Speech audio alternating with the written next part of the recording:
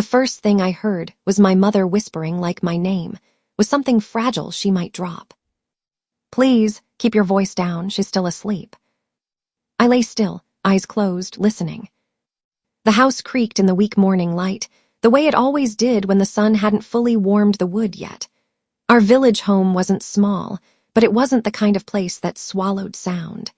Every breath, every footstep, every pan set on a table carried through thin walls and old floors. Today, even the quiet felt wrong. "I told you to take the other road," my father hissed back. His voice was low, strained. "You never listen." It was dark, I couldn't see. "You smelled them." I thought they were strays.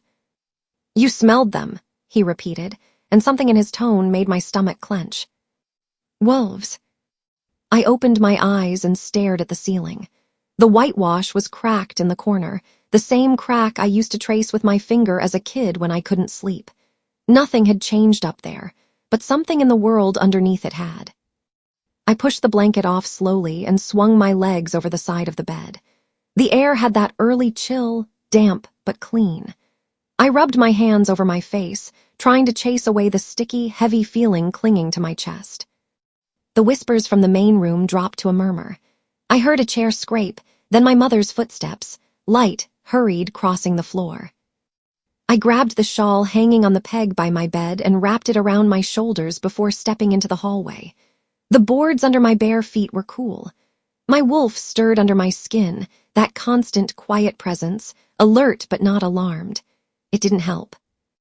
Our house sat near the edge of the village, close enough that we heard market noise by noon, far enough that at night it was just us and the field and the tree line beyond it. Most of the pack's wolves stayed closer to the castle, near the thick woods. We were always the village wolves, my parents liked to joke. Close enough to be counted, far enough to be forgotten. I moved through the narrow hall, past the little table stacked with folded linens, past the door to my parents' room. The door was cracked. Through the slit I could see my father packing in his shirt sleeves, dark hair mussed, my mother perched on the edge of the bed, hands twisted in her skirt. I didn't go in. I kept walking to the front room. The first thing I saw was the cart. Our cart was pulled halfway into the house, as if my father had dragged it in and then given up. One wheel was lodged against the doorframe. Splintered wood marked where it had scraped along the sill. The whole front corner of it was bent inward, cracked along the edge. And there, across the front, were streaks. Dark, dried, and dragged along the grain like someone had smeared paint with their fingers.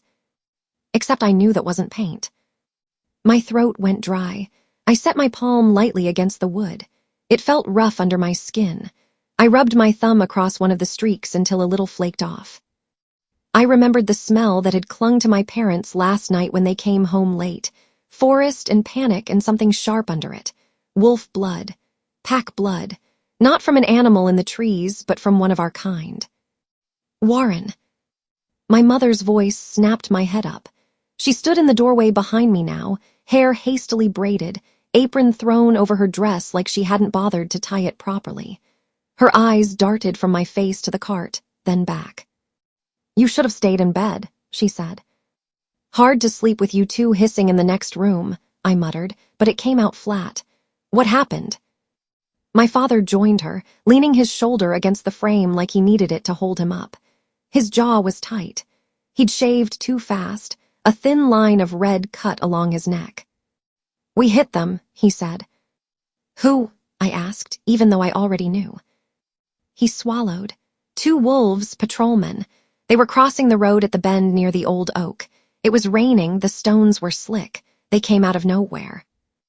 My wolf curled tighter inside me, uneasy. "You smelled them?" I asked quietly. He looked away. That was answer enough. "We thought it was strays at first," my mother rushed out. "Or a deer. We got out," and her voice cracked. "They were shifted, fully, pack brand on their shoulders, we didn't mean." "Did you call anyone?" I asked.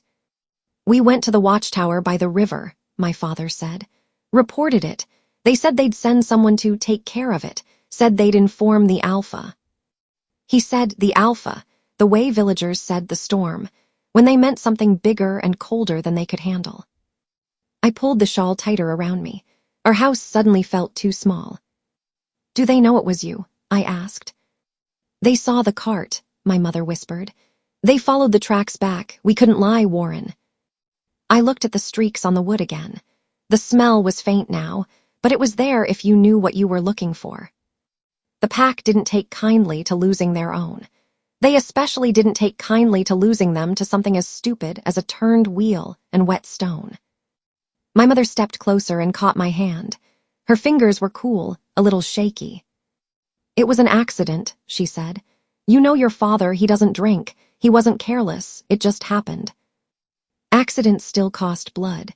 That was the part no one liked to say out loud. I opened my mouth to answer when someone pounded on our front door. All three of us froze. The knock came again, harder this time. The wood rattled in its frame. My wolf went rigid, hackles up. My father straightened. "I'll get it," he said. I stopped him without thinking. "Let me." His eyes flicked to mine, surprised. I didn't feel brave. My heart was doing a hard, fast drumbeat in my throat. But the thought of him opening that door, of someone dragging him out in front of the neighbors, no. I stepped past the cart, tugged my shawl around me, and pulled the door open. The morning light outside was too bright, almost white. It took a second for my eyes to adjust. When they did, I saw them. 4 riders in dark leather and armor, the kind you only saw near the castle. They sat on restless horses, steam rising from the animals' nostrils in the cool air. The riders' cloaks were marked with the pack insignia. I recognized it from festivals and banners, not from personal experience. We were village wolves, like my parents always said. The castle was a different world. In front of them, on the ground, stood a man I'd seen only from a distance. Thick shoulders under a fitted coat, hair more gray than black at the temples, eyes sharp as a hawk's. "Warren Ricknor?" he asked. I swallowed. "Yes." He nodded once, formal. "I am Denbert, head of the King's Council." King. The word hit harder than the cold air. Behind him, one of the soldiers dismounted and stepped to the side, helmet under his arm. His hair was dark and messy. His jaw set, his eyes. My heart dropped to my feet. "Ethan." He stood there in castle livery, a leather jerkin over his shirt, sword at his hip. He looked older in the armor somehow, more solid. But his eyes, when they found me, were exactly the same, warm brown and wide, except right now they were full of shock and something like betrayal. For a second, everything went mute. I couldn't hear the horses, or the wind, or my own breathing. It was just his face and the weight of all the mornings we'd spent together in the village square fixing things for people. Denbert shifted, breaking whatever spell that was. "May we come in?" he asked. He didn't say it like a question. I stepped back. "Yes, of course." He and 2 of the riders moved past me into the house. Ethan stayed outside with the horses, jaw clenched. It took everything in me not to call his name. My parents appeared in the hallway behind me, going pale when they saw Denbert. "Lord Denbert," my father said, bowing his head. Denbert inclined his. "We need to speak inside." We all moved to the sitting room. My mother tried to straighten the cushions, like that mattered, while my father cleared papers off the table. Denbert didn't sit. He stood in the middle of the room, hands clasped behind his back, and looked at each of us in turn. "2 of our patrolmen were killed last night," he said. "Their bodies were found near the bend by the old oak. Shifted, marked on pack patrol. Your cart was there. Your tracks led here. Do you deny this?" My father's shoulders sagged. "No," he said hoarsely. "We don't deny it. It was an accident. It was raining and—" "I have the report," Denbert cut in. "The watchtower says you came to them yourselves, that you treated the dead with respect, that you did not flee." There was a thin thread of approval in his voice. It didn't comfort me much. He turned his gaze back to me. "The law was simple, too simple. 2 wolves dead equals blood price, either from the ones responsible or from someone of equal rank if a bargain could be made. We were wolves. My parents were both born to the pack, like me, but they weren't warriors. They worked in trade, in village councils, in market ledgers. They weren't important enough to be missed loudly if the alpha decided to make an example of them. That was the thought that had kept me awake half the night. Denbert drew a breath. "Pack law demands blood," he said. "The Alpha King has the right to take the lives of those who destroyed his men. He has chosen not to do that." My mother clutched my father's arm. His jaw clenched. Denbert's eyes settled on me. "Instead," he said, "he will take your daughter." The room went silent. I felt my wolf go still, like it had stopped breathing. What do you mean?" my mother whispered. Denbert didn't soften the words. "To balance the debt, the Alpha King will take Warren Ricknor as his queen. The marriage will bind your family to the pack. Your lives will be spared." My mother's hand flew to her mouth. My father swayed where he stood. "Marry," I repeated like maybe I'd heard him wrong. "Marry the Alpha."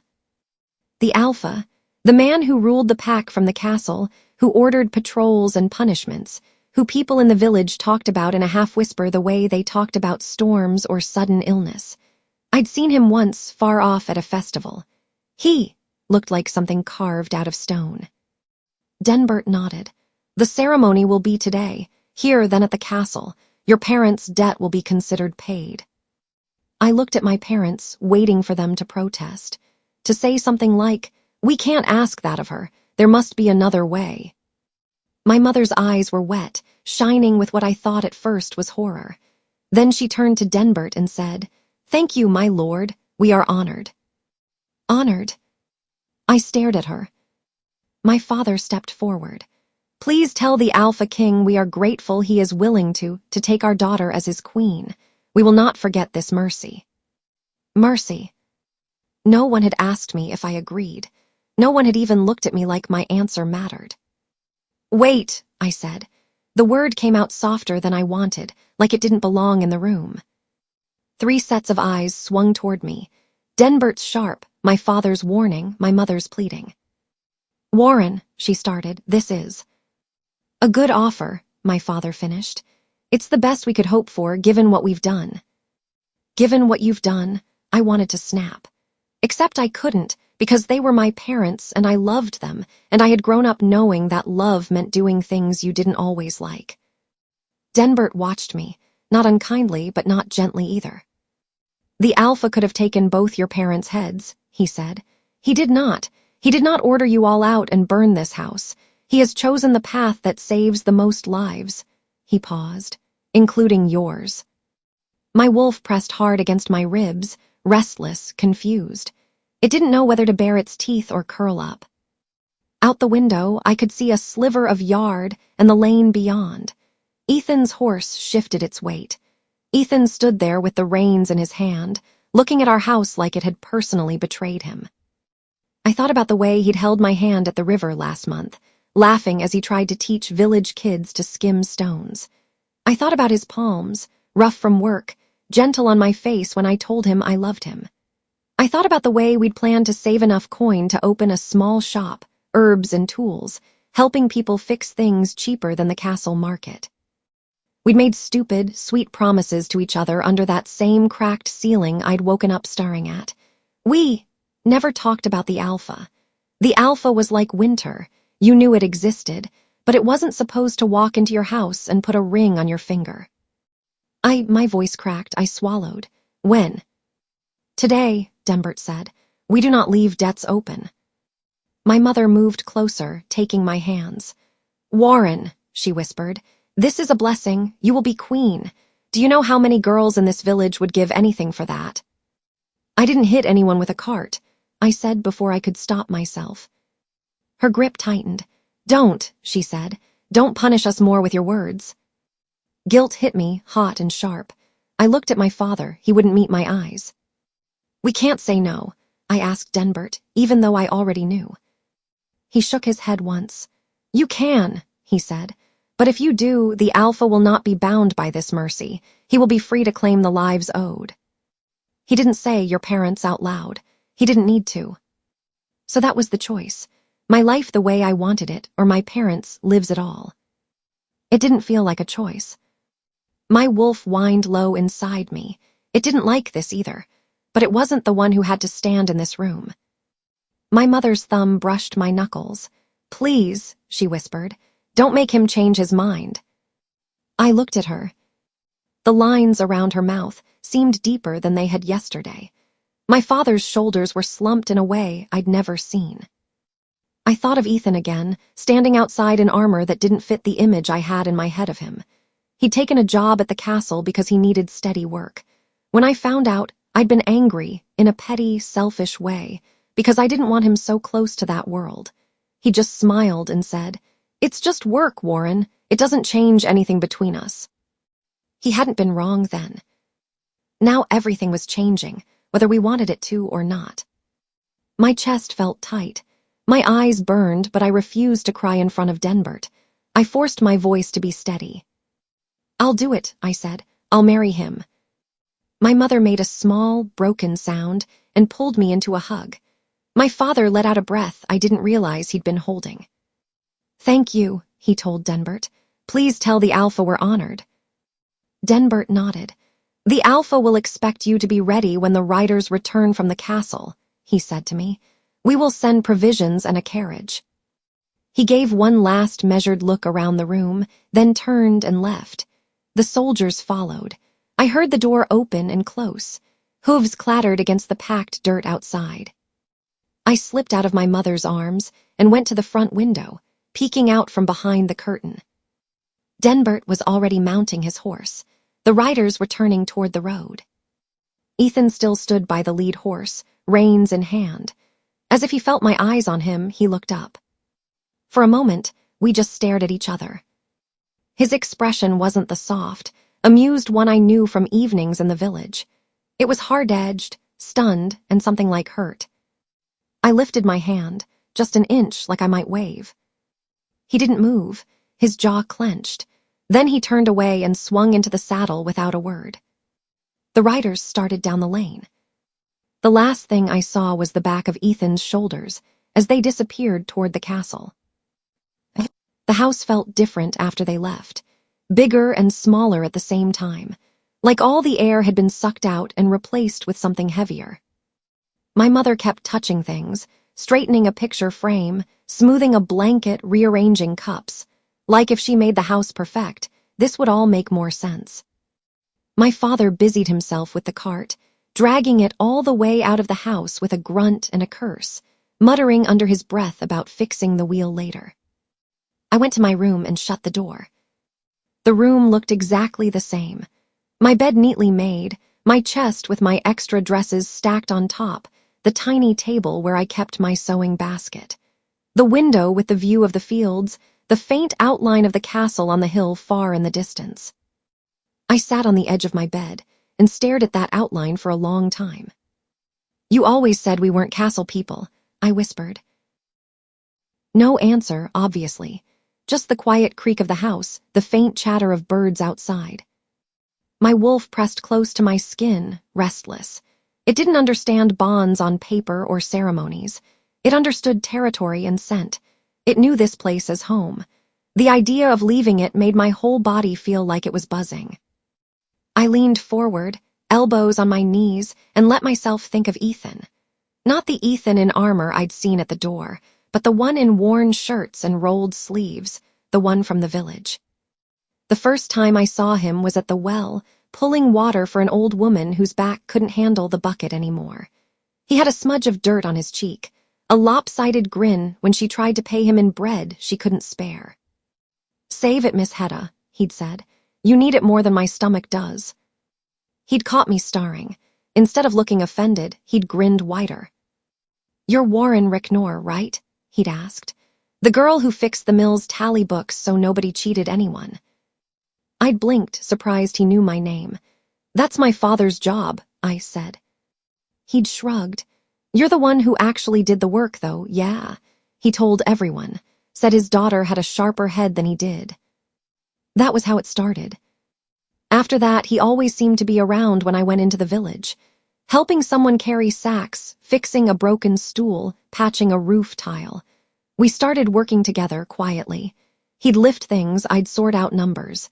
It became a habit. 6 months later, He'd walked me home from the market under a sky full of stars, both of us smelling like flour and dust and tiredness. He'd joked that we should open a little shop together. "You handle the numbers," he'd said, swinging a bag of grain over his shoulder like it weighed nothing. "I'll handle the lifting and the charming customers. We'll make a fortune." "You think you're charming," I'd teased. He stopped, studied me for a second, then smiled quieter. "Yeah," he'd said, "sometimes." I'd fallen in love with him slowly and all at once. There wasn't a single moment, just the accumulation of hundreds of small ones. The way he translated my father's complicated ledgers into simple words when my mother got overwhelmed. The way he slipped extra vegetables into the baskets of families who couldn't afford meat. The way he listened more than he spoke. I'd been the one who finally said it out loud, hands shaking, words tumbling out. "I love you."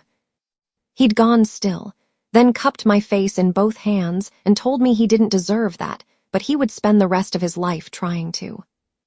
Now I was supposed to walk into a castle and stand beside a man I barely knew and say those same words, but in a different shape. I pressed my palms over my eyes for a second, hard. It didn't help. My mother knocked softly. "May I come in?" I dropped my hands. "Yeah." She stepped inside, closing the door behind her. She changed into a better dress, the one she wore to festivals. Her hair was pulled back tighter now, like she was trying to hold herself together with it. "I found your blue dress," she said, moving to the chest and opening it. "The one with the embroidery at the hem. We can fix the hem and press it. It'll look nice under a cloak until they give you whatever queens wear." "Queens," I repeated, the word tasting strange in my mouth. She paused, holding the fabric. "I know it's a lot," she said, "but this is, Warren, this is a chance you might never have had." I stared at her. A chance at what? At being married to a man who doesn't know me and doesn't want me. At living in a castle with people who think I'm the reason 2 of their wolves are dead. She flinched. "We didn't mean for." "I know," I said, softer. "I know you didn't mean for any of this, but you didn't ask me either." Her eyes filled. "We didn't have time," she said. "They would have taken us both. They still could if you say no." "I already said yes," I reminded her. "It doesn't matter what I want now." She set the dress down and came to sit beside me. The bed dipped under her weight. "We thought," she said slowly, "that saving us and giving you a life at court, it was the kindest path. Maybe we were wrong in how we went about it, but we were afraid, Warren. We're your parents. We want to live. We want to see you live." "I get it," I said, and I did. In a sick, twisted way, I did. I just wish wanting me to live didn't mean deciding my whole life for me. She looked down at her hands. "When I married your father, it wasn't for love," she said. "It was because our families thought it made sense. The love came later. It can, you know. It's not always the way the stories tell it." "I already have love," I said, "or had." Her shoulders sagged. "Ethan," she said quietly. I blinked. "You knew."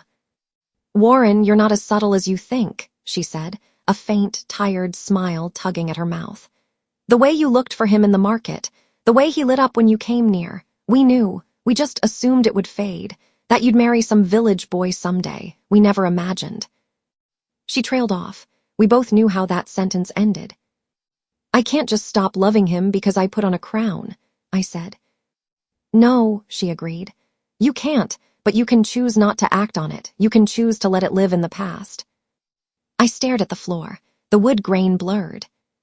"You're asking me to bury him," I said, "while he's still alive." "I'm asking you to consider your vows," she said softly.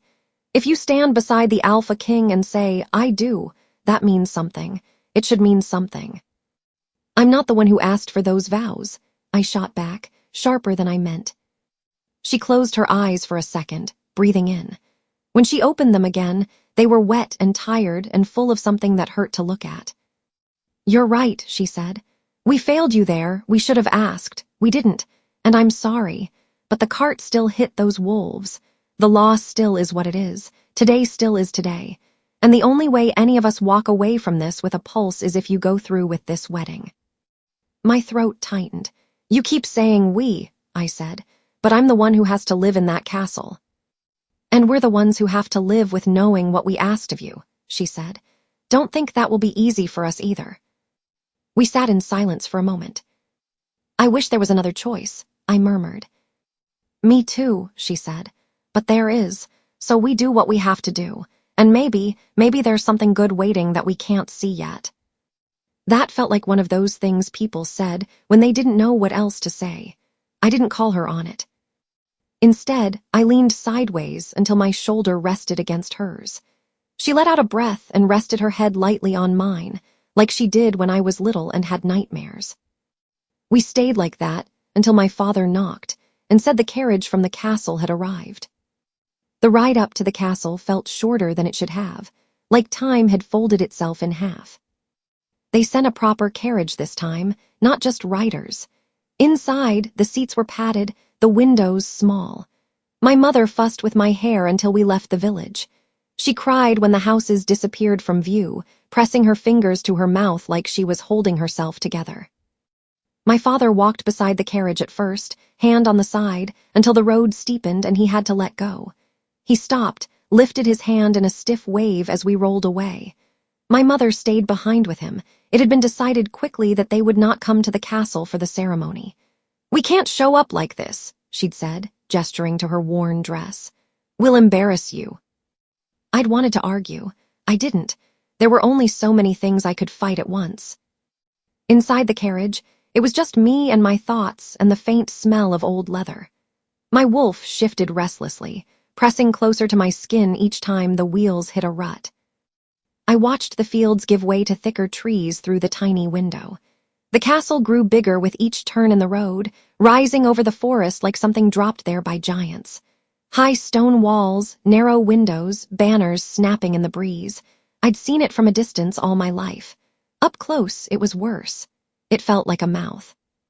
When we passed through the outer gate, I felt something like a pressure in the air. Pack energy.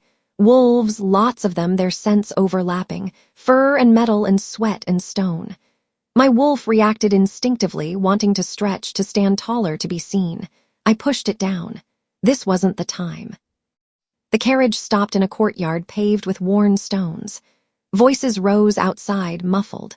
The door opened, and a hand appeared, gloved, steady. Your Majesty, a woman's voice said, if you'll step down. Your Majesty. I swallowed and took her hand. She was older than me by maybe 10 years, plain-faced but kind-eyed, her dark hair braided and pinned under a simple cap. Her clothes were neat but not fancy, somewhere between servant and something more. I'm Myrna, she said. I'll be helping you get ready, this way.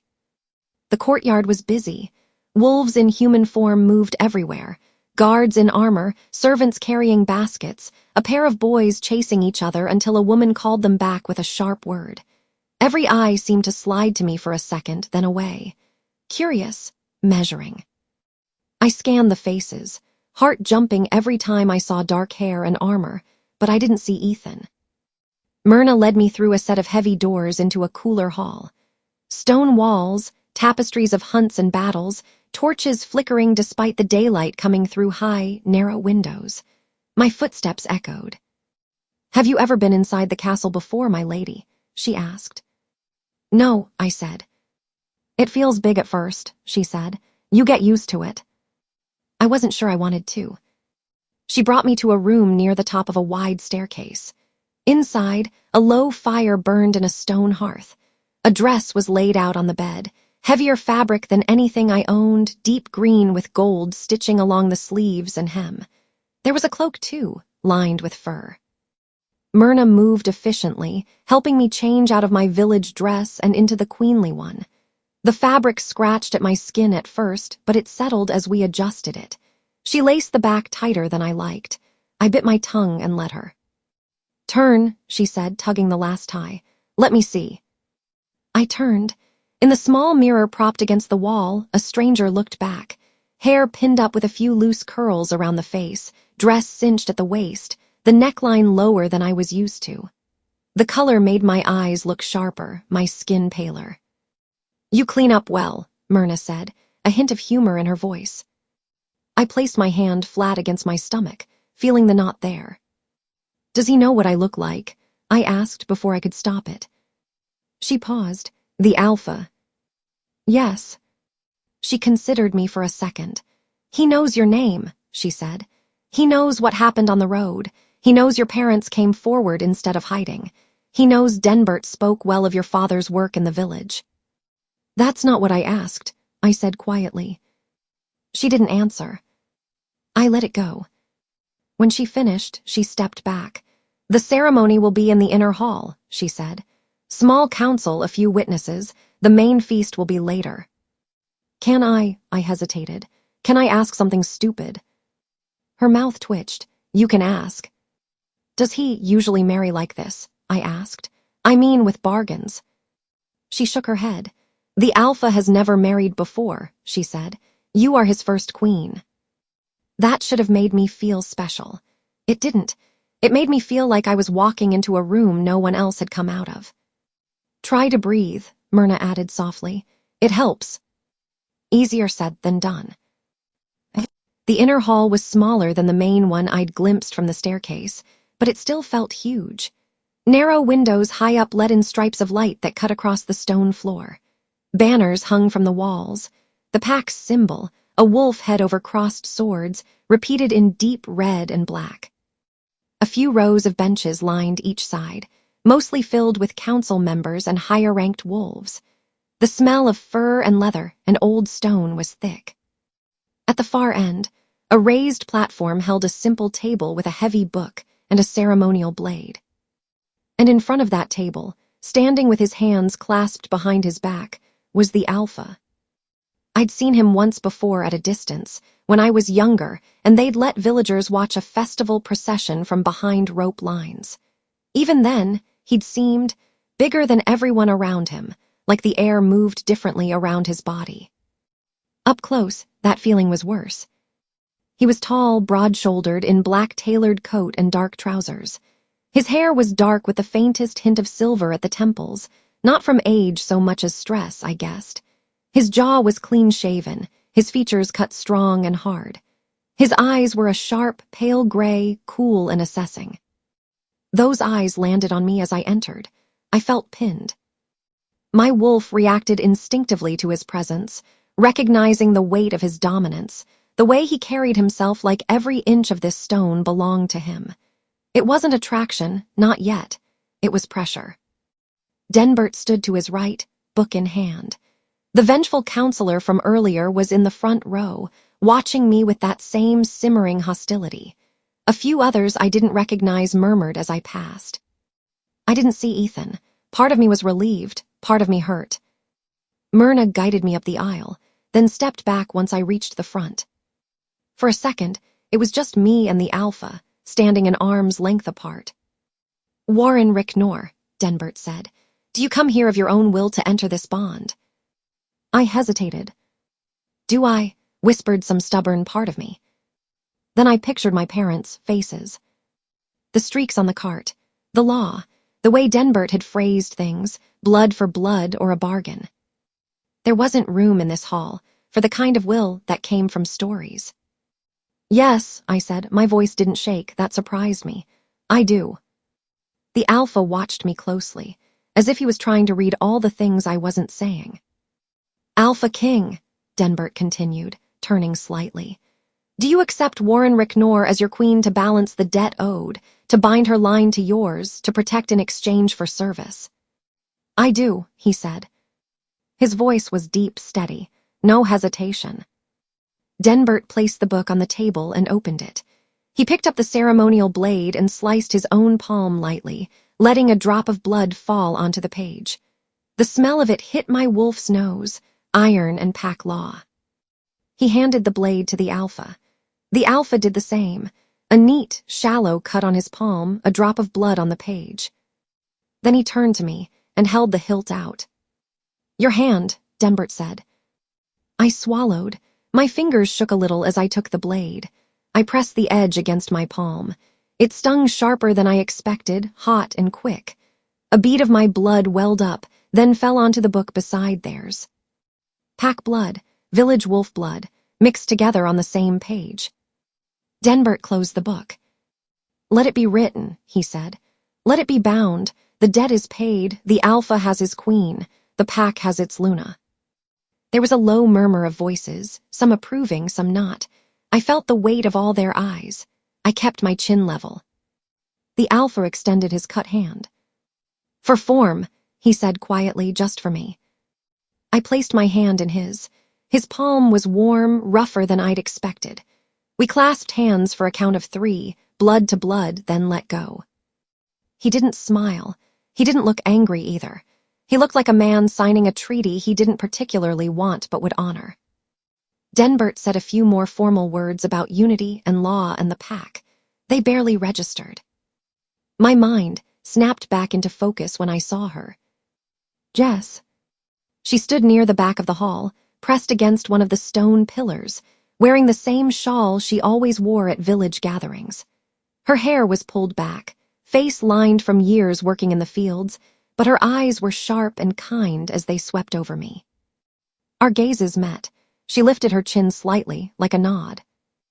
After the ceremony, as people began to drift out to prepare for the feast, Jess slipped around others and found me before Myrna could whisk me away. Your Majesty, Jess said. The title sounded strange in her mouth. She said it like it was a rock she'd almost tripped on. Jess, I said, my shoulders easing for the first time that day. She smelled like dust and herbs and home. She stepped closer, lowering her voice. Why are you marrying him, she said, not bothering with softness, when you love Ethan? The words hit like a slap, even though they were true. I glanced around. Denbert was in conversation with another counselor. The alpha was speaking to a group of men near the front, his back to us. No one seemed to be listening. My heart still sped up. Keep your voice down, I murmured. Jess snorted. Everyone keeps telling me that. Answer the question. I exhaled slowly. My parents hit 2 of his wolves, I said. The law wanted blood. The bargain was my life in a cage or my life in a crown. He chose the crown. Jess studied my face, like she was trying to see if I believed my own words. And Ethan, she pressed, he knows. He was at my door this morning, I said quietly, in armor with Denbert. That boy joined the castle staff and didn't tell me, she muttered. Of course he didn't. I shrugged helplessly. There wasn't time, I said. The choice was made before I could even breathe. If I said no, my parents would be dead right now. Jess's expression softened, lines around her eyes easing. I figured it was something like that, she said. You're foolish sometimes, Warren, but you're not cruel. Thanks, I said dryly. She smiled, then it faded. She reached out and gripped my arm, her fingers digging in just enough to get my full attention. Listen to me, she said. You're in their world now, wolves with power, laws and punishments and secrets. Ethan's not just a boy helping carry wheat anymore. And you're not just the girl who fixes the mill's books. You watch your step, you hear me. My throat tightened. I don't know how to do this, I admitted. Be her. I gestured vaguely to the dress, the hall. I don't even know him. The alpha, she asked. I nodded. Jess's gaze slid toward him. From what I've heard, she said, he's tough but not completely heartless. You could have done worse. Like what? I asked, a little sharp. Like him deciding your parents weren't worth the trouble and taking all 3 of your heads, she said bluntly. I'm not saying this is fair. I'm saying it's not the worst possible version. She glanced back at me. Do you want me to tell Ethan anything? The question made my chest ache. Tell him what? That I walked up the aisle because my parents were scared. That I thought about running and didn't. That I still loved him and it didn't matter anymore. Tell him, I started, then stopped. What came out instead was, don't tell him anything. Jess blinked. You sure? If you tell him I asked you to say something, he'll cling to it, I said. He needs to accept this. So do I. My own words tasted bitter. Jess studied me for a long moment. Then she nodded slowly. All right, she said. I won't say a thing. She pulled me into a tight hug, surprising me. I clung to her for a second, breathing in the familiar smell of herbs and smoke. You're stronger than you think, she murmured by my ear. Don't forget that. She pulled back, wiped at her eyes, and slipped away into the crowd, leaving me in the echoing hall with my brand new life. The feast blurred. There were tables and food and too many faces. People toasted to the pack, to the alpha, to the new queen. Some smiles were warm, some tight. I answered questions about my village, my parents, the accident, in careful, simple words. I pretended not to notice the handful of people who looked at me like they wished the cart had hit a different direction. The alpha sat beside me at the high table, quiet. He drank, but not heavily, picked at his food more than ate it. When he did speak to me, it was in low, practical tones. How many families live in your village? About 50. How often do you get raids from rogues? Almost never. We're too close to the castle. They don't risk it. Who handles your grain taxes? My father. I help when he gets behind. He listened, filing away details like they were lines on a report. I couldn't tell if he approved or not. At one point, someone asked for a dance. The alpha shook his head before I could answer. Not tonight, he said. The man bowed and backed away. I felt grateful and trapped at the same time. By the time the hall emptied and the torches burned lower, my head throbbed. Myrna reappeared to guide me out, up flight after flight of stairs, down a quieter corridor where the stone floor muffled footsteps. These are the royal chambers, she said softly. You'll be here. She opened a heavy door and stepped aside. The room inside was large, with a high ceiling crossed by dark beams. A fire burned in the hearth, throwing soft light across thick rugs and a carved table. A massive bed dominated one wall, piled with pillows and fur blankets. A narrow window overlooked the courtyard, the moonlight spilled in silvery stripes. I stood just inside the doorway, fingers curled in my skirt, feeling like an intruder in someone else's life. Myrna moved around the room, checking things, pouring water into a basin, straightening covers, placing a folded sleeping gown at the foot of the bed. The alpha will be along later, she said. Do you need anything before I go? A different life, I thought. A different day. A different set of laws. No, I said. Thank you, Myrna. She nodded, gave me a small, sympathetic smile and left. The door clicked shut. The silence that followed felt heavier than the noise in the hall had. I crossed to the window and pressed my forehead lightly against the cool glass. The courtyard below was mostly empty now, just a couple of guards making slow rounds, their armor glinting as they passed torches. Beyond the walls, the dark line of the forest stretched out, the village lights in the distance like a handful of stars scattered on the ground. My village, my parents, my old life. I took a deep breath, held it, let it out slowly. My wolf rested against my ribs, tired and confused. I changed into the sleeping gown and carefully folded the green dress over a chair. The gown was softer, but the room still felt stiff around me. I sat on the edge of the bed for a while, hands in my lap, waiting. Time passed, the fire crackled. My eyes drooped, then jerked open again. Every sound in the hallway made me sit up straighter. Eventually, the door opened. The alpha stepped in, closing it behind him with a soft thud. He'd taken off his coat. His shirt sleeves were rolled to his forearms, revealing strong, corded muscles. He smelled like smoke and a hint of the wine from dinner, but not enough to make him sloppy, just enough to soften the edges. He glanced at me, then at the bed, then at the chair by the fire. Long day, he said. Yeah, I answered. My voice sounded small in the big room. He crossed to the table, picked up a bottle of something dark, poured himself a drink. His movements were efficient, controlled. He didn't fumble with anything. He took a sip, then turned to look at me fully. You did well, he said. I blinked. At what? At not embarrassing yourself or me or your parents, he said. The feast, the questions. It's not easy being thrown into that. You did better than some counselors do after years of practice. A small, bitter part of me wanted to say, I didn't have much of a choice. Instead, I said, thank you. He studied me, not leering, not soft, just observing. I know this isn't the life you imagined, he said finally. I looked back at him. Did you imagine this? I asked. Marrying a girl from a village because of an accident. One corner of his mouth twitched. No, he admitted. I imagined never marrying at all. Then why did you agree? I asked. You could have just taken their heads. The words felt wrong in my mouth, even as I said them, but they were true. He took another sip, then set the cup down.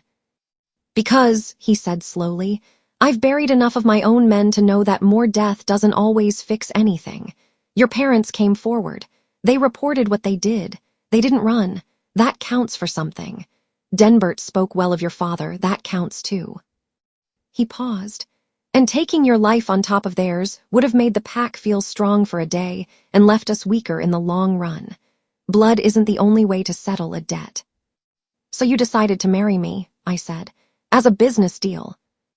As a bond, he corrected. Between your line and mine, you're wolf-born, you understand our laws, you've worked for your village, you're not nothing. It wasn't exactly romantic.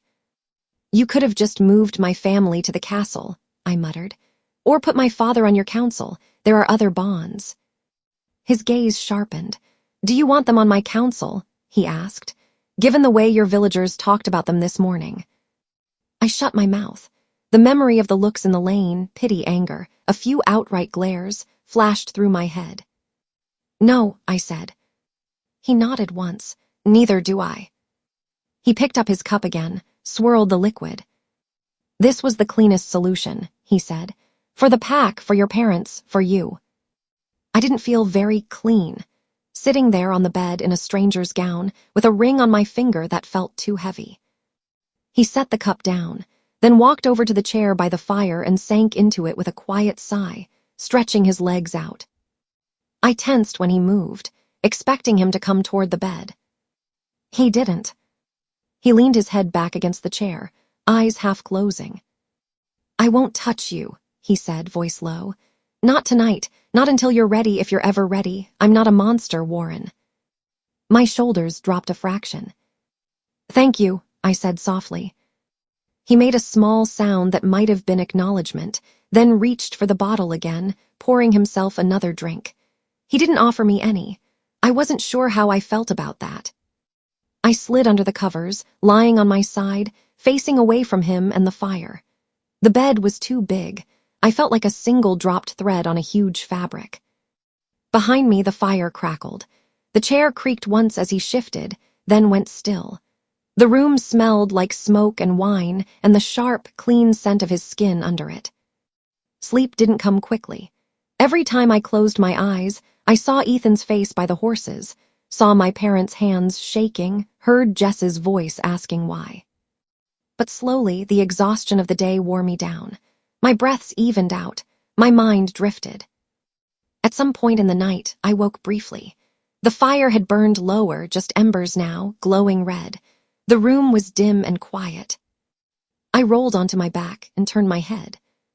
The alpha was still in the chair, head tipped back, eyes closed, the empty cup on the table beside him. Someone had draped a blanket over his legs. I didn't remember that happening. Maybe Myrna had come in, or maybe he'd done it himself. For a moment, in the soft light, he didn't look like a king or a wolf or the man who held my parents' lives in his hand. He just looked tired. I stared at him, at the faint lines near his eyes, at the way his hand rested loosely on the arm of the chair like he'd passed out there 1,000 times before. He hadn't wanted this marriage either. That much was obvious. But he'd taken it anyway, because it fit into some calculation in his head about debts and laws and the pack. I'd thought I was the only one trapped in someone else's decision. Maybe that wasn't entirely true. My wolf settled slightly, comforted by the simple fact that he wasn't near the bed. I turned back, pulled the blanket up to my chin, and let myself drift again. The last thought I had before sleep finally took me was simple and heavy. I saved my parents. And in doing that, I'd chained myself to a man I didn't know, in a place that didn't feel like mine, under laws that weren't built to care what I wanted. There was no going back now. I woke to the sound of wood crackling and someone breathing quietly nearby. For a second, I didn't remember where I was. The ceiling above me was too high, crossed with dark beams instead of the low whitewash of my room at home. The sheets were too smooth.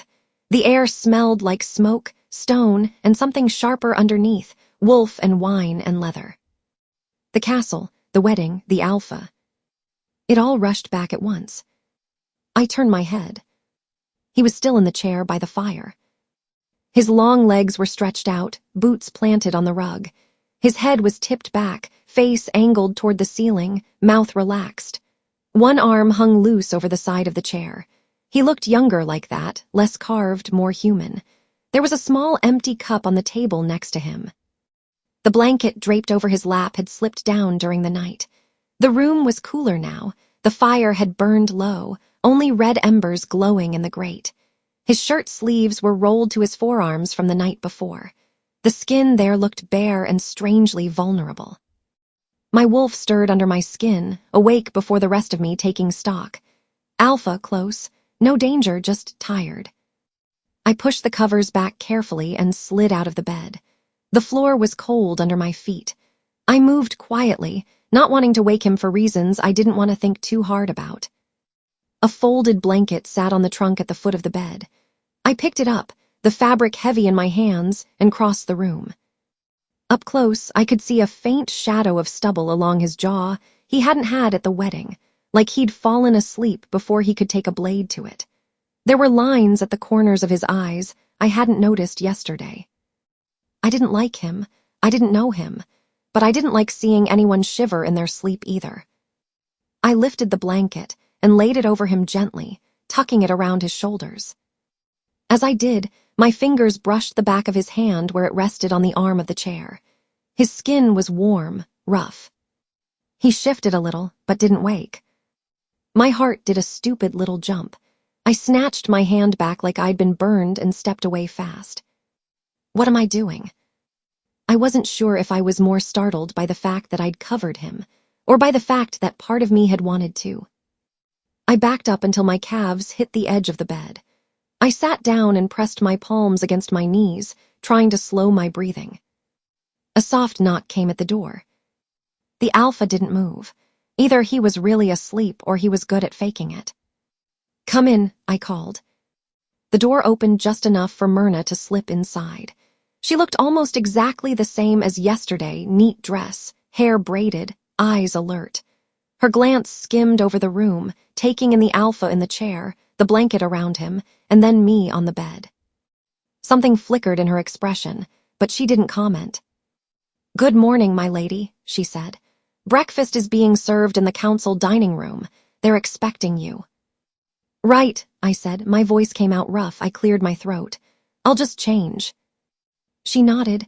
"I brought a dress," she said, lifting the folded fabric over her arm.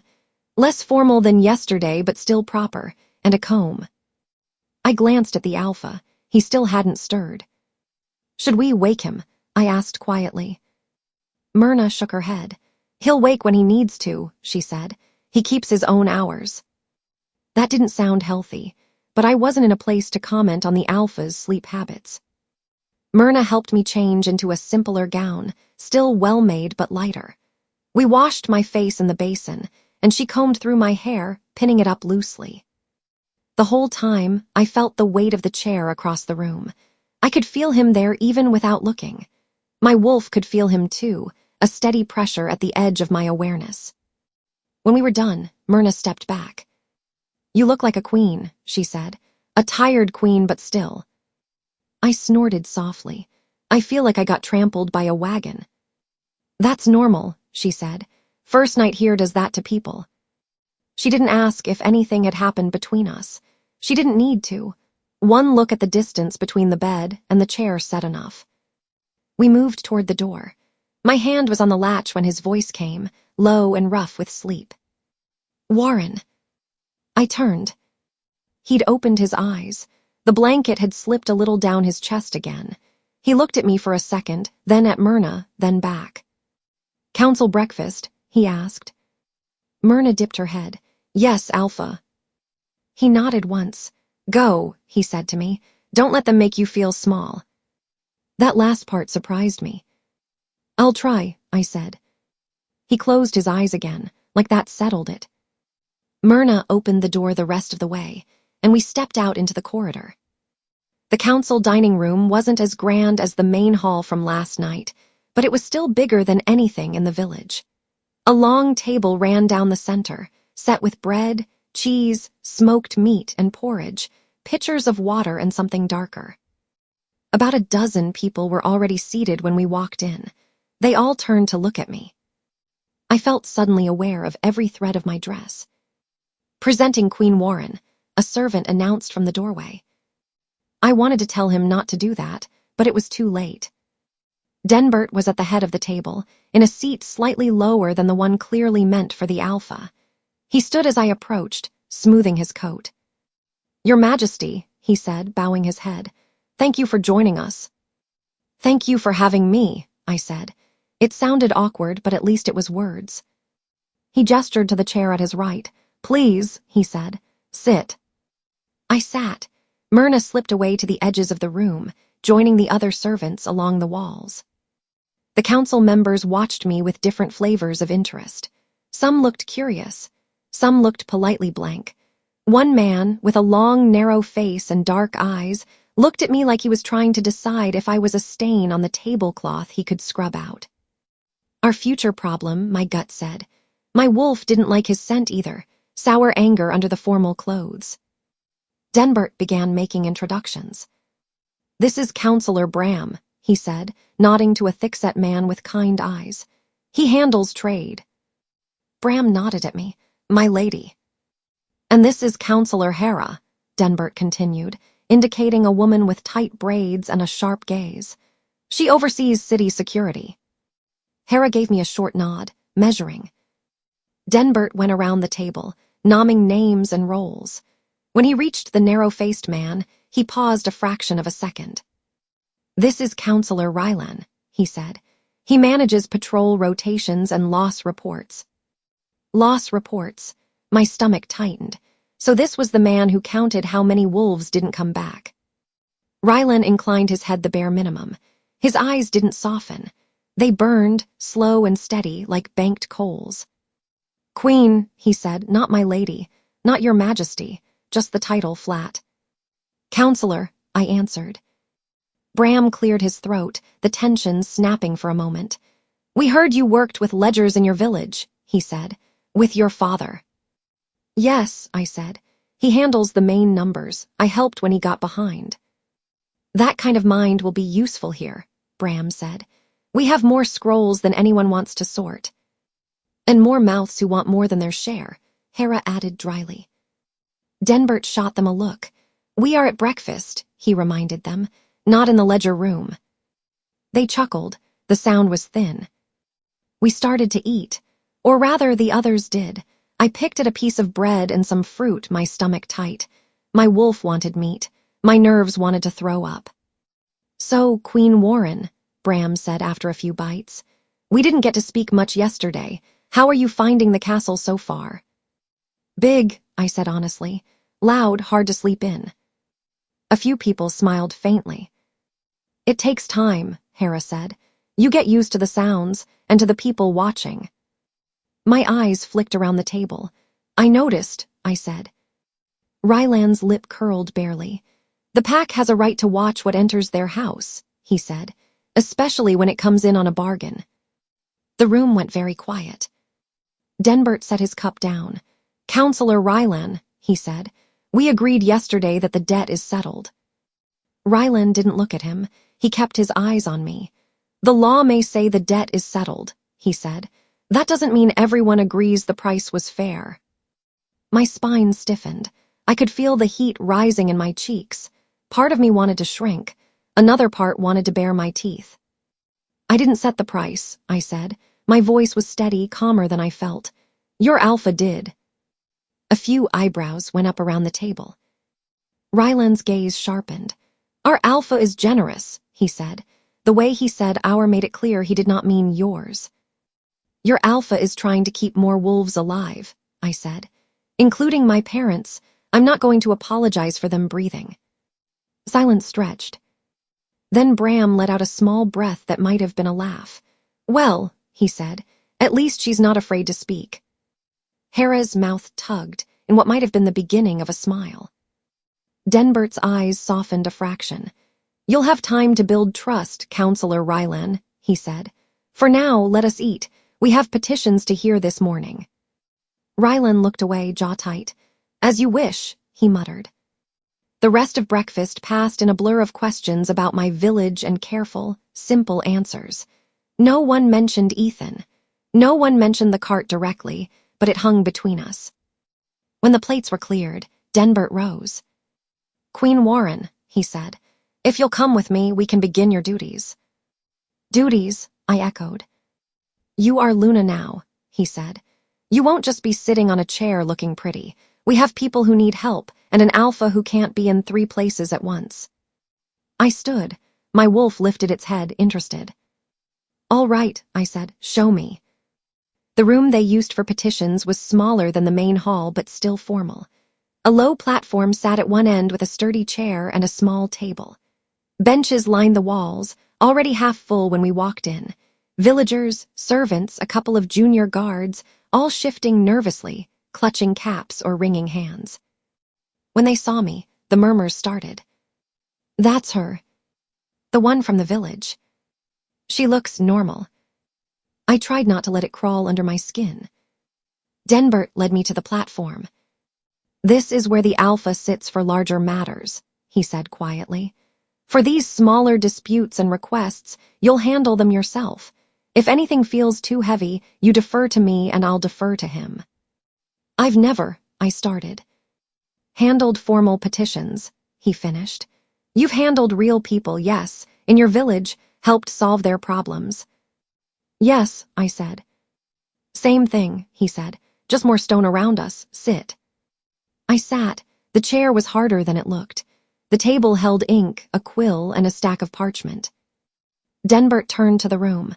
"By the Alpha's word," he said, voice carrying easily, "your queen will hear petitions this morning. Speak honestly. Keep it brief." The first petitioner was a woman maybe 10 years older than me, with a scarf wrapped tight around her hair and lines of worry around her mouth. She clutched a small boy's hand as she climbed the steps to stand before me. The boy stared at my dress like it was a costume. "What is your name?" I asked. "Hedda," she said, ducking her head. "From the lower village. This is my son Leo." "What do you need, Hedda?" I asked. She licked her lips. "My husband was hurt last month on patrol," she said. "His leg, they sent him home. He can't work, and my washing work isn't enough to cover rent and food. We're behind. The landlord says he'll throw us out on the street if we don't pay by week's end." I'd seen this story a dozen times in smaller ways back home. Men hurt at work, families left to scramble. "Has anyone from the PAC office come to see him?" I asked. "To check on his injury?" She shook her head. "No, my lady, just the healer once when he was brought in." "How much do you owe?" I asked. She named an amount. It wasn't small, but it wasn't impossible either. I looked at Denbert. "Is there a fund for injured wolves?" I asked under my breath. "There is," he said, "but the process to access it is slow. Forms, approvals, it can take weeks." Hedda didn't have weeks. My father's voice floated up in my head from years of watching him work. There's what the book says, and there's what keeps people alive long enough for the book to matter. I looked back at Hedda. "How long until your husband might work again?" I asked. "The healer said maybe 3 months," she said. "If it heals straight. If it doesn't, he may never." I nodded slowly. Then I stood, ignoring the small stir it caused. "Hedda," I said, "you'll take this." I reached into the small purse attached to my belt. It held coins the Alpha's steward had pressed into my hand yesterday for personal needs. I hadn't even counted them yet. I pulled out enough to cover the rent and a little extra. "You'll pay your landlord today," I said, pressing the coins into her palm. "Tell him the palace will be sending someone to speak with him about fair treatment of injured families. If he gives you trouble, you tell the guard at the south gate your queen sent you and they will find me." Her eyes filled with tears. "My lady, I can't." "You can," I said. "This isn't charity. Your husband served the PAC. The PAC takes care of its own. That includes you." She bowed so low I thought she might crack her forehead on the floor. The boy stared, wide-eyed, then shyly waved his free hand at me. I waved back. As she stepped down, I felt Ryland's stare like a weight. "Using your personal purse for pack matters is not sustainable," he murmured from his bench. I met his gaze. "Then we'll make a proper system," I said. "Until then, I'll use what I have." He didn't answer, but his jaw worked. The next petitioner was a cook from the kitchens, fretting about supplies. Bread was going stale faster because they were making too much of it for the night guard, who often left half-eaten loaves behind. "We throw more than we serve," she said, wringing her apron. "Can't we send the extra to the orphanage?" I asked. "Or the lower village?" She looked startled. "No one ever asked," she muttered. "We just toss it."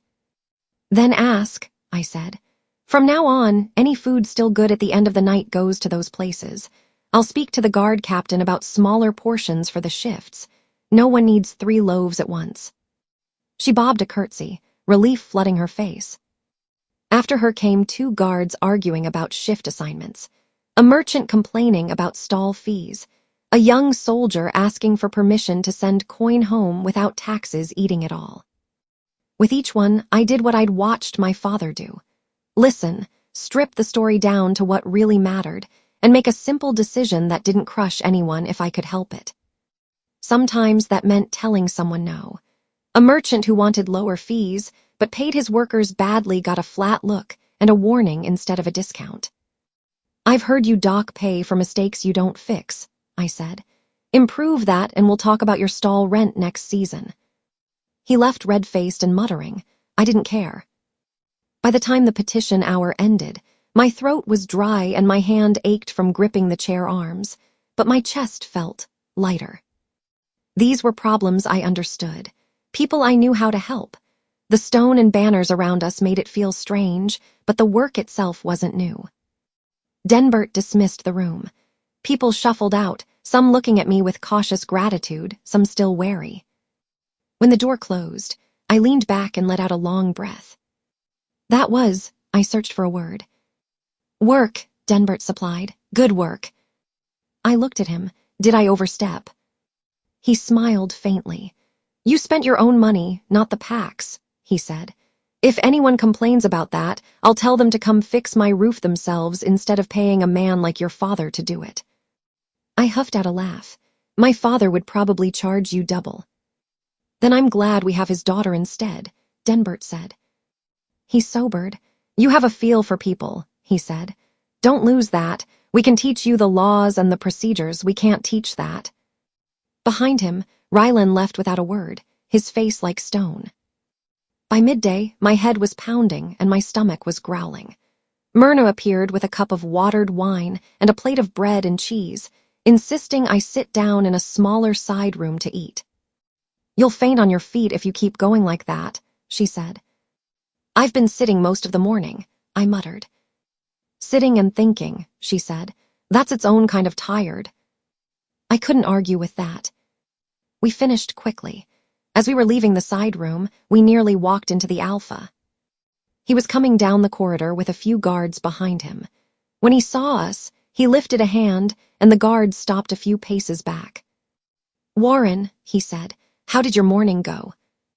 He sounded like he genuinely wanted to know. That was new. "Tiring," I admitted.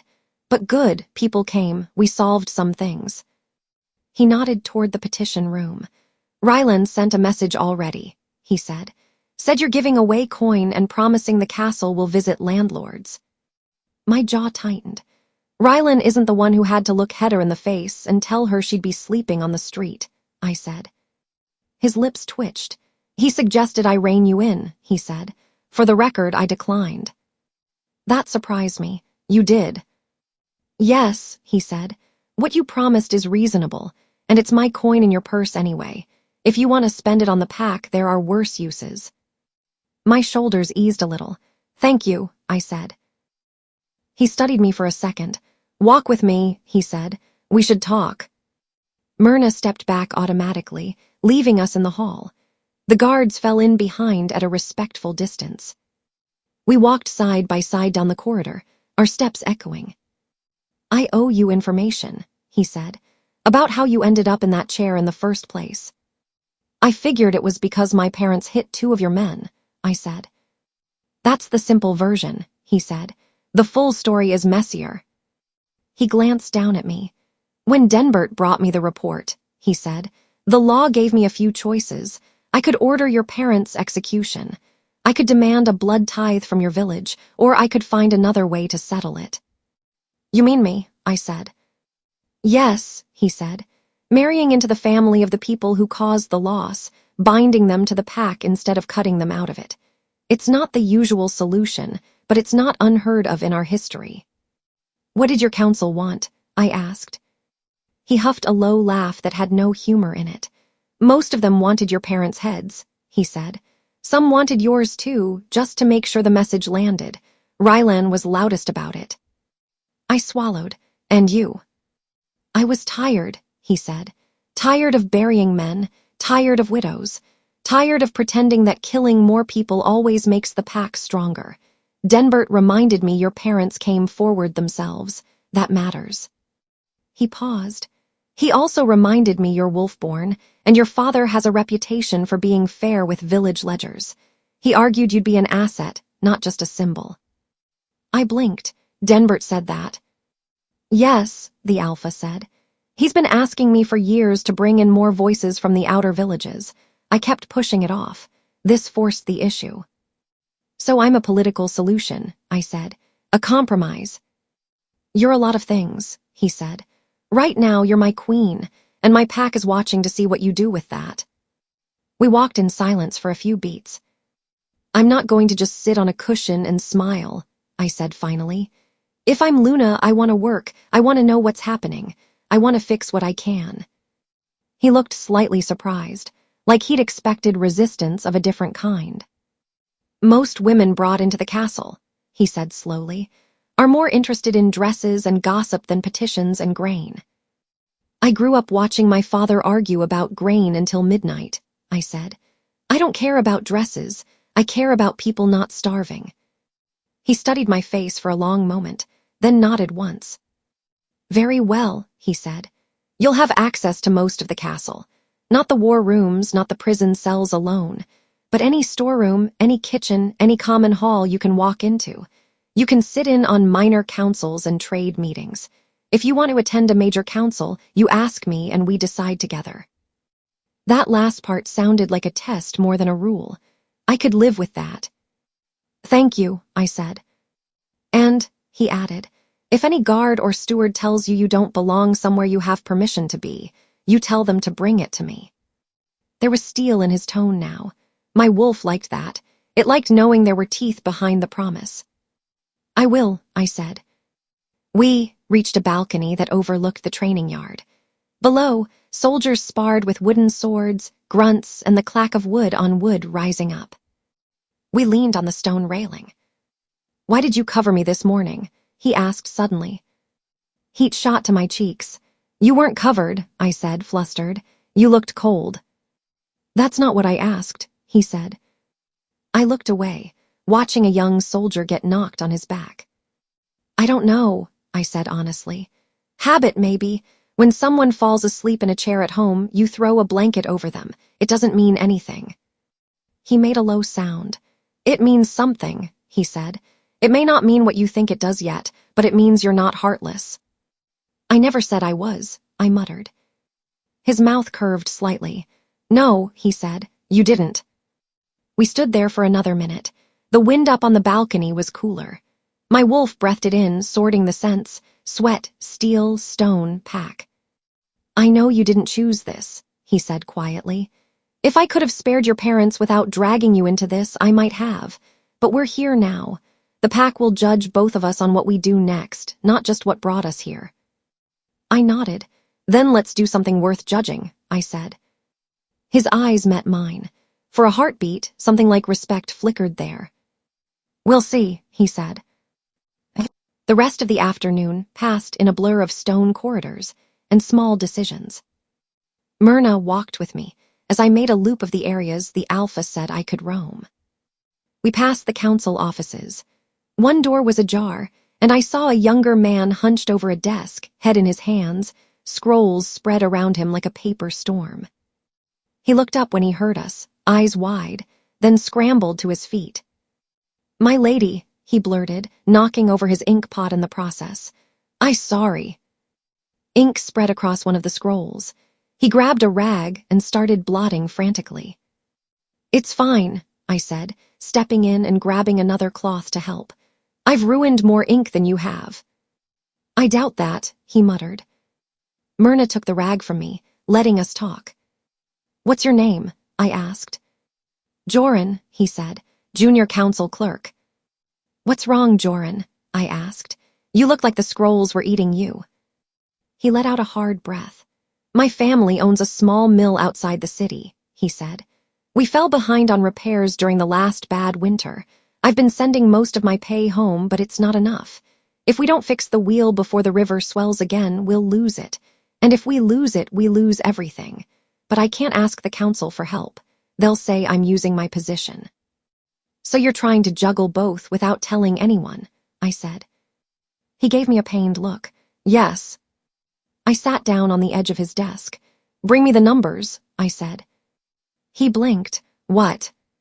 "Bring me the mill's numbers," I repeated. "What it makes, what it owes, what repairs cost.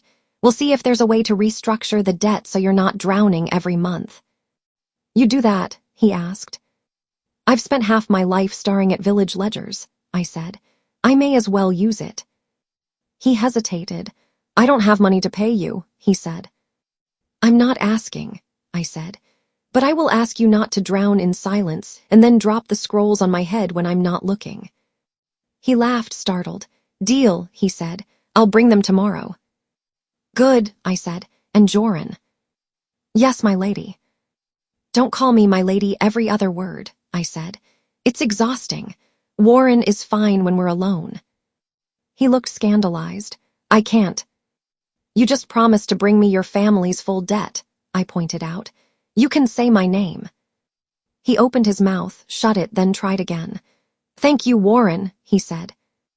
It felt strange to hear my name in these halls. Less like a title, more like myself. We left him rearranging his ink and scrolls with a little more hope in his eyes. In the kitchens, I found a young servant girl crouched on a stool, face pale, eyes red. The head cook waved a spoon at her. "She's useless today," the woman grumbled. "Keeps dropping things, can't focus, I don't have time for this." I crouched in front of the girl. "Hey," I said softly, "what's wrong?" She looked up startled. "Nothing, my Warren," she stammered. "I'm fine." "You're not," I said. "What happened?" She twisted her hands in her apron. "My mother," she whispered. "She's in the lower town. She got sick last week. Fever. My brother sent word this morning that she's worse. I asked the gate guard if I could go see her, but they said I had to finish my shift first, and then the healer might not see her without coin and I." She broke off, tears spilling.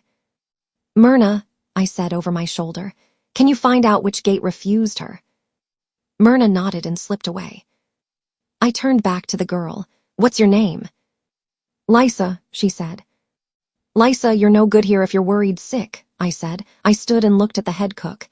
"She's going," I said, "right now." The cook's eyes widened. "Your Majesty, I need." "She's one pair of hands," I said. "You can manage without her for a day. If you can't, send for me and I'll chop vegetables myself."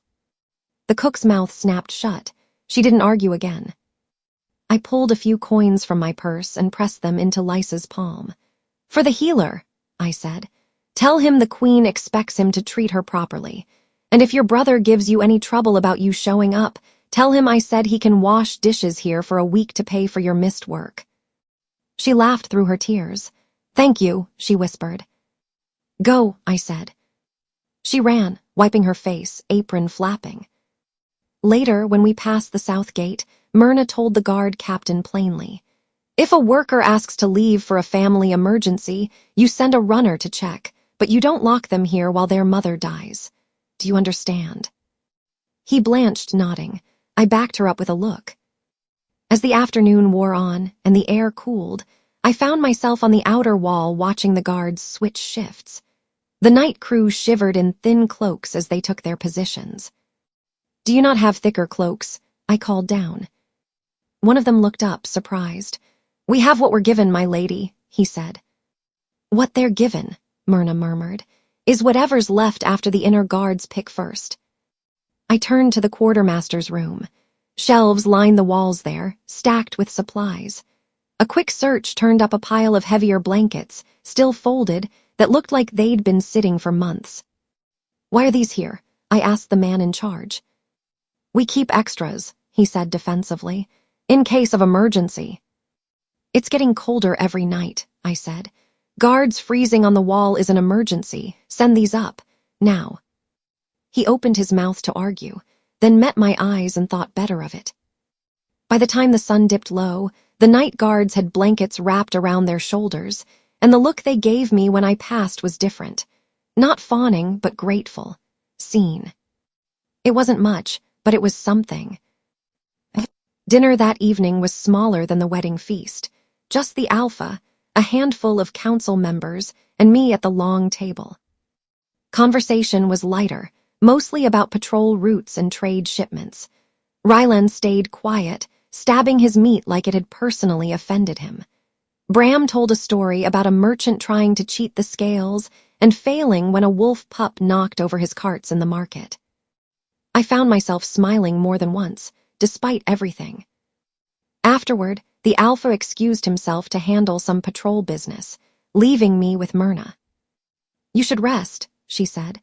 "Tomorrow will be another full day." "I will," I said. I meant it. But when I was back in our chamber, the door closed, the fire burning low, the bed too big and too empty, my mind wouldn't quiet. I sat on the edge of the mattress, staring at the chair where he'd slept last night. It was empty now. He said he had work that might keep him late. I didn't know if he'd come back to the chair or to the bed. Every time I closed my eyes, I saw Ethan by my door in armor, Ethan's face in the crowd at the wedding, Ethan's eyes when Jess said his name. I'd made him a ghost in my own head today, pushed him back so I could breathe. But ghosts don't stay where you put them. My wolf shifted uneasily. It knew his scent. It knew he was somewhere in the castle. It kept pricking at me like a thorn under the skin. I stood abruptly. "This is stupid," I told myself. I put my hand on the door latch anyway. The corridor outside was quiet. A single torch burned at the far end. A guard stood there, straight-backed. He nodded when he saw me but didn't question where I was going. I walked, trying to look like I belonged. The stone walls pressed in, lit by torches every few yards. The air grew cooler as I moved away from the main royal corridor into narrower halls. Servant corridors were different. Lower ceilings, fewer tapestries, more doors closed together, the smell of soap and cooking and people who worked long hours. I'd only seen them briefly with Myrna earlier, but I remembered enough to find my way to the general area where staff quarters were. I slowed when I heard low voices and laughter around a corner. Male voices, one of them familiar. My chest tightened. I edged closer, staying in the shadow of an alcove, and peered around. Ethan stood in a side hall with two other soldiers. He was in simple livery now, his armor set on a bench. His hair was damp, like he'd just come from the baths. He laughed at something one of the others said, but it wasn't his real laugh. It didn't reach his eyes. My wolf recognized him instantly. My heart did too. Before I could think better of it, I stepped out. The other two spotted me first. They went stiff, then bowed awkwardly. "Your Majesty," one of them stammered. Ethan turned. For a second, his face went completely blank. Then all at once it filled. Shock, anger, hurt, about 5 other things I couldn't name. "Leave us," he said to the others, his voice tight. They didn't argue. They backed away, nearly tripping over each other, and disappeared down the corridor, casting wide-eyed glances between us. The hall felt longer now, emptier. "Hi," I said. It was stupid. I didn't know what else to say. "Hi," he repeated, incredulous. "That's what you start with." He stepped closer, stopping a few feet away. Not close enough to touch. close enough that I could see the faint scar on his chin from when he'd slipped on the river stones last year. "You shouldn't be here," he said. "These halls aren't for you anymore." "Where exactly am I allowed to be, Ethan?" I asked. "I'm still figuring it out." "Up there," he said, jerking his head toward the ceiling, meaning the royal floors, the stone and banners. "With him." The way he said him made my chest ache. "This is where you work," I said. "You didn't tell me you took a job here." "I didn't have time," he snapped. "Between fetching water for old ladies and getting dragged into your king's war machine, my days were pretty full." "That's not fair," I said quietly. He laughed harsh. "You want to talk about fair, Warren?" He took another step, closing the distance. "Fair would have been telling me," he said.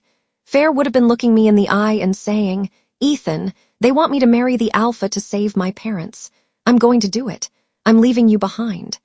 Not letting me show up at your door in armor and find out like I was just another castle dog." His words hit, each one a small blow. "I had hours," I said. "Maybe less. Denbert came, laid out the terms, and they were already thanking him before I could breathe. If I'd run to find you, you would have told me not to do it. And if I listened, my parents would be dead right now." His jaw worked. "You still made a choice," he said. "You chose them over me." "Of course I did," I said, voice rising. "They're my parents, Ethan. They raised me. They're alive because I put a crown on my head. That's not something I'm going to apologize for." "And what am I?" he asked. "Just the idiot who thought he could build a life with you in a little shop. You said you loved me." I did," I swallowed. "I meant it." He laughed again, softer this time, but it wasn't amused. "Funny way of showing it," he said. Silence stretched. Footsteps echoed faintly in some other corridor. A door closed somewhere. "I didn't ask for this," I said. "None of it. You know me. You know I'd rather be fixing broken stools in the village than sitting in a stone hall telling people what to do." He watched me jaw tight. "I know you used to be like that," he said. "I don't know who you are up there now." "I'm still me," I said. "I'm still the girl who dragged you out of the river when you fell in and couldn't feel your legs for an hour." "That's because the water was freezing," he muttered. "You still wouldn't come out until you grabbed all the kids' homemade boats," I said. "You remember that." He tried to hold on to the anger. I saw it. Then his shoulders slumped a little. "I remember," he said. We stood there, the past pressing in between us. "I've been helping people," I said. "Down at petitions, in the kitchens, on the walls. I'm not just sitting around being his pretty wife." "Good for you," he said. "Doesn't change the fact that I'm down here eating cold stew and listening to soldiers talk about what a good bargain the alpha got. 2 wolves dead, 1 queen gained. What a smart king." Bitterness dripped from his voice. My wolf flinched. My heart did too. "What did you want me to do?" I asked. "Say no and watch them drag my parents out in front of the house. Run away with you and spend the rest of our lives looking over our shoulders, praying the pack doesn't find us." "Yes," he said, suddenly fierce. "I wanted you to ask. I wanted you to say, 'Ethan, they're going to kill my parents unless I marry him. What do we do?' I might have told you the same thing. I might have told you to marry him. But at least then it would have been our choice, together." Tears burned the back of my eyes. "I didn't think I had time," I whispered. "You had time to say, 'I do,' in a hall full of strangers," he said. "You had time to put your hand in his and cut your palm over some fancy book." "That wasn't my idea," I snapped. "I know," he said. "That's the worst part. None of this is your idea, and yet here we are." We both fell silent. He scrubbed a hand over his face. "I shouldn't be saying any of this," he muttered. "If anyone hears." "I'm not going to report you," I said. "I'm not worried about you," he said. "I'm worried about them." He jerked his head toward the ceiling again. "Walls have ears here." As if summoned by his words, we heard footsteps down the corridor behind him. Heavy, a guard's stride. Ethan's eyes snapped past me, sizing distance. "You need to go," he said quietly. "Now." My heart jumped. "Warren," he said, urgent now. "If they catch you here with me, it won't just be my neck on the block. Go." I hesitated 1 second too long. The footsteps rounded the corner at the far end. A guard in castle livery came into view, eyes swinging down the hall. He saw us and slowed, brow furrowing. "Your Majesty," he called, "are you lost?" Ethan stepped back automatically, putting more space between us. "I'm fine," I called back, forcing my voice to stay steady. "I was just checking the lower corridors." The guard walked closer, stopping at a respectful distance. His gaze flicked between me and Ethan, curious. "These halls can be confusing," he said. "Allow me to escort you back to the royal wing." "I know the way," I said, "but you can walk with me if it eases your mind." He nodded, relieved. "Yes, my lady." I looked at Ethan one last time. His face had closed off again, that blank castle mask sliding into place, but his eyes were still raw. "We're not done talking," I said softly. He gave the smallest shake of his head, almost imperceptible. "We shouldn't be talking at all," he murmured. Then louder, "Good night, Your Majesty." It sounded wrong in his mouth. "Good night, Ethan," I said. I turned and walked down the corridor with the guard, my steps steady even though my insides felt like they'd come apart. We climbed stairs, turned corners, passed through a door back into the richer stone and thicker tapestries of the royal wing. The guard left me at my chamber door with a bow. Inside, the room was dim. The fire had been stoked. It cast a warm glow over the bed. The Alpha was there.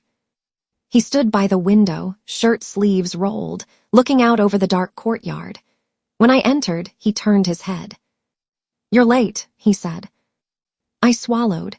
"I was walking," I said. It wasn't a lie. It just wasn't the whole truth. His gaze flicked over me, searching, then relaxed a fraction. "Try not to get lost after dark," he said. "The castle forgets to be kind to new feet." He moved toward the bed and sat on the far side, kicking off his boots. He didn't undress beyond that, just lay down on top of the covers, facing away from me. I stood there for a second, surprised. "You're not taking the chair?" I asked. "It's bad for my back," he said dryly. "And you looked like you might actually sleep if I wasn't hovering across the room." He wasn't wrong. I changed behind the dressing screen, trying not to think about Ethan's face, Ethan's words. When I slid under the covers, I stayed on my side of the bed, as far from him as the mattress allowed. We lay there in silence, two bodies on the same bed, separated by a gulf of space and unspoken things. My wolf breathed in both scents, the Alpha's steady, controlled presence beside me, and the echo of Ethan's human warmth still clinging to my skin. I stared at the ceiling. Today I'd helped a woman keep her home, sent a servant to her mother, promised blankets and ledgers and fairness. I'd also walked into the servants' hall and found the boy I loved in armor, hurting in ways I didn't know how to fix. I realized with a kind of cold clarity that the door between us wasn't locked. Not yet. I could still find him. He could still find me. That was a dangerous truth. Beside me, the Alpha's breathing evened out, slow and deep. I lay awake longer, caught between the life I'd been dragged into and the one I'd almost had, feeling both of them pull at me like tides. Eventually, my eyes closed. Sleep came, but it wasn't gentle. I woke to the sound of someone moving around the room and the faint scrape of leather on stone. For a second, I forgot where I was again. My brain reached for the low ceiling of my village room, the creak of our old window, the smell of my mother's tea. Instead, there were heavy curtains, high beams, and the Alpha bending to pull on his boots at the side of the bed. Of course I was in the castle. I think I need few days to recognize that now I am living here permanently. I was on my side of the mattress under the covers. He was on top of them, same as last night, back turned to me. At some point in the night, the space between us had closed a little, not enough to touch, just enough that I could feel his body heat along my spine. My wolf clocked it before I did. Alpha, close, calm. He straightened, rolling his shoulders. The muscles in his back shifted under his shirt. He crossed to the washstand, splashed water on his face, and caught my reflection in the small metal mirror. "You're awake," he said.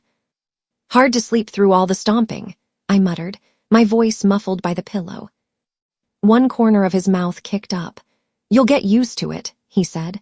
"The castle never really gets quiet, different noises, different hours." I pushed myself up, hair a mess around my face. "That's comforting," I said. He reached for a towel, drying his face. "Denbert has you back in petitions this morning," he said. "He sent me a list last night and half of it was your decisions from yesterday." "Was that a complaint?" I asked. "If it was, I'd say it to your face," he said. "It was a report. He thinks you're useful." "Useful," I repeated. "I'll embroider that on a pillow." He gave a short laugh. "Do that and Rylan will choke on his porridge next time he walks in here." That mental picture was better than coffee. There was a knock at the door. The alpha called, "Come in." Myrna slipped in, arms full of folded cloth. Her eyes flicked once to the bed, clocking the distance between us, then moved on. "Breakfast will be ready in a quarter of an hour," she said. "Council dining room again." The alpha nodded. "I'll be there," he said. He glanced at me. "Don't let them wear you out before midday," he added. "You're more used to me upright."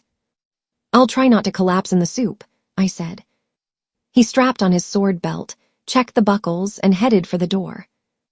"Warren," he said, pausing with his hand on the latch. "Yes." "Yesterday, with the mill and the guards and the petitions," he said, not turning around. "That was good work." Praise from a king. My mother would have fainted on the spot. "Thank you," I said quietly. He hummed in acknowledgement and left. Myrna waited until the door shut before raising her eyebrows at me. "He said that without being asked," she said. "That's something." "Don't start," I warned. She smiled to herself and set the clothes down.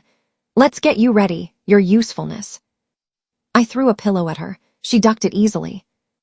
By the time we reached the petition room, a line had already formed outside. Faces I recognized from the day before. New ones, too. The news that the Queen actually listens had gone around faster than the soup. Denbert stood just inside the door, speaking quietly to Joran. When he saw me, he straightened. "Ready for another round?" he asked. "No," I said honestly, "but I'll do it anyway." He smiled. "Good answer." I took my seat on the small platform. Joran sat at a side table with his ink and parchment. The air buzzed with low voices until Denbert raised a hand. "The Queen will hear petitions," he announced. "Keep your words clear. Don't waste her time with matters you can solve yourselves." A few people shuffled, reconsidering. Then the first petitioner stepped forward. The morning blurred into a rhythm. A fishmonger complained that the new stalls blocked his view of buyers. I moved 2 stall assignments around and told them to deal with it.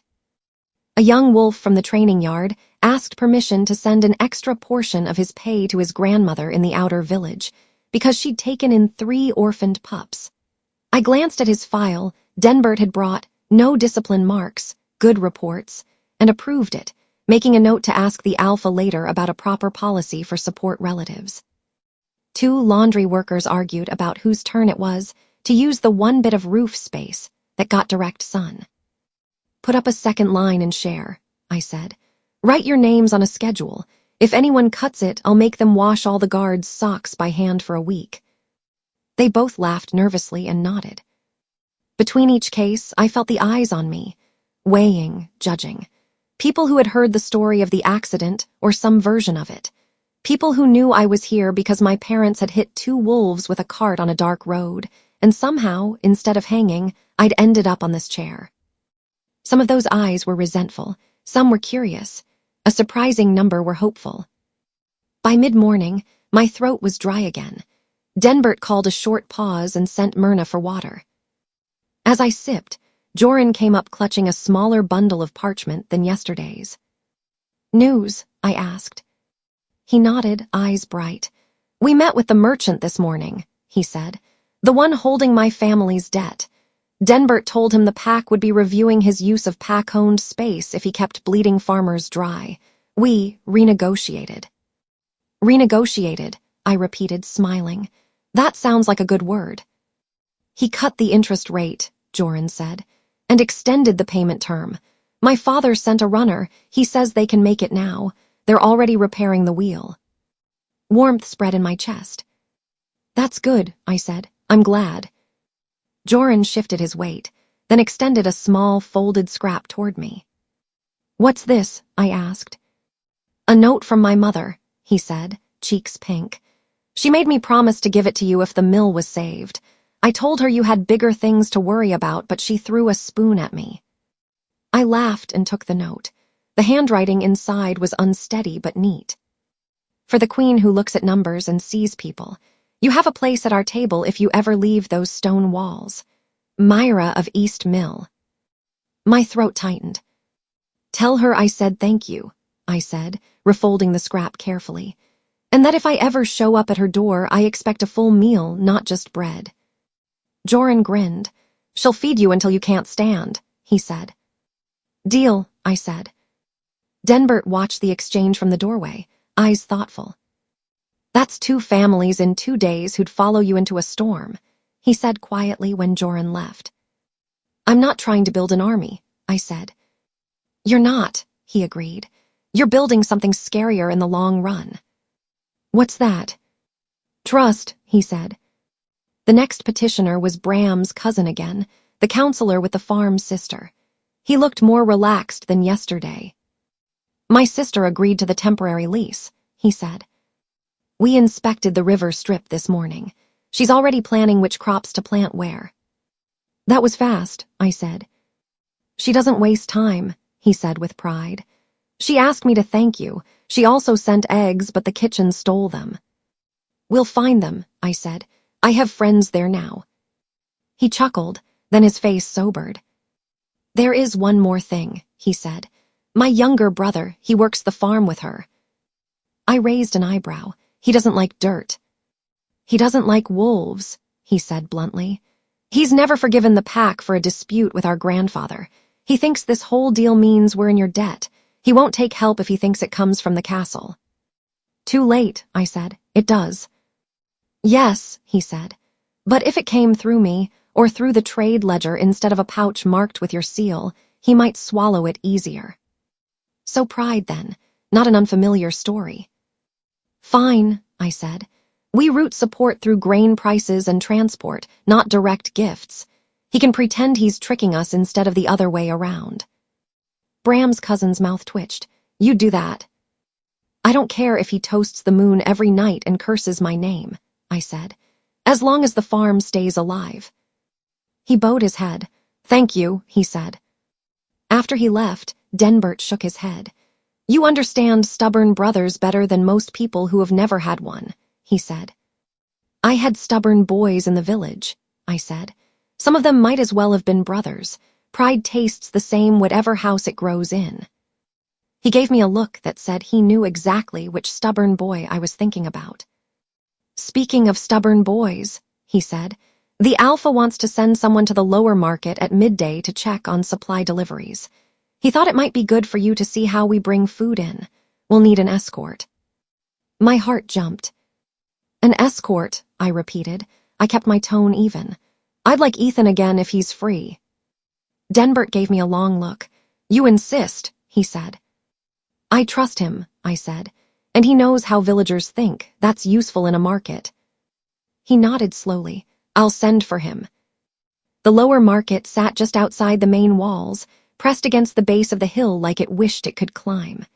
Stalls crowded each other, colorful cloths marking fishmongers, vegetable sellers, cloth dealers, potters. The smell of bodies and spices and river mud mixed into something familiar.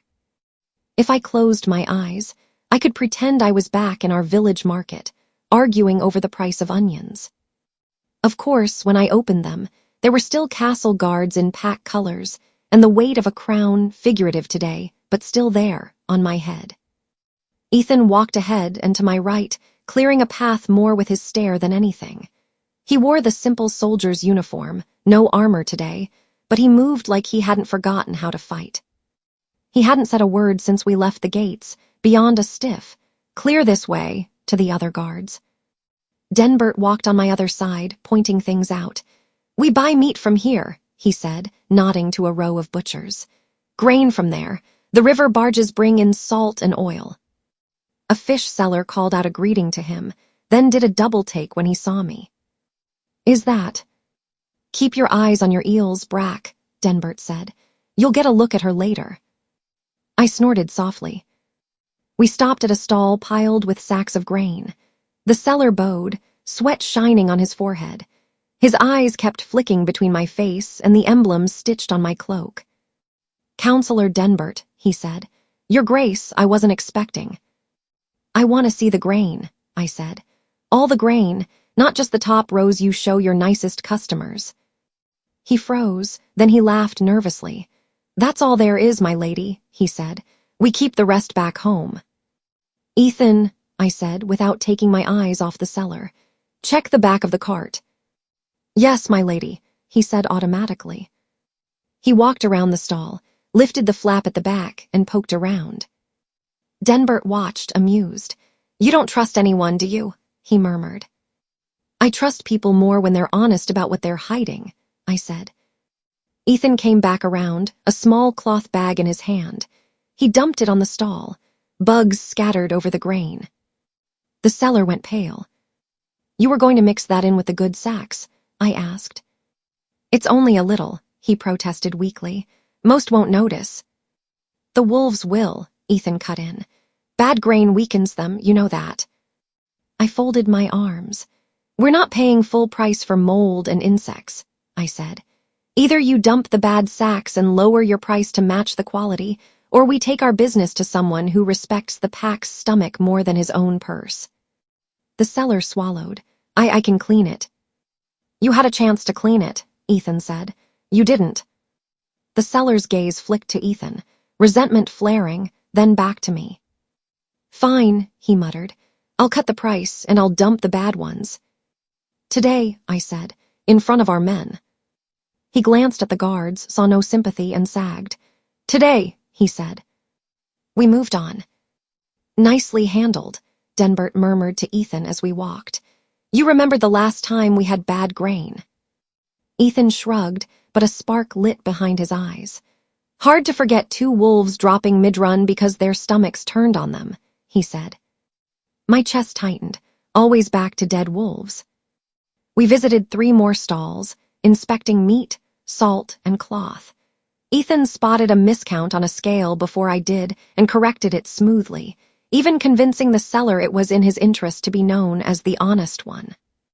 Watching him work was like watching him back in the village when we'd handled disputes over boundary markers or loaned tools. He listened, watched, stepped in only when needed. He was good at this. I made sure Denbert saw it. At the last stall, a weaver tried to overcharge for guard cloaks. These will fall apart in 1 winter, Ethan said, fingering the weave. The threads are too loose. The men will freeze on the wall. The weaver bristled. I've been weaving cloaks longer than you've been alive, boy. Maybe, Ethan said calmly, but I've been freezing on that wall for the last season. I know when a cloak won't hold wind. I stepped forward. We'll pay a fair price for good cloth, I said. We won't pay extra for threads that unravel in the first storm. Bring a sample of your best to the castle tomorrow. If it passes the test, we'll sign a contract for the season. The weaver hesitated, then nodded grudgingly. As you wish, Queen. On the walk back up the hill, Denbert fell into step with me, letting Ethan drift a few paces ahead with the guards. He's sharp, Denbert said quietly. I know, I said. Good eye for quality and numbers, he added. People listen when he speaks because he doesn't waste words. I know that too, I said. He shot me a sideways look. You're not subtle. He said, requesting him as an escort, putting him in front of me like that. I didn't have to put him in front of you, I said. You saw him yourself. He huffed. You're getting the hang of this game faster than most people, he said. That's interesting. What game? I asked, innocent. He shook his head, amused. I'll speak to the Alpha, he said. We could use someone like Ethan in logistics or supply records. If he can keep his temper in check, he might make a decent officer one day. I swallowed my smile. He'd be good at that, I said. We were back at the castle by late afternoon. The Alpha caught us in the outer hall as Denbert was dismissing the guards. How did the market run go? He asked. Expensive, Denbert said, but less than it would have been if we'd let them slip worms into our grain. The Alpha raised an eyebrow. Queen Warren asked Ethan to help inspect, Denbert said. He has a good eye, caught a few tricks I might have missed.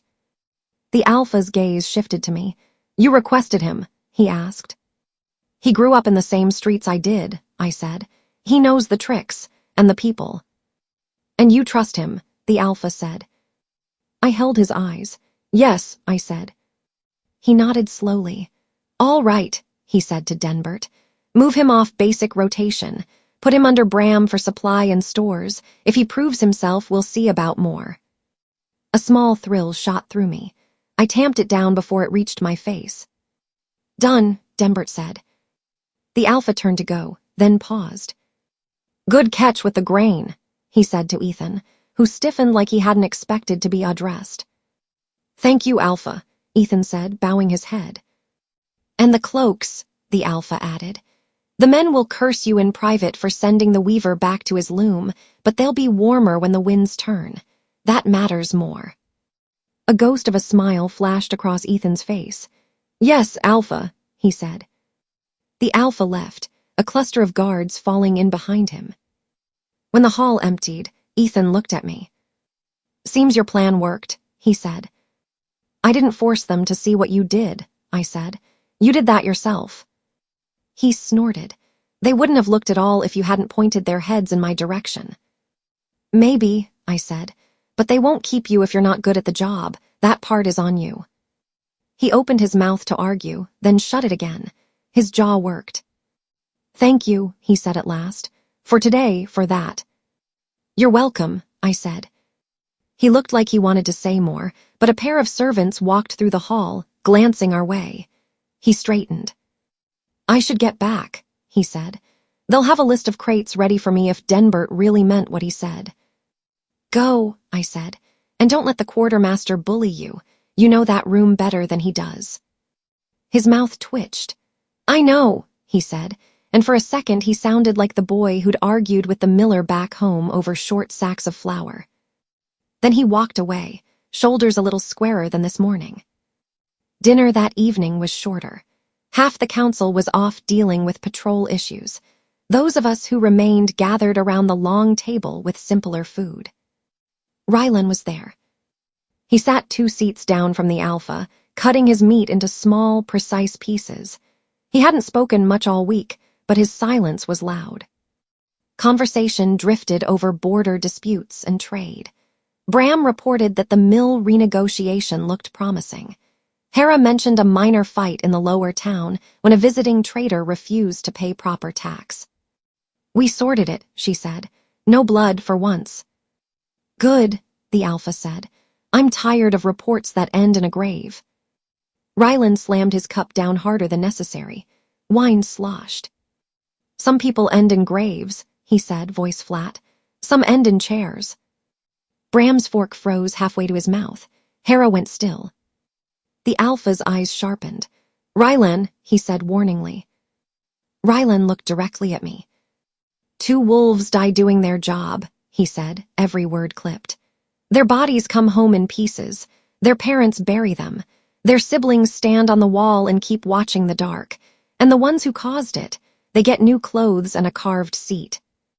A muscle jumped in my cheek. My parents caused it, I said quietly. Not me. They raised you, he snapped. They taught you the road is theirs to take.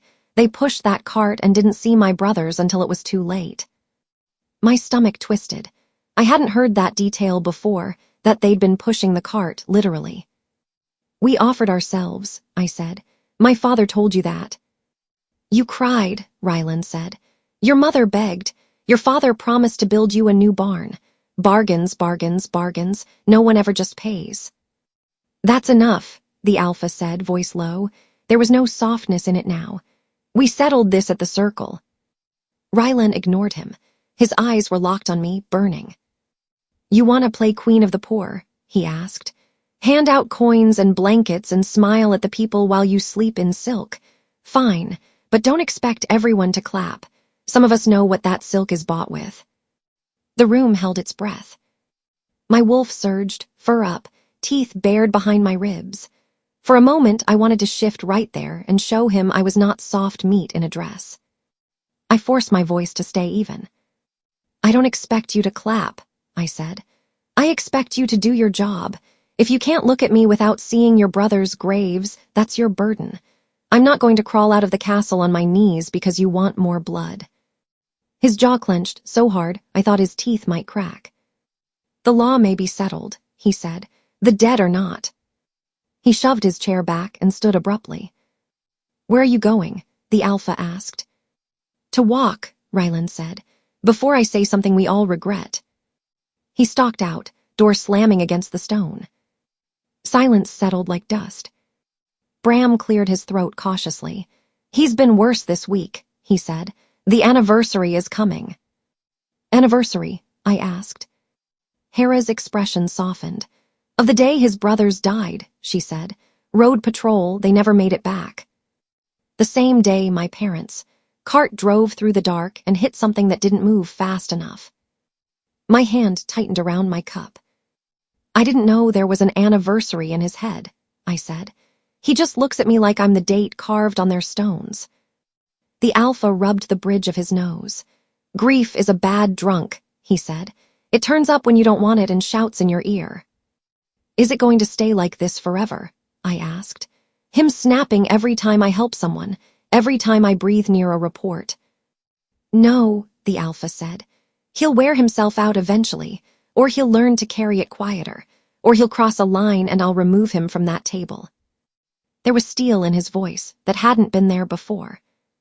Dinner ended not long after. People slipped out in ones and twos, conversations hushed. I lingered by the door for a moment, adjusting my cloak when I heard voices around the corner. Ryland's, sharp and low, another counselor's, softer. You have to stop, the other man was saying. You're going to push him too far. I don't care if I push him off the edge of the tower, Ryland hissed. He doesn't get to pretend this is fine. Your brothers wouldn't want this, the other said. My brothers wanted to come home, Ryland said, his voice cracked. Instead they got buried in cheap wood while He cut himself off. I held my breath, pressed back against the wall. My wolf listened, ears up. They were my blood, he said, quieter now. Do you understand that? Mine. I took them out on that patrol. I was supposed to bring them back. Instead, I'm watching the woman whose parents killed them play savior in my hall. The other counselor sighed. You're going to get yourself thrown out if you keep talking like this where walls can hear, he said. Maybe I don't care, Ryland said. Maybe I'm tired of swallowing it. Their footsteps retreated down the corridor. I stayed where I was for a long moment, breathing slowly, letting the anger and the guilt and the pity twist together and settle somewhere I could reach later. They were his brothers, the ones my parents hit. No wonder every time I helped someone, it felt to him like I was trying to buy forgiveness. Back in our chamber, I sat on the edge of the bed and stared at the fire. Myrna had already turned down the covers. The room was warm. My hands were cold. I thought of Ethan's face in the market, sharp and focused, catching bad grain and loose threads. I thought of the way his shoulders straightened when the alpha praised him. The way he'd said, "Thank you," and then immediately pushed back against the idea that this new role might be seen as something he owed me. He'd been waiting for a break his whole life, not a handout, a chance, and now he had one in a place that didn't really think humans belonged in higher ranks. I was wolf-born. I'd always known there was a place for me in some pack, somewhere, even if I never wanted this one. Ethan didn't have that promise. Here, he'd always be the human whose worth could be questioned. If he had rank, property, coin, people who depended on him because they trusted his work, not because of me, that would change things. Inside these walls and outside. My parents were still in the village, trying to live under the shadow of what they'd done. People stared. Some whispered. Some wouldn't buy my father's services anymore if they had any other choice. If I could build enough of a cushion for Ethan for them, we could leave. Not run like criminals, leave like people changing houses. Quiet, planned, with enough coin and skills and contacts that we wouldn't starve in the first winter. The thought scared me, and it lit something inside me at the same time. I lay back on the pillows, staring up at the carved wood overhead. The door opened softly. The alpha came in, moving more quietly than a man his size should. "You're awake," he said. "Seems to be a theme lately," I said. He smiled faintly and sat on his side of the bed, pulling off his boots. He stretched out on top of the covers again, facing the ceiling this time. "You heard him," he said after a moment. It wasn't a question. "I heard enough," I said. "Brothers patrol cheap wood." He was quiet for a few breaths. "If it helps," he said, "I would have done the same if our positions were reversed. If my parents had killed his brothers by accident and he was the one in the chair, I would have hated him on sight for a long time." "That's your attempt at comfort?" I asked. "That's my attempt at honesty," he said. I rolled onto my side to look at him. "Do you hate my parents?" I asked. "Be honest." He met my gaze. "I resented them," he said. "When I saw the report, when I saw the bodies, when I smelled the blood on the road. I wanted to bring their heads back to the pack and lay them on the table and say, 'See, this is what happens when people forget the road isn't just theirs.'" My stomach clenched. My wolf went still. "Then your father came forward," he continued. "He didn't run, he didn't lie, he put his neck on the block himself. That doesn't fix what happened, but it changed what I could justify to myself." "So you married their daughter instead," I said dryly. "I didn't do it as a favor," he said. "I did it to bind a family that hurt my pack into a role where they'd support it for the rest of their lives. It's cold math. If it helps, I regret the way it fell on you. I don't regret sparing their lives instead of satisfying my temper." It did help, a little. I lay back again, staring at the blur of ceiling beams. "Rylan will never see any of this as fair," I said. "No," he agreed, "but I don't run this pack on one man's grief or one woman's guilt." Silence stretched, the fire popped. I thought of Ethan's new post, of Joran's saved mill, of Hedda's rent, of Lysa's mother hopefully still breathing, of Bram's sister and her river strip. "Today Denbert moved Ethan into supply work," I said. "You agreed." "I did," he said. "He earned it." "You took my word for his work," I pointed out. "I took Denbert's report and my own observations," he said. "Your word made me look closer. It didn't make me blind." That was fair. I shifted, pulling the covers up to my chin. My wolf settled, curled like a question mark in my chest. If Ethan kept proving himself, the pack would have to acknowledge his worth. If I kept proving myself, people like Rylan would look petty when they tried to tear me down. If I kept helping quietly, building those little threads of trust and debt, one day I might be able to tug on them all at once. And when I did, I pictured it, a cart this time by choice, bags of coin hidden under sacks of wool, my parents on the bench, nervous but determined. Ethan beside me, not in borrowed armor, but in clothes he'd bought with his own pay, leaving through the gate with papers in hand and no one chasing us. The idea felt impossible and entirely necessary at the same time. I turned my head on the pillow, looking at the faint outline of the Alpha's profile in the low light. He looked tired, older than his years for a moment. "I'm going to keep doing my job," I said. "Helping people, fixing what I can. That's not for show, it's just what I know how to do." "I know," he said. "And I'm going to keep pushing for people I trust to be in the right places," I added. "People like Ethan, people like Joran, people who don't forget the village when they walk through these doors." He was quiet for a beat. "That's what a Luna should do," he said. "Push, even when it makes us uncomfortable." He shifted, turning slightly onto his side, still not close enough to touch. "Just don't forget you're pushing a lot of heavy men with sharp teeth," he added. "Rylan isn't the only one whose temper can do damage." "I know that too," I said. He huffed. "You're learning fast," he murmured. "Necessity is a good teacher," I said. His breathing evened out after a while. Mine didn't, not for a long time. I lay there in the dark, counting my own heartbeats, listening to his, feeling the castle breathe around us. I thought of Ethan's pride, Ryland's grief, my parents' guilt, the Alpha's cold math, my own stubbornness. I thought of trust and debts and doors that weren't locked yet. And in the quiet space between breaths, I made myself a promise I didn't say out loud. Help them, learn them, move the pieces. One day, when Ethan stands steady on his own 2 feet inside these walls, when my parents can walk without flinching at every shadow, when I've stacked enough coin and favors and plans that leaving won't kill us. One day, when we're ready and I can take them all with me. We run.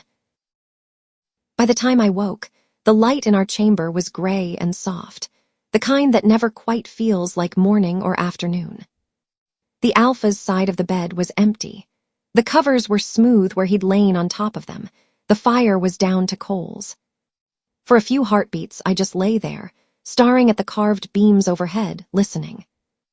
Muffled voices in the corridor, a cart creaking somewhere in the courtyard far below, the low, steady thump of boots on stone. The castle breathing. My wolf listened too, tail curled, ears pricked. No immediate threat, just another day trapped in someone else's life. I pushed the covers back and swung my feet to the cold floor. Myrna came in just as I was tying my robe.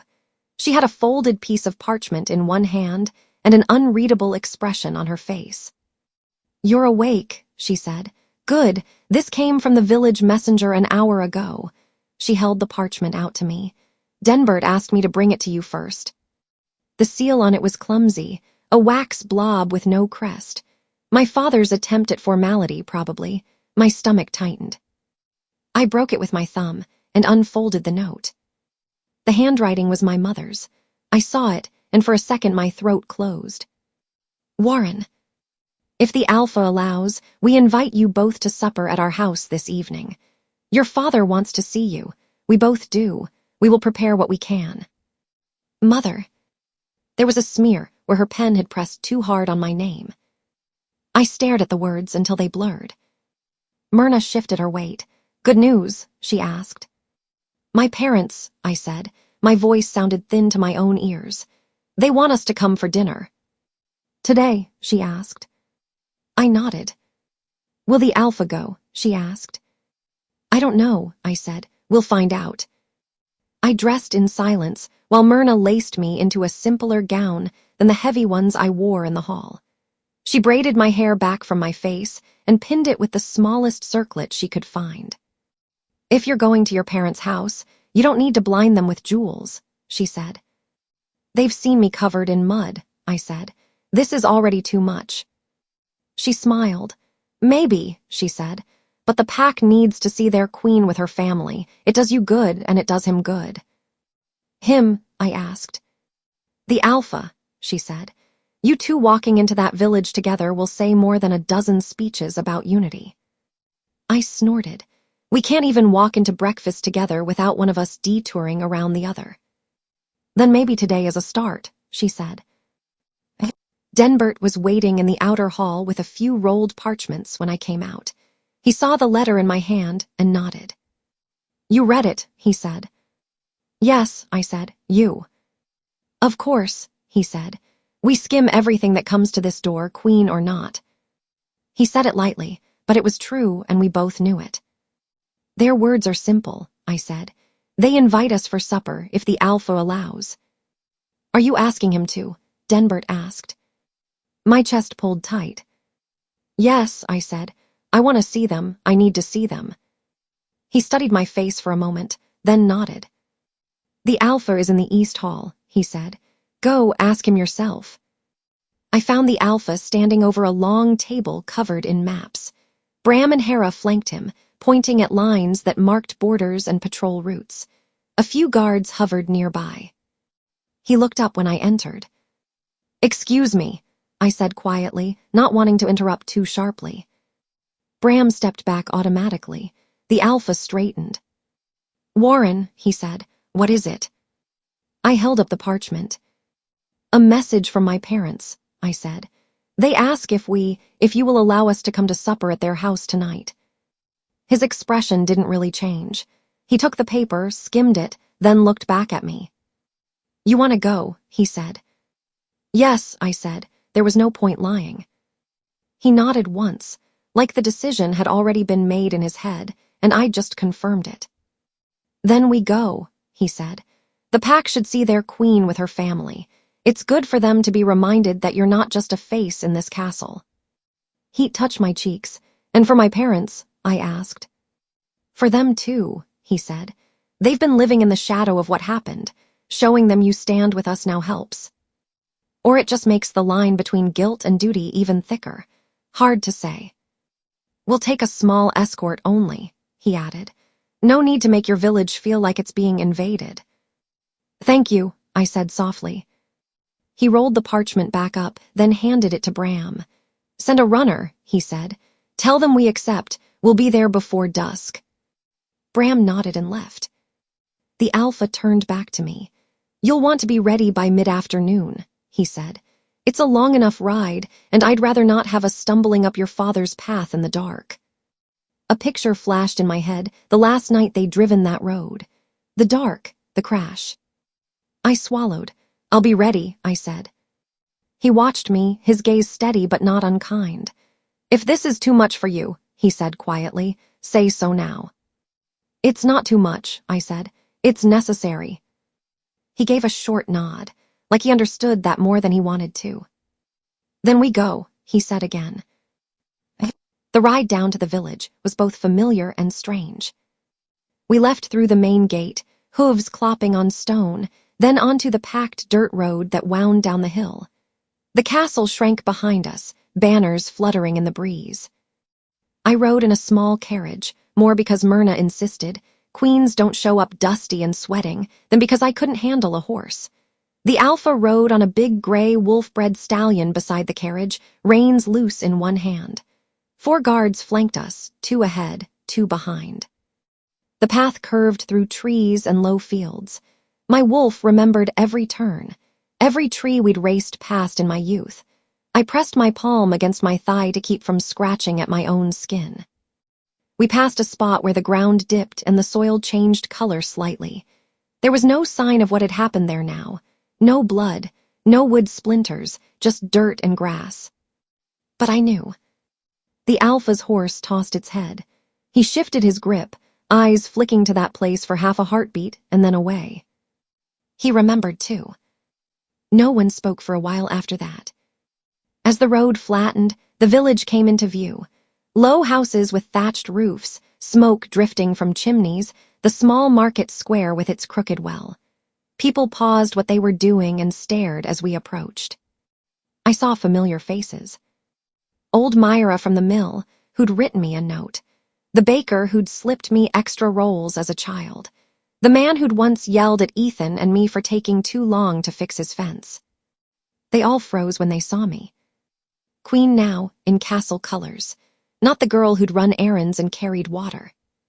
The carriage rattled on.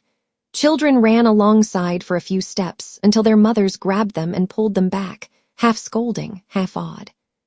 We turned down the narrow lane that led to my parents' house. The house itself looked smaller than I remembered. The roof sagged a little more. The paint around the door was peeled, but the flower boxes my mother loved were still there, bursting with color. There were carts already in the lane. Not villagers' carts. Castle carts. 2 stood to the side, loaded with sacks of grain, barrels of cured meat, folded cloth, tools tied together with rope. A third was being unloaded by 2 of the Alpha's men, stacking boxes neatly by the wall. I blinked. "What is all this?" I asked. "Supplies," the Alpha said casually from his saddle. "For your parents, and a bit for the village." I turned to look at him fully. "This is more than a bit," I said. He shrugged one shoulder.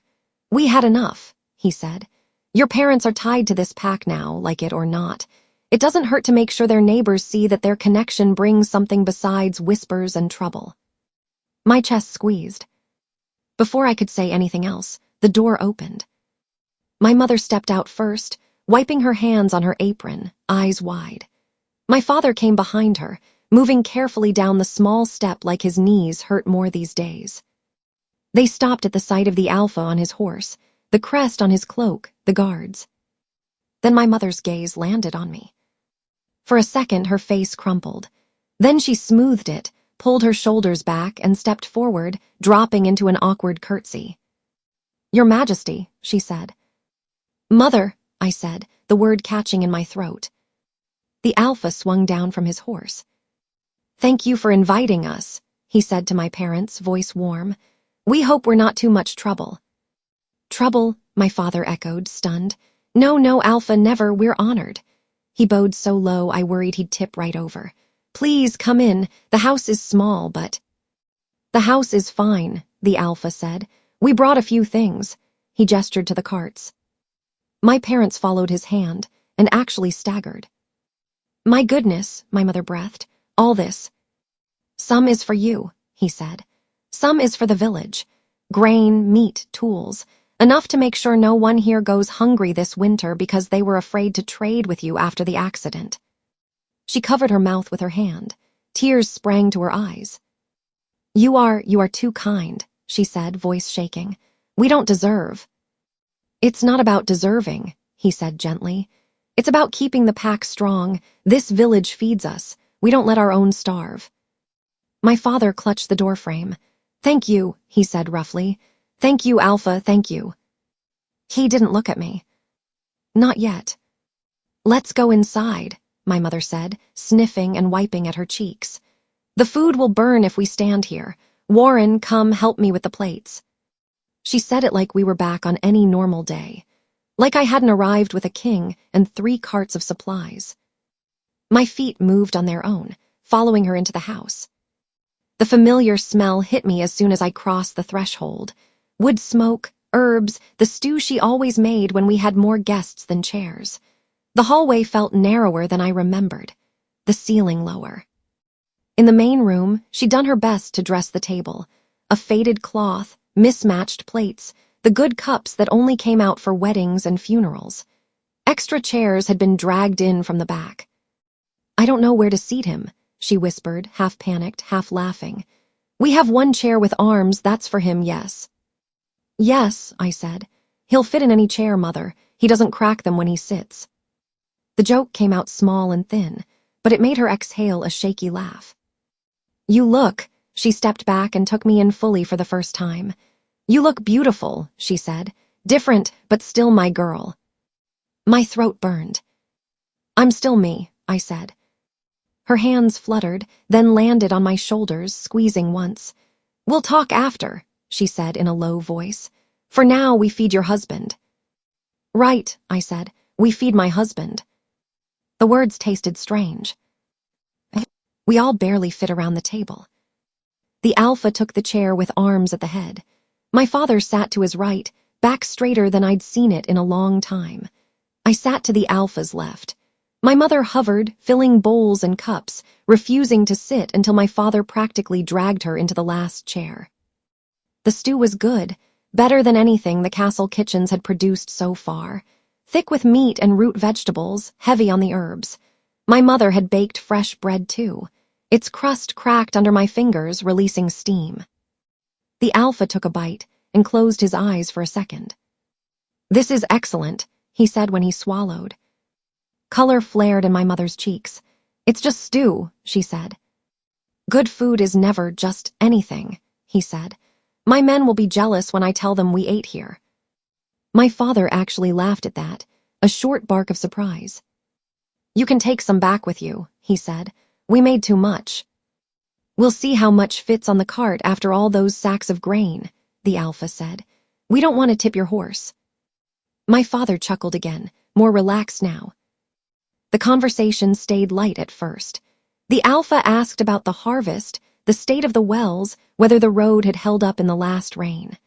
My father answered, sometimes grumbling about lazy youths, sometimes praising neighbors who'd helped each other. My mother jumped in to brag about Myra's daughter, getting married next spring, about old Garin finally fixing his fence, about a newborn pup who'd howled all night 2 houses down. The alpha listened, threw in small jokes that made them smile. When my father mentioned his back aching more lately, the alpha said quietly, "We can send a healer out to look. No charge. We take care of our old fighters." "You remember I served?" my father asked, startled.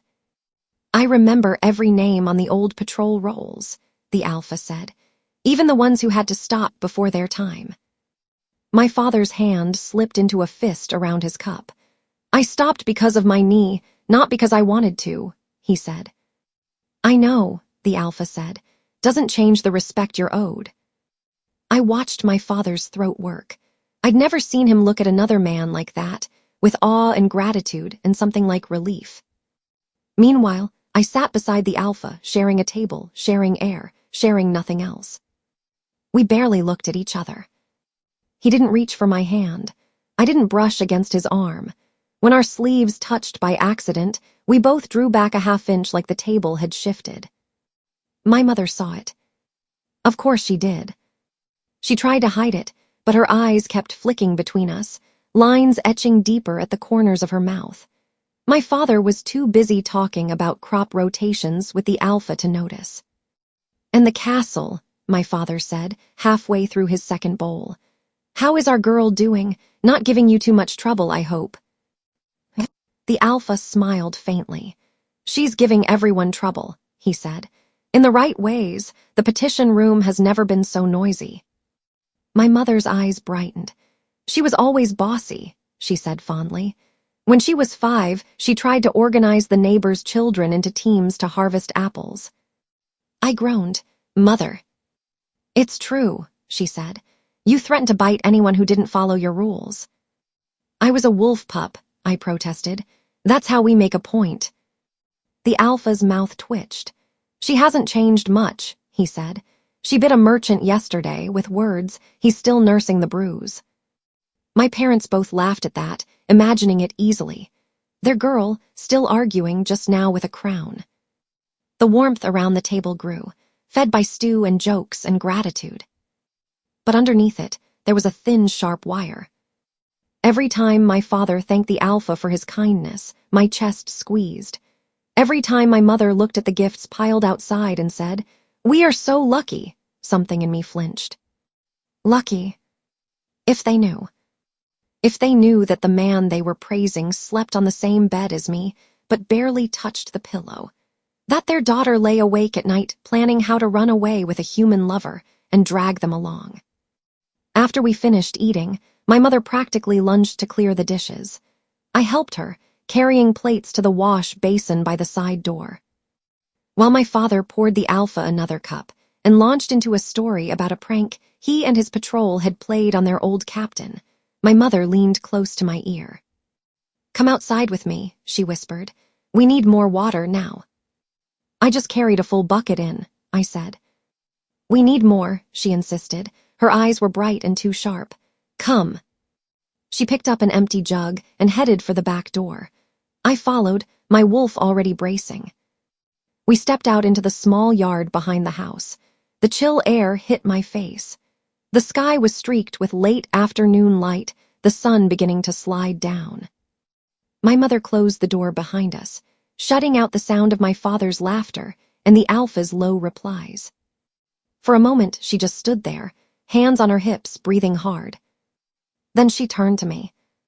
"What are you doing?" she asked. No soft lead-in, no gentle question, just that. "What?" I asked, thrown. She pointed back at the house, at the thin wall between us and the table. "In there," she said, "sitting like strangers, barely looking at him, barely speaking to him. What are you doing?" My chest tightened. "We're talking," I said weakly. "We're fine." She gave me a look that had stopped me in my tracks since I was 8. "Don't lie to me," she said. "I may be a village woman, but I'm not blind. That man is treating your father like a king.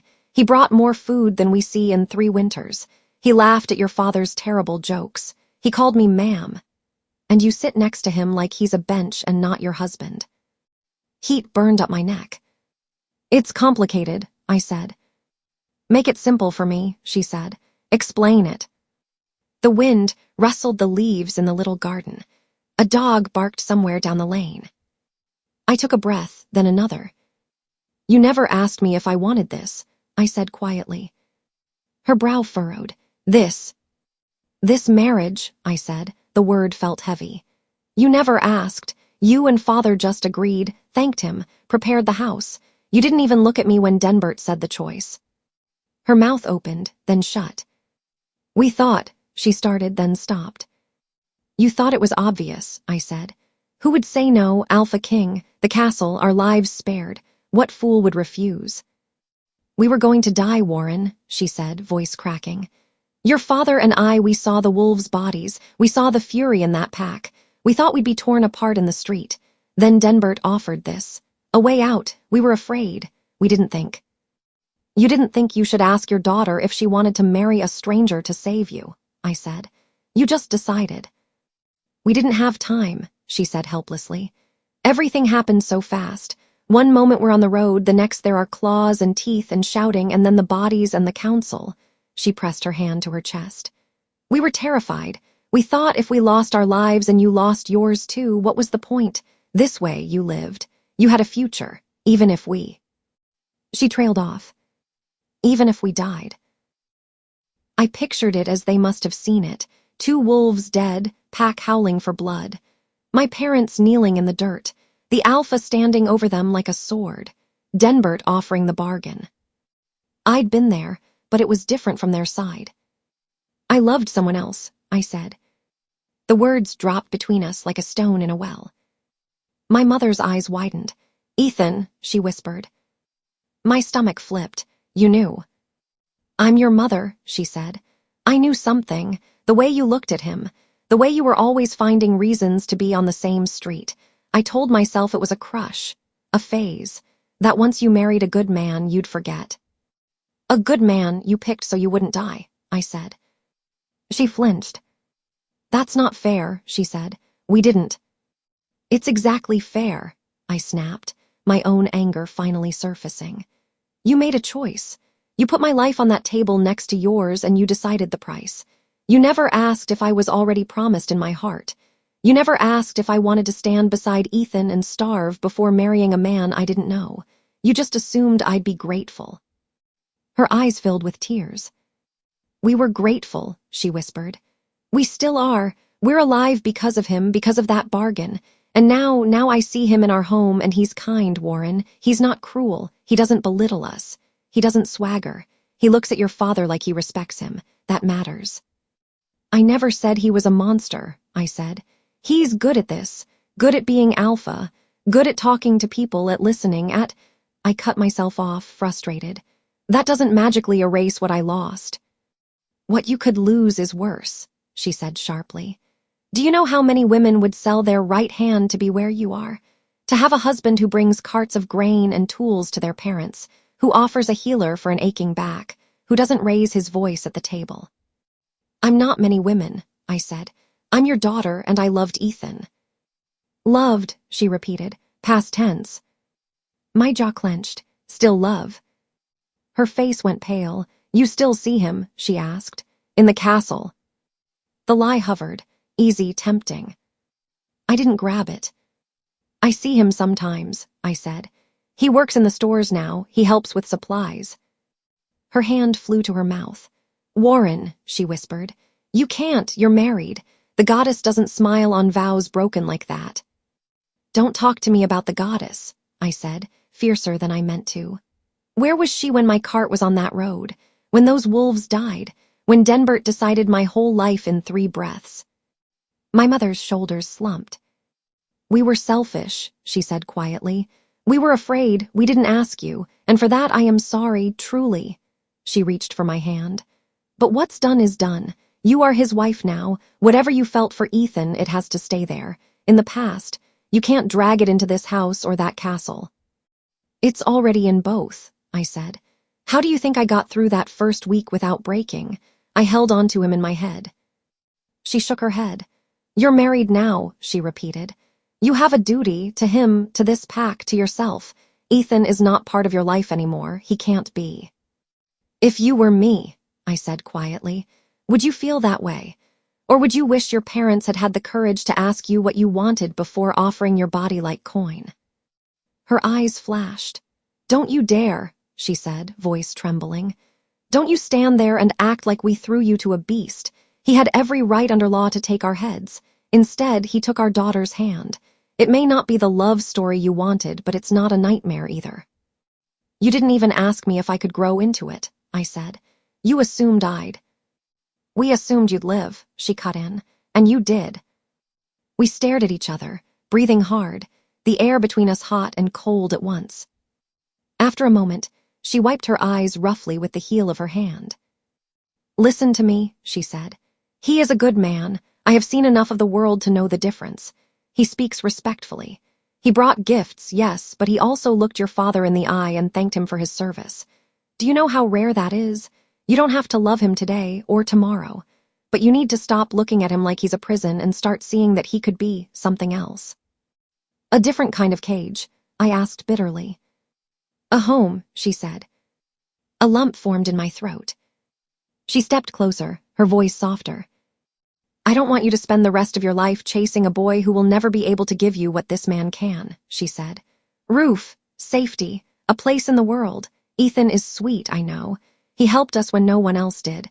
I will always be grateful to him for that. But he is human. He has no wolf. In that castle, he will always be looked down on, with or without you." "He's more than they see," I said. "Maybe," she allowed, "but this is the life in front of you now. This man, this pack, this castle. If you spend all your time wishing you were somewhere else, you will never see what's actually good here. And you will hurt everyone in the process, Ethan, the alpha, your father, me, yourself." Her words landed like blows, and like bandages at the same time. Part of me wanted to scream that she was wrong. Part of me knew she wasn't entirely. Behind her, the sky was turning deeper gold. The chickens in the little coop shuffled. My wolf paced inside me, restless. "Why are you so angry with me?" I asked quietly. "You're the ones who never asked. You're the ones who decided." "Because now I see what we've done," she said, voice breaking. "And I can't go back. I can only watch you stand in my kitchen next to a man who treats you better than most husbands I've seen and know you're holding yourself back from him. And I'm terrified, Warren. Terrified you'll throw yourself off this high cliff of a marriage in the name of a love that might not hold." Her hands gripped my arms. "Promise me you won't be reckless," she whispered.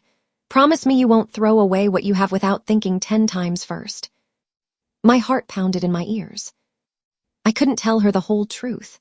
That I was already planning, already counting coins in my head, already watching patrol routes and guard rotations, already imagining carts and road and escape. I couldn't lay that weight on her now. So I chose a middle path. "I won't be reckless," I said. It was true in its own way. My plans were careful, thought through, not jumping from a cliff so much as building a bridge. She searched my face, trying to read the holes between my words. "And the alpha," she asked, "will you try?" "I'll do my best to be fair to him," I said, "as fair as I can be in the middle of all this." It wasn't what she wanted, but it was all I could give. She let out a long breath, some of the tension leaking from her shoulders. "All right," she said, "that's all I can ask right now." She pulled me into a sudden, fierce hug. I stiffened, then melted into it, breathing in the smell of her, soap and smoke and stew and something that had always been home. "I love you," she said into my hair, "even when I'm angry, even when I'm wrong." "I love you too," I said, my voice thick, "even when you decide my life without me." She huffed a wet laugh against my shoulder. We stayed like that for a moment, then she pulled back, wiping her eyes and squaring her shoulders. "Come on," she said, brisk again. "If we stay out here any longer, your father will eat the alpha's share of the bread and embarrass us all." Back inside, my father and the alpha were in the middle of a story about patrols in deep snow. Their hands moved in the same patterns, mirroring each other as they talked about drifts and bad boots and slippery rocks. When we stepped in, my father looked up, his face softer than I'd seen it in years. "There you are," he said. "We thought you'd run off together." My mother snorted. "If we had, who would wash up?" she said. "Here, take these plates." She shoved dishes into my hands, then began clearing the table. The rest of the evening passed in a strange blur. My parents fussed over the alpha, fussed over me, fussed over the carts outside. They thanked him for the healer offer, for the grain, for the tools.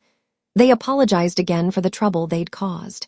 He brushed it aside each time gently, redirecting the conversation to practical plans. They never asked about our marriage. Not once. Not how do you two get along, not are you happy, not even do you share a bed. Their fear and gratitude wrapped around their tongues and kept those questions locked. Maybe they didn't want the answers. When it was time to leave, the sun had dropped low. The village was bathed in orange light. The carts were half unloaded. What was left would be shared out in the morning. My mother hugged me so hard my ribs protested. "Right," she said. "Even if it's just a few lines, tell me what you eat, who you meet, what you decide for those people." "I will," I said. My father took my hands in his rough ones. "You're doing well," he said, voice gruff. "I heard rumors from the market, but seeing it today, you're something else up there, girl." "Up where?" I teased. "On the hill or in the chair?" "Both," he said. "Don't let them change you, or do, but only into more of what you already are." It was the closest he'd come to saying, "I'm proud of you," in years.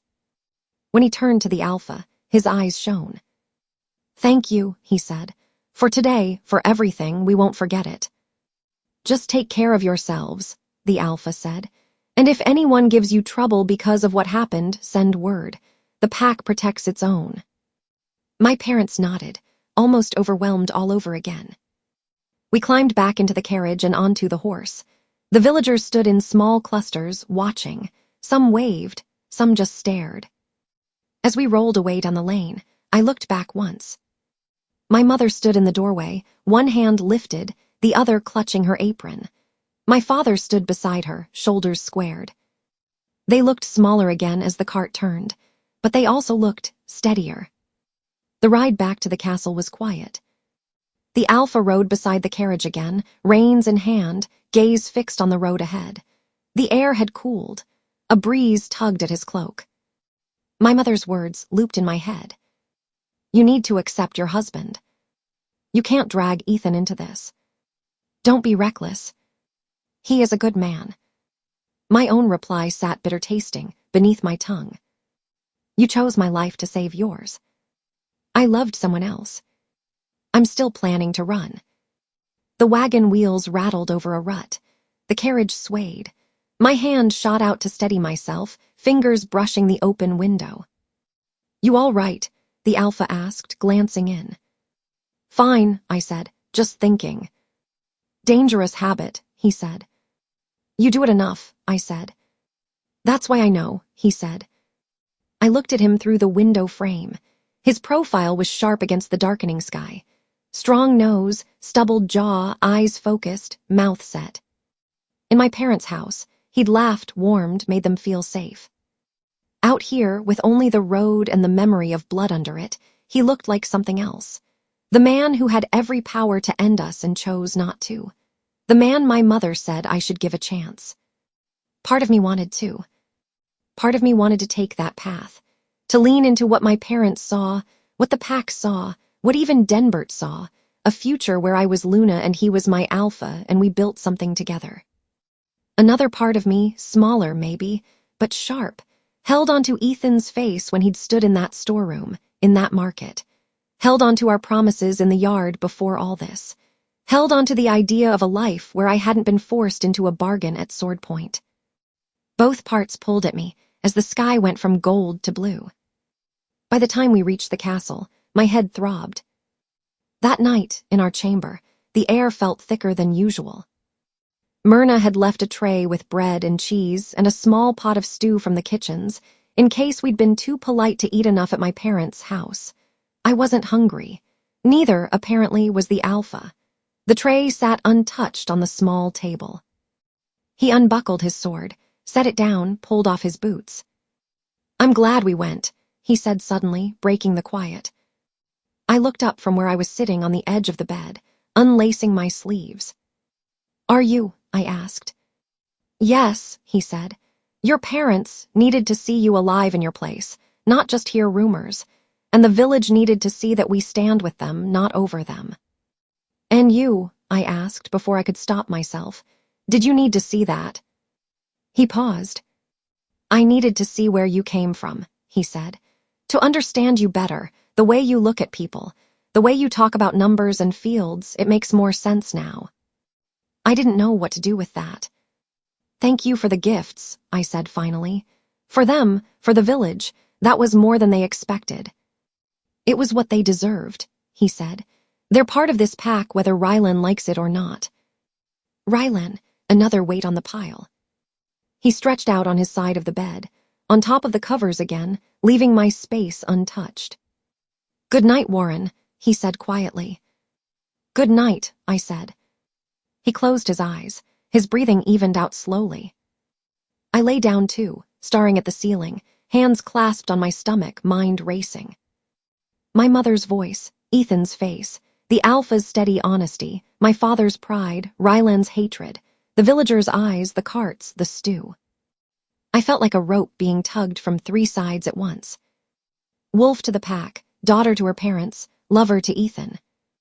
There wasn't enough of me to go around. My wolf paced, restless, brushing against my ribs. When I realized my cheeks were wet, I swiped at them angrily. Crying didn't help. It just made my nose stuffy. I turned onto my side, away from the alpha, facing the wall. The candle on the bedside table had burned low. Shadows climbed the stone. I thought about my mother's warning, "Don't be reckless." She was right. Running without thinking would be foolish. Letting my heart drag me without a plan would hurt everyone. But what I was doing now, standing perfectly still while all these lives closed around me, felt just as dangerous in a quieter way. I needed something solid to hold on to, something that was mine, not the pack, not my parents, not the council's. Ethan had always been that. In the storeroom, in the market, in the halls when our paths crossed. He was a reminder that I hadn't always been this woman in silk, that once I'd been a girl with dirt under her nails and a human boy at her side, dreaming of a tiny shop and a simple, honest life. I didn't know if we'd ever get that now. Maybe my mother was right and that dream was already broken. But I knew one thing as I lay there in the dark, listening to the alpha breathing behind me like a steady drum. I couldn't keep holding all of this alone. I needed to talk to someone who knew me before all this. Someone who'd seen me with my hair unbraided, my clothes plain, my wolf wild. Someone who was hurting because of me as much as I was hurting because of him. I needed Ethan. The thought settled in my chest like a stone in a promise. Tomorrow, I told myself, after petitions, after whatever Denbert and the council threw at me, after I'd done my duty and listened and judged and smiled. When the halls were quieter and the servants' corridors darkened, I'd find him. I'd go down into those stone guts of the castle, past the shelves and the crates and the ledgers, and I'd look him in the eye and say the things I hadn't had the courage to say since the wedding. I'd ask him if there was still an us under all this. Careful, I told myself, not reckless, just honest. Behind me, the alpha shifted in his sleep, turning a little but still not touching me. I stared into the shadows and held my decision like a secret flame. Tomorrow night, when the castle quiets, I'm going to Ethan. Sleep didn't come. I lay on my side, facing the wall, listening to the alphas breathing behind me and to the slow tick of cooling stone. Every time I closed my eyes, I saw my mother's face, tight with guilt and fear. "You're married now. Ethan is not part of your life anymore. You need to accept your husband." The words scraped along my nerves. Behind that, like a second voice, was Ethan's. Softer, younger, filled with the sound of promise under the old tree behind my parents' house. "We'll start the shop together. I don't care if they look down on me. If you're there, that's enough." My wolf paced inside me, restless. I flipped onto my back, staring at the carved beams. The alpha shifted slightly on top of the covers, an arm flung lightly across his stomach, head turned away. He'd brought carts of food to my parents' door. He'd listened to my father like every word mattered. offered a healer for a bad knee that no one else cared about. He'd done more for them in one evening than most men would in a lifetime. The guilt pushed at my ribs until I could hardly breathe. I threw the covers back.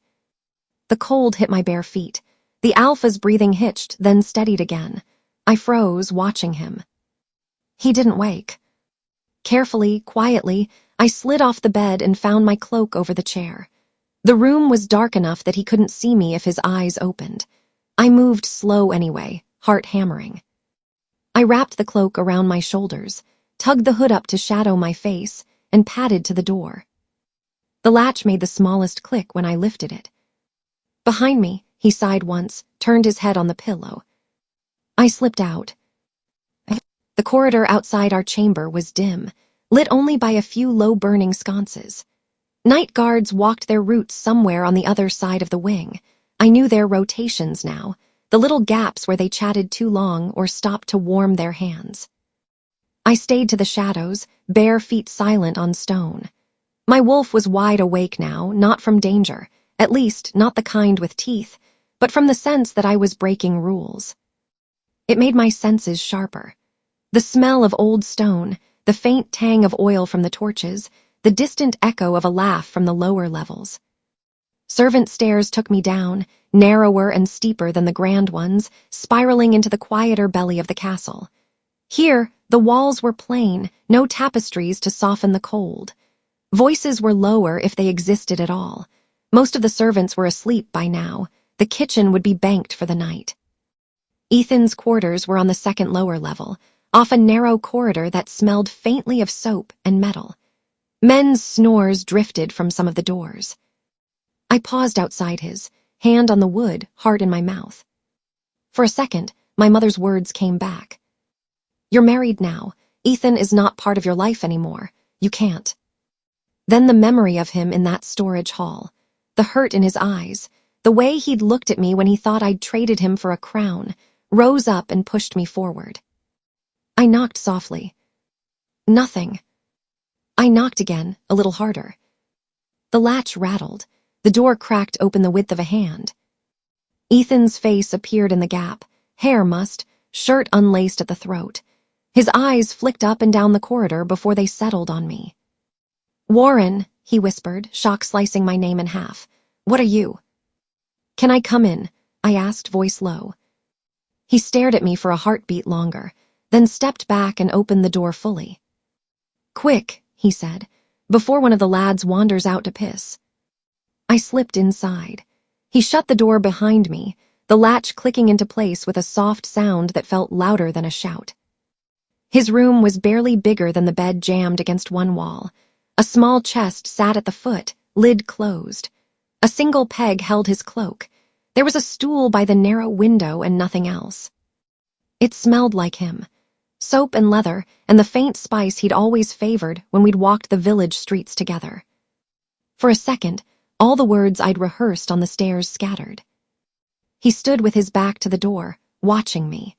The light from the tiny window brushed his cheekbones, making the hollows under his eyes darker. "Well," he said, not unkindly, "is something wrong? Did someone?" "Yes," I said, the word breaking with a laugh that wasn't really a laugh. "Everything is wrong." I didn't mean to move toward him so fast. 1 second we were staring at each other. The next my hands were fisted in the front of his shirt, and my mouth was on his. He caught me automatically, hands going to my waist to steady me. For a few heartbeats he was stiff, shocked, and I wondered if I'd made a horrible mistake. Then something in him broke loose. He kissed me back like a drowning man, grabbing a rope. His fingers tightened at my sides, pulling me closer. My hood fell back. His hand slid up to cradle the back of my neck, thumb brushing the edge of my jaw, holding me there like he was afraid I'd vanish if he let go. There was nothing careful about it, no polite, testing touch. It was all the things we'd bitten back since the wedding, the hurt, the anger, the missing. It poured out between us in breaths and small, desperate sounds. When my back hit the cold stone wall, I gasped against his mouth. He broke away just long enough to murmur, "Sorry," and press a quick, apologetic kiss to the corner of my lips. "Don't be," I said, tugging him back. His laugh was rough. "You always did like doing things the hard way," he said against my mouth. "You want to talk," I breathed. He kissed me again, slower this time, but full of that same urgency under the surface. My hands slid up into his hair, still a little damp from a wash, fingers curling in the strands. A muffled shout echoed from further down the corridor, one of the men joking with another. We both froze, listening. Footsteps thudded past his door, then faded. Ethan's forehead dropped to mine. I could feel his pulse against my hands, the thud matching my own. "Do you know what time it is?" he whispered. "Too late," I said. "Too early, I don't know, I couldn't sleep." He pulled back just enough to look at me properly, his gaze searching my face. "What happened?" he asked. "You look different, tired, angry." I huffed out a breath. "We went to the village," I said, "to my parents' house."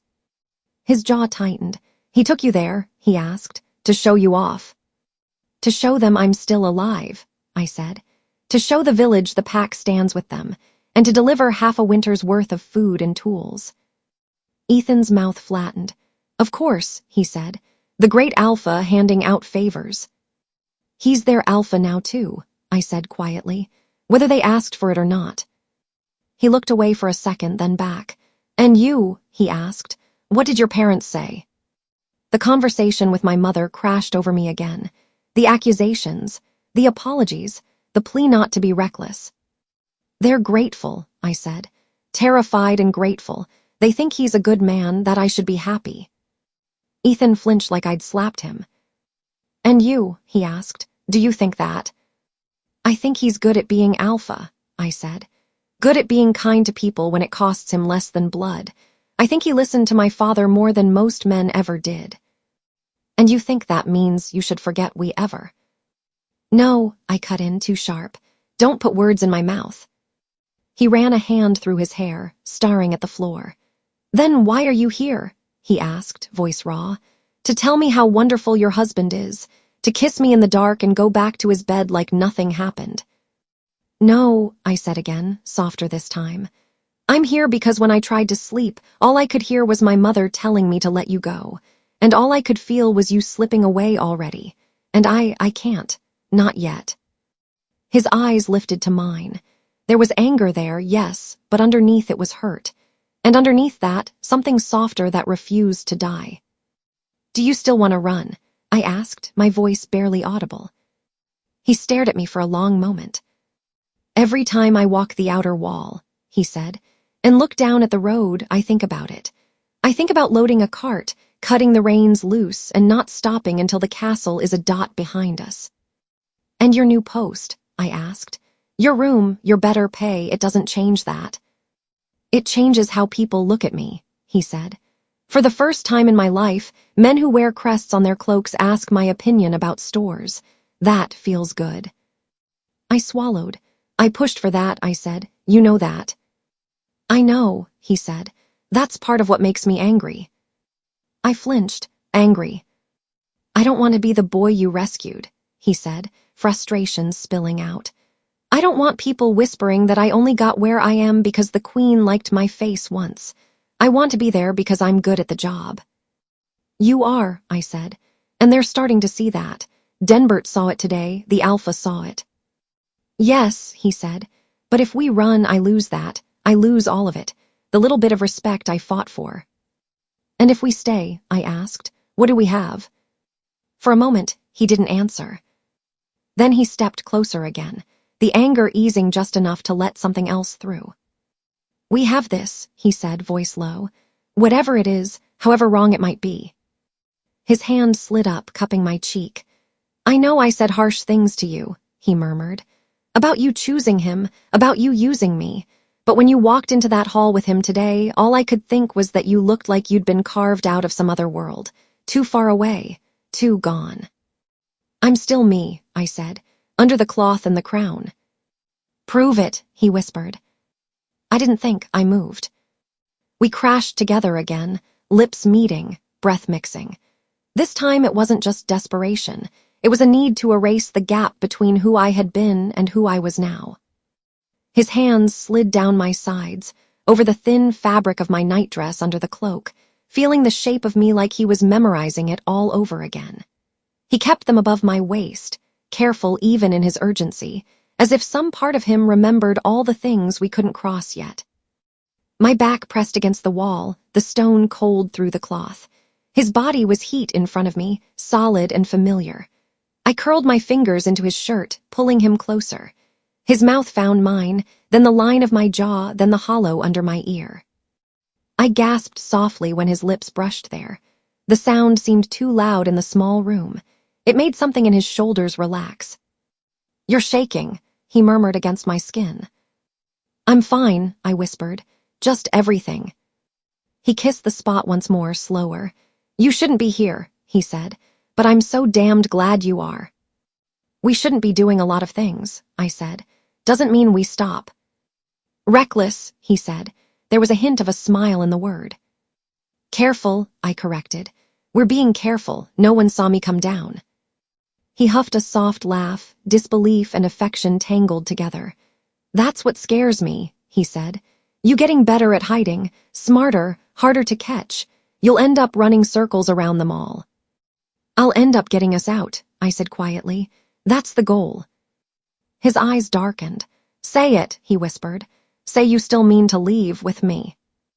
I looked up at him, at the man I'd chosen before all this madness had ripped through our lives. "I still mean to leave," I said.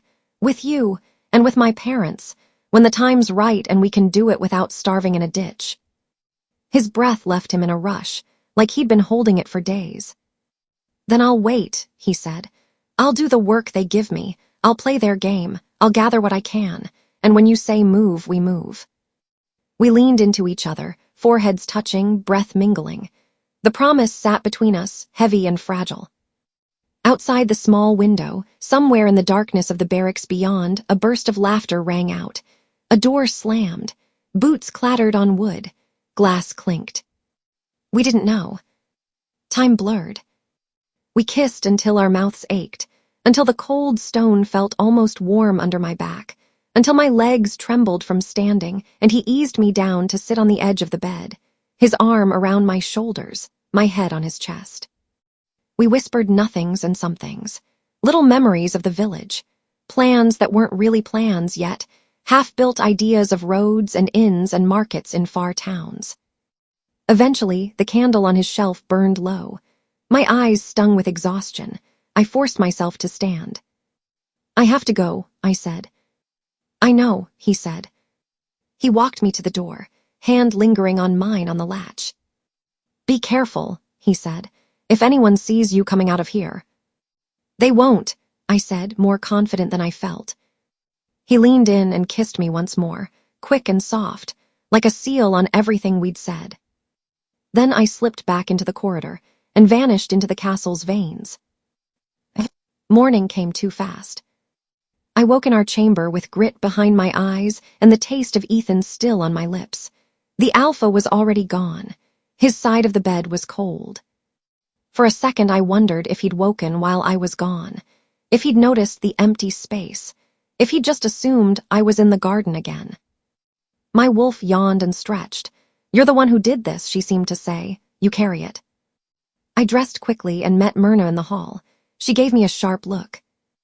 "You look like you got in a fight with the moon and lost," she said. "Petitions," I said. "Long day yesterday." She snorted, unconvinced. "Drink this," she said, pressing a small cup of bitter tea into my hand. "You need your eyes open when people start whining at you."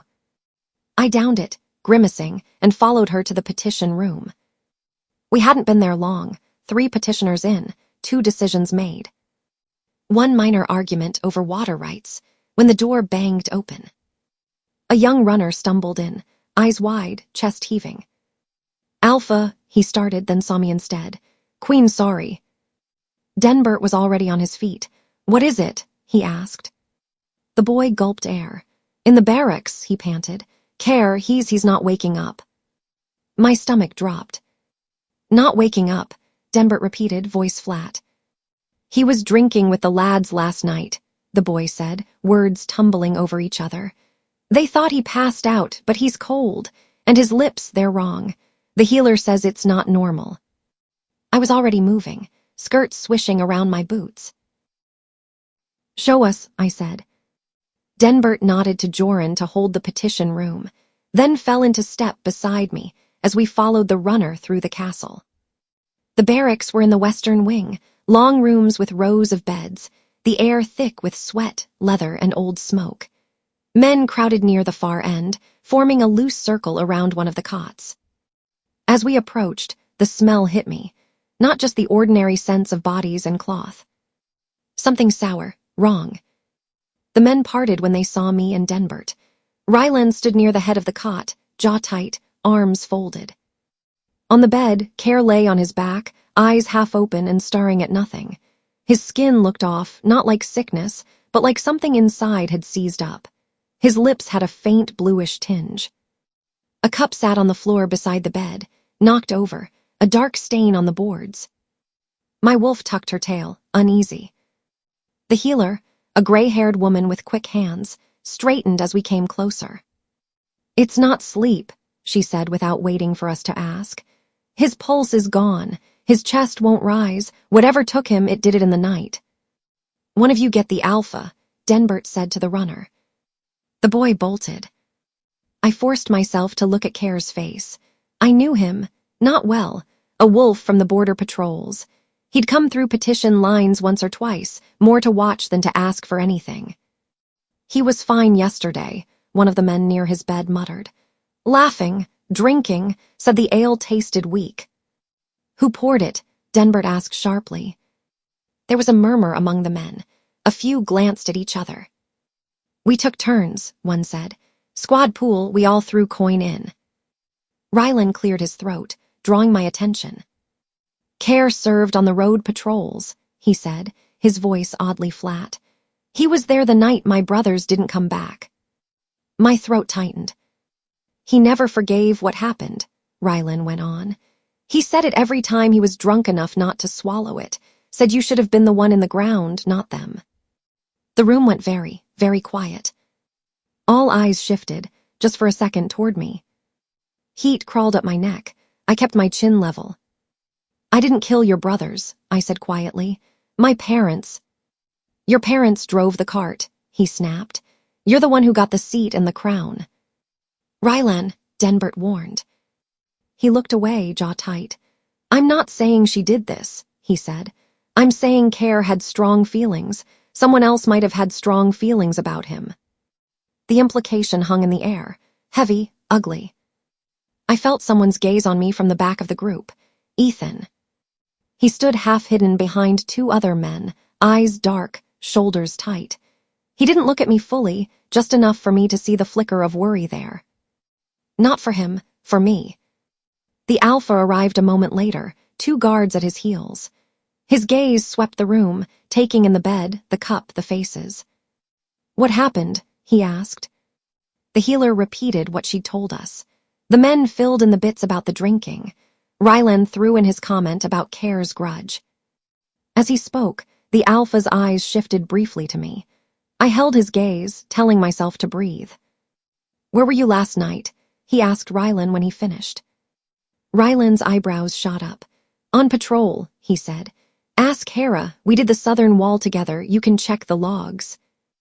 "I will," the alpha said. His tone was mild, his eyes were not. He turned to the men. "No one eats or drinks anything from the barracks stores until we know exactly what was in that cup," he said. "Healer, can you tell if this was poison?" She hesitated. "I can tell his body didn't stop on its own," she said. "But what did it? That will take time to guess. I can't promise more than that." "Try," he said. Then he looked at me again. "Warren," he said, "I need to speak with you." The words dropped like a stone. Denbert cleared his throat. "Alpha." "In the war room," the alpha added. "Now." I swallowed hard and nodded. The war room was colder than usual. Maps lay spread across the big table, weights holding down their corners. The light from the high windows was thin, making the ink lines look sharper. The alpha shut the door behind us. The click sounded final. For a second he just stood there, back to the wood, watching me. Then he pushed off and came to the table, resting his hands on the edge. "Where were you last night?" he asked without preamble. My heart slammed against my ribs. "In our room," I said automatically. "I went to bed after we got back from my parents." His eyes didn't even blink. "All night?" he asked. The lie stuck in my throat. My wolf flattened her ears. "I couldn't sleep," I said. That part at least was true. So I walked in the corridors to clear my head. "Which corridors?" he asked. I hesitated. "The Eastern Hall," I said slowly. "The inner garden, the chapel corridor." He tilted his head slightly. "The guards on the Eastern Hall didn't see you," he said. "Neither did the ones near the garden or the chapel," I asked. I slid down my spine. "You asked about me," I managed. "A man is dead in my barracks," he said. "One with a known grudge against your family. The last time someone in this castle had reason to be that angry at you, I offered them 2 choices and they picked the wedding. So yes, I asked where my queen was last night." His voice wasn't angry. It was something worse, tired, wary. "I was not in the barracks," I said quietly. "I didn't say you were," he replied. "I'm asking you to tell me the truth about where you were, because the lies you just tried on for size don't fit." My fingers curled into the fabric of my skirt. If I told him I'd gone down into the servants' quarters, that I'd slipped into Ethan's narrow bed and lost track of time in the shape of his hands, then it wouldn't just be my neck on the block. It would be Ethan's. They'd call him a thief of a queen, a traitor, a man who dared touch what belonged to an alpha. The pack might forgive many things. That would not be one of them. "I walked," I said, forcing my voice steady, "where the guards didn't see me." He watched me for a long, long moment. "And then," he asked, "you came back when?" "Late," I said. "I don't know the hour." "You slept," he said. "You were in the bed when I woke." "Yes," I said. There was a muscle jumping in his jaw now. "I need you to understand something," he said, each word slow. "I have council members ready to tear you apart for existing. I have a man dead who hated that you got a chair instead of a grave. If any rumor starts that you were anywhere near where he drank last night, they will use it. They will not need proof. They will need a story. Don't hand them one." "I wasn't near the barracks," I repeated. "I didn't see him. I didn't touch his cup." He exhaled, long and slow, like he was weighing my words against something else only he could see. "Do you truly believe I would put a cup in his hand and watch him fall?" I asked suddenly, frustration breaking through the fear. "After everything I've done these weeks, after the petitions, the blankets, the food, the decisions, after saving Joran's mill and Bram's sister's farm and Hedda's roof." His eyes softened briefly. "No," he said. "If I thought that, I wouldn't be having this conversation. I'd be dragging you in front of the council in chains." The image made my stomach lurch. "But I can't ignore the way things look," he went on. "And I can't ignore the fact that you're lying to my face about where you walked last night. So consider this your warning. Keep your steps where the guards can see them, or don't walk at all." Anger flared under my ribs at that. "That's not fair," I said. "You walk where you like." "I walk as a man who doesn't have half the castle waiting for him to slip," he said. "You don't get that luxury. Not yet." Not yet. The words stung and soothed at the same time. He was leaving a door open. Somewhere far down the line, maybe he imagined a world where I could move without a shadow following. Right now, it felt like chains. "Can I go?" I asked, my voice tight. "Not yet," he said. He straightened, crossing his arms. "We're calling the council this afternoon," he said. "We'll need to tell them what little we know and what we intend to do about it. You will be there. You will say nothing unless I ask you a direct question. Do you understand?" I nodded. "That's for your protection as much as anything," he added.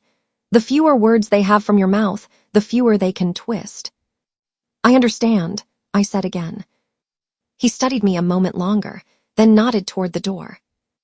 "Go back to petitions," he said. "Pretend nothing is wrong. That's what everyone else will be doing." I left the room, feeling like the walls had grown teeth. The council chamber smelled of ink, wax, and tension. By mid-afternoon, all the chairs were filled.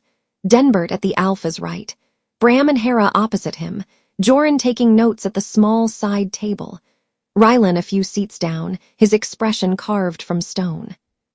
I sat in my usual place near the end. The chair felt harder than usual. The Alpha stood at the head of the table, hands braced on the polished wood. "Care is dead," he said without ceremony. "The healer believes it was not natural. The cup by his bed still smelled of ale this morning. No one eats or drinks from barrack stores until we know more. That's the first order." Murmurs rippled around the table. "And the second?" Bram asked. "We find out who poured his last drink," the Alpha said. "Everyone," Hera pointed out. "From what the men said, it was a shared pot." "Then we find out who filled the pot," the Alpha said, "and who handled it before it reached his hand." Rylan leaned back in his chair. "You know he hated what happened with the accident," he said. "He didn't keep it quiet. He wanted her gone." His eyes flicked deliberately toward me. Some of the murmurs sharpened. "And you think that gives someone a reason to kill him?" Denbert asked mildly. "Most of us have opinions we'd rather not see answered with a cup." "I think it gives a reason to suspect anyone who had reason to silence him," Rylan said. The Alpha's gaze sharpened. "Say what you mean," he said. "We don't do half accusations in this room." Rylan met his eyes, then looked back at me. "He spoke loudly about wanting the Queen gone," he said. "Anyone who thought she deserved to be left in peace might have wanted him quieter." The implication hung there like smoke. I felt my hands curl into fists in my lap. Before the Alpha could speak, Denbert did. "Care also cheated at cards," he said. "Owed half the barracks coin. Slept with 2 women who had partners stronger than him. Told anyone who would listen that patrol routes were boring and he'd rather be drinking. If we start listing motives, we'll still be here when the snow melts." A few counselors snorted. "He's right," Bram said. "We don't know enough to aim yet. The healer hasn't even confirmed poison." Hera leaned forward. "Meanwhile, the men are scared," she said. "They think someone might be slipping things into their cups. That fear will spread.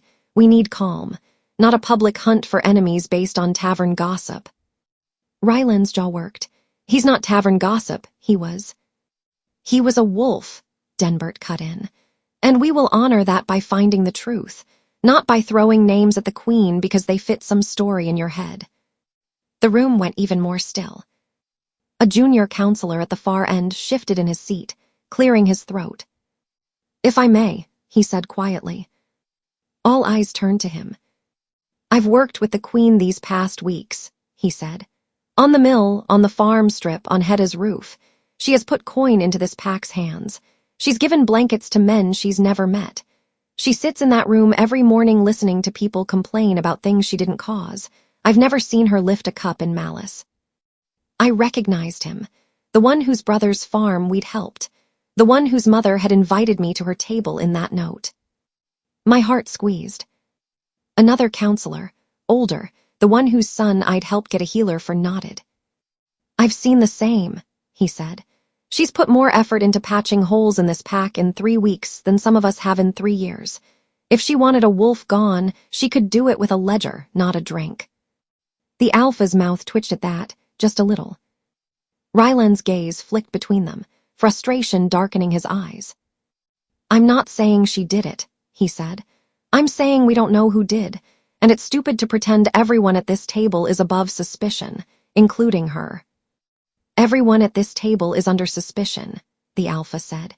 "Including you, Rylan. You drank in that barracks. You led those patrols. You had just as much reason to argue with Care about last night's remarks as anyone." Rylan's face went stiff. "Are you accusing me?" "I'm doing what you're pretending to do," the Alpha said evenly. "Considering every angle, until we know no one points fingers without proof. Not at my Queen, not at my counselors, not at the men who followed you into snow." Silence. I sat there, breathing carefully, feeling the tiny, invisible threads I'd woven over the past weeks tug around me. Joran's family, Bram's sister, the junior counselor. The healer whose mother I'd sent a blanket to. They spoke, and their words didn't clear me completely, but they shifted the weight. It didn't fall all on my shoulders. Not yet. The council moved on to practical matters: who would watch stores, how to reassure the guards, what instructions to give the healer. The Alpha outlined searches, interviews, checks on the rest of the barracks. I kept my tongue behind my teeth as ordered. Every now and then, someone's gaze flicked my way. Most slid off again, back to the maps. Ryland's eyes lingered longest. By the time the meeting ended, my head throbbed. The sun had set by the time the council broke. The castle's courtyards were pools of shadow, torches pricking the darkness. I couldn't breathe inside those walls anymore. Ignoring the Alpha's warning about walking unseen was probably stupid. I knew that. But staying in the chamber, staring at the bed where my alibi lay, felt worse. So I took one of the side stairs, down to the inner gardens. They were quiet at night. Most people forgot them once the day's routines ended. A few evergreens and stubborn bushes dotted the space, their leaves dark against the pale gravel paths. The moon hung low, fat and bright. It made the stone glow silver. I walked slowly along the path, fingers trailing over the tops of small hedges, breath frosting in the cool air. My wolf pressed closer to the surface, soothed by the open sky. "Talk to me," I whispered under my breath. "Tell me if I'm making everything worse." She didn't answer in words. She rarely did, but the restless packing inside me calmed slightly. Out here under the moon, things felt clearer. I hadn't put anything in Care's cup. I hadn't wished him dead. I hadn't even thought about him beyond a few sharp words months ago. But I had lied to the Alpha, and I was cheating on my husband, and people were dead because of something my family had done. Guilt, guilt, guilt, piled up like stones in a wall. I tipped my head back, looking at the stars. "I don't know how to fix any of this," I whispered. "I'm just trying not to drown." A sound behind me made the hairs on the back of my neck rise. Not footsteps, not the clank of armor, something softer, a scrape, a huff of breath. My wolf went rigid. I turned slowly. At first I saw nothing, just shadows between the hedges. Then the shadows moved. A large shape detached itself from the dark under the trees. Eyes gleamed in the moonlight, too low and too bright to be human. The wolf stepped into view. He was big, not as big as the Alpha's wolf. I'd seen him once from a distance, but larger than most of the pack. His coat was a mottled dark, hard to read in the silver light. His ears were pinned back. His lips were drawn just enough to show teeth. A low growl rumbled from his chest, vibrating through the air. My own wolf surged up so fast it nearly knocked me over from the inside. This wasn't the time for fear. This was threat, instinct. I kicked off my shoes, letting my toes bite into the gravel. My heart pounded, but it was a different rhythm now. Wild, old. The wolf crouched. I didn't have time to think. I shifted. It wasn't a gentle slide. It rarely was when adrenaline hit. One breath I was human, the next my bones stretched, reshaped, my skin prickled, fur bursting across it in a rush. My hands were paws, claws digging into the ground. My jaw a muzzle, teeth sharp.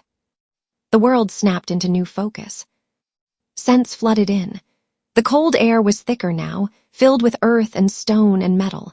The wolf's scent hit me harder up close, rage, old grief, something bitter and sour clinging under the musk of fur. My hackles rose. He lunged. I twisted, leaping sideways. His weight grazed my flank, a heavy brush that knocked me off balance. I skidded in the gravel, claws scraping. Pain flared along my side.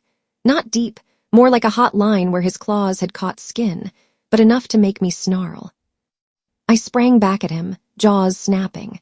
My teeth caught his shoulder for half a heartbeat before he twisted free. The taste of fur and skin, something acrid under it, filled my mouth.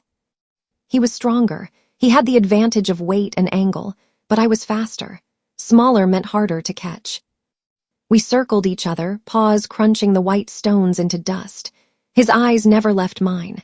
There was nothing wild and playful in them, No pack roughhousing, just focused hate. Why? My human mind asked, somewhere under the wolf. He rushed me again. I ducked, but not fast enough. His shoulder slammed into my chest.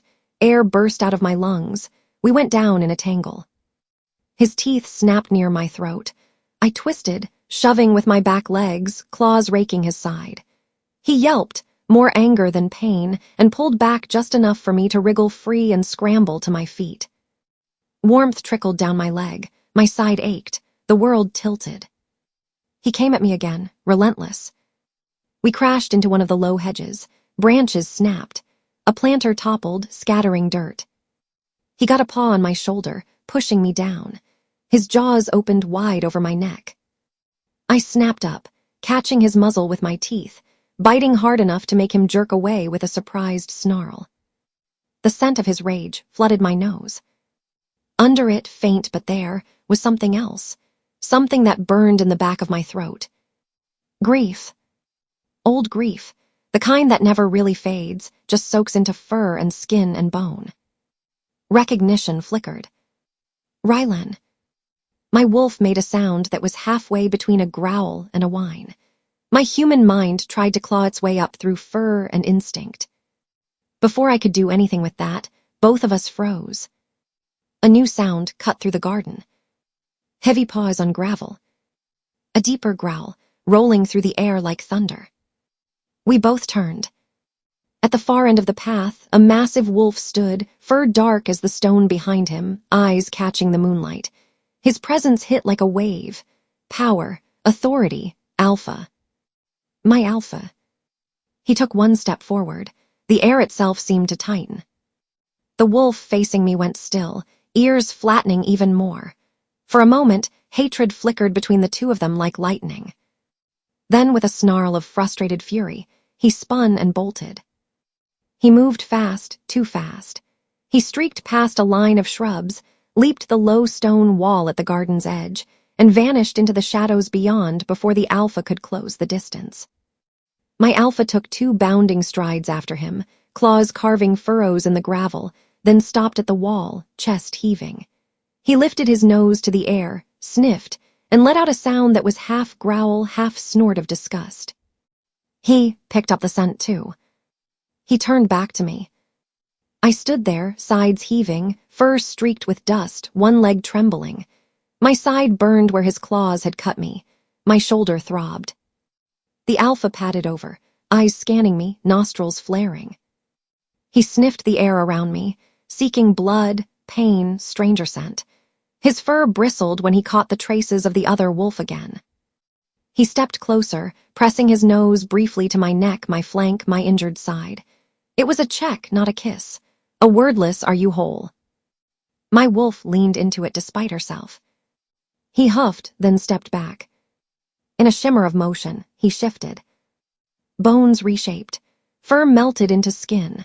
A breath later, it was the alpha standing in the gravel, bare-chested, sweat on his skin, eyes still sharp with wolf light. "Are you hurt?" he asked. I blinked back into my human shape. The change tugging at scratches and bruises. The night air hit my bare arms and legs like ice. My nightdress was shredded down one side, streaked dark where the blood had soaked it.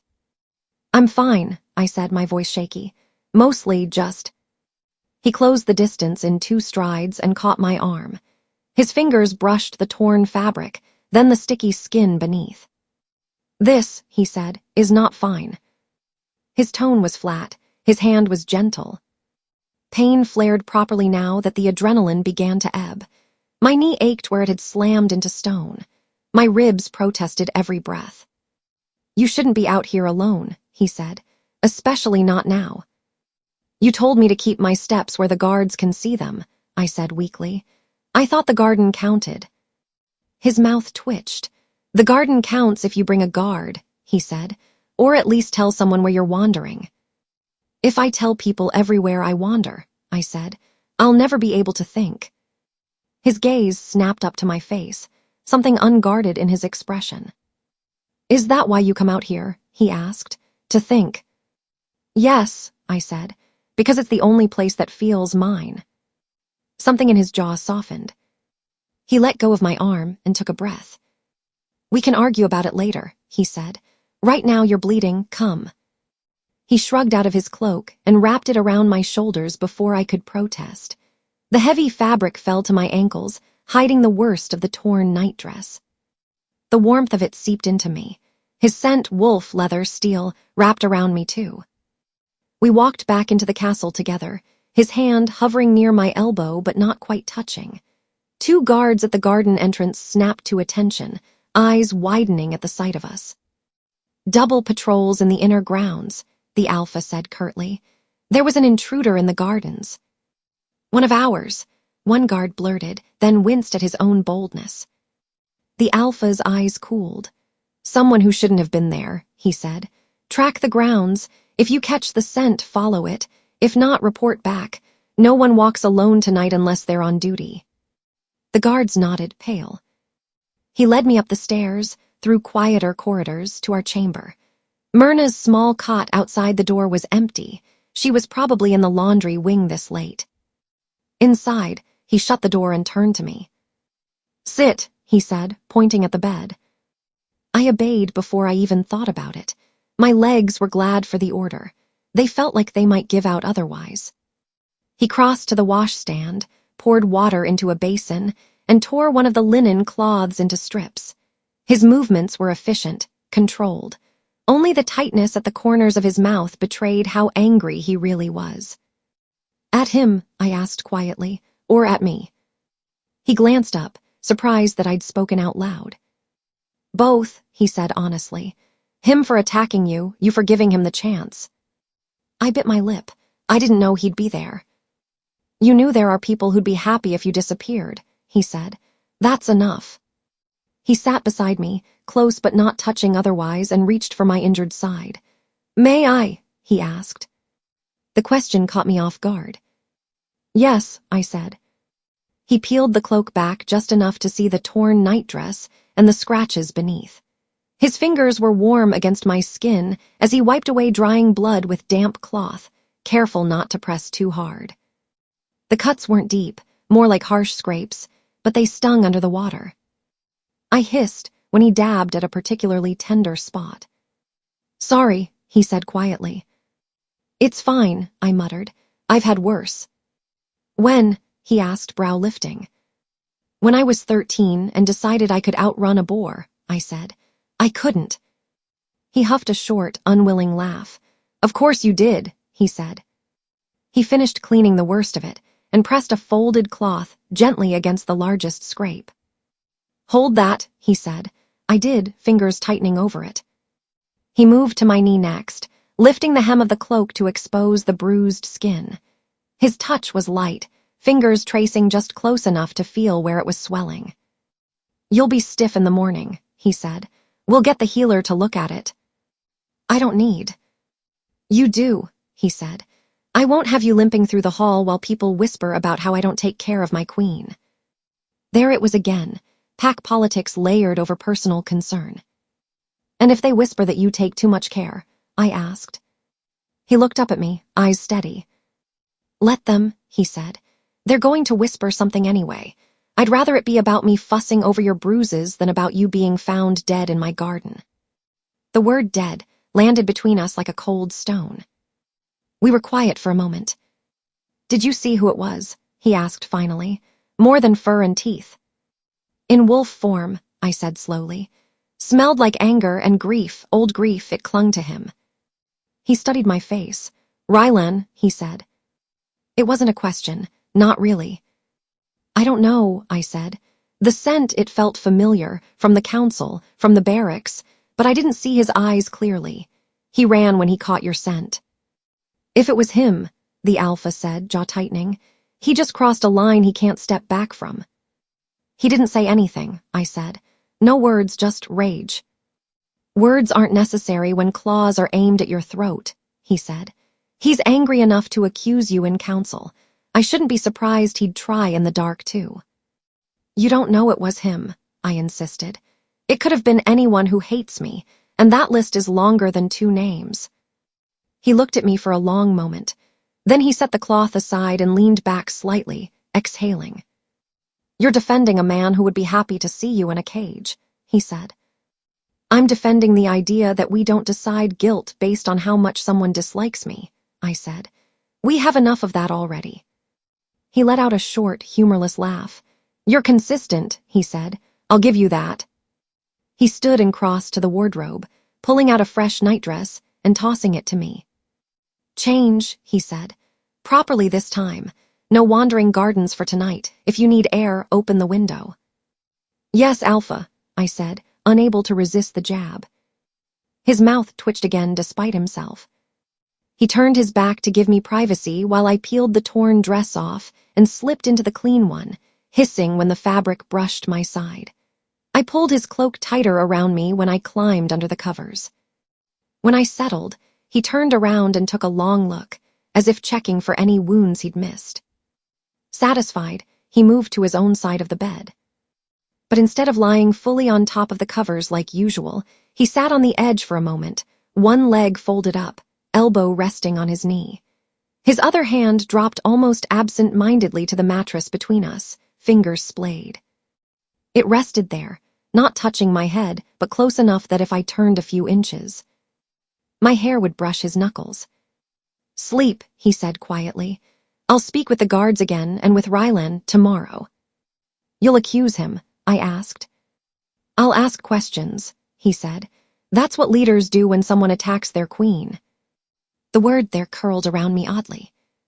He doesn't know you know, I said. Whoever it was, he ran before you got close. I knew enough from the scent, the Alpha said, and he'll know that I know. That's usually enough to make a man stumble. So you'll push him, I said, until he makes a mistake. That's the plan, he said. We were silent again. My body ached, but the throbbing pain was duller now. The worst of the fear had been burned out in the struggle.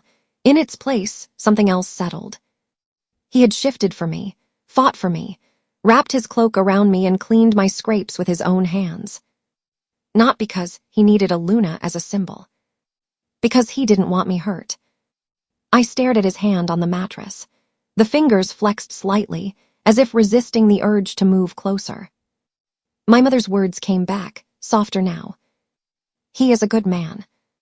I didn't know if that was enough to build a life on. Not yet.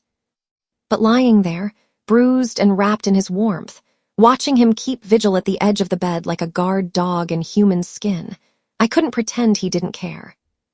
Not anymore. My eyes drifted shut, heavy.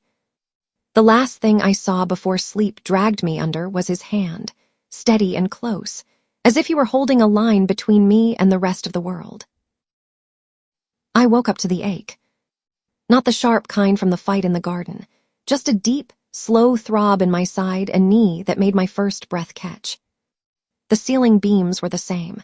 The faint gray light sneaking through the high window was the same. The bed under me was the same. The difference was the way my body remembered gravel and teeth. I shifted slightly. The cloth pressed to my side, where the Alpha had tied it the night before, pulled against my skin. My knee complained when I bent it. A shadow moved at the edge of my vision. He was sitting in the chair by the window again, like the first night, but this time his posture was all wrong for sleep. One elbow rested on the arm, his fingers against his mouth, eyes half on the view, half on the room. His cloak was back on his shoulders. His hair looked like he'd run his hands through it too many times. There were faint shadows under his eyes, like he'd had as much rest as I had. My wolf stretched cautiously inside me, testing everything for danger. Nothing jumped out, no strange scents, just old stone, morning air, and him. I cleared my throat. His gaze cut over to me instantly. How bad? He asked, voice low. Not terrible, I said, my voice came out rough. Sore, that's all. He stood and crossed to the bed, stopping a careful distance from me. You bled through the first cloth in the night, he said. I changed it, you didn't wake. I blinked. I hadn't even registered that. Thank you, I said quietly. He watched me for a long second, as if weighing how much I meant that. Then he nodded once, almost like he was answering himself and not me. No one attacks my queen, he said, not and walks away easy. The word made my chest feel tight. Not the same way Ethan's mind did in the dark hallways. This one was wrapped up in duty, territory, and something else I didn't want to examine too closely. I pushed up on my elbows. Pain flared along my side. He moved on instinct, hand coming toward my shoulder like he meant to help me sit. We both noticed it at the same time.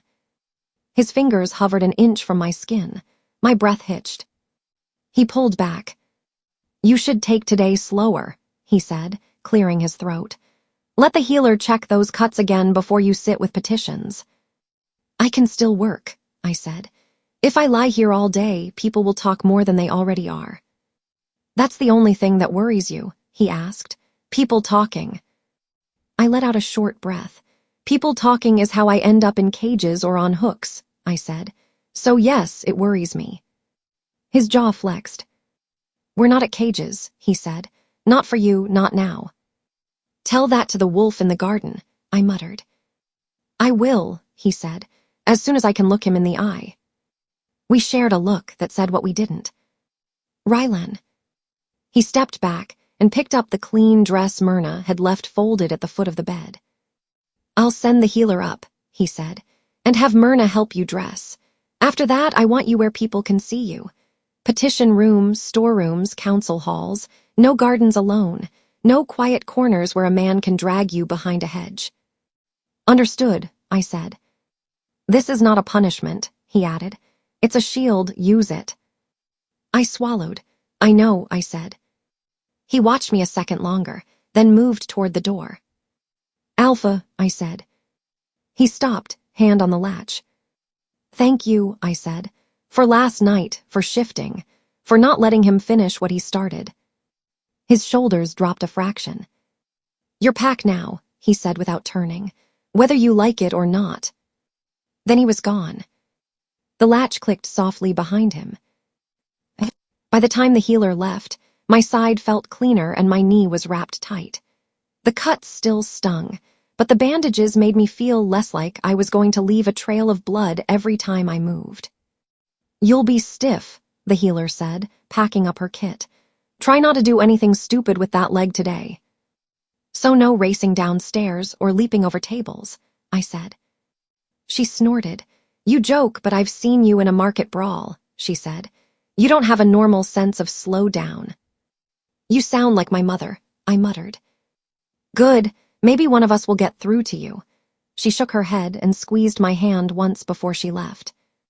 Myrna helped me into the blue dress with the softer bodice, muttering under her breath about wolves in gardens and stubborn queens who walked alone at night. "You could have died," she said, fussing with my hair.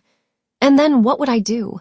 Go back to watching some other idiot woman ignore every warning she's given." I caught her wrist gently. "I'm still here," I said. "You're stuck with me a bit longer." She huffed but didn't pull away. "Walk slow," she said. "If you limp too much, everyone will assume the worst." "The worst?" I asked. "That your husband finally decided to complete the wedding," she said bluntly. Heat shot to my face. "He hasn't touched me," I said. "Not like that." "Not yet," she said. "Men change their minds, especially when they start to realize they like what they have." I didn't know what to do with that, so I let it hang in the air and focused on not limping as we walked to the petition room. The morning blurred into a familiar rhythm. People came with their problems and left with bits of hope or disappointment. A broken cart axle that needed a loan, a dispute over pasture fences, a cook asking for more salt in winter stores. I listened. I asked questions. I made small decisions that felt too tiny compared to the way the castle had shaken last night, but I knew from the last weeks that these were the threads that held things together. Every now and then, someone's eyes slid to my bandaged knee or the way I shifted on my seat. Word of the attack had gotten around faster than the healer. "You should rest, my queen," one old woman said after we'd arranged repairs for her leaking roof. "You don't need to sit here hurting for us." "If I wait to do this until I feel perfect," I said, "you'll all be drowned by then." She laughed, shook her head, and squeezed my hand on her way out. Denbert watched all of this quietly from his place near the door, arms folded, face unreadable. When the last petitioner left before midday, he moved closer. "The Alpha will ask again later what you remember from the garden," he said. "Do you want me in the room when he does?" "Why?" I asked. "So you don't feel outnumbered," he said simply. "Two wolves asking questions can feel like more than one." I thought about it. "I think I can handle one," I said. "If that changes, I'll find you." He nodded. "You're handling more than most," he said, "even with idiots trying to tear your throat out." "High praise," I said. "It is from me," he replied and left it at that. By the time we broke for the midday meal, my leg was complaining again. I told Myrna I was going to the washroom and instead took the longer route that passed the inner stair to the storerooms. I wasn't looking for Ethan. I told myself that. My wolf rolled her eyes. He found me anyway. I was halfway down the quiet side corridor when a hand closed on my sleeve and pulled me gently into a narrow alcove between two support pillars. "Warren," Ethan hissed, "what are you doing walking around without a guard?" "Good to see you too," I said, pressing my back to the cool stone to make space between us. "And I have half the council breathing down my neck. I don't need a guard glued to it as well." His eyes scanned the corridor behind me, shoulders tight. He wore new leather over his tunic, the kind with reinforced stitching and a small crest stamped on the chest. His boots looked newer too. His hair was brushed back, not hanging into his eyes like when we'd met in the village. He looked more like them. "It's not funny," he said, "after what happened last night after care." His voice broke off. He swallowed. "Did he ask you?" he asked quietly. "The Alpha, about that night, about where you were when Care died?" "Yes," I said. His jaw clenched. "What did you say?" "I lied," I said. "I told him I was walking, that I went to the garden and came back. I didn't say your name." The muscles in his shoulders eased a fraction. Relief flashed in his eyes, then something else. "You shouldn't have to lie for me," he said. "That's not how it works," I said. "If they know I was in your room that night, you're dead. They won't call it love, they'll call it treason." He looked away for a second, throat working. "Sometimes I forget just how different their rules are," he muttered. "I don't," I said. "Every time I move, I feel them." His gaze flicked back to me, sliding down to my leg brace and up again. "I heard about the garden," he said. "Is it bad?" "I'm walking," I said, "so no." His eyes hardened. "He should have men posted on you every step," he said. "He gets a queen by accident and then leaves her to bleed in the bushes. Great leadership." "He was there when it counted," I said. "If he hadn't shown up." I let the sentence die. Ethan's mouth twisted. "Are you defending him now?" he asked. "I'm stating a fact," I said. "He shifted fast and chased the attacker off. He wrapped me in his cloak. He had the healer scent. Those are facts." "Facts don't erase what he did," Ethan said. "He still forced this on you, on your parents. A nice coat doesn't fix that." "I know," I said quietly. "I haven't forgotten." He exhaled, some of the sharpness leaving his voice. "Word moving around," he said. "About Care, about poison. Men are nervous. They're pissed someone could slip something into a shared pot and pick off one of us like that." "One of you," I corrected. "They still don't see me as one of us." "You know what I mean," he said. "I got pulled aside twice this morning. Once by Denbert for my statement. Once by Rylan asking all kinds of questions like I was stirring the barrel myself." "What did you tell them?" I asked. "The truth," he said. "That I drank what everyone else drank. That I went to bed drunk but fine, and Care went to bed drunk and didn't wake up. That's it." His hand lifted and touched the edge of his new leather, almost unconsciously. "And in between," he added, 3 different men called me sir, who never would have looked at me twice a month ago." There it was, the proud spark in his eyes. "Do you like that?" I asked. He hesitated, then gave a quick, sharp nod. "Yes," he said. "I like not being the lowest in the room. I like that when I speak about stores now, people listen." "I pushed for that," I said, not to claim it but to remind him. I know, he said, and I still hate that it makes it look like I'm climbing because I share your bed. Heat shot to my face. I don't see it that way, I said. Maybe you don't, he said, but they do. He glanced down the corridor again, then back at me, lowering his voice. Do you still want to run? He asked. After all this, after your mother's dinner, after the attack, after him. Yes, I said without thinking. He blinked. Yes, he repeated. Yes, I said again, slower. I still want to leave this place. With you, with my parents. I still don't want to die in a stone room full of wolves who only tolerate me because it's easier than spilling more blood. Some of the tension in his shoulders melted. His hand came up like he wanted to touch my face, then stopped, fingers curling into his palm instead. We have to be smart, I said. No sudden jumps, not with poison in the barracks and wolves in the gardens. We need enough money, a plan, a place to go. Otherwise, we'll just trade one kind of cage for another. He nodded, jaw working.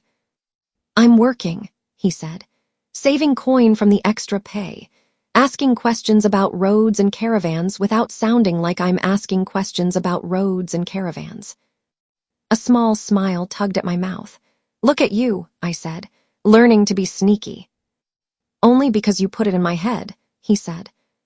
We stood there in the narrow space, the castle's hum muted by stone. For a moment, it felt like the old days in the village, when a little alley had been our place to breathe between tending people's trouble. A pair of junior soldiers walked past the alcove without looking in. One of them saluted Ethan in passing. The other gave him a respectful nod. Ethan lifted his chin slightly in response. When they were gone, he looked back at me with a crooked smile. See, he said, if we do run, I'll miss that part. I'd rather you miss that than your head, I said. Stay careful. Let them think you're loyal. Let them think I'm loyal. That's how we get out alive. He nodded slowly. You sound different, he said. Smarter, harder. That's what happens when people keep trying to kill you, I said. You stop assuming everyone plays fair. A faint shadow crossed his face at that, but he let it go. I have to get back before someone notices I'm gone, I said. Be careful today, he said. If he asks again where you were that night, stay with the story. I will, I said. He stepped in, just close enough to brush his fingers against mine for a heartbeat. Tonight, he whispered. I hesitated just long enough for doubt to flicker in his eyes. I don't know yet, I said. Too many eyes, too many doors. He nodded, swallowing whatever disappointment he had. Then later, he said, when you can. I left the alcove with my heart beating too fast and my leg aching more than before. The rest of the afternoon tried to be normal.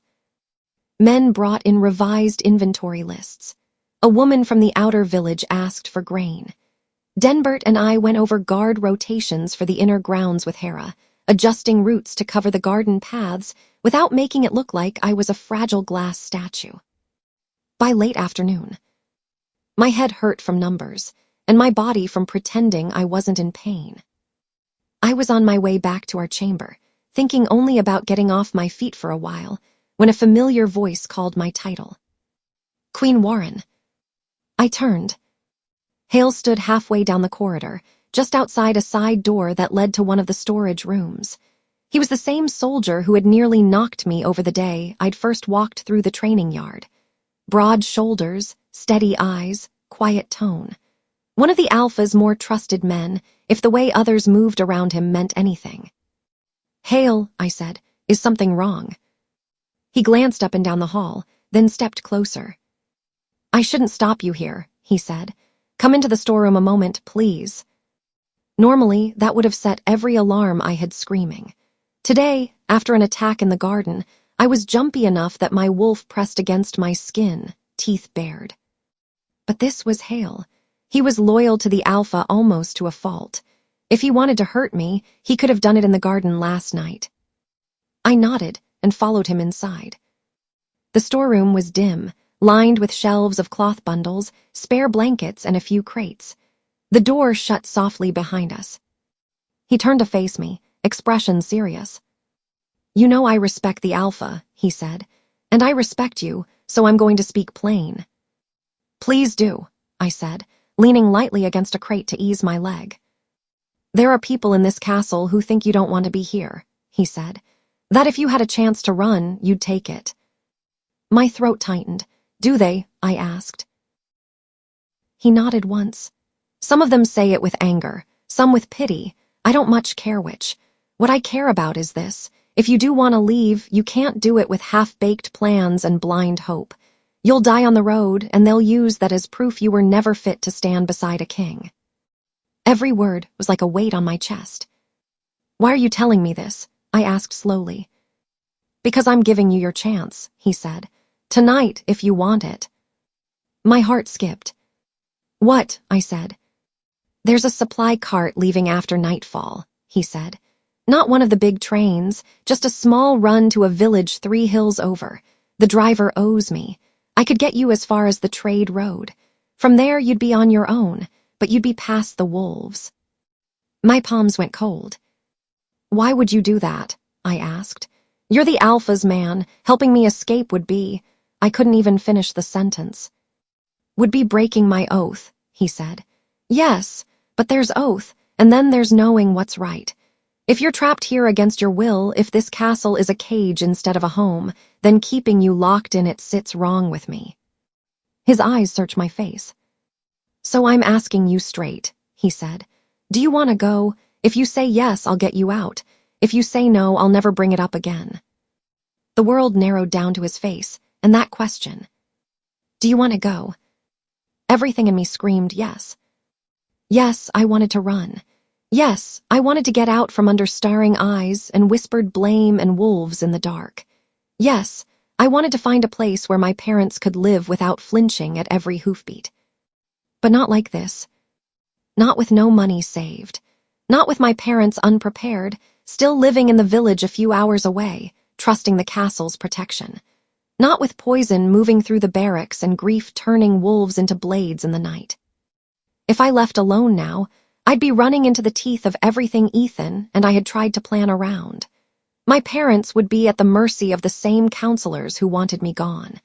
Ethan would be left standing in the ruins of his new status, with nothing but suspicion. Even if Hale meant it, even if this was a real offer and not a trap, I couldn't take it. Not yet. I forced myself to breathe. I appreciate what you're offering, I said. More than you know, but I'm not going. He studied me, no emotion on his face. Why? He asked. Because we weren't ready.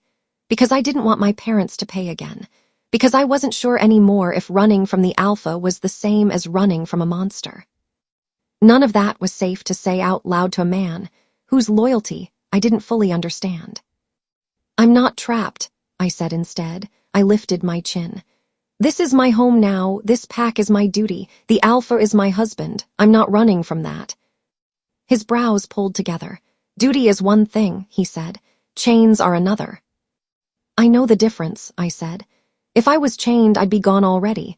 I choose to stay, I'm happy here. The word felt strange in my mouth, but I forced it out. Happier than you would be with a village boy on a muddy road? He asked, voice testing. My pulse jumped. I met his gaze evenly. Ethan is a good man, I said, but he's a soldier now, a wolf soldier. We all serve the same house.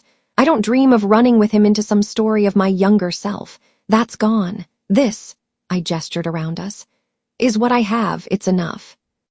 He watched me carefully. And the alpha, he asked, you don't hate him for what happened. I did, I said honestly. At first, I still hate the way it happened. But I've seen how he leads, how he treats my parents, how he fights for this pack. He's not the villain I thought he was. I swallowed, then pushed it further, knowing the words would spread. I love him, I said. Hale's eyes widened a fraction. You love him, he repeated. Yes, I said. So thank you for the offer, truly.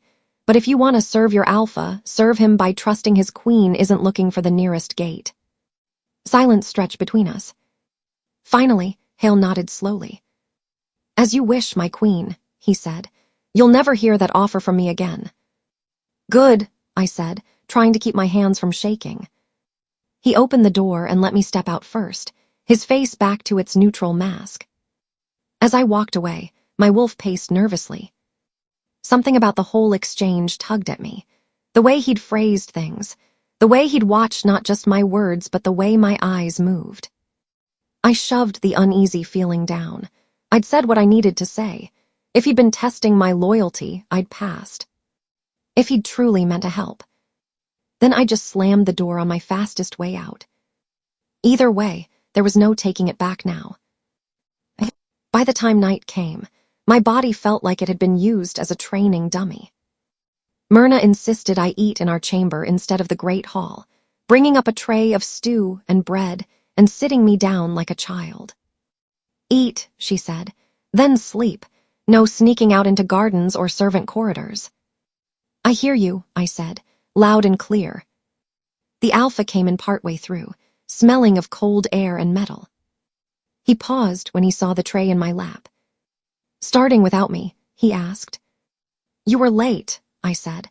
"I thought you'd be in meetings until midnight." "Close enough," he said, shrugging off his cloak. "Denbert and I have been sorting guard rotations and checking stores. Men are on edge, they like their cups. They don't like thinking someone turned them into weapons." "Did you learn anything?" I asked. "Nothing I trust yet," he said. "A lot of men saw a lot of hands on that barrel. We'll sort it, but it'll take time." He moved to the washing basin, splashed water over his face and hands, and dried them with a cloth.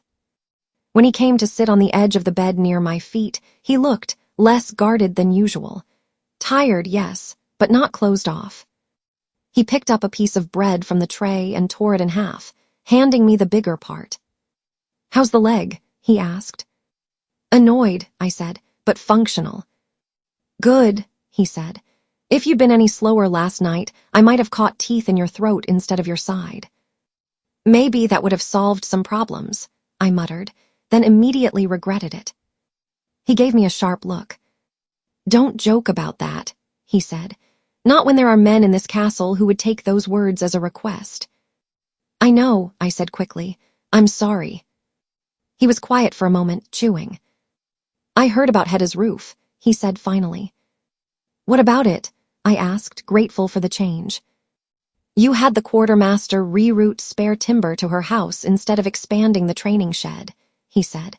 "That's going to make Bram grumble for a week." "She has 2 young grandchildren," I said. "Rain was coming into their beds. Bram's grown men can train in the yard for a few days. They won't melt." His mouth twitched. "I know," he said. "I agree with you. I'm just warning you so you don't act surprised when Bram comes in here waving his arms about damp swords." "I'll send him to you," I said. "You can tell him where to put his swords." He actually laughed at that, a real sound, short and warm. It did something odd to the air between us. "And the blankets for the outer guards?" he asked. "That was you as well." "Yes," I said. "I figured if I was cold sitting on a raised chair inside, the men standing on stone in the wind were worse off. If they're half frozen, they won't see much." He nodded slowly. "You're not wrong," he said. "Their captain told me morale jumped overnight. Men complain less when their toes aren't numb." "I've found people complain less in general when you fix the simplest thing first," I said. "Roofs, food, warm feet." "Smart," he said. "Dangerously smart." The word hit me strangely. "I'm trying to be," I said. "If I'm going to survive this, I can't stay the girl who just smiled and handed out bread in the village. I have to adjust." We fell into a comfortable silence for a moment, chewing, the room lit by one lamp that threw soft shadows on the walls. He set the tray aside when we were finished and leaned back slightly, bracing his hands on the mattress behind him. His knee brushed the side of my leg through the blanket. I didn't move. "You did well in council today," he said. "Holding your tongue when Ryland started his nonsense. Not everyone could sit there being used as a mirror for someone's grief and not lash back." "I wanted to," I said. "Believe me." "I know you did," he said. "That's why I warned you beforehand. I knew he'd poke. He can't help it." He's not the only one who can't help it, I said. Care couldn't, my mother couldn't, I couldn't. You're changing that, he said. Step by step, it's good to see. I looked at him. You mean that? I asked. He met my eyes. Yes, he said simply. Something tight in my chest loosened and shifted into something else. I didn't have a name for it yet. He studied my face for a moment, then cleared his throat and looked away, as if catching himself getting too close to something. Anyway, he said, that's all I wanted to say about today. You did well. You're helping, more than I expected when I dragged you in here. You didn't drag me, I said. You offered a choice my parents made for me. True, he said, wincing a little. I'm not proud of how that played out, but I'm not going to pretend it didn't. What I can do now is try to make sure you don't regret every part of it. His gaze slid back to me, slower this time. The air between us changed again. We sat there for a few heartbeats, just looking at each other. The sounds of the castle at night were faint, the distant clank of armor, a murmur of voices under the window, a door closing in another hall. His hand shifted on the mattress. The back of his fingers brushed my blanket-covered knee this time, a conscious touch. Does it still scare you? He asked quietly. Being married to me. I swallowed. Sometimes, I said honestly. It scares me that you can end my parents' lives with a word. It scares me that one wrong step could turn a council room into a cage. It scares me that I don't fully understand you yet. And now, he asked, after seeing the way I handle roofs and blankets and old men's knees. Now I'm confused, I said. You're not what I thought. I don't know where to put you in my head. His mouth curved, not quite a smile. Maybe stop trying to put me in a box, he said. Just see what's in front of you. He shifted closer, slow enough that I could have drawn back if I wanted to. His thigh pressed against the side of my leg. His hand lifted, hesitated, then cupped the side of my face, thumb brushing my cheekbone. My heartbeat stumbled. He was warm. His palm was calloused, a little rough, but his touch was careful, as if he was afraid pressing too hard would send me sprinting for the door. Warren, he said. My name and his voice did something to me I wasn't prepared for. I thought of Ethan in the storeroom, asking if I still wanted to run. I thought of Hale in the storage room, asking if I wanted out. I thought of my mother in the garden, telling me to accept my husband. I thought of the alpha in the garden, fur bristling, standing between me and a wolf who wanted me gone.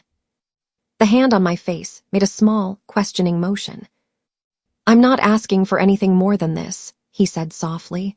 Not tonight, not yet. I just want to know if you're still made of stone. I'm not, I whispered. His eyes searched mine one more time. Then he leaned in and kissed me. It was nothing like Ethan's kisses. Ethan's were heat and youth and rebellion, always a little too fast. This one was slower, steady, like he'd thought about it longer than he should have and was finally allowing himself to move. His lips were warm against mine, not demanding, just there, present, unavoidable. For a second, my whole body locked. This was the man who had stood in my parents' doorway and offered marriage in place of blood. This was the man who could cage me with a word. This was the man who had just spent the last few weeks quietly making sure my mother's roof didn't rot and my father's hands stayed busy instead of shaking. I should have pulled back. I didn't. I kissed him back. At first, it was automatic, a survival reflex. A part of me screamed that if I flinched, if I turned away now, he'd see. He'd know my loyalty was half a lie. He'd start asking questions I couldn't afford. But as the kiss lingered, something shifted. His thumb stroked my cheek gently. His other hand stayed on the mattress, not grabbing, not pulling, just resting near my hip. He tasted like bread and the bite of the cool water he'd splashed on his face, faint salt and human heat. My fingers tightened in the blanket. My heart hammered against my ribs so hard it hurt. He pulled back a little, just enough to search my face.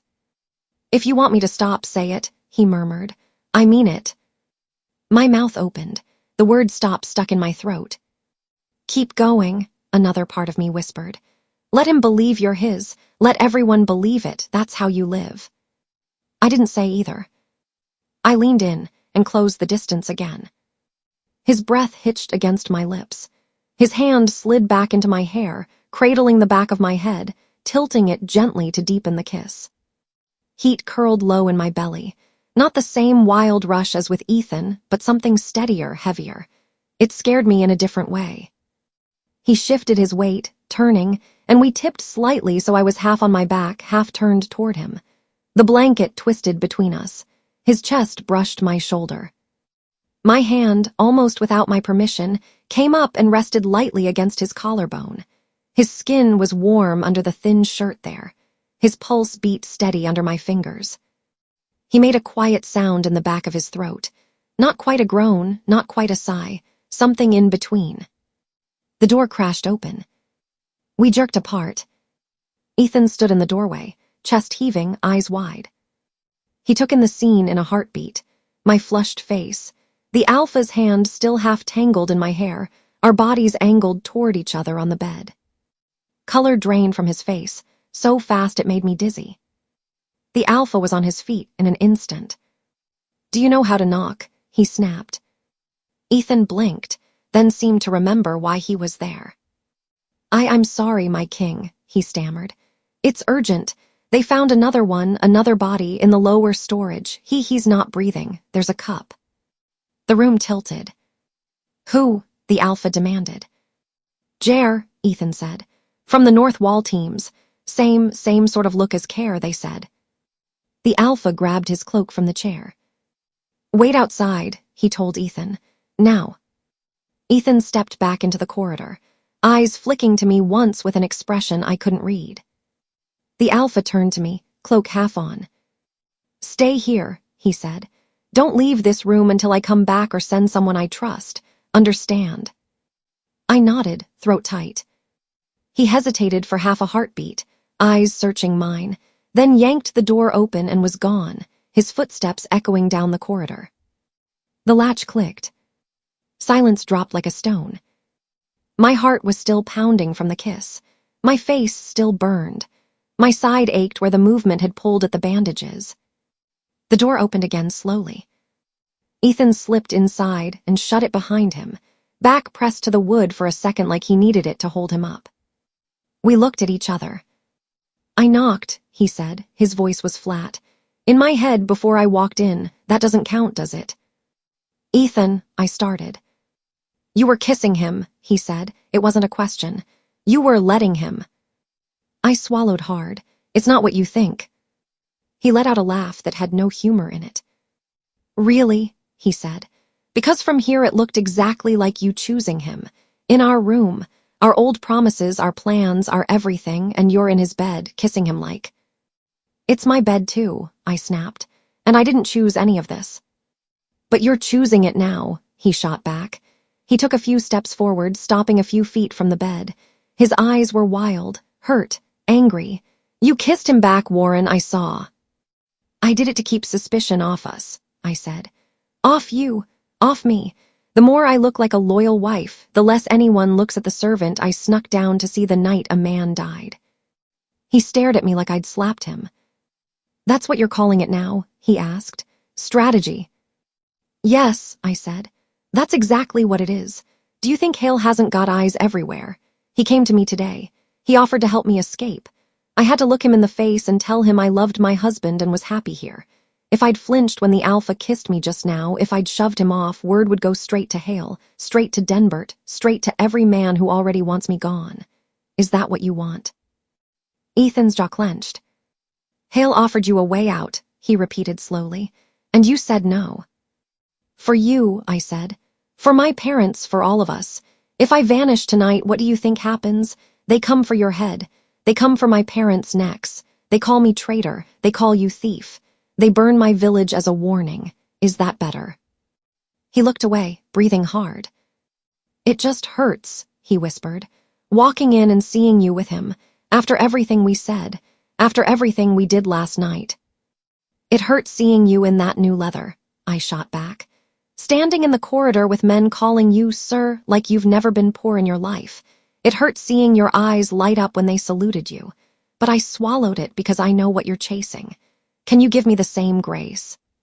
He looked back at me. For a second, the anger dropped, and I saw the boy from the village again, the one who'd stood in the mud with me and promised we'd figure it out. "I don't care about leather," he said, voice rough. "Not when it comes down to you in his arms." "You think I wanted that?" I asked.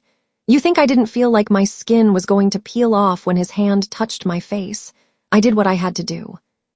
"Then prove it," he said. The words hung there. "Prove what?" I asked, even though I knew. "That you still love me," he said. "Not him, not this crown, me, the man you were ready to start a shop with before all of this." He took another step forward. We were close now, close enough that I could see the tiny scar on his chin from when he'd fallen out of a tree when we were 15. "Ethan," I said quietly, "now is not. Now is exactly the time," he said. "Another man is dead. Someone is playing with poison in our walls. You have an alpha who can decide whether you live or die with a breath. And still you came to my room. Still you lied to protect me. Don't tell me that kiss just now erased that." My heart thudded painfully. "It didn't," I said. The words came out on a breath. "Then show me," he said. He closed the last gap between us, hands coming up to frame my face. His fingers were rougher than the alpha's, his grip tighter, less careful. He kissed me. It was nothing like the kiss I just had. This one was hot and frantic, full of fear and anger, and something close to panic. His mouth moved over mine with the urgency of someone standing on a cliff and seeing the edge crumble. My hands went to his chest automatically, fingers curling in the leather. I should have pushed. I didn't. He broke away just enough to murmur, "Say it." "Say what?" I whispered. "That you love me," he said. "Not him, me." "I love you," I said. The words were like muscle memory. Old, familiar, easy, and hard all at once. "I always have." His eyes closed for a heartbeat. When they opened again, they were shiny. "That's all I needed," he said. He dipped his head and kissed me again, softer for a moment, then deeper. His hands slid from my face to my shoulders, down my arms, around my waist. He guided me up off the bed, turning us so my back met the cool stone wall beside it. The contact made my bandaged side flare with pain. I sucked in a breath. "Did I hurt you?" he asked, pulling back. "No," I lied. "It's fine." "It's not fine," he said, but his hands landed more carefully this time, spreading across my hips, holding me steady. His thumb brushed the edge of the bandage under the cloth, light as a whisper. He lifted his mouth from mine and trailed soft kisses along my jaw, down to the spot just under my ear that he knew made my knees weak. When his lips found that place, my whole body shivered. He smiled against my skin. "You still remember," he murmured. "How could I forget?" I whispered. His mouth moved lower, to the side of my neck. The sensation dragged up every memory of nights in the village when we'd stolen minutes in the dark behind my parents' house, breathless and laughing, thinking that was the most dangerous thing we'd ever do. This felt nothing like laughing. My mind spun. The alpha's face flashed through my head, Hale's steady eyes, Ryland's grief, the cold body of Care on the cot, another man lying somewhere now with a cup by his hand. And here I was, pinned between a wall and the man who made my heart hurt, letting him kiss me in the same room where my husband had kissed me moments ago. I knew I was making everything worse. I knew I was building a tower out of lies, so tall it would someday fall on my own head. I still tilted my head to give Ethan better access to my throat. His hands tightened on my waist, his breath hitched, his lips moved against my skin, slow and hungry. "Warren," he said, voice muffled, "don't leave me." My fingers dug into his shoulders. "I'm right here," I whispered. "For now." By morning, the whole castle smelled like fear and soap. I woke to the sound of buckets and brushes in the corridor, the scrape of wood on stone, the low murmur of voices trying not to echo. My body still ached from the garden, the bruises along my ribs complaining as I rolled onto my back. The Alpha's side of the bed was empty. The dent where he'd slept on top of the covers was already cool. Myrna slipped in a heartbeat later without knocking, which meant whatever she had to say was more important than manners. "You're awake," she said. "Good, they're calling council." "Now," my voice came out rough. "Now," she said, "they've laid him out." Jer, that was who Ethan had said last night. Jer from the North Wall teams, the one who shouted jokes at sunrise. I pushed myself up slowly, hand going to my side. "Is he in the barracks?" I asked. Myrna shook her head, already walking to the wardrobe. "In the council hall," she said, "so everyone can see what poison does when it makes its way into a wolf's cup." She pulled out a dark green dress with a high collar and laid it on the bed. "You want me in the hall," I said. "They want you in the hall," she corrected. "I'm not sure what I want, but if you don't go, they'll talk twice as loud." I swung my legs over the side of the bed, teeth clenched against the pull in my knee. "Help me up," I said. She was at my side in a second, shoulder under my arm. "You look like you swallowed a stone," she muttered. "I feel like it," I said. We dressed fast. The dress was heavier than I wanted, but it hid my bandages. Myrna pulled my hair up and back, fingers moving quick and practiced. My ears felt oddly light without any jewelry. "You took my earrings off last night?" I asked, frowning. "No," she said. "You weren't wearing any when I came in." A tiny prickle of unease ran through me. I could have taken them off myself and forgotten in the chaos. I had bigger problems than missing silver. We stepped into the corridor. The walk to the council hall felt longer than usual. My leg was stiff. Every step reminded me of the wolf in the garden. Servants flattened themselves against the walls as we passed. A few dipped quick bows. Their eyes slid from my face to my side, then away. By the time we reached the big double doors, my palms were damp. 2 guards pulled the doors open. The smell hit first. Not rot. He hadn't been dead that long, but something flat and wrong under the incense they'd lit. It made my stomach flip. A table stood in the middle of the room. On it, stretched out on a clean cloth, lay Jer. He looked smaller without his armor. His hair had been combed back. Someone had closed his eyes. His lips were a little blue. At the head of the room, in the high chair, the Alpha sat rigid, knuckles white on the arms. Denbert stood at his right shoulder. The council chairs were full. Rylan sat halfway down the row, eyes already sharp and hot. Near Jer's limp hand, on the white cloth, lay a pewter cup. And beside the cup, catching the light, a pair of small silver earrings. My earrings. The world narrowed for a second. I walked forward because my feet knew what to do even when my brain did not. Myrna stayed near the door, face pale. Denbert stepped aside to give me space by the table. Up close, Jer looked like he was sleeping badly. The healer hovered at his head, hands folded. My gaze dragged to the earrings. They were simple, small hoops with tiny leaf-shaped drops. Ethan had given them to me last year with coin he'd saved from a dozen odd jobs. I'd worn them almost every day since. Except now they were here. My hand flew to my ear, bare, the other side bare. I couldn't remember the last time I'd felt them.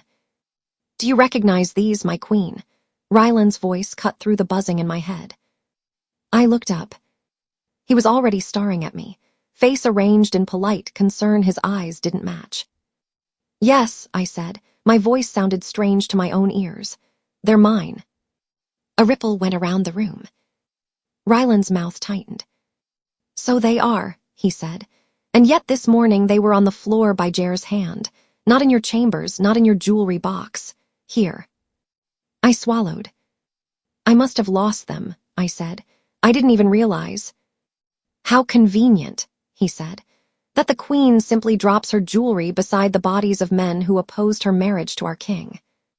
"That's enough," the Alpha said sharply. Rylan didn't look at him. He kept his gaze on me. "Care rescented her," he said.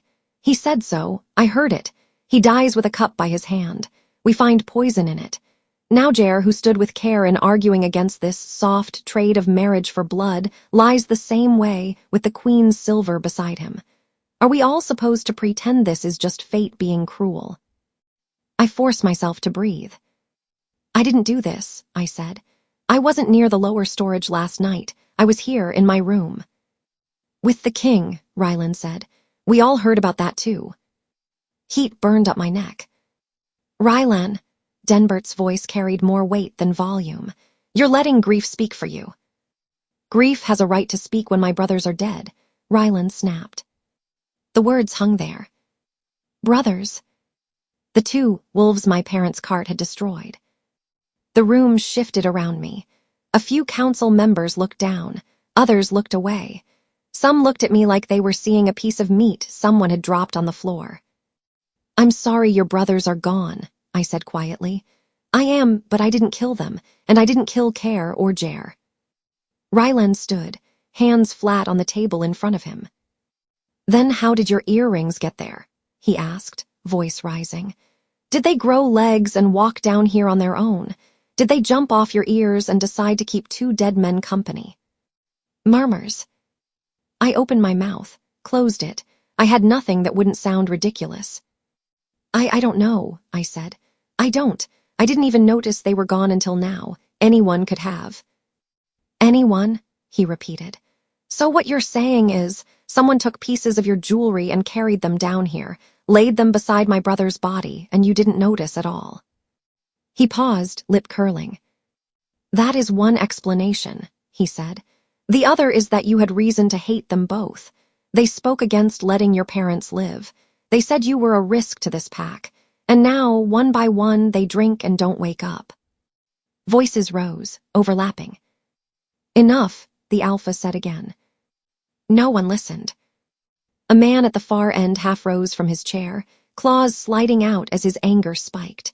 Another's eyes glowed amber.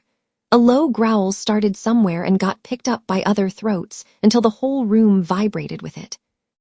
My wolf pushed against my skin, reacting on instinct to the noise, to the threat. My own eyes itched, a flash of gold at the edge of my vision. I saw fingers lengthen into claws, teeth sharpen. A few men's faces shifted, bones rearranging just under the skin. The alpha stood. The sound shut off like someone had cut a rope. He moved around the table, down the steps from his high seat, into the open center of the room. Sit, he said quietly. No one did. Rylan's lip lifted, the hint of fang there now. We cannot gloss over this, he said. We cannot keep pretending she is just a sweet little village girl who hands out blankets. She is a wolf. She is mated to our king. She has motive and opportunity.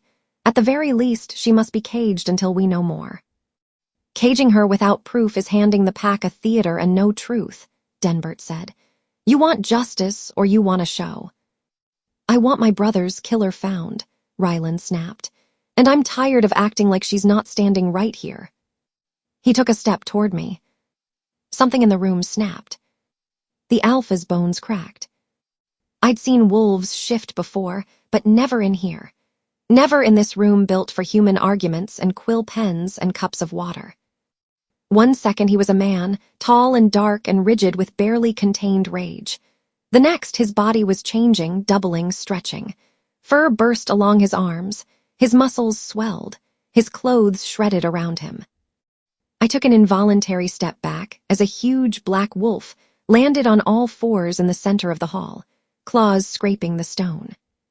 He was bigger than any other wolf I'd seen in person, bigger even than the one that had attacked me in the garden. His fur was almost blue-black under the torchlight, his eyes a bright, burning gold. His lips peeled back, showing a line of white teeth that could crush bone. The growls that had been building around the room cut off with small choked sounds. A few men dropped their eyes immediately, throats exposed, submitting without being asked. Others, too far gone, shifted in response. A gray wolf 2 chairs down from Rylan lunged half out of his seat, hackles up, teeth bared. Another, brown and scarred, dropped to the floor on all fours, claws clacking, instinct warring with rank. The alpha's wolf swung his head toward them, a deep rumble building from somewhere in his chest. The sound hit the room like a physical thing. Every hair on my arm stood up. My own wolf shrank back, whining inside me. I'd never been more aware of who he was. He didn't have to speak to make his point. The warning was in every inch of his body. You go after her, you go through me. He took one slow step toward Rylan. Rylan's eyes glowed brighter, his jaw stretched. For a heartbeat, I thought he'd be stupid enough to fully shift and challenge him. Denbert moved. He stepped between them, not in the way of someone trying to physically block a blow. He wasn't that foolish. But in the way of someone reminding the room there were other paths. Enough, he said, voice steady. This is not how we do this. We don't decide guilt with teeth. Not here. The Alpha's wolf towered over him, head easily at Denbert's shoulder height, even on all fours. He could have swept him aside with one paw. He didn't. His golden eyes flicked to Denbert, then back to Rylan. Denbert kept talking, gaze sweeping the room. We have a dead man, a cup, and a pair of earrings, he said. We do not have proof of who poured what into that barrel. We do not have proof of who handled those earrings last. If we cage the queen on this, we set a new law. That suggestion is enough to chain anyone. Today it's her. Tomorrow it's one of you. The brown wolf on the floor lowered his head. The gray one flattened his ears.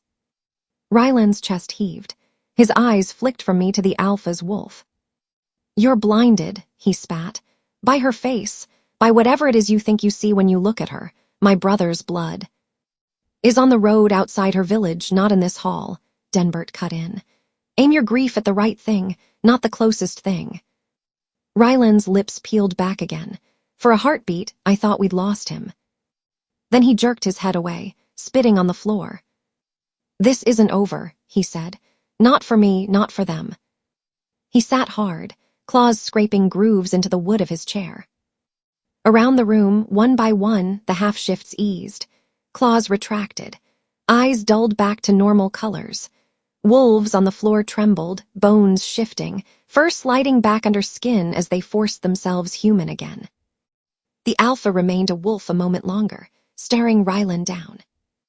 Then he shook himself once, hard, fur rippling, and the change moved through him in reverse. Bone tucked, muscles shifted, the fur withdrew. I looked away for a second, giving him the small courtesy of not staring at the awkward in-between. When I looked back, he was a man again, standing barefoot on the stone, chest rising and falling, clothes torn and hanging off him in strips. He grabbed the nearest cloak from the back of a chair and threw it around his shoulders. Jer will be burned tonight with the rights he deserves, he said, voice steady again. We will continue investigating the poison. We will inspect all barrels, all cups, all stores. No more drinks will be served from shared casks until I say otherwise. His gaze swept the room. And no one, he added, touches my queen, cages my queen, or lays a hand on her without my word. That is law. If you have proof, bring it to me. If all you have is grief and guesses, take them out to the training yard and hit something that can hit back. He didn't wait for an answer. He stepped down from the platform, walked to my side, and held out a hand. Come, he said. My legs were shaking, but I moved. I cast one last look at the table. At Jer. At my earrings glinting beside his cold hand. I wanted to reach out, to snatch them up, to shove them into my pocket and pretend they'd never been there. But I knew what that would look like. Denbert stepped forward quietly and covered them with a small cloth before I could react. We'll keep them in evidence, he said, where they belong. I nodded, throat too tight to speak, and let the Alpha lead me out. He didn't say a word until we were back in our chamber, and the door was firmly shut. Then he walked straight to the window, braced his hands on the sill, and bowed his head. His shoulders rose and fell. For a second, I thought he might punch the stone just to have something to break. I stood near the bed, hands twisted in my skirt, waiting. 3, he said finally, without turning.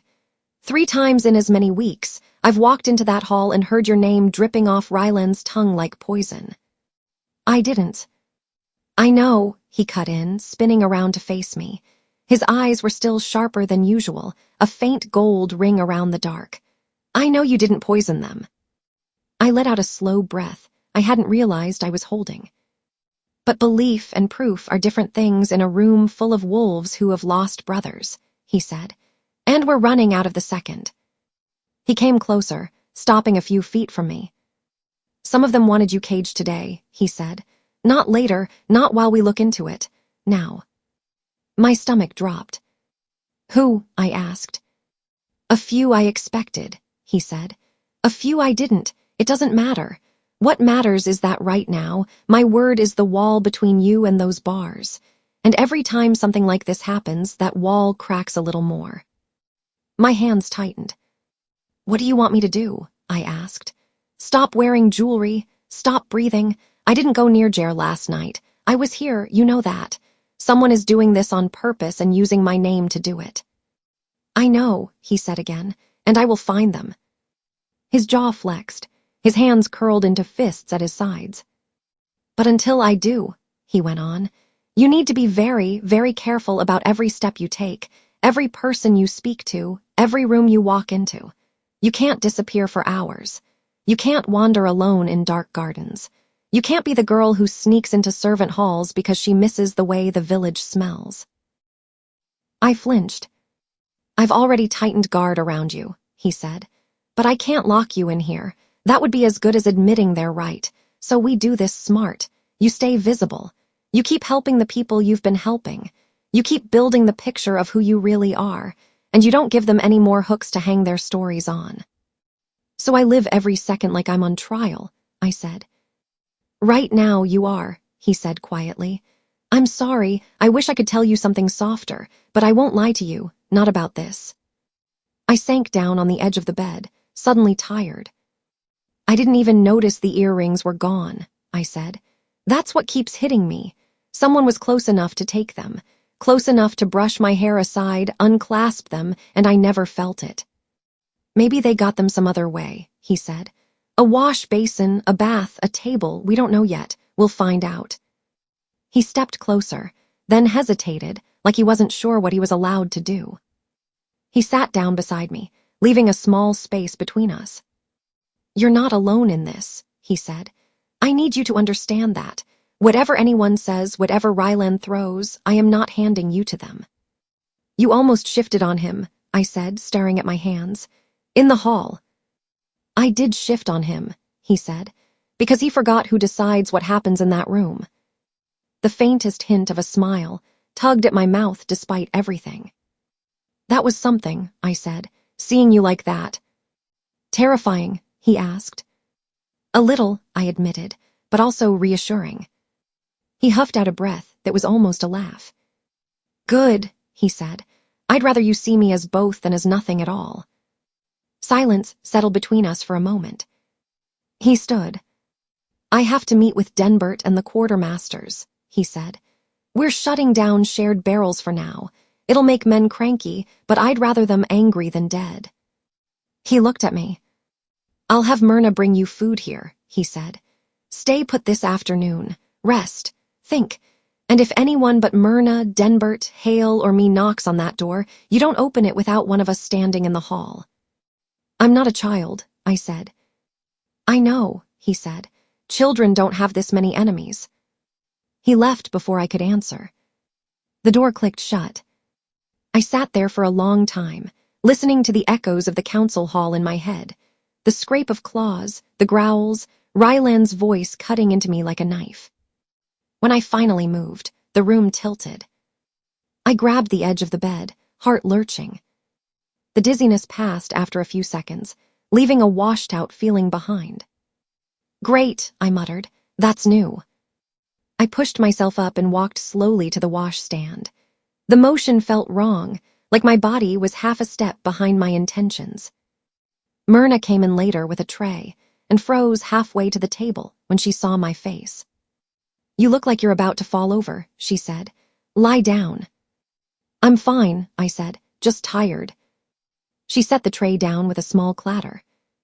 Tired doesn't make you that pale, she said. Eat, then you rest.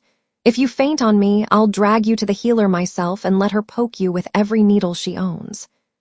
The smell of the stew hit me. My stomach rolled. For a second, I thought I was going to be sick right there. I clapped a hand over my mouth and stumbled past Myrna toward the washroom. "Warren," she called. I barely made it to the basin before my body decided it had had enough of being polite. When it was over, I leaned on the edge of the basin, shaking, eyes watering. Cold sweat prickled down my spine. Myrna appeared in the doorway, worry written all over her face. "That's it," she said. "Healer now." "No," I croaked. I rinsed my mouth and straightened slowly. "No healer." "Why not?" she demanded. "You just nearly threw up your insides." "I'm just shaken from the hall," I said. It sounded weak even to me. "Too much incense, too much death." Myrna narrowed her eyes. "Since when does the smell of soup make you think of dead men?" she asked. "How long have you been feeling like this?" "I don't know," I said. "A few days, a week." She folded her arms. "And you're bleeding?" she asked, blunt as always. "Has it come on time?" Heat rushed to my face. I looked away. Myrna's voice softened, just a fraction. "Warren," she said, "you keep track, you always have. Don't tell me you don't know." I swallowed. "I'm late," I said quietly. "A little, it could be stress, everything happening, the attack, the accusations." "It could be," she agreed. "Or it could be what it usually is when a woman like you is late and sick and dizzy." I stared at the tiled floor. Images flickered through my mind. Ethan's hands on me in the dark, his breath against my neck. The way he'd said, "Don't leave me," like the words hurt. If I let go of the edge of the basin, I wasn't sure I'd stay standing. "Don't say anything to anyone," I said. Myrna exhaled hard. "I'm not stupid," she said. "But you can't hide this forever. Wolves smell changes faster than humans. If it's what I think it is, the alpha will know long before your dresses stop fitting." That made my stomach twist in a whole new way. "I need time," I said, "to think, to plan." She studied my face, then nodded once. "You have today," she said. "Maybe tomorrow, but if you keep throwing up, I don't care if you are queen. I'm dragging you by your ear to the healer." "Understood," I said hoarsely. She left, muttering under her breath about stubborn women and stupid men, and fate having a terrible sense of humor. I stayed in the washroom another minute, breathing, then went back to the bed and sat slowly. My fingers traced the edge of my bandage without thinking. Late. Dizzy. Sick. There was only one explanation that made sense.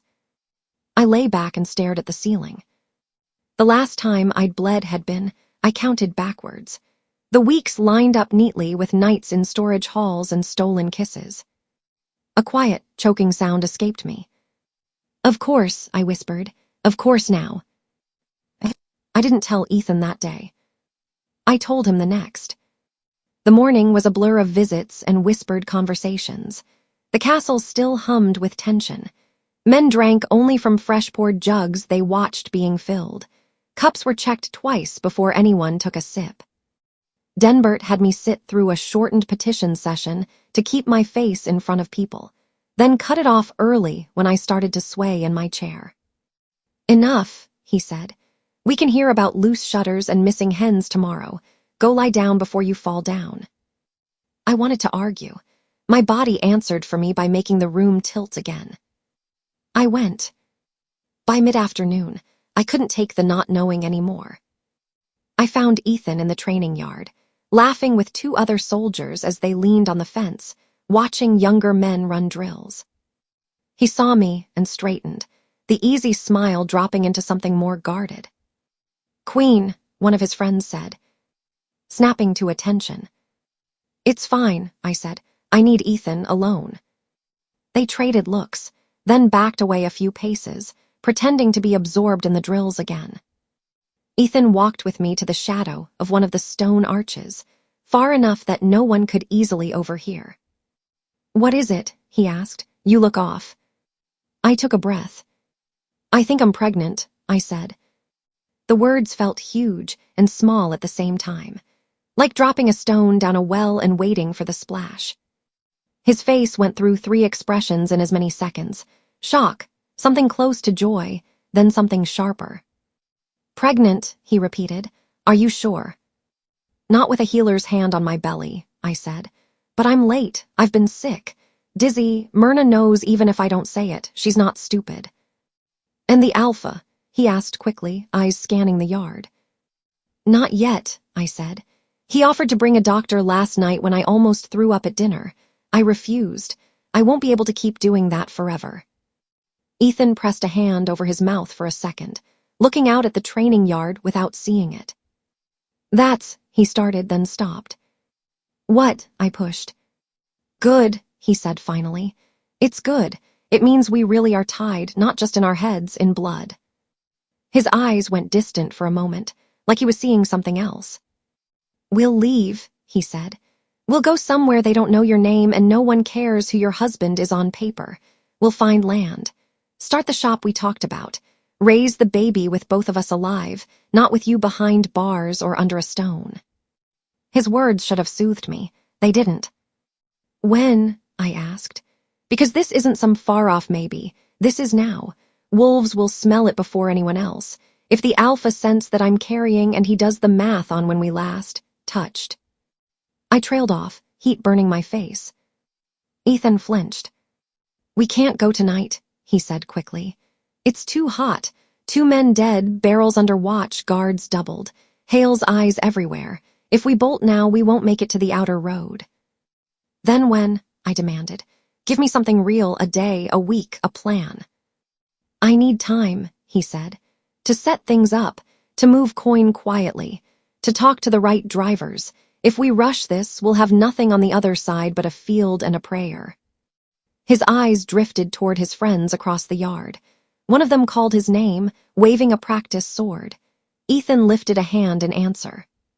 You're kidding me, I said softly. He looked back at me. What? He asked. You're standing here, I said. Hearing that I'm carrying your child in the middle of a castle full of wolves who will destroy us both if they find out, and your eyes are wandering to your next joke. That's not fair, he said quickly. I'm thinking. I'm trying to figure out how to make this work without getting us killed. Do you want me to just grab your hand and run out the gate right now? Because we can try that, Warren, but we won't make it past the outer fields. I rubbed my forehead. No, I said. I don't want you to be stupid.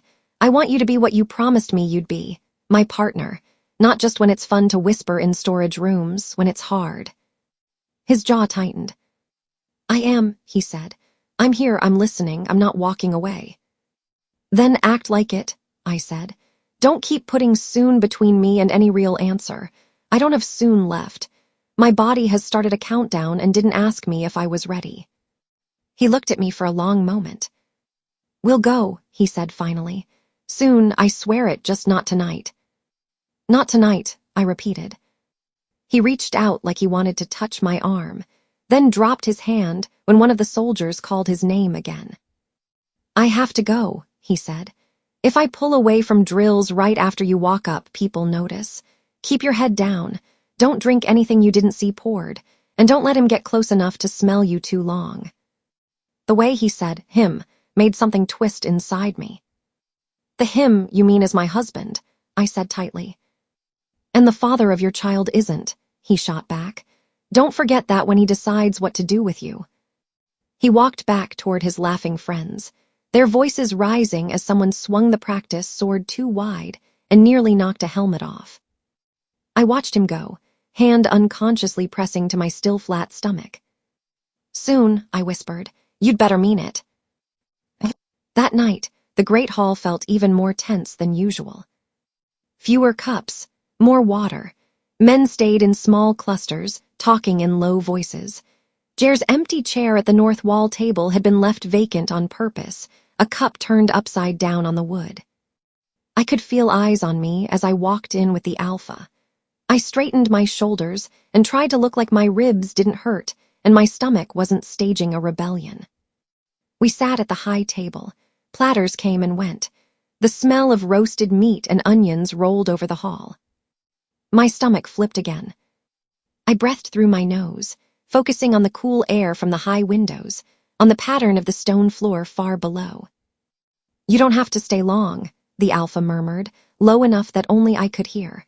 "Show your face, then we can leave." "I can stay," I said. My voice sounded thin. He glanced sideways at me. "You're pale," he said. "Paler than you were this morning, and that's saying something." "I'm fine," I said, "just tired." He didn't look convinced. A servant set a bowl of stew in front of me. The steam carried the smell of meat and fat straight to my nose. My mouth filled with saliva. I swallowed hard. The tables blurred. I pushed the bowl away a fraction. My hand shook. "Warren," he said quietly. I shook my head, pressing my lips together. "Eat," he said. "You've barely had anything all day." I picked up the spoon with fingers that didn't feel like mine and dipped it into the stew. The liquid sloshed, thick and brown. My stomach lurched. I set the spoon down fast. "I can't," I whispered. He frowned. "What's wrong?" he asked. "Is it the food, the smell?" "It's nothing," I said, forcing a smile. "I'm just still shaken from this morning and from everything." "You didn't throw up this morning," he said. "You did yesterday and the day before." My heart skipped. "You've noticed," I said. "I notice when my queen nearly empties her stomach into a basin," he said. "I also notice when she goes white as a sheet at the smell of stew." He set his own spoon down, turning fully toward me. "Do I need to call the healer?" he asked. "Or the doctor?" "No." The word came out sharper and louder than I meant. A few heads turned at the nearest table. I forced my shoulders down, pasted a calmer expression on my face. "I mean," I said more softly, "no, please. I hate healers hovering over me, poking and prodding and telling me to drink things that taste like mud. I'm just tired. It's nothing a night's sleep won't fix." His eyes searched my face. "I'm not asking to torture you," he said. "I'm asking because you look like you might fall over any second. I've already pulled you out of one wolf's teeth this week. I'd prefer not to have to drag you out of whatever this is as well." I swallowed. "I'll see the healer if it doesn't go away," I said. "I promise, just not tonight, not with Jer's rights and everything else. Let me have one night without someone taking my pulse and telling me all the ways my body is failing." He watched me a moment longer. "Fine," he said finally. "Not tonight, but if you're sick again tomorrow, I'm not asking, I'm telling." "Understood," I said. He picked his spoon back up and went back to his stew, though his eyes flicked to me more often than to his bowl. I sat there, hands folded in my lap, breathing slowly, willing my stomach not to betray me in front of half the pack. Down in the hall, men laughed too loudly, their edges too sharp. The empty chairs of Care and Jer sat like ghosts at their tables. Ryland's gaze burned holes in the side of my head whenever I let my eyes drift his way. My hand slid under the table to rest lightly against my abdomen. Tick, tick, tick. Everything was moving forward whether I was ready or not. Poison, grief, suspicion, new life building itself in secret. The Alpha's warning from that morning rang in my head. His word was my wall, and it was cracking. And somewhere out there in the crowded hall, the person who had taken my earrings and carefully laid them beside a dead man's hand was probably watching me, waiting to see what I did next. By the time the sun drags itself up the next day, the whole castle feels hungover, even the ones who didn't drink. I wake with that sandpaper taste in my mouth and a weight in my chest that has nothing to do with sleep. For a while I just lie there, staring at the carved beams over my head, listening to the low noise of the castle coming to life. Boots in the corridor, pans in the kitchen, someone shouting for more water. Myrna brings me bread and tea, watches me sniff the cup like it might bite me, then leaves with a warning look when I manage to swallow a little without gagging. By midday, the walls of the chamber feel too close. "I'm going out," I tell the guard at my door. "Walk with me or not, your choice." He falls in a respectful half-step behind me as I head down the stairs. The air in the training yard is cooler than inside. Sweat and dust and leather, familiar in their own way. Men run drills with wooden swords, the thud of footfalls and barked orders filling the space. I'm about to turn toward the inner garden, to somewhere quieter, when movement by the barracks door catches my eye. Ethan. He's leaning against the stone, head tipped back, a cup in his hand. 2 other soldiers flank him, one of them talking with his whole body, waving his arms as he reenacts some moment from training. Ethan laughs, loud and loose, eyes crinkling. It's not the easy laugh I remember from the village. It's broader, heavier, like he's trying it on. As I watch, he tips his cup back and finishes whatever's in it in one go. Another soldier appears from the doorway with a jug, tops him off without asking. Ethan looks good. That's the first thing. His new armor fits him better. His boots are clean. His hair is trimmed instead of hanging in his eyes. There's a shine to him that wasn't there before, a kind of swagger in the way he shifts his weight from one foot to the other. It hits me in the chest, and then slides sideways into something ugly when I see the way he watches the woman standing nearby. She's one of the younger servants. I recognize her from the kitchens, dark hair knotted at the back of her head, apron already smudged. She's holding a basket of bread, clearly on her way somewhere, but Ethan's leaning in, saying something that makes her duck her head and smile. He reaches out and tugs playfully at the edge of her apron. She swats his hand away, still smiling. I stand there, half in the shadow of an arch, the guard at my back silent, and watch him. Not as a lover. For a moment, it's almost like looking at a stranger. A man who has discovered that other men step aside for him now. That women look twice when he laughs too loud. That a little power can sit very nicely on his shoulders. My hand drifts to my stomach without me thinking about it. He throws his head back and laughs again, shoulder bumping against one of his friends. They look up at the balconies, at the flags, talking like this is the center of the world. I back away before anyone thinks to look up. I manage to make it through the rest of the day on habit alone, listening to 2 farmers argue about a wall, telling the cook's assistant she can take extra oats for her sick father, smiling at people who look like they want to stare and whisper.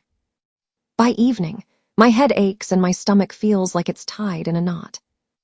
I stay long enough in the great hall to show my face, sit beside the alpha at the high table, pretend to nibble at bread, while he talks quietly with Denbert about barrel checks and supply routes.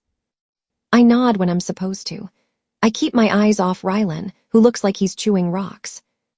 As soon as it's even half acceptable, I touch the alpha's arm. I'm tired, I say. May I go up? He looks at me, studies my face, and nods. Take a guard, he says. Hale go with her. Hale steps from the wall, falling in behind me as I leave the hall. I don't go straight to my room. My feet take me down the long corridor, past my own door, past the quieter guest rooms, toward the wing where the better-ranked soldiers sleep. The stone feels colder here. The torches are spaced farther apart. Hale's steps echo behind me. Your room is the other way, he says eventually. I know, I say. He doesn't argue, just keeps walking. Ethan's door is near the end of the hall. I know it from the times I've walked this way with a basket as my excuse, the times I've pretended I was lost. Tonight I don't have a basket. I stop a few steps away. Light glows through the gap under his door.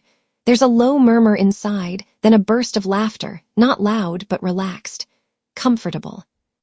My hand lifts toward the handle. I freeze when another sound threads through the door. A higher laugh, female.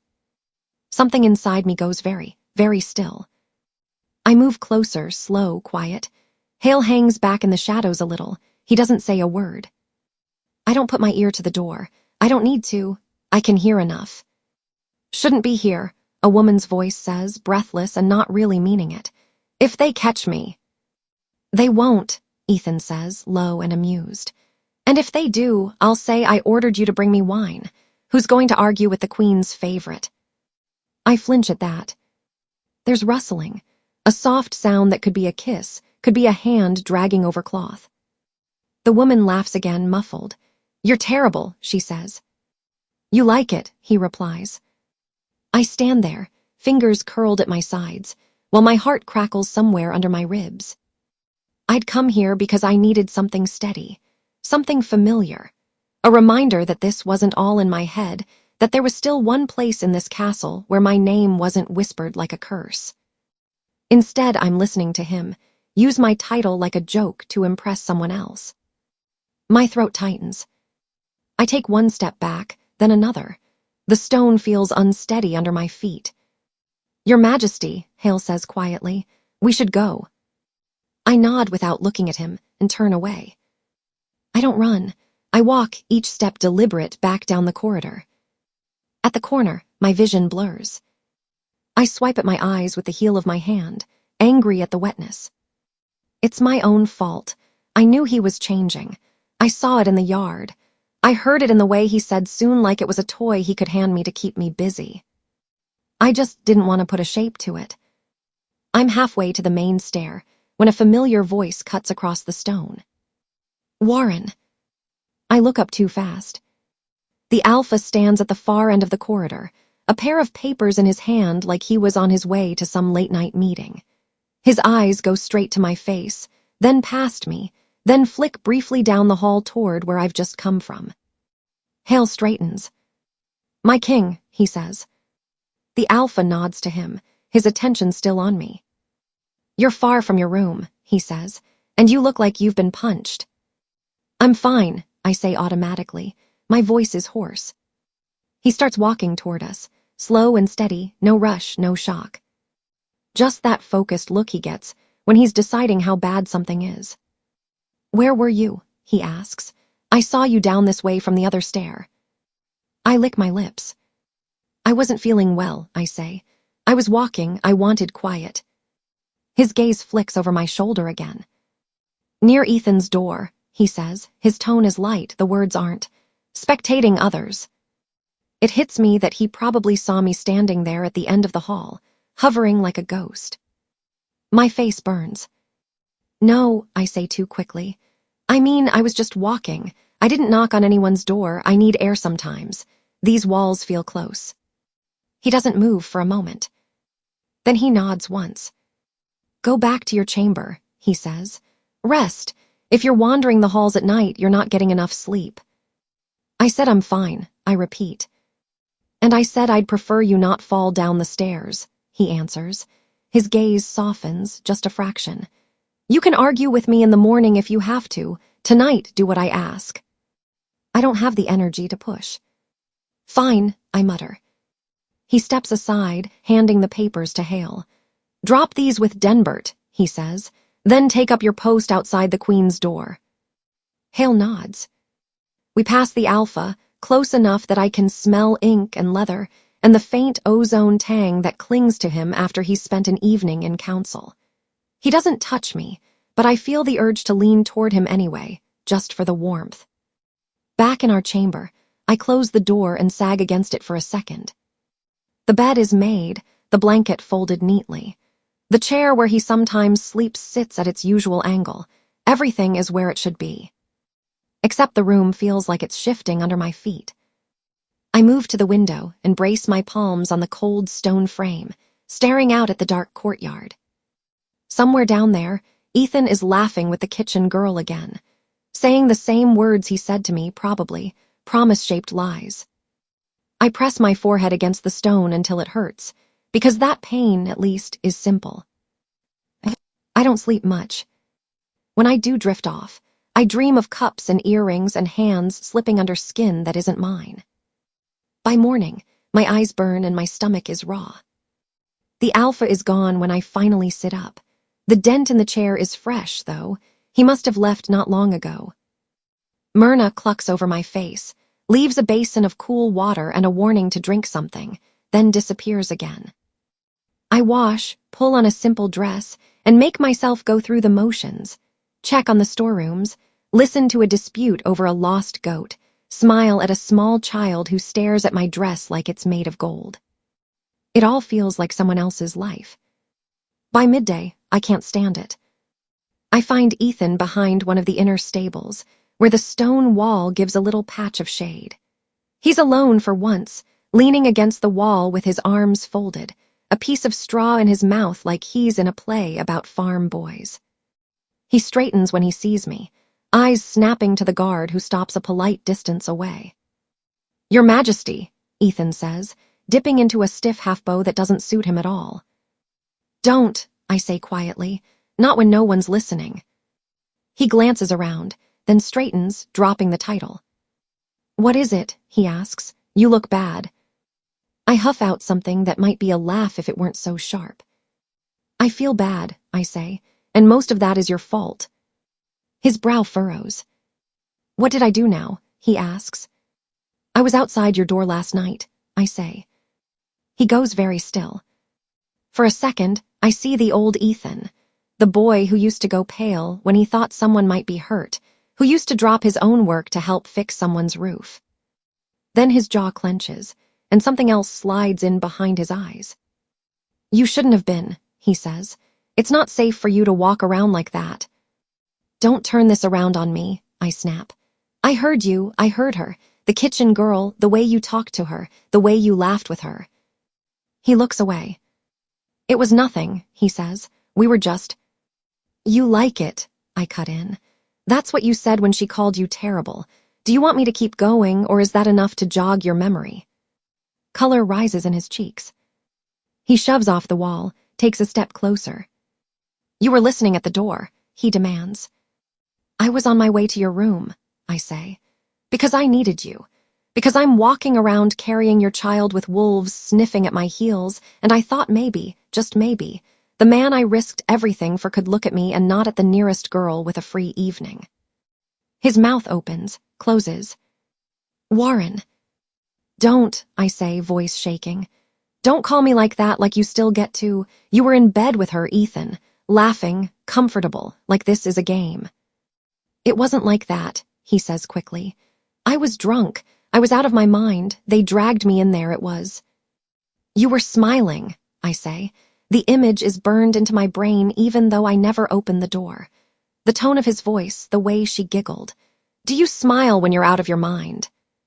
He scrubs a hand over his face. Fine, he mutters. I was stupid. I made a mistake. It doesn't change anything. We still leave. Tonight, if that's what you want. I'll pack what I can. We'll take a horse wheel. I'm not going anywhere with you, I say. The words surprise me by how easy they are to say once they're out. He stares at me. What? He asks. I saw you, I say. Or heard you. That's enough. You're already slipping away from me and the door isn't even closed yet. If that's what you're like when everything is this dangerous, what happens when we're out there alone and the first woman smiles at you over a market stall? That's not fair, he says again, voice rising. You're here with him, in his bed, at his table. You expect me to just sit in my room and pray you remember I exist. I'm carrying your child, I say flatly. That is me remembering you exist every breath I take. He flinches at that. So what? He says. You're just going to stay here, let him raise my kid, pretend it's his. That's exactly what I'm going to do, I say. I tried to choose you, over and over, even when every stone in this place was telling me I was insane. But you already chose this castle over me the second you realized it liked you back. His jaw works. You're being dramatic, he says. You're hurt, I get it, but... I watched you in the yard, I say. Laughing with your friends, flirting, drinking. You looked happy, Ethan. Happier than I've seen you in months, maybe ever. Don't stand there and tell me I'm imagining that. He throws the straw on the ground, grinding it under his heel. So that's it, he says. You're going to stay here, play the good wife, and tell the alpha the kid is his, like he just got lucky one night. It's not about luck, I say. It's about survival. If he thinks the child is his, he protects it.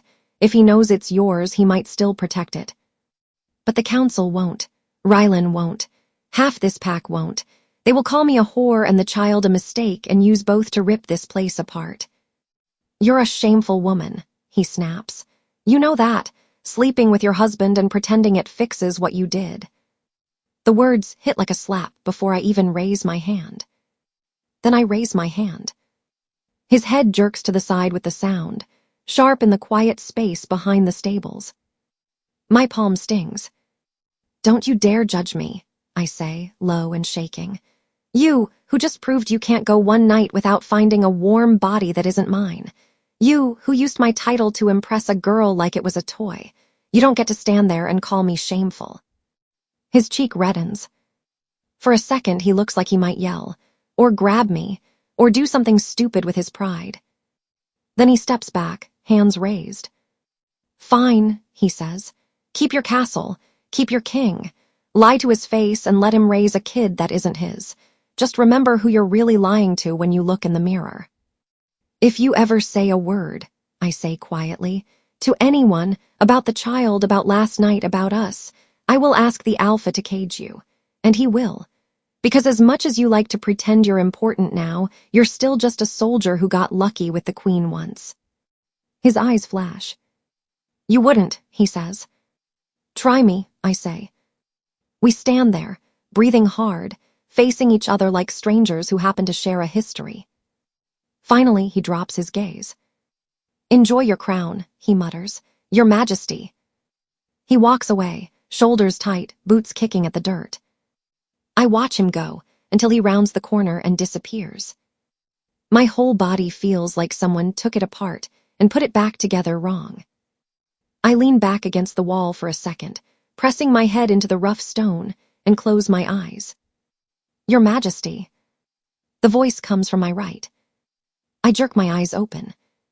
Hale steps out from behind one of the support pillars, the same place he'd taken cover in when we first walked around here. Somehow I'd forgotten he was there, giving us space while still doing his job. My stomach drops. "How much did you hear?" I ask. He looks at me, steady and unreadable. "Enough to know," he says. "Enough to wish I didn't." Panic flares. "Please," I say, pushing off the wall. "Hale, please don't say anything, to anyone. I know how it looks, I know what I sound like, but if this gets out..." He raises a hand, stopping me. "I am loyal to my king," he says. "Not to you. If it were only about you, I'd drag you to the council chamber myself and let them decide what to do with a queen who can't keep her vows." The words are harsh. They land like they should. He takes a step closer, and I see something else in his eyes. Not just anger, something like conflict. "But it's not only about you," he goes on. "There is a child now, and whatever else I think, I don't believe that child asked for any of this." My hand goes to my stomach again, almost on instinct. "So you won't tell," I say. He snorts softly. "You really think your secrets are safe because I stay quiet?" he asks. "You still don't understand where you live." My throat feels dry. "What do you mean?" I ask. He looks toward the inner yard, where the training clatter drifts faintly. "The king knows more than you think," Hale says. "He sees more than he shows. You think you've been clever, whispering in storage halls, sneaking down corridors, refusing doctors. You're not the first person to try to hide something inside these walls."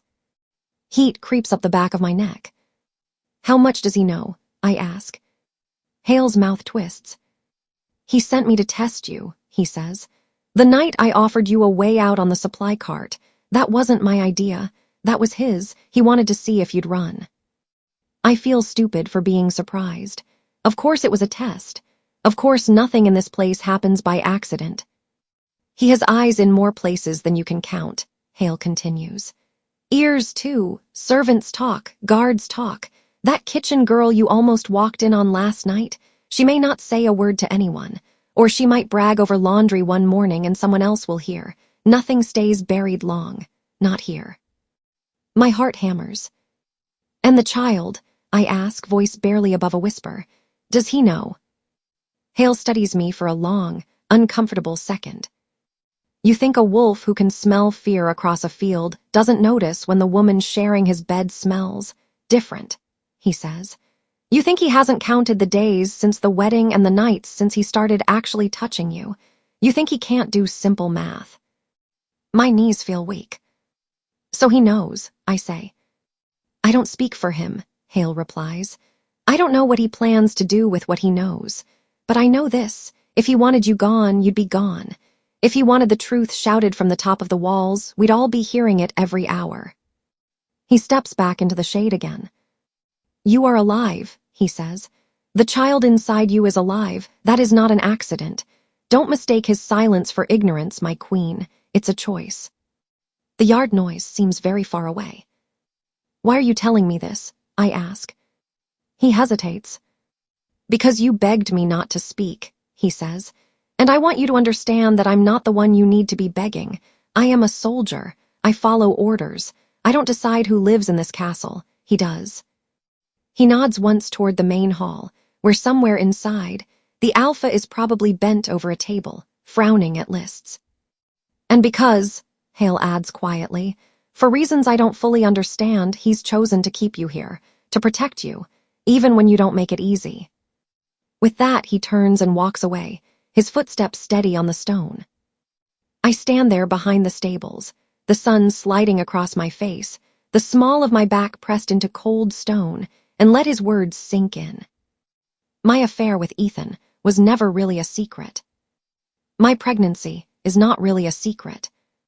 The only real mystery left is this: why the man I betrayed keeps choosing, again and again, not to hand me over to the wolves at my throat.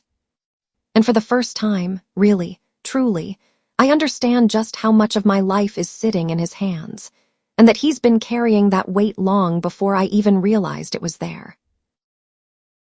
By the time I made it down to the garden, my head felt like it had been spun and dropped. Hale's words from last night still rang in my ears. You might think you're too smart, my queen, but the Alpha King runs this whole castle.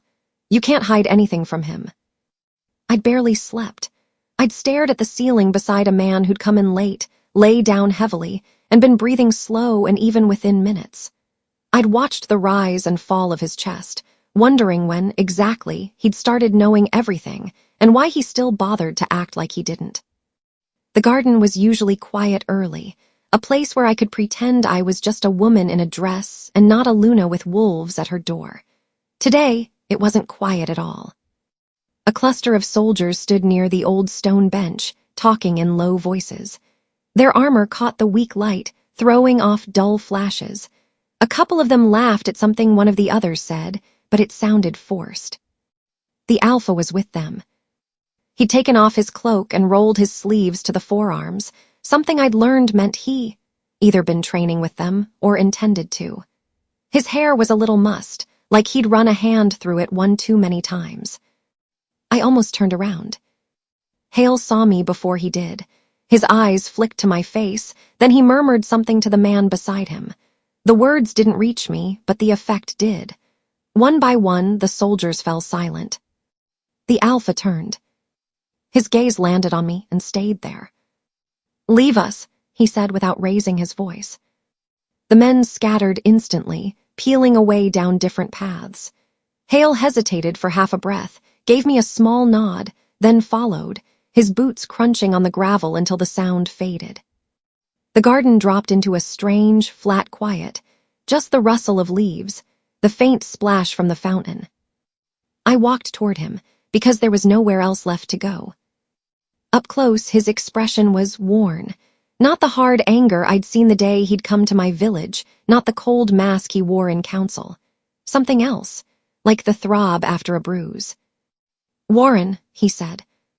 He didn't say my queen. I swallowed. Are you busy? I asked, because my mouth didn't know what else to do. He gave a short huff that wasn't a laugh. Always, he said, but this can't wait. He glanced around, as if making sure the last of the soldiers were gone, then looked straight at me. I've arranged everything, he said.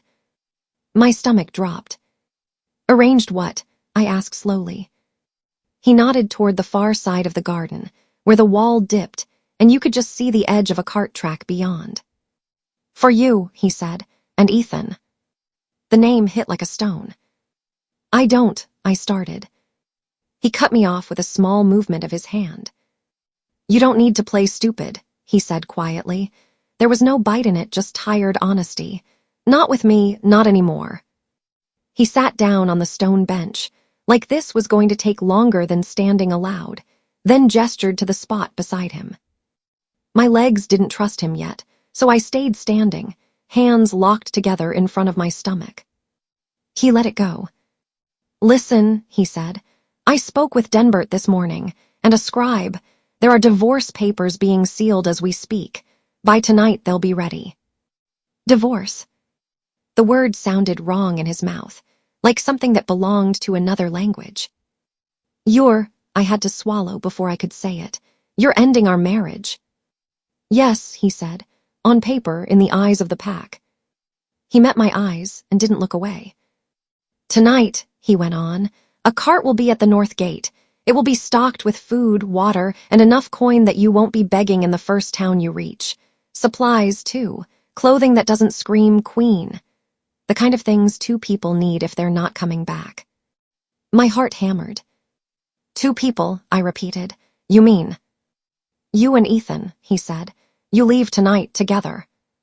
The garden seemed to tilt a little under my feet. And my parents, I managed. His jaw flexed.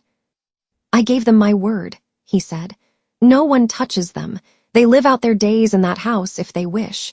No council vote will change that while I sit on that chair. Air scraped in and out of my lungs. I realized my fingers were digging into my own palms hard enough to hurt. When you say divorce, I said, hearing the thinness in my own voice, do you mean I won't be Luna anymore, at all? Yes, he said. You will no longer be Luna of this pack. No title, no duties, no expectations. I stared at him. For the council, he added, it will settle things. The queen who brought trouble into the castle leaves. The affair that everyone half suspects but can't quite prove vanishes into the forest.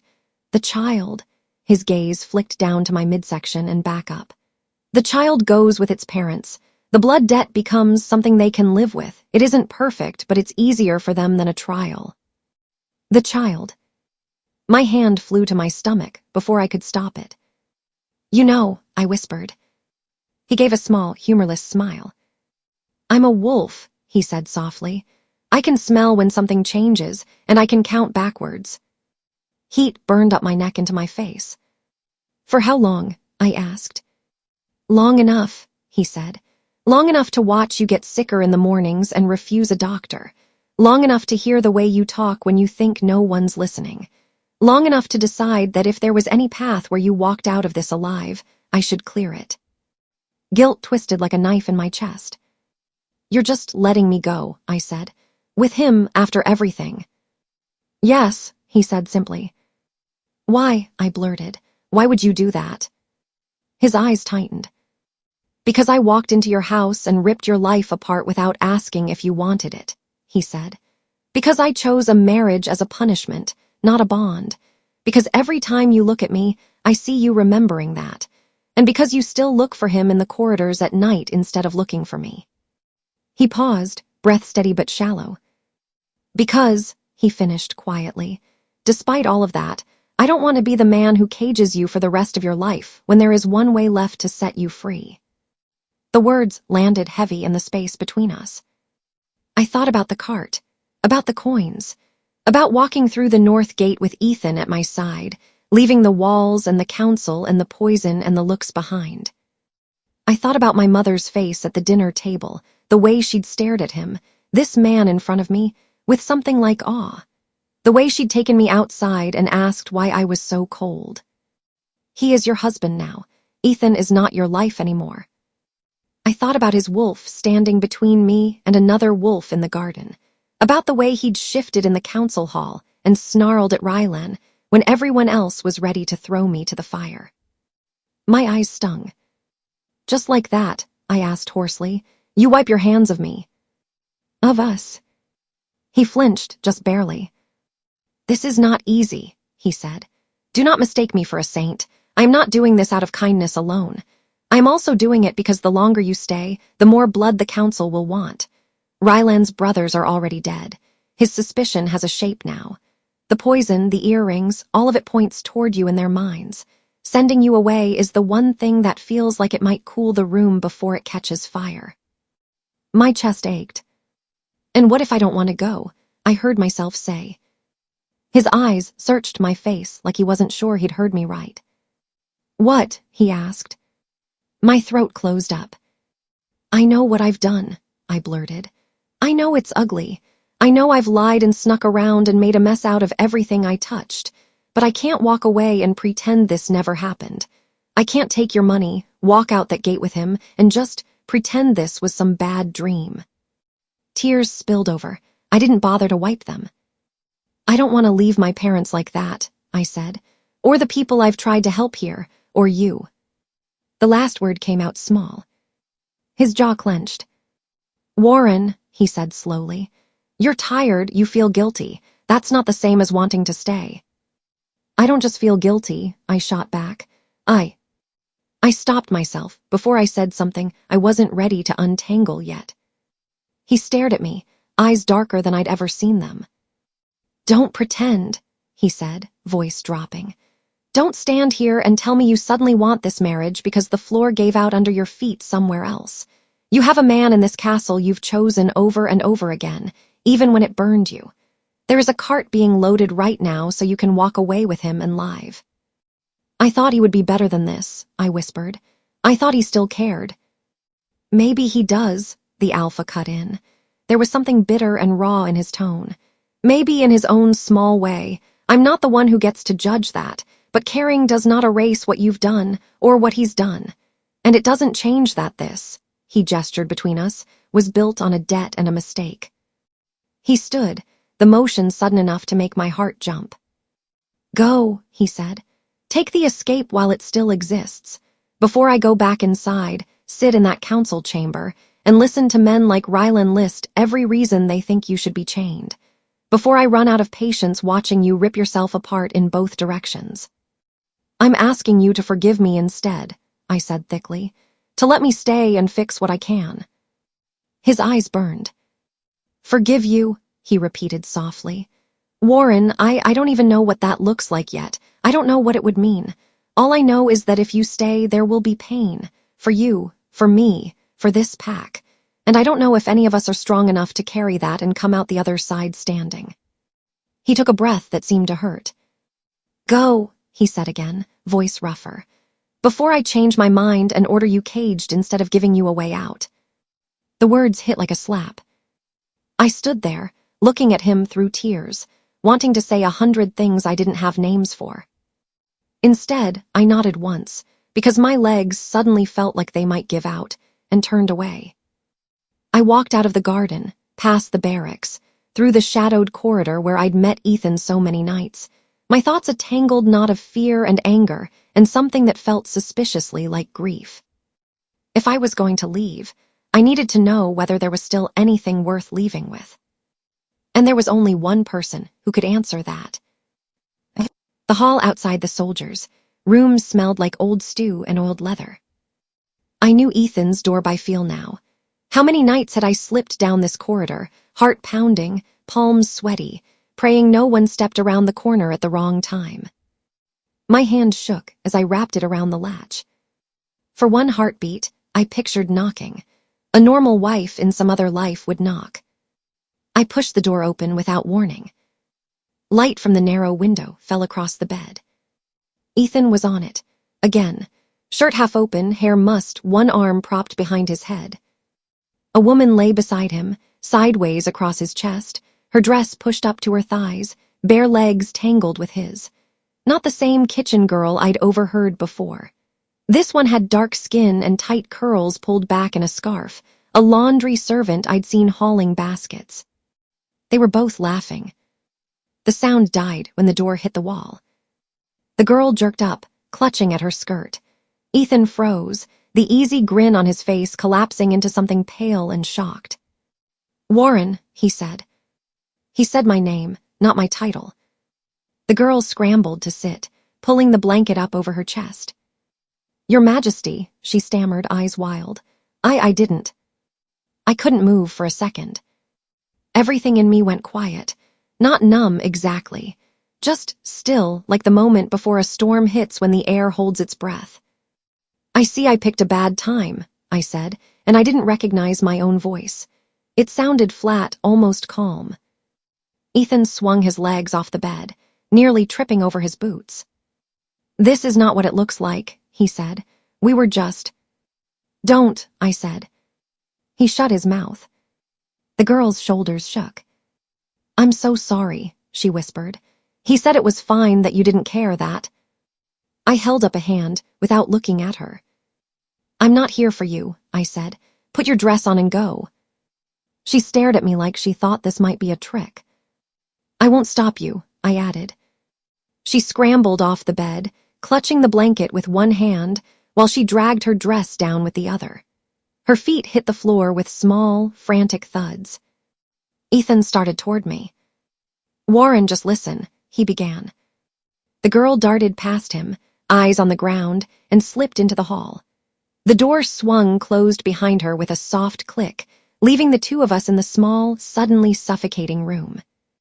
He stopped a few steps away, hands half raised like he wasn't sure if he was about to touch me or defend himself. It's not like it looks, he said again. It didn't mean anything. I was bored, lonely. You know I love you, you know that. I stared at him. I came here to tell you we're free, I said. He blinked. What? He asked. There's a cart being loaded at the north gate, I said, hearing my own voice shake and doing nothing to hide it. Divorce papers being sealed, money, supplies, we can leave tonight, together, with enough coin that we don't have to beg in the first town we reach. His eyes widened. He's letting you go, Ethan stammered, just like that. Letting us go, I said. He knows about the baby, Ethan. I put a hand on my stomach, because I needed him to understand this wasn't just a word. He knows, I repeated, and he's still giving us a way out. My parents stay alive. We walk away with his money. We can start that business you always talked about. A shop with a window and a bell and no wolves outside the door. His face shifted in quick flickers, shock, then something like relief, then something like excitement. That's good, he said quickly. That's perfect. It's what we wanted, right? We can go tonight. We can make it work, Warren. You'll see. That thing just now, he waved a hand back toward the bed, was nothing. A stupid mistake. I stared at him. You were laughing, I said. You looked happy. I was drunk, he said. You didn't sound drunk, I answered. You sounded comfortable. He flinched. I'm not made of stone, he snapped. Do you know what it's like watching you walk around here on his arm, sleeping in his bed, eating at his table, while I'm down here waiting to see if you even remember I exist? Anger surged up through the stillness in me. Don't you dare, I said, voice low. Don't you dare try to make yourself the victim in this room. He stared. I have been ripping myself apart trying to keep everyone alive, I went on. Trying to keep my parents breathing, trying to keep your name out of the wrong mouths, trying to keep the pack from turning on me completely, sneaking through corridors, lying to his face, carrying your child, and you. I looked at the rumpled bed, at the dent in the pillow where the girl's head had been. You're here, I said, enjoying your new armor and your new power and whoever happens to be near your door. He flushed. I was angry, he said. Lonely, I made a mistake. You keep saying that, I said, like it's a spilled drink or a wrong turn in a hallway. He stepped closer, reaching for me. I can fix it, he said. We'll go, tonight. I'll be better once we're out of here. Once this crown isn't hanging over everything, you'll see. We'll have our shop. You'll never have to be the queen again. His hand brushed my arm. I pulled away. I told him I wanted to stay, I said. The words tore out of me before I could stop them. Ethan froze. You what? He asked, voice going flat.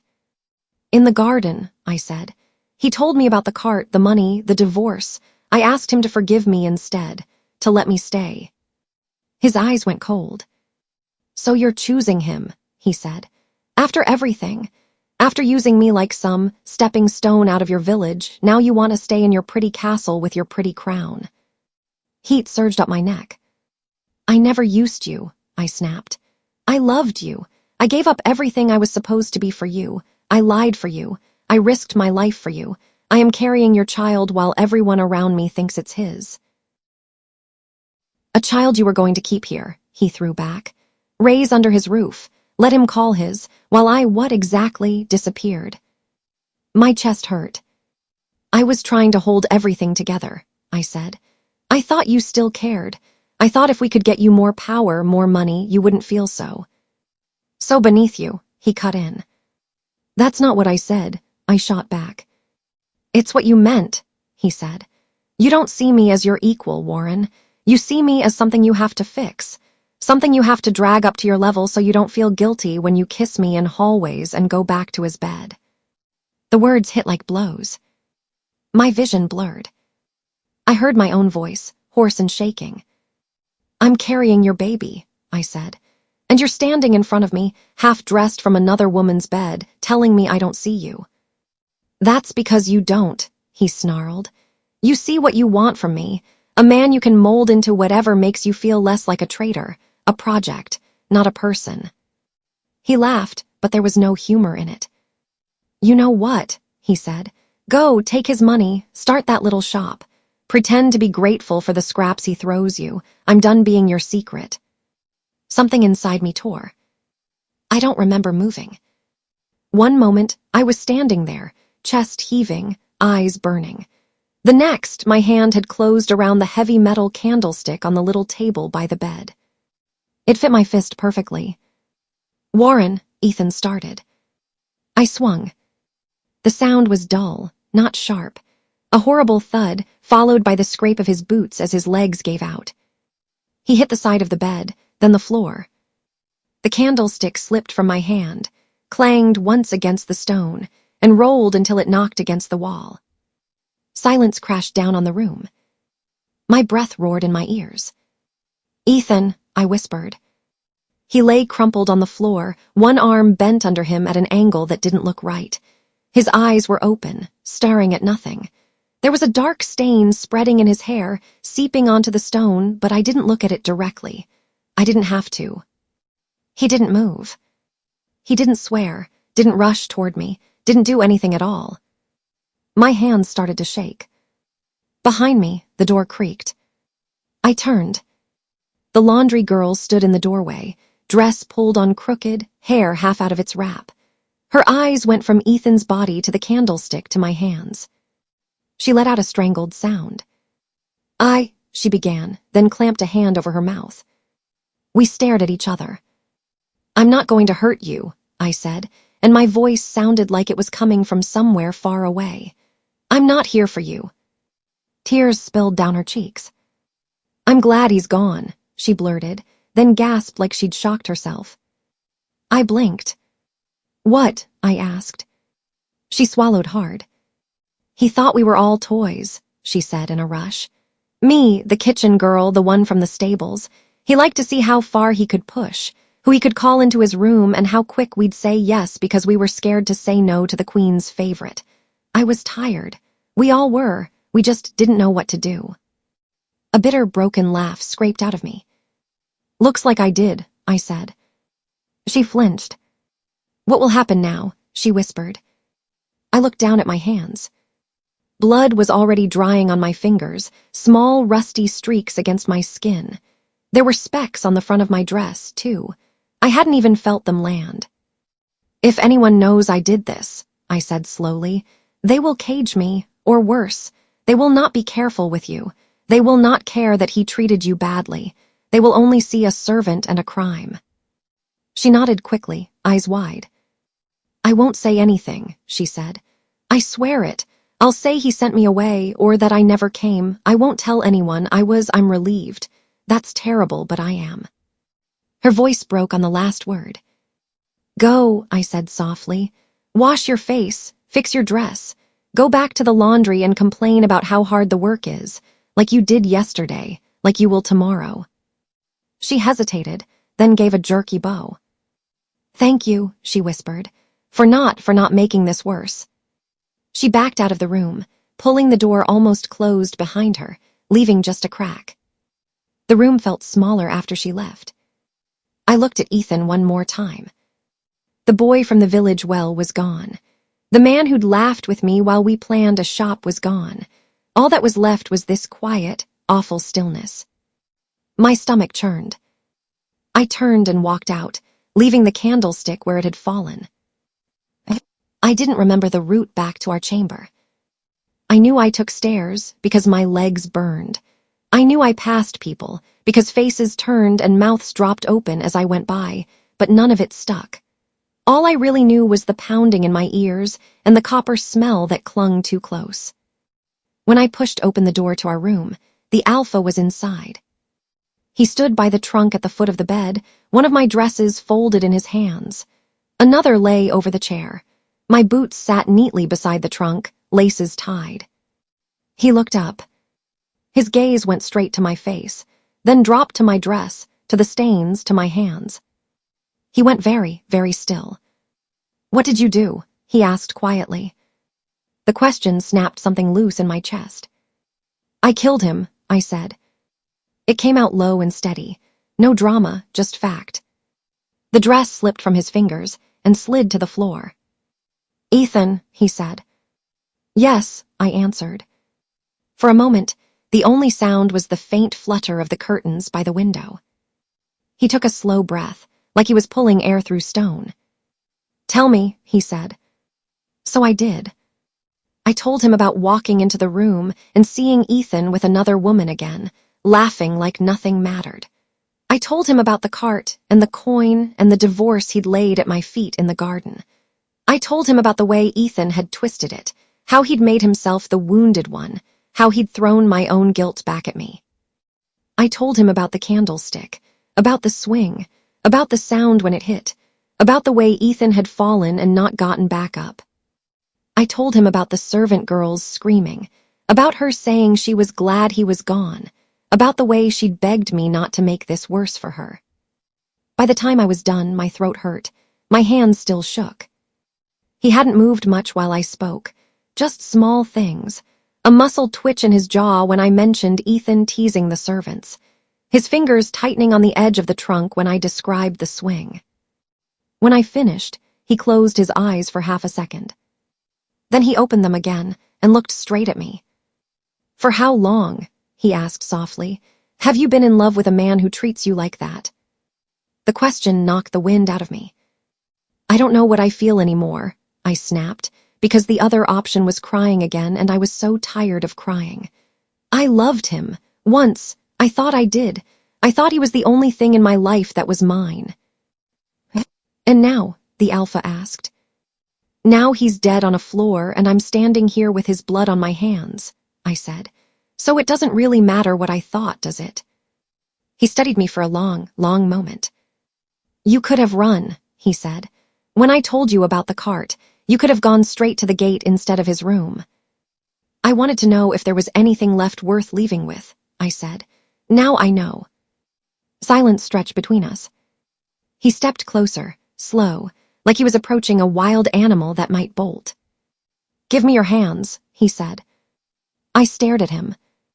"What?" I asked. "Your hands," he repeated. "Let me see." I held them out, palms up. He took them gently, turning them in the light. The blood on my skin looked darker here, tacky in the lines. He didn't flinch, he just looked. Then he let go.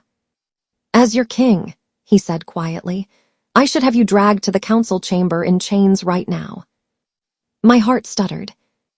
"As your husband," he continued, "I want to take you out through a side door and put you on that cart before anyone has a chance to smell this on you." He looked up, meeting my eyes. "As a man who has been trying very hard to be both at once," he said, "I am standing here stuck in the middle." My throat tightened. "Then decide," I whispered, "because I can't stand in between anymore." He exhaled through his nose. "I am going to give you two options," he said, "and for once they will actually be yours to choose from." He held up one hand. "Option 1, he said. "You wash your face and change your dress. I send Hale to the North Gate with that cart. I go to Ethan's room myself, or I send someone I trust and we deal with what's there. We build a story about how he ran, took coin he shouldn't have, abandoned his post. We let the pack hate him instead of you. You leave. You never come back. Your parents live. The child grows up far from here with whatever name you give it." My stomach twisted. He held up his other hand. "Option 2, he said. "We walk together into that council hall. I tell them my queen has killed a man under my roof. I decide how much of the rest of it they hear, the affair before the wedding, the nights after, the pregnancy. They demand punishment. Cage, years, maybe more. I stand there and fight for you anyway." He let his hands fall back to his sides. I am not going to pretend either path is clean, he said. They are both ugly in different ways. Either way, I lose something. Either way, you bleed. The question is which kind of pain you can live with. My knees felt weak. If I take the first one, I said slowly, I run, I lie. I let you carry this on top of everything else I've already put on your back. Yes, he said. He didn't sugarcoat it. And if I take the second, I whispered, I might spend years in a cage. Yes, he said again. And the child, I asked. His jaw clenched. We fight that battle when we stand in front of them, he said. I can't promise you anything, Warren, not with that. The council already wanted it gone. Knowing the father is dead might soften some of them. It might harden others. I will argue until my voice breaks that it stays, that you stay, that you've done enough running. My heartbeat thundered in my ears. He watched me in silence, giving me space to think. I saw the cart in my mind, its wheels rolling over the dirt, carrying me away from this castle, from its walls and its secrets and its wolves. I saw myself standing in some small town, pretending to be the kind of woman whose biggest worry was whether the bread rose. I also saw myself waking up every night, hearing a candlestick hit stone in my dreams. I saw the council hall, the long table, Ryland's eyes burning. I saw chains. I saw years in a cage with only bars and guilt for company. I also saw the alpha at the door of that cage with food in his hands. I saw him standing between me and teeth, over and over again. I saw my mother's face when she'd said I should accept my husband. Not because he was perfect, but because he was there, trying, while the man I was clinging to was somewhere else altogether. I took a breath that scraped. Option 2, I said. He blinked. You're sure? He asked quietly. Don't choose it just to punish yourself. Don't choose it because you think suffering automatically makes you good. I'm choosing it, I said, because I'm tired of every road out being paved with lies. If I run now, I will spend the rest of my life wondering when this will catch up, wondering who will pay for it when it does. If I stay and face them, at least the hurt is honest. Tears blurred my vision again, but I kept going. I killed him, I said. I lied to you. I betrayed what we promised in front of an entire hall. I kept crawling back to a man who was already leaving me behind. I can't build anything that isn't rotten if I keep running from that. His throat worked. And what about me? He asked. Where do I fit in this new honesty of yours? I met his eyes. You can do whatever you need to, I said. You can walk away once the council has its say. You can hate me. You can visit the cage or never look at it. That's your choice. I'm not going to ask you to carry me any more than you already have. He watched me, something complicated moving behind his eyes. Stubborn woman, he murmured. He stepped closer, so close I could see the faint stubble along his jaw, the small scar near his temple I'd never asked about. He reached for my hand again. Then we go together, he said. No chains, not yet, just your fingers in mine and your head up. My hand trembled in his, but I let him take it. His grip was firm and warm, careful around my knuckles like he remembered the blood that had been there a few minutes ago. He turned toward the door, still holding on. Ready? He asked. No, I said honestly. He gave the smallest smile I'd ever seen on his face. Good, he said. Only fools are ready for a room full of wolves. He opened the door and led me out into the corridor. We walked side by side, our steps echoing off the stone, my dress whispering around my ankles, his thumb brushing once against my fingers like a promise he hadn't spoken yet. At the end of the hall, the doors to the council chamber waited, heavy and carved, hiding a room full of men who already thought they knew my worst sins. In a few minutes, they'd know the rest.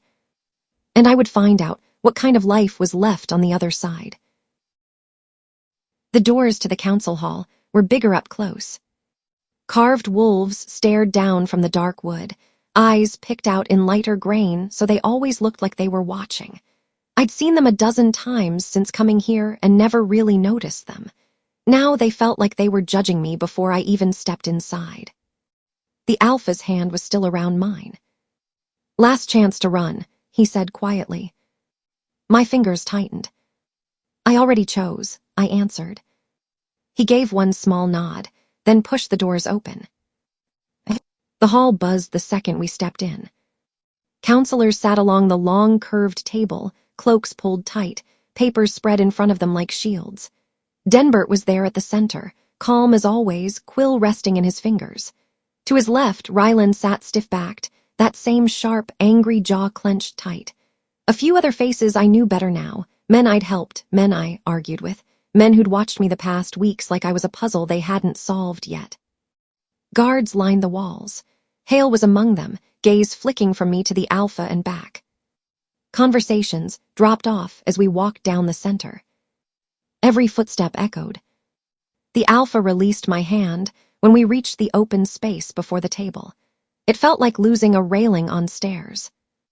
He didn't look at me, he looked at the council. "Thank you for coming on short notice," he said. His voice filled the room without him needing to shout.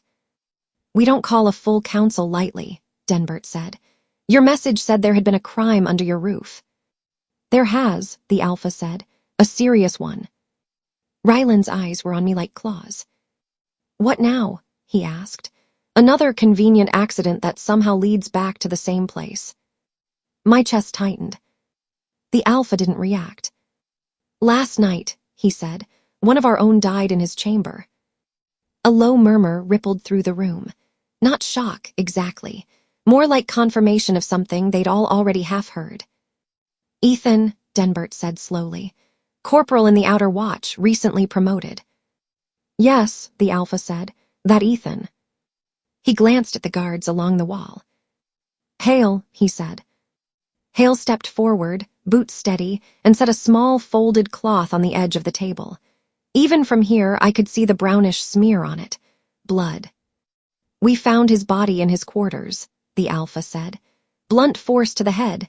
No sign of a struggle besides that. No sign of a break-in. His door was not forced. No one saw anyone strange enter his corridor." Ryland leaned forward. "And you're just now bringing this to us?" he demanded. "I am bringing it to you now," the Alpha said, "because I have the person who did it."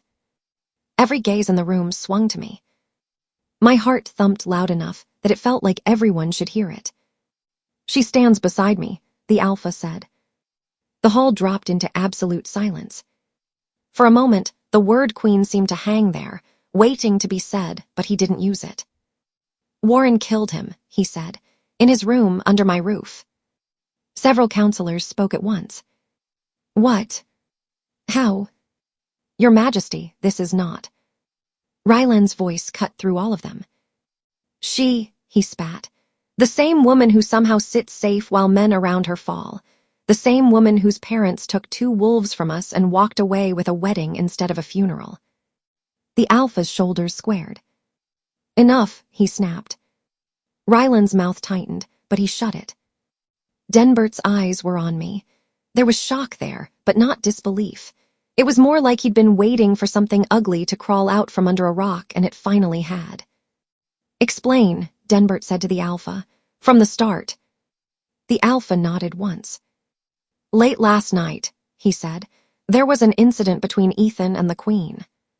He hesitated, just for the length of a breath, then kept going. "He summoned her to his chamber under the pretense of needing to report something privately," he said.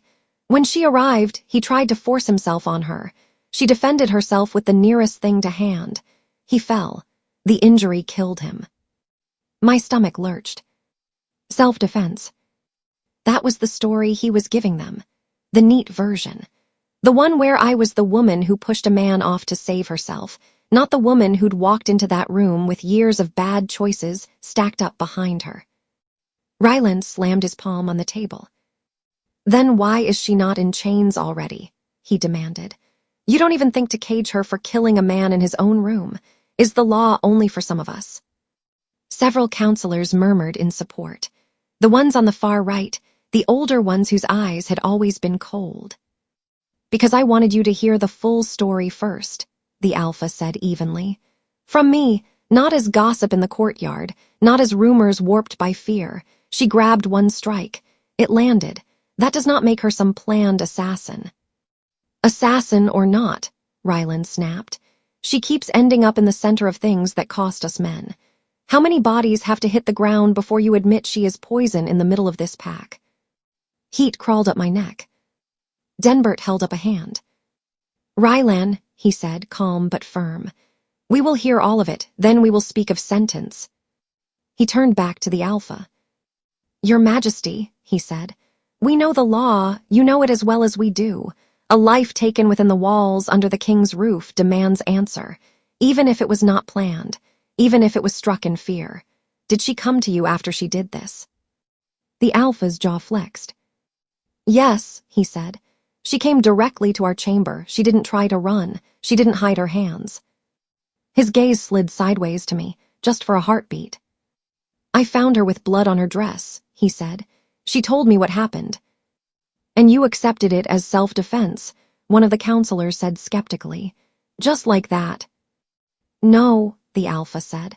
I accepted that she did not go there intending to kill him. I accepted that she was afraid and that he was not innocent in how he used his position with the women under him. A low murmur moved along the table. He was one of ours, Ryland said, voice hard. A soldier, your subject. That matters more than how one servant felt about him. One of the laundry girls has already given a statement, the Alpha said. I doubt she would agree with your ranking of importance. There is rot in him we didn't see until too late. I take that on myself. It would have been the easiest thing in the world to stay quiet. To let him carry it. To nod and let them cage me for a version of the crime that sounded cleaner than the truth. My fingers curled into my palms hard enough to hurt. The words ripped out before I could stop them. Lies. The sound echoed. Every head snapped toward me. My own heart jumped. I hadn't meant it to be that loud, but there it was, hanging in the air between us. The Alpha turned slowly, eyes sharp. Warren, he said low, a warning. I stepped a little forward, out of the line of his shadow. I killed him, I said. That part is true, but he didn't summon me to his room last night. I went to him. Denbert's brows drew together. Explain, he said quietly. I swallowed. My throat felt dry, but once I started, the words didn't stop. Ethan and I knew each other before the castle, I said. Back in my village, before the accident, before the marriage, we didn't just meet here in some hall. We fell for each other there, helped the same people, shared the same plans. My chest hurt saying it in front of everyone, but I kept going. I asked him to be with me, I said. Not the other way around. I told him I wanted a life with him. We talked about leaving the village, building something of our own. A shop, a business. That was the truth before any of this started. I could feel their eyes on me, some shocked, some angry, a few weirdly sympathetic. It almost made it worse. When the Alpha came to my door with his writers and his law, I said, Ethan was already there. I didn't tell my parents I loved him. I should have, and I didn't. I didn't say anything. I let them believe I was empty in that way. Then I walked out into a yard and agreed to marry a man I barely knew because it was the only way to keep them breathing. Ryland snorted. And we're supposed to bow to your sacrifice, he asked, to your tragic love story. No, I said sharply. You're supposed to hear all of it so when you decide what to do with me, you're not swinging blind. I could feel the Alpha watching me, but I didn't look at him. If I did, I might stop. After the wedding, I said, I didn't let him go. Ethan, I snuck down here. The same corridors you've all walked 100 times. I met him where no one was supposed to see. In storage rooms, in shadows, in his quarters when I thought it was safe. We kissed. We planned. I let him touch me when I was already wearing the crown you gave me off his hand. A few counselors shifted uncomfortably. And the child? Denbert asked. His voice was rougher than before. You told him you were carrying one under your heart. Who does it belong to? I forced myself not to flinch. Ethan, I said, it's his. The words landed hard. Ryland's mouth curled. So the rumors were true, he said. The king's wife carrying a soldier's pup. The king's wife carrying the result of her own choices, I said. Yes, I lied. Every time I sat at that table. Every time I turned away when someone asked if I was well. I was trying to hold too many things at once and ended up dropping all of them. You knew the law, one of the older counselors said. A queen who takes a lover after her wedding, who bears a child that isn't her husband, is supposed to be destroyed, Ryland said with savage satisfaction. Her and the child both, if you want to quote the old rulings properly. Something sharp twisted inside me, but I held his gaze. I know what I signed up for when I kept walking down the wrong hallway, I said. I'm not going to pretend I tripped and fell into his bed by accident. A few men looked down at their papers, ashamed of me or ashamed of the law I didn't know. I was planning to run, I said. With him, with the coin I could scrape together behind your backs, with whatever I could pull from this castle without making you all look too closely. I wanted to wait until I had enough to keep my parents from starving if they ever had to leave their home. I took a breath. This morning, I said, voice shaking, he gave me the one thing I never expected. I nodded toward the Alpha. He told me there was a cart waiting, I said. Divorce papers being written, money, supplies, a promise that my parents would live. He was ready to sign away his marriage and let me walk out with the man who made a fool of him, with his money, with a child that wasn't his. A ripple moved along the table. Ryland swore under his breath. Is this true? Denbert asked the Alpha. The Alpha didn't look at me. He kept his eyes on Denbert. Yes, he said. Are you insane? One of the older counselors demanded. You were going to loosen a woman who has already cost us wolves and dignity onto the world with one of our trained men and a bag of our coin. She has also brought us peace in 3 villages and kept half this council's secrets out of the market square, the Alpha said, voice sharp. And I was trying to give her a way out that didn't involve watching you tear her apart. The room buzzed again. I cut through it. I didn't take it, I said. My voice came out steadier this time. I told him I wanted to stay, I said, to try to fix what I could, but I still went to Ethan. I wanted to tell him the path was clear. I wanted to see if he still wanted the same things I did. My throat tightened when I thought of that room, the laugh, the way they'd been tangled together so easily. I walked in, I said. He was with another woman again, another servant. It wasn't the first time I'd caught him like that. It would probably not have been the last. He said it didn't mean anything, that he'd stop once we left, that he was lonely. He threw my guilt back at me until I couldn't breathe. My hands shook. So I picked up the candlestick and hit him, I said. Once. I didn't go there planning that. I didn't stand in my room and think, I will kill a man today. I snapped. That's not an excuse. It's just what happened. He fell. He didn't get up. The girl who'd been in his bed said she was glad. I walked out and came here. Silence pressed in. Denbert's eyes were tight. When you first came into this hall, he said, the king told us this was an accident in a fight. He tried to lay the ground soft under you. Why stand here and make it worse for yourself? Because I'm tired, I said. The words surprised even me, but they fit. I'm tired of twisting things to look better than they are, I said. I'm tired of other people trying to carry it for me. If you decide to cage me, I want you to know exactly who you're chaining. If you decide to destroy me, I want you to know exactly why. And the child, someone asked quietly, do you expect us to accept it inside these walls after this? I put a hand over my stomach. No, I said. I expect you to be who you've always been. Wolves first. Pack first. I knew what could happen to it the moment I let Ethan touch me after the wedding. I chose anyway. The words hurt more than any of the rest. I lifted my chin, because there was nothing else left to lift. All I can tell you, I said, is that somewhere between lying to everyone in this room and standing in blood on a stone floor, I finally understood who has been trying to hold this place together in spite of me. I glanced at the Alpha. He met my eyes then. There was pain there, but also something else, something steady. My mate, I said softly, is not the man I kept running to in the dark. It is my husband. The one I refused to even look at when he sat in a chair all night, instead of touching me without my consent. The one who tried to give me an escape, even when he knew I'd broken every promise I should have made. My voice cracked, but I didn't stop. I don't expect you to clap for that realization, I said. I know it's late. I know it doesn't erase anything I did before now. I know a few honest words in this hall don't suddenly make me worthy. I'm not asking to be restored to some clean title like nothing happened. I took a breath that felt like it scraped its way up my ribs. I'm asking for the right to stay, I said. Even if that means a cage, even if that means looking at bars for years. This castle is the mess I helped make. If I belong anywhere, it's here, in whatever corner of it you decide. I let my hand drop from my stomach to my side. If you decide to destroy me, I finished, so be it. If you send my child away, I have no one to blame but myself. But don't pretend I slipped into this by accident.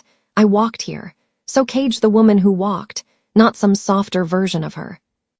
The hall stayed silent for several long heartbeats. Then everything broke at once. Counselors started talking over each other. She admits treason against your bed. She came clean. We can't pretend that doesn't mean something. The child is a risk. The child is innocent. Denbert slammed his palm on the table. Enough, he said sharply. The room quieted again, though Rylan bounced one leg under the table, jaw tight enough to crack. We have heard the truth, Denbert said, or as close as any of us will get in this life. Now we speak of what to do. He turned his gaze down the line. By law, he said, a queen who breaks her vows, carries another man's child, and kills a pack soldier within these walls can be executed. We all know that. It is written. Rylan nodded hard. And should be followed, he said, if the law means anything. Denbert held up a finger. It is also written, he said, that the king can temper that in cases where he believes full destruction harms the pack more than it helps. That is why we sit here instead of forming a mob with torches every time someone unjares us. A few men gave small, strained smiles at that, though no one laughed. The question is simple, Denbert said. Does killing Warren help this pack, or breaking her, putting her behind bars, and letting her sit in the mess she's made for a time? Which does more for us in the long run? Rylan leaned forward. She has already cost us, he said. My brothers died on that road, and their killer walked away in lace. 2 of our men fell to poison while suspicion circled her like flies. Now one of our soldiers lies dead by her hand. Dead. How many times do we let her bring blood into this hall before we call it what it is and cut it out? You blame her for the accident in the village, one of the softer-faced counselors asked. Her parents drove that cart, not her. They made the mistake. She paid for it with her life as she knew it. And then she spat on the bargain, Rylan snapped. She took the gift, took the roof, took the title, and kept crawling back to the man she actually wanted. She turned your mercy into a joke. Rylan, Denbert said. No, Rylan shot back. We keep bending for her. We keep cleaning after her. How many others get that? Would you have offered my cousin a cart and a bag of coin if he'd done this? Or would you have dragged him down to the cells and thrown away the key? It is not mercy to lock a woman away for 5 years, another counselor pointed out, especially not one carrying a child. That child is a risk, Rylan growled. A little reminder of this whole mess running around under our roof. A bastard who will grow up hearing whispers of how his mother almost brought this place down. It is also an innocent, Denbert said quietly. He looked at me. Has Warren served this pack since she came? He asked the room.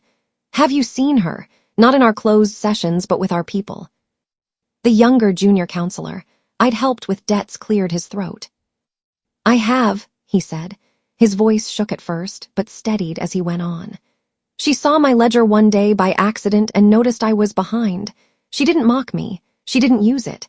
She suggested a rotation that made it possible to cover it. She got the baker in the lower town contracts with the castle so his sons wouldn't starve. Another counselor nodded slowly. She sent a healer to my sister, he said. When no one else cared enough to listen, she didn't have to, she did. That does not erase what she's admitted, Rylan snapped. No, Denbert said. It does not. But we're not gods, Rylan. We don't get to scrub a life down to just its worst hour. We have to look at the whole thing and decide what helps the pack, not just what scratches our itch for revenge. His gaze slid to the Alpha. And we're not the only ones who decide, he added. The law says we recommend. The king signs or doesn't. The Alpha stood very still. You all know my feelings, Rylan said, looking around. We destroy her. We send the child away if we're feeling generous, or we make sure it never takes a first breath if we're not. We show the pack there is one law, one weight, one answer when wolves are wronged. Anything less tells every village woman and every ambitious servant they can play with our rules and walk away. A few men shifted, uncomfortable. And you? Denbert asked, looking at the others. One of the older counselors sighed. If we destroy her, we lose the woman who has been walking these halls, keeping half our petty fires from becoming wild, he said. We also risk breaking the king in a way we don't come back from. You all see how he looks at her when he thinks no one is watching. The Alpha's jaw clenched, but he didn't argue. I say cage, the older counselor went on. 5 years. Let the pack see she is not above our law. Let them see her pay. But don't take a head we can't put back once the dust settles. And the child? Denbert asked. A heavier silence fell then. An orphanage had been spoken of once already, when they'd first suspected me in the poison deaths. Hearing it again now made my skin go cold. The child cannot be raised here like the others, one counselor said. Not after this. Every argument, every bitter drunk, every failed harvest, someone will point at it and say this is why. That kind of resentment rots a place. So we send it away, another said. There are houses in the outer towns, shelters, places that take in pups without names. Out there, Rylan said, it grows up hearing whatever story the outside world wants to tell, that its mother was a monster, or a martyr, that this castle is a villain, or a prize. You're planting a seed you can't control. And killing it is somehow less of a problem, Denbert asked quietly. Rylan's mouth shut. Denbert looked down the line one more time. My recommendation, he said finally, is this: 5 years in the cage for Warren. Enough time for everyone to see that she is not above the law she spat on. Enough time for her to know it herself. The child is removed from the castle once it is born and sent to an orphanage under our oversight. We provide coin for its care. It grows up safe, but not here. He faced the Alpha fully. If you sign it, he said, that is the sentence. The Alpha's eyes were dark. And if I do, he asked. Denbert held his gaze. Then you risk the council losing faith in you, he said. You risk wolves walking out of these halls and deciding the law is not worth the parchment it's written on. You risk being seen as a man who puts his bed above his pack. I don't say that lightly, Your Majesty. You know I don't. The room was so quiet I could hear my own breathing. The Alpha looked at me. For a moment, it was just the two of us, the way it had been in our room when he'd laid out the 2 options, hands open. My heart pounded. I understand, I said. I didn't know which part I was agreeing to. The cage, the child being sent away, all of it. Maybe I just meant that I understood this was bigger than my hurt. His eyes tightened. Denbert slid a parchment across the table. The scribe beside him sanded the ink, blew gently, then set the pen down. This is the council's decision, Denbert said. 5 years in the lower cage. The child to be placed in the orphanage at Hartstead once it is delivered and strong enough to travel. The castle will pay for its care. She is not to leave the grounds except under escort, and not at all once she is inside the cage. The Alpha stared at the parchment for a long moment. No one spoke. Then he stepped forward, picked up the pen, and signed. The scratch of the quill on paper was the loudest sound in the room. The moment it was done, I felt it land in my chest like a stone. Something about seeing his name under those words made it real in a way even Ethan's body on the floor hadn't. Denbert nodded once, solemn. So judged, he said. Rylan sat back, satisfied. A few counselors looked away. 1 or 2 wouldn't meet my eyes at all. Guards moved in around me. Hale stepped up near my left shoulder. He looked at me just once, and there was something like apology in his gaze. "Warren Recknor," Denbert said formally. "By the law of this pack and the signature of its king, you are sentenced to 5 years in the lower cage, to begin today." I swallowed.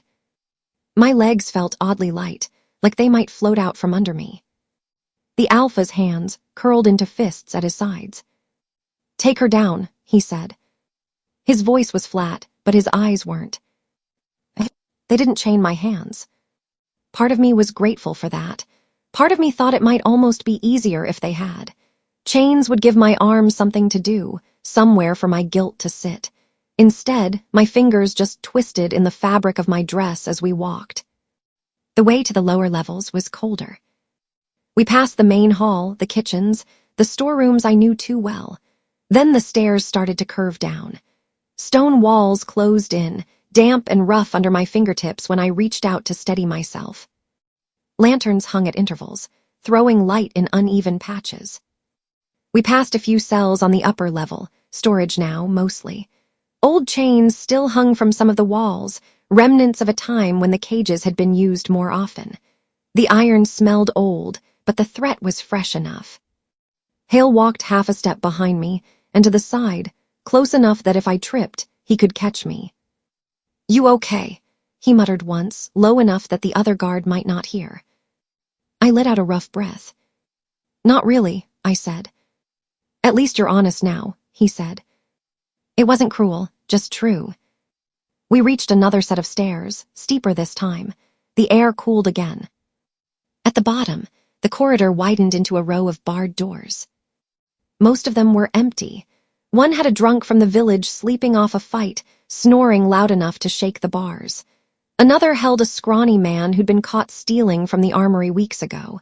He blinked at me as we passed, then looked away quickly. "This one," Hale said. He nodded toward the last cage on the right. It was cleaner than I expected.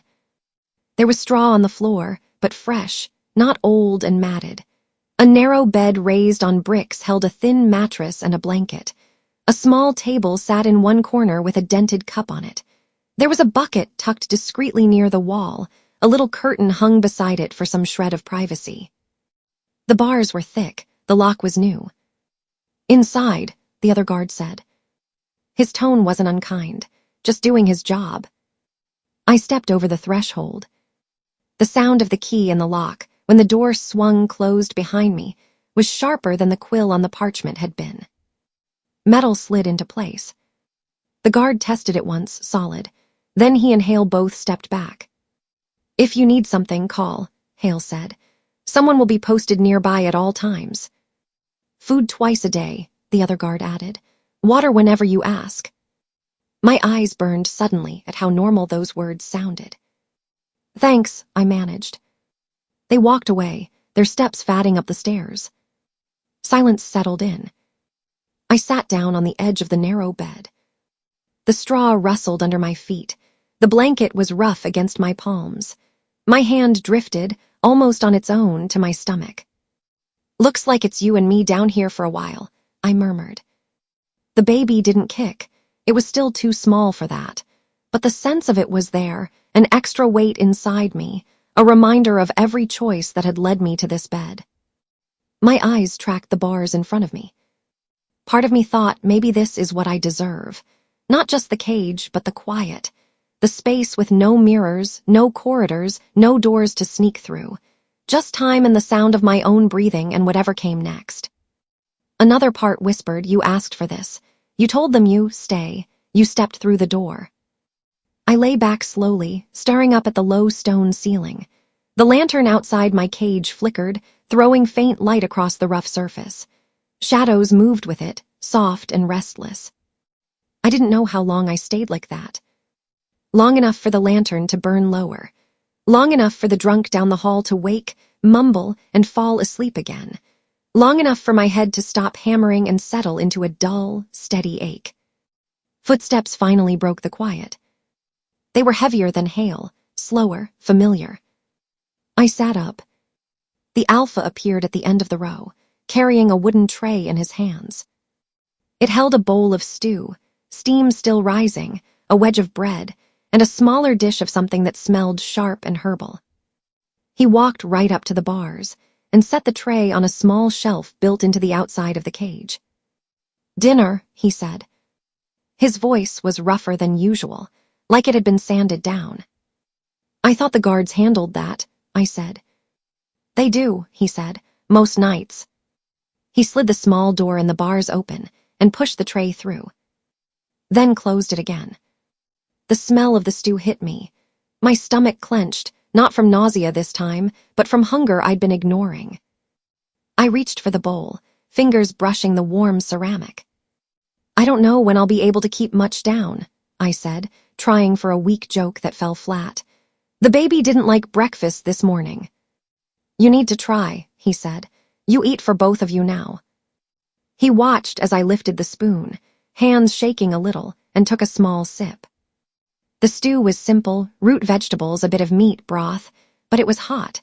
The warmth spread through my chest slowly. He picked up the smaller dish and held it out through the bars. "Drink this after," he said. "It'll settle your stomach, Healer swears by it." I swallowed another spoonful and nodded. "You didn't have to come yourself," I said quietly. "I know," he said. He leaned one shoulder against the bars, watching me eat. His eyes moved over my face, my hands, like he was checking every inch without making it obvious. "You should be resting," he said. "Cages or no cages." "I'll have plenty of time to rest," I answered. 5 years' worth. He winced almost imperceptibly. "You could have run," he said again. "I know," I said. "I think we're past that now." We sat in silence while I finished half the bowl. When I reached for the little cup of herbs, he spoke again. "Drink it fast," he said. "It tastes worse if you drag it out." He wasn't wrong. I grimaced as it hit my tongue, swallowed it down in one go, and coughed. "That is disgusting," I said. One corner of his mouth twitched. "Blame the healer," he said, "not me." He reached through once more and wrapped his fingers lightly around my wrist, just above where my pulse beat. His touch was warm. He stayed there for a moment, thumb resting over the steady thrum. "Heart's holding," he murmured. "Be a shame if it quit now," I said, "after you signed all that paperwork." He huffed out something like a laugh, short and strained. "You're making jokes in a cage," he said. "That's something." "It's that or stare at the wall until I go crazy," I said. "Thought you might prefer the jokes." His gaze lifted to mine. "I prefer you alive," he said simply. The words landed deeper than the herbs. I swallowed. "You didn't push them away from execution," I said. There was no anger in it, just fact. "You signed." "I did," he said. "I also spent the better part of an hour arguing that 5 years feels longer from the inside than it sounds from the table." "And the child?" I asked. His jaw clenched. "We will talk about that later," he said. "For now, we keep you healthy enough to see that later, one fight at a time." I nodded slowly. He squeezed my wrist once more, then let go. "Sleep when you can," he said. "The straw isn't much, but we can add more if you need it. If it's too cold, tell Hale. I'll bring another blanket." "You don't have to," I started. He cut me off with a look. "Let me do this," he said quietly. "I can't undo what I've already done, or what you've done. I can make sure you don't starve on top of it." My throat felt tight. "Okay," I whispered. He picked up the empty herb cup, set it back on the tray, and straightened. "I'll be back in the morning," he said. "You don't have to," I started again. He shook his head. "I'll be back," he repeated. He picked up the tray, turned, and walked back down the row of cages. I watched him until he reached the stairs and disappeared around the curve. Only when the sound of his footsteps faded did I lie back on the narrow bed again, pulling the rough blanket up over my legs. The stone ceiling stared back at me. Bars stood between me and the rest of the castle, between me and the life I'd broken in a dozen different ways. But the taste of the soup and the herbs lingered on my tongue. The warmth of his fingers on my wrist lingered on my skin. He could have left me down here with whatever the guards remembered to bring. Instead, he'd come himself. He still cared enough to watch over me, even as I sat behind bars because of him and because of me. I curled my hand over my stomach and exhaled slowly. This wasn't freedom, it wasn't forgiveness, but it wasn't abandonment either. Somewhere above me, wolves moved through halls and courtyards, arguing and planning and living. Somewhere up there, the man who had signed my sentence was still carrying food down steep stairs. Down here, in the dim lantern light, I closed my eyes and let myself feel both truths at once. The first morning in the cage, I woke up to the sound of keys. They scraped in a lock somewhere down the row, metal on metal, followed by a low curse and the thud of a boot against a bar. A man I didn't know grumbled something about damn drunks and next time sleep outside the tavern, then moved on. For a second, half asleep, I thought I was back in my old room at home, the way I used to wake to my father banging cups around or my mother trying not to burn bread. Then the smell of damp stone hit me, and my hand bumped against iron when I rolled over. Right, cage. I lay on my back and stared at the ceiling until the keys came closer. Queen, a voice called. I pushed myself up on my elbows. Hale appeared in front of the bars with a tray. Morning, he said. His tone was careful, not cheerful, not cold, somewhere in the middle. Is it, I asked, hard to tell down here? He huffed just barely. You'll get used to the light changes, he said. Lanterns go down at night, torches are brighter in the day. Your body figures it out. Nice, I said. My body and I have a lot going on already. His gaze flicked to my stomach, then away, like he was trying not to be rude. Food, he said. Before the baby decides, you should throw it back up. He slid the small panel open and pushed the tray inside. Porridge, a boiled egg, a piece of fruit. It smelled better than anything had a right to smell this far underground. Thanks, I muttered. He didn't move away. You slept, he asked. Some, I said, in between thinking about bars and council speeches and all the stupid things I can't take back. He shifted his weight. I've seen people come down here in worse shape, he said. You're sitting up, that's something. High praise, I said dryly. Eat, he said. You keep that down, I'll call it a good morning. He left then, boots fatting up the stairs. I ate slowly, because if I tried to shove it all in at once, my stomach would revolt. The porridge sat heavy but warm. The fruit was sweet enough to make my mouth water. When the tray was empty, I set it back on the little shelf and looked around the cell properly for the first time in daylight. Stone walls, iron bars, straw on the floor, thin but clean, the narrow bed I'd slept on, the little table, the bucket in the corner behind the curtain. Not home, but also not the nightmare I'd imagined the first time I'd heard someone threaten to cage me. Okay, I said softly. My voice sounded small in the space. We can do this. My hand drifted to my stomach without thinking. It was still not really showing to anyone who didn't know, but I could feel the difference. A slight tightness, a new weight when I rolled onto my side. You hear that? I asked the tiny thing inside me. You got me into this. You're staying with me while we figure it out. There was no answer, obviously. Just my own breathing and the faint drip of water somewhere in the hall. I stood and started straightening what there was to straighten. It was stupid, maybe, but I needed something I could control. I shook out the blanket and folded it. I smoothed the straw away from the door so it wouldn't get caught when someone opened it. I wiped dust off the little table with the edge of my sleeve. If they were going to lock me in a box, it was going to be a box that didn't look like I'd already given up. The days settled into a rhythm faster than I expected. Morning, keys, food, a quick check from whoever was on shift. Sometimes it was Hale. Sometimes it was a younger guard with a shaved head and a face that went red every time he had to look me in the eye. Once it was an older man who set the tray down like he was feeding a wild animal. He slid it through the slot and stepped back fast, eyes hard. Don't try anything, he muttered. With what? I asked. The porridge. He didn't answer. He didn't come back after that day. Hale told me quietly he'd asked not to be assigned to my row. Doesn't like you, Hale said. Noticed, I said. Some evenings I heard him above, arguing with another guard about wolves dying and soft treatment. I didn't blame him. If someone had killed my brother, I might not be thrilled about bringing her boiled eggs either. Afternoons were quieter. I counted stones in the wall.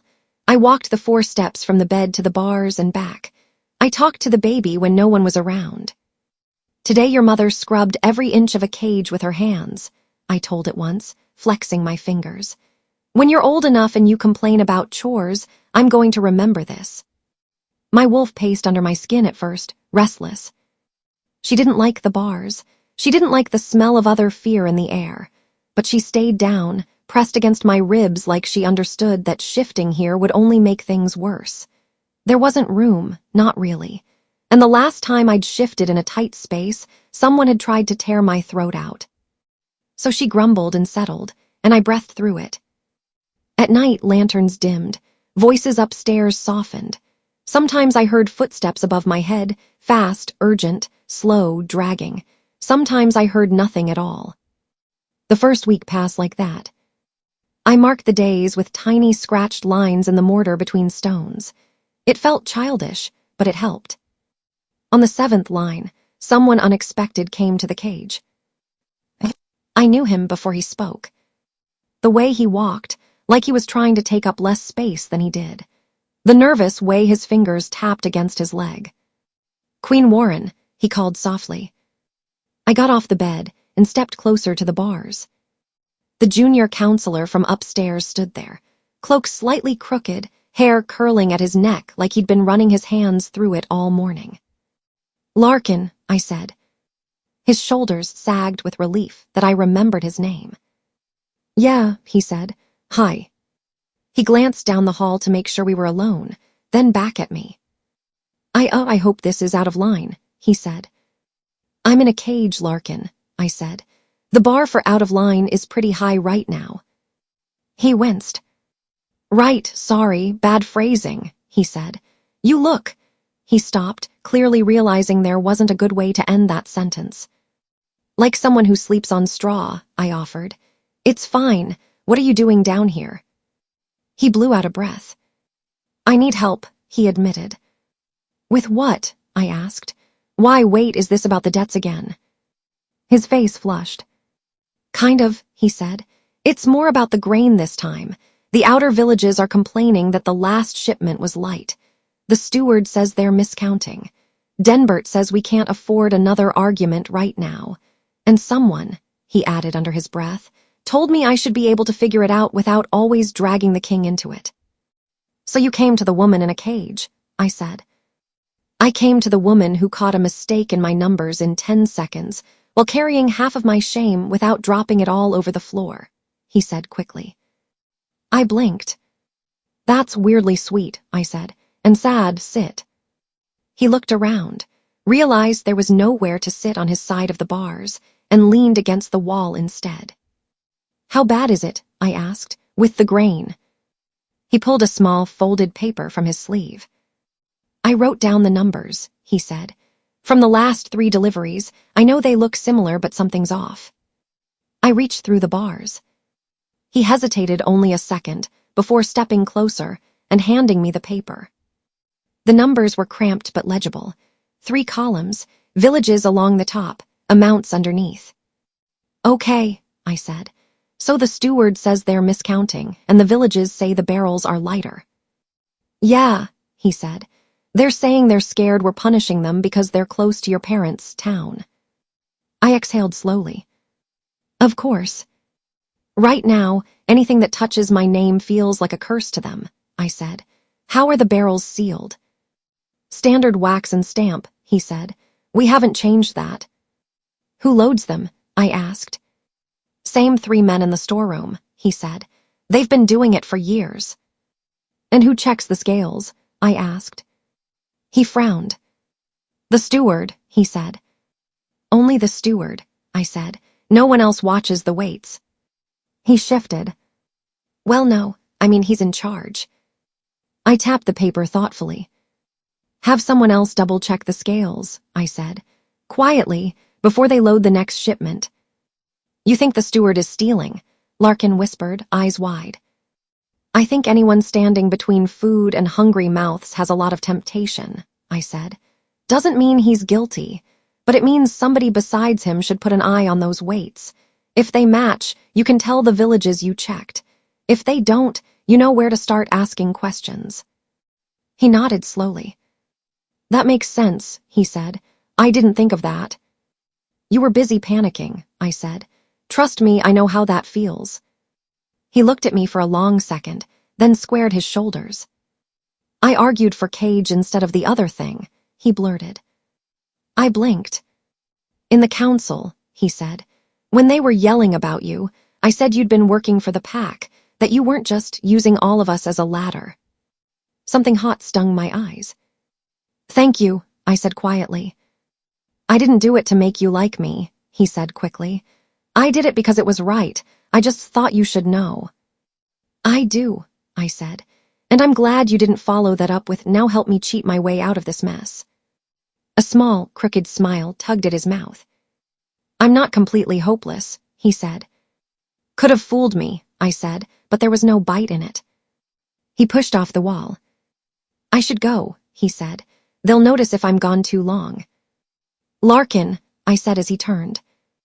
He paused. You're not wrong to come to me, I said. If the others give you trouble about it, tell them you're just wringing the last few useful drops out of the queen who ruined everything. His mouth twisted. I'll maybe soften that line a bit, he said. Suit yourself, I said. He nodded once and walked away, footsteps light. When he was gone, I sat on the edge of the bed with the paper still in my hand. Behind bars or not, I still knew how to read numbers. Word would get around, it always did, that the caged queen was still answering questions, still pulling strings she could reach. I wasn't sure if that made me feel better or worse.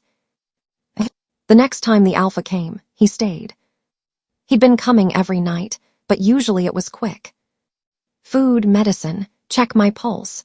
A few clipped questions about how I felt, then he'd leave, boots echoing away. That night, he brought the tray and then sat down on the stool outside my cage like he meant to stay a while. He set the tray on the little shelf and folded his arms on his knees. You look tired, he said. I snorted. Bars will do that to a girl, I said. He didn't smile, but his mouth softened. I meant the kind of tired that lives behind your eyes, he said. That too, I said. I took the bowl of stew and waited for him to pass the herbs. He did, then watched me eat the first few bites in silence. How are the counselors? I asked finally, still yelling. Always, he said. Rylan hasn't stopped since the day you walked in. I believe that, I said. He leaned back a little, eyes tracing the lines of the bars. They're restless, he said. Some think 5 years is too much, some think it's not enough. A few think I should have stripped your title. You can still do that, I said. Plenty of time. He shook his head. Titles are for the people above the ground, he said. Down here you're just Warren. The way he said it made something twist inside me. Feels more honest, I said. He was quiet for a moment. You were honest up there, he said. Finally. Late, I said, but yes. He watched my hands as I moved the spoon. You want to know when I knew, he said. My spoon paused halfway to my mouth. Knew what? I asked, even though I already knew. About you and him, he said. About Ethan, about the baby. I set the spoon down slowly. Yeah, I said, I do. He rubbed a hand over his face. I saw you together before the wedding, he said. At the edge of your yard, you were talking close, too close for two strangers. I didn't think much of it then. I thought he was just another villager. You saw that, I whispered. I make a habit of looking at everyone around the people I'm about to cast a net over, he said. Occupational hazard. He let out a breath. After the wedding, a soldier came to me, he said. Said he'd seen you in the servant halls, late, more than once, talking to the same man. My heart sank. Hale, I said. He nodded. He didn't come running to tattle, the alpha said. He came because he thought someone might be trying to use you, either blackmail you or something else. He was worried. My chest ached. And what did you do, I asked, when he told you? I watched, he said. From a distance, I thought maybe you were just lonely, that you found someone to talk to who didn't sit at a table with laws spread out in front of him. Should have picked a better someone, I muttered. He went on like he hadn't heard me. The night the first poison death happened, he said, you told me you were walking alone. No guards, no witnesses, just air and your thoughts. That part was true, I said. Yes, he said, but you were not walking the only path in the castle. Hale saw you come from the direction of the servant hall. He told me that too. I swallowed. So you knew I was lying, I said. Yes, he said simply. He didn't say it with anger, just fact. And you didn't cage me then, I said. No, he said. Why? I asked. He looked at me for a long moment. Because I wanted to be sure what I'd be caging you for, he said. An affair, a bad choice, or something darker. I picked up the spoon again, just so I'd have something to do with my hands. And the escape test, I asked. The soldier who came to me and offered to help me run, that was you. Yes, he said. I told Hale to go to you and say he could get you out if you wanted. No strings, no bribes, just a door held open. I remembered the way Hale had looked at me in that shadowed corridor, the worry in his eyes, the relief when I'd said I wouldn't leave. You wanted to see what I'd do, I said. Yes, he said. If you'd taken it, I would have let you go. I'd have chased you eventually, but I'd have given you the head start. Even then, I said, even knowing I was sneaking off to him. He nodded once. Even then, he said, I'd rather have an honest enemy out in the open than a lie sleeping in my bed. The words hurt more than I expected. And when I refused, I asked. He looked down at his hands. I thought maybe there was a chance you wanted this place more than you wanted him, he said. Or at least that you were tied to it in a way you weren't ready to cut. He let out a short breath that might have been a laugh if it hadn't been so tired. I told myself a lot of stories about why you said no, he said. Most of them made me look better in my own head than I deserved. You think I said no for you? I asked. He looked up. At the time, he said, I hoped. Now, I know you said no because you hadn't built enough of a nest to feel safe jumping out. You didn't have the money. You weren't ready to move your parents. You were still trying to make it all line up. I flinched. You make it sound so cold, I said. It's not cold, he said. It's practical. You've always been practical. You just let your heart drag you in two directions at once until everything tore. That was accurate, painfully so. And the baby, I asked quietly. When did you know about that? He stared at the floor for a moment. When you started refusing the doctor, he said. Every time you looked green and I offered, you shut down. Not just no thank you. You shut down. I told you I don't like healers, I said weakly. He almost smiled. You don't like a lot of things and you still do them, he said. You'll walk through a storm if it means getting the right grain to the right village. You'll sit through 6 hours of counsel to get a single change passed. You don't suddenly draw a hard line at a man checking your pulse unless you're scared of what he'll find. I looked away. By the time Hale told me he'd seen you with Ethan again, he said, voice softer, it wasn't hard to add it up. How late you were. The way you held your stomach when you thought no one was watching. The fact that you never once looked at me like you wondered if it might be mine. I laughed once, sharp. You could smell it, I asked. Wolf blood versus human. Sometimes it's that simple, he said. Sometimes it's not. In this case, I didn't need my nose. He rested his arms on his knees again. I didn't call you out because what would that have done? He asked. Dragged you into the hall, held up your belly, shouted, look what she did, while half the pack watched. That's not justice. That's a circus. So you decided to wait, I said. Until what? until I killed someone. His jaw tightened. No, he said. I decided to keep you where I could see you, to watch whether the woman I saw in the village, helping her neighbors, was still in there somewhere, or whether you were going to burn this place down to chase a man who was already starting to rot from the inside.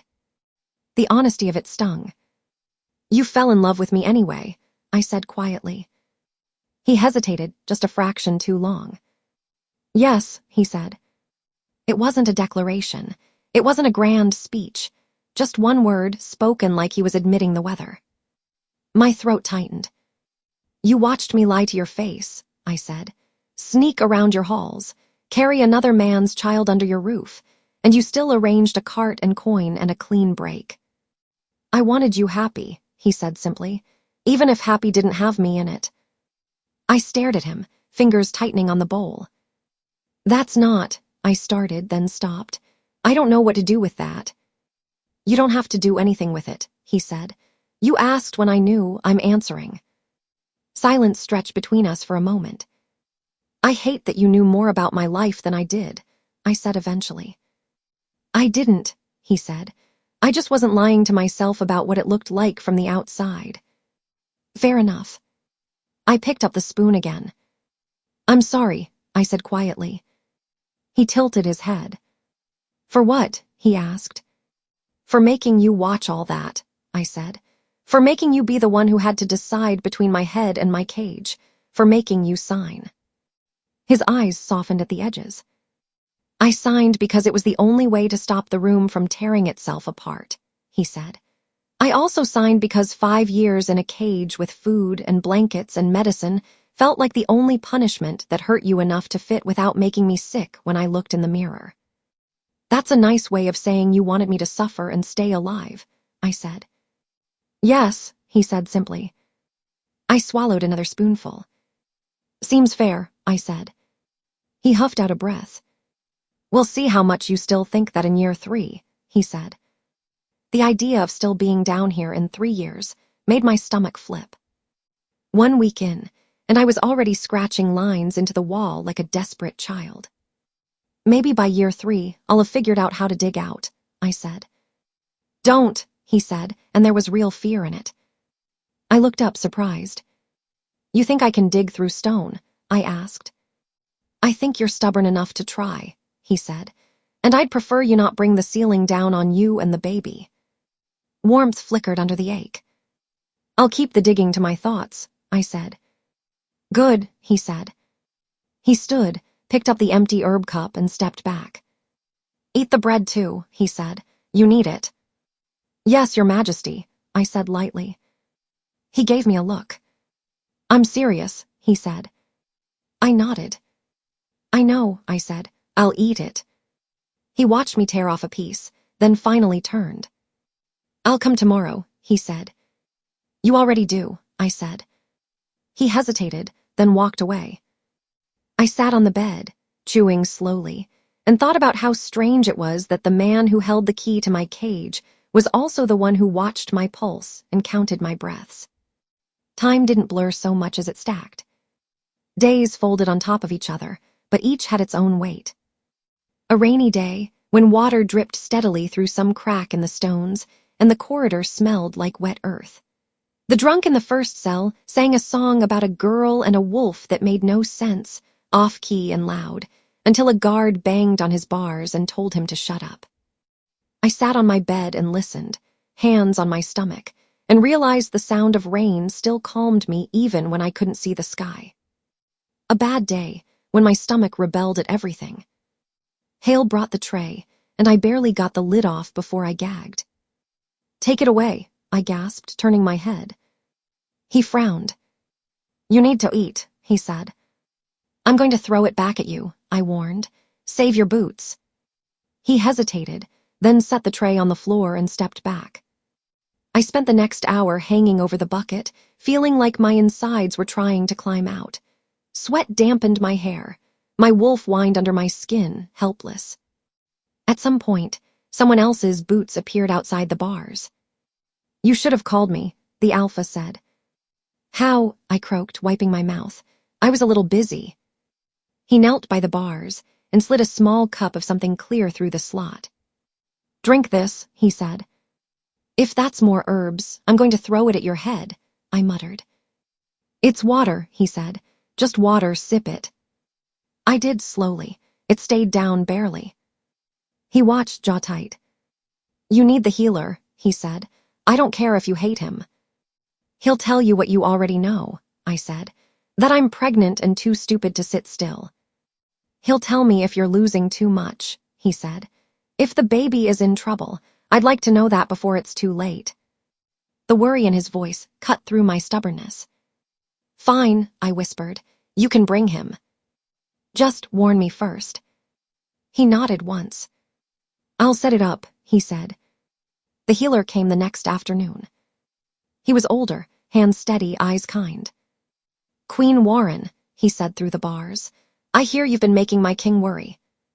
"Seems to be my main talent lately," I said. He smiled faintly.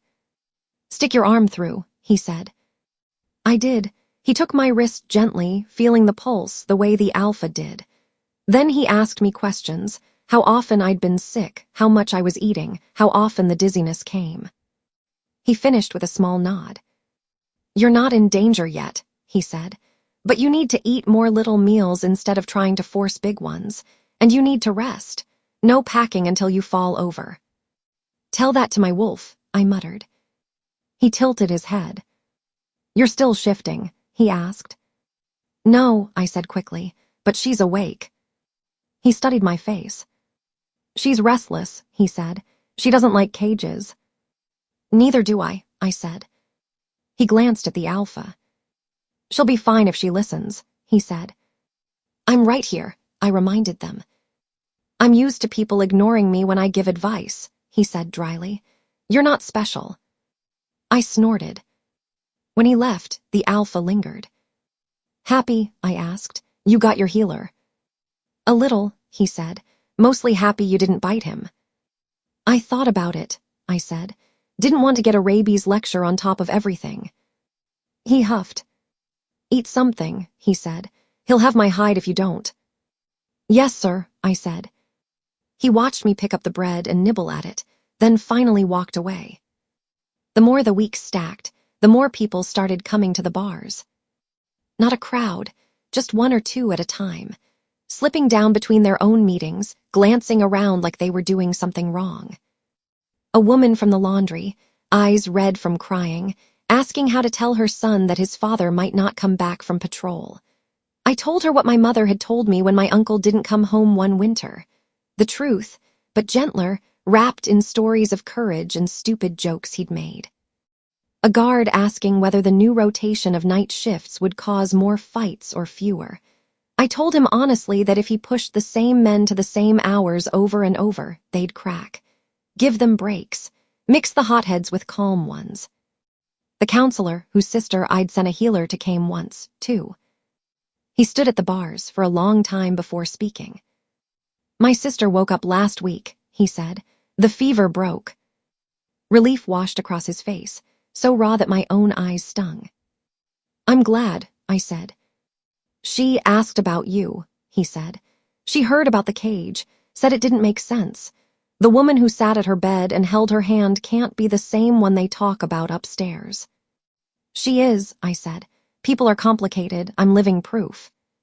He nodded, eyes shiny. "I told Denbert that," he said. "When they started talking about the other option, I told him we'd all be worse if we cut you out entirely. Doesn't mean I wasn't angry. I still am. But being angry and being fair aren't the same thing."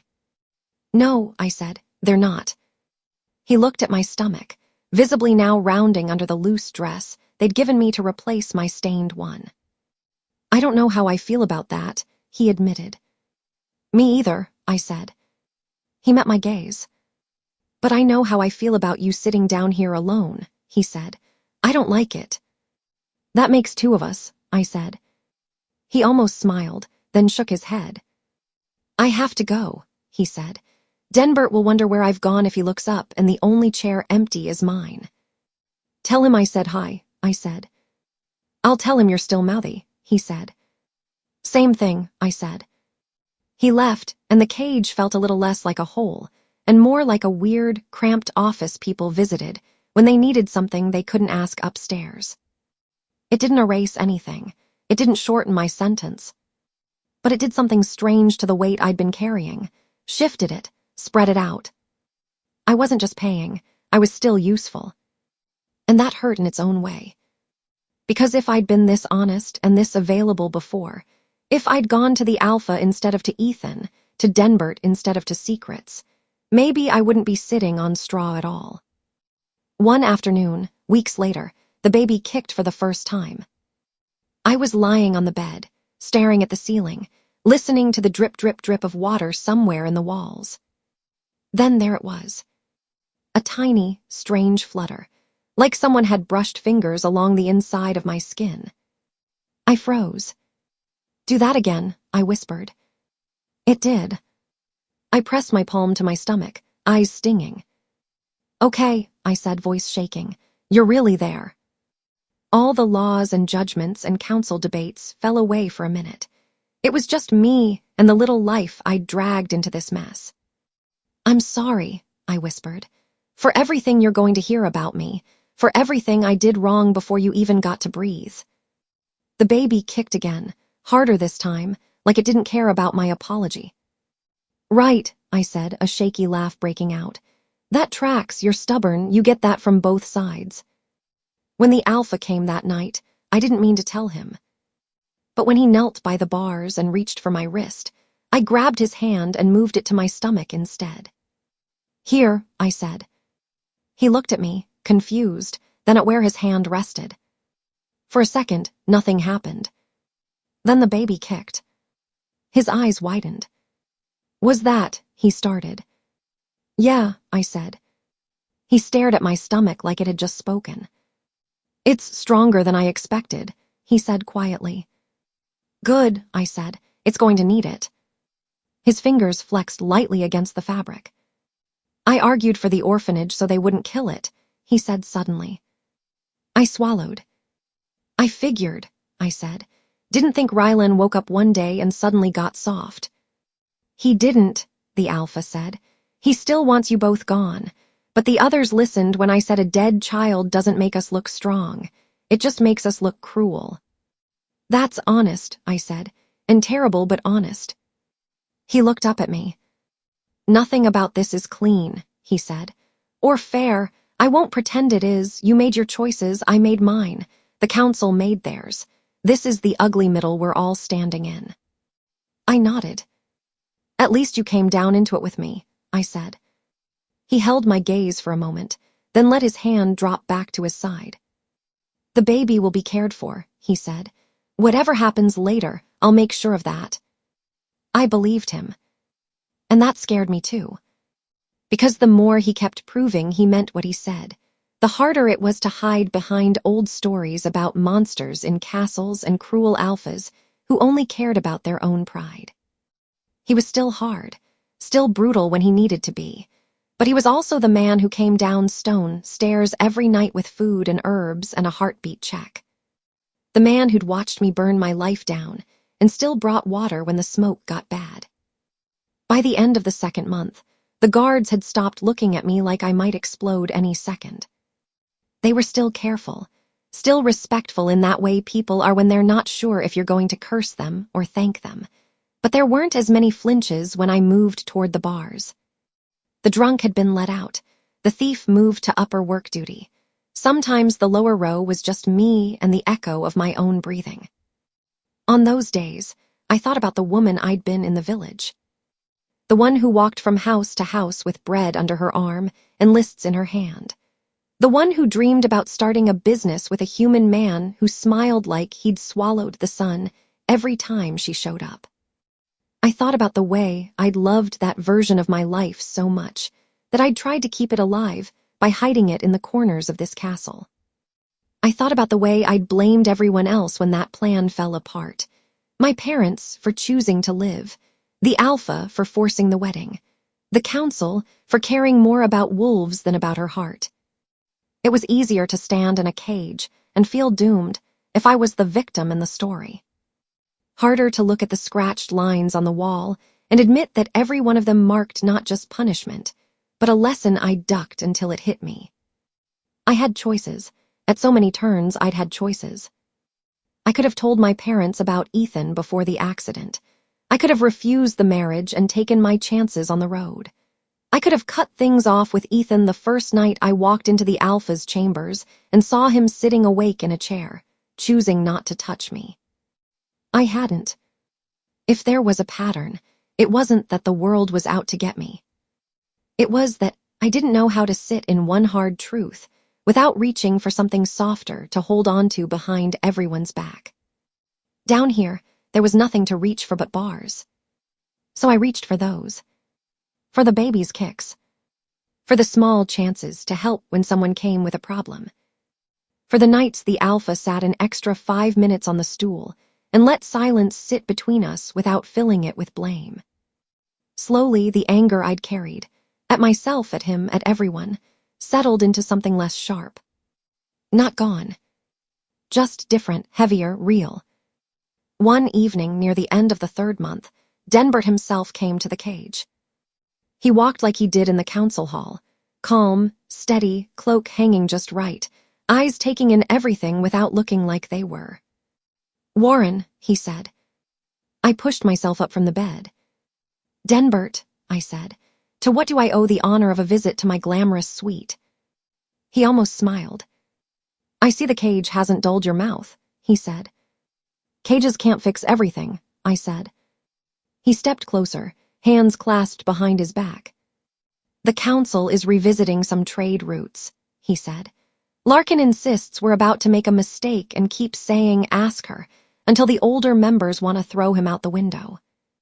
"Good for Larkin," I said. "He's growing a spine." "Yes," Denbert said, "and relying on yours." He slid a folded map through the gap in the bars. I opened it carefully on the bed.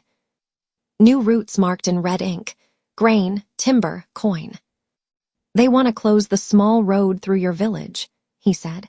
"Says it's too costly to keep it guarded after the incident." "Because 2 wolves died there," I said, throat tight. "And now one of their brothers sits at your table and wants it wiped off your map."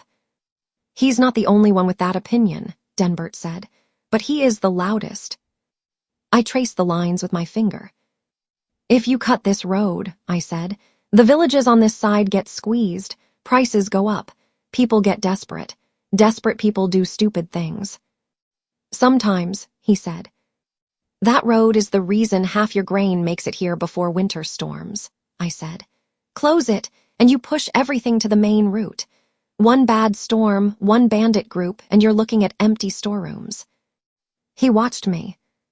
"So you suggest we keep it?" he asked. "If the only reason you're closing it is because it hurts Rylan to look at it," I said, "then yes, keep it. You don't fix grief by erasing the places it happened. You just make more people suffer." He nodded slowly. "That's what I told them," he said. "It helps to hear it from another mouth." "You're the head of the council," I said. "You don't need my mouth." "I do," he said. "Because whether you meant to or not, you've been the voice of practical mercy in this castle since you arrived. And because the men upstairs still remember when you sat at the table with them, they might listen a little harder if I say, 'Warren agrees.'" Something thick rose in my chest. "You argued for Cage over execution, too," I said. "Yes," he said simply. "Why?" I asked. "Really, you can say for the pack all you want, but there were easier options than fighting for years of straw and bars." He studied me. "Because I watched you work," he said. "I watched a girl who'd been dragged into a life she didn't choose walk into rooms full of wolves and figure out how to make them listen without barking. I watched you sit with servants, counselors, and villagers and treat them like they mattered." He tilted his head. "And then," he went on, "I watched you lie, repeatedly, to people who trusted you. You can be both those things at once. A person's worst act doesn't erase the rest, but it doesn't excuse it either. I didn't want to cut the throat of the woman who got my niece a healer. I also didn't want to let the same woman walk away like she'd only tripped." "You found the middle," I said. "I tried," he said. "I'm not sure we hit it perfectly, but I can live with it. Can you?" I looked around the cage. At the straw, the bed, the marks scratched into the wall. At my own hands, now rougher from cleaning, skin cracked at the knuckles. At this moment, I said, "No, ask me again in a year." He smiled faintly. "I might," he said. He took the map back, folding it neatly. "Thank you," he said, "for the road answer, and for not throwing this back at my head." "Map would make a terrible weapon," I said. "Too flimsy." "Good," he said. "Let's keep it that way." He turned to go, then paused. "Warren," he said over his shoulder. "Yeah," I asked. "You're not just paying anymore," he said. "You're working. Don't forget that when the nights get long." My throat tightened. "I'll try," I said. He walked away. I sat back down on the bed, one hand on my belly, and let his words sink in. Not just paying. Working. Earning. The cage was still iron. The sentence was still 5 years. The child was still slated for an orphanage I'd never seen. But as my stomach grew, and the baby kicked and counselors kept slipping down to ask questions, something else grew too. A thin, stubborn strand of respect. Not the kind built on lies and secrets. The kind built on showing up, day after day. Even when the only place you're allowed to stand is behind bars. I was counting lines. Not stones this time, lines on my skin. Little pale scars on my knuckles from cleaning the floor. Faint red marks around my wrists from the way I sometimes gripped the bars when a wave of nausea or panic hit. I'd gotten good at pretending those marks didn't bother me. "Visitors," a voice called down the corridor. I sat up on the bed. Hale's boots appeared first, then the rest of him. He had that same neutral guard face he wore when he was trying not to show anything. "Who?" I asked. He shifted his weight, glanced away, then back. "Your parents," he said. The words landed like a punch. My fingers dug into the blanket. "They're here," I asked stupidly, like he'd just made them up. He nodded. "They're in the small room near the stairs," he said. "King said you can go up there for a bit, with me and another guard." My heartbeat jumped. "Now?" I asked. "Now," he said, "if you're up for it." As if I'd say no. I pushed myself to my feet, one hand automatically going to the curve of my stomach. "How do I look?" I blurted, then wanted to sink into the floor. Hale blinked. "Like someone who's been in a cage," he said honestly, "but not broken." "Great," I muttered. "That's exactly the look I was going for." He opened the door with a clank of keys. The sound still made my wolf flinch. I stepped out, my legs a little stiff, and fell into step beside him. Another guard joined us at the stairs, a young one with the shaved head who always blushed when he had to talk to me. He nodded without meeting my eyes. We walked up. The air changed as we climbed. Less damp, more light, the faint smell of bread instead of stone and metal. My senses drank it in like I hadn't been breathing properly in weeks. Hale stopped at a plain wooden door near the first landing. "Here," he said. His hand lingered on the handle for a second. "They look worried," he added quietly. "Prepare yourself." "Too late for that," I whispered. He opened the door. The room was small and bare, just a table, a few chairs, a window set high in the wall. The light through it was thin but real. Dust motes floated in it, turning slow circles. My parents sat on the far side of the table. They both stood when they saw me. For a heartbeat, I just stared. They looked the same and not the same. My mother's hair had more gray threaded through the brown than I remembered. Her dress hung looser on her, like she'd either lost weight or given some of herself to the worry. My father's shoulders seemed smaller. The lines around his mouth had carved themselves deeper.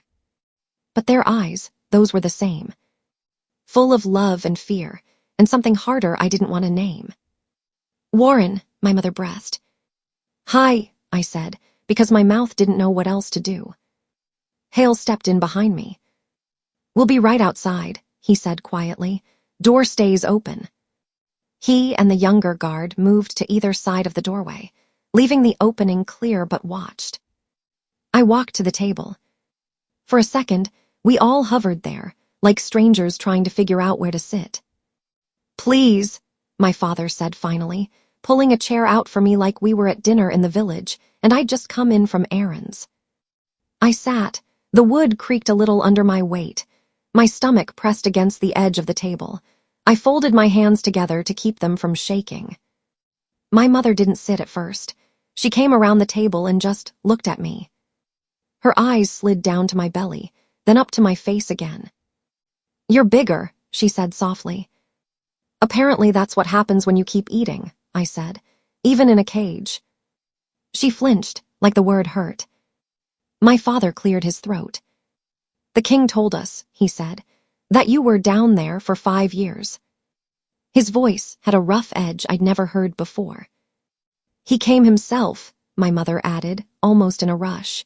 "He didn't send a messenger. He knocked on our door, sat at our table, told us everything." She didn't say what everything was, but I could hear all of it in her tone. Ethan, the baby, the cage. I swallowed. "How are you?" I asked, because that felt safer than asking what he'd said. My father gave a short, humorless laugh. "We are not the ones in chains, Warren," he said. "We're fine." My mother shot him a look. "We're managing," she said more gently. "The shop is quiet. People look at us differently now, some with pity, some like they don't want to stand too close as if what happened to you will rub off." "That's my girl," my father muttered, "always thinking about us when she's the one in the cellar." "It's kind of my thing," I said weakly. My mother finally sat back down, across from me. For a heartbeat, her hand reached like she wanted to touch my cheek. Then it dropped, and her mouth tightened. "You idiot child," she said. The words hit harder than if she'd screamed. I winced. "Okay," I said softly, "we're starting there." "What did you think would happen?" she burst out, voice shaking.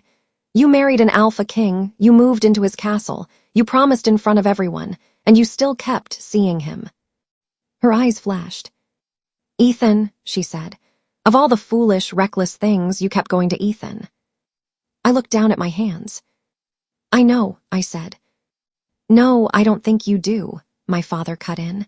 "I don't think you understood at all what you were doing to yourself, to us." His voice was low but fierce. "You didn't just shame him," he went on. "You shamed us, in front of the whole pack, in front of every villager who came to your wedding. They talk about you in the market now. The queen who slept with the servant. The girl who still ran to her first lover while wearing a crown." He spat the last words like they tasted bad. My chest squeezed. "I deserve that," I said quietly. "Yes, you do," my mother shot back. "You deserve every whisper, every glare. Do you know how it felt to sit there while he told us you slept with Ethan in his own castle, after everything we'd begged for?" Her voice cracked. "I gave him the words," she whispered. "I told him she'll be good, she'll be loyal, she'll make you proud. I said that about you, and you. She couldn't finish. Tears burned my eyes. "I'm sorry," I said, and the words felt too small, too late. My father shook his head. "You could have ended it the day you rode through those gates," he said. "You could have gone to Ethan and said, 'It's over, I have to do this for my family.' You didn't. You chose to live 2 lives. You chose to let that boy keep touching you while another man put a roof over our heads." His words were blunt and ugly and true. "I know," I said again, because there was nothing else. "And then," my mother said, taking a shaky breath, "as if that was not enough, you stood in front of the council and told them everything." Her eyes shone with a mix of horror and disbelief. "You told them you cheated," she said. "You told them about the child. You told them you were planning to run. In front of all of them, Warren, what were you thinking?" I let the silence sit for a moment. "I was thinking," I said slowly, "that I was done lying." "That could have gotten you killed," my father snapped. "Do you understand that? They were ready to tear you apart, he told us. Half that room wanted your head on the floor." "I know," I said. "I was there." "Then why," my mother demanded, "why would you make it worse? The king tried to protect you. He said Ethan forced you. He gave you a way to keep some of your dignity, and you threw it away. The word dignity almost made me laugh. I didn't. Because it wasn't true, I said. He didn't force me. I went to him over and over. I slept with him knowing what I was doing. I killed him because I snapped, not because he was about to kill me. My voice shook, but I held their gazes. If I'd let the alpha tell that story and stayed quiet, I said, I'd still be a liar, and I'd still be sitting in a cage. At least this way, I'm here for the right reasons. My mother stared at me like she didn't recognize me for a second. That's not how the world works, she whispered. You don't tell people everything. You don't hand them your throat. You keep the worst parts quiet and survive. A bitter part of me wanted to ask if that was what she'd been doing when she smiled through the wedding while I stared at Ethan in the crowd. I bit it back. I tried that, I said. Keeping things quiet, it blew up anyway. She looked away, breathing hard. My father dragged his hand down his face. You were always stubborn, he muttered. Your mother said it when you were 3 and refused to come inside in the rain. I should have listened then. I think this is slightly bigger than the rain, I said. His mouth twitched, but he didn't smile. You could have died, my mother said again, softer now. You could still die in here. I know, I said. Trust me, the thought visits often. She closed her eyes for a second. When she opened them, the anger was still there, but under it I saw something else. Guilt. And we did this, she whispered. The words sounded like they hurt on the way out. No, I said quickly. You didn't. Yes, we did, my father cut across me. His voice was quieter than before, but it carried more weight. We forced you into that marriage, he said. We didn't put a knife to your throat, no, but we stood there and let a man you barely knew stake a claim because we were afraid. We were so terrified of dying, of leaving you alone, that we didn't even ask if you wanted it. He looked older in that moment than I'd ever seen him. When Denbert said, she marries him or you both die, he went on, we didn't look at you and say, what do you want, Warren? We looked at each other and thought, we get to live. My mother's eyes filled. I thought you'd be grateful, she said, voice breaking. I thought you'd see the castle and the crown and the food, and I thought you'd thank us someday for pushing you toward a better life. And instead I ran backwards, I said quietly. Yes, she whispered, to the boy who made you feel safe before everything fell apart. We all knew she meant Ethan. My throat tightened. That's on me, I said, not you. It's on both, my father said. We raised you to care for others, to put yourself last, and then we asked you to prove it in the worst way possible. He shook his head. When the alpha came to our house, he said, I expected rage, orders, maybe a guard with a scroll listing all the ways you'd shamed him. He sat down instead, took off his gloves, told us what you did, what he did, what the council decided. His eyes met mine. He said he would not harm us, my father went on. Even knowing we raised the girl who did this, he said he would keep you alive, that he would visit you, that he would make sure the child had food until... He didn't finish the sentence. Until they took it away. I swallowed around the lump in my throat. He owes you nothing, my mother said. We killed 2 of his wolves, you killed 1 of his men, you lied to him, you humiliated him, and he still... She broke off and pressed her fingers to her mouth. He's far kinder than we deserved, she whispered. I stared at the table. I know, I said. You don't just know, my father said. You need to understand, he could have destroyed us, all 3, you, me, your mother. He could have marched into the village and taken our house, our shop, our lives. He didn't. He spared us once for the accident. He spared us again after what you did. I don't know what that is if not mercy. My eyes blurred. I never said he was a monster, I murmured. No, my mother said, but you treated him like one, hid from him, ran around him, used his walls and his food and his name while you kept 1 foot in another life. I winced. Yeah, I said, I did. Silence settled between us, heavy but not empty. My mother's shoulders sagged. We loved Ethan, she admitted quietly. In our way, he was kind to you. He helped around the shop. I thought if things were different, I might have been happy to see you marry him. But that was before. Before we killed 2 wolves, my father said flatly. Before the Alpha King stood in our yard, she said. Before we saw what we'd done to men who had families too. She looked at me, eyes full of tears. I didn't just force you to marry a stranger, she said. I let you believe there were only 2 choices, our lives or your heart. She shook her head. There should have been more, she whispered. We should have at least tried to find them. I swallowed.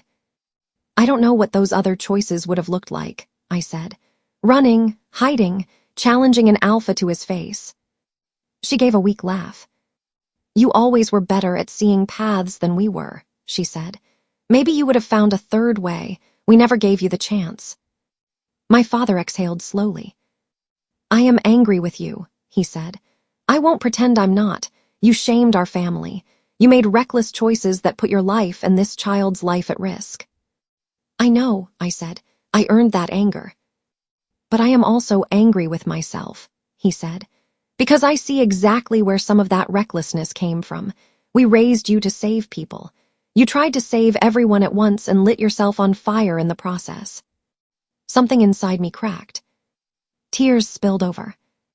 I didn't want you to die, I whispered. I didn't want him to die. I didn't want anyone to die.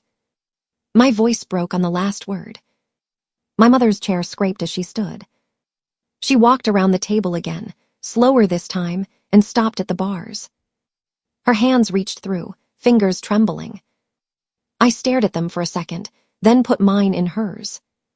Her grip was still strong. You have to stop trying to carry all the sin by yourself, she said. Voice low and fierce. What Ethan did to you, what we did to you, what the council did, that's on us.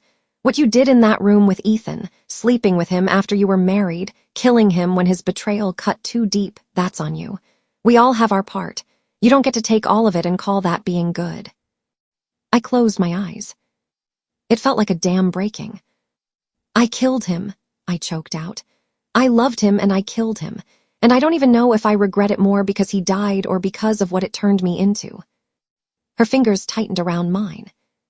You regret it because you're not a monster, she said. Monsters don't sit in cages and cry over what they did. They blame everyone else.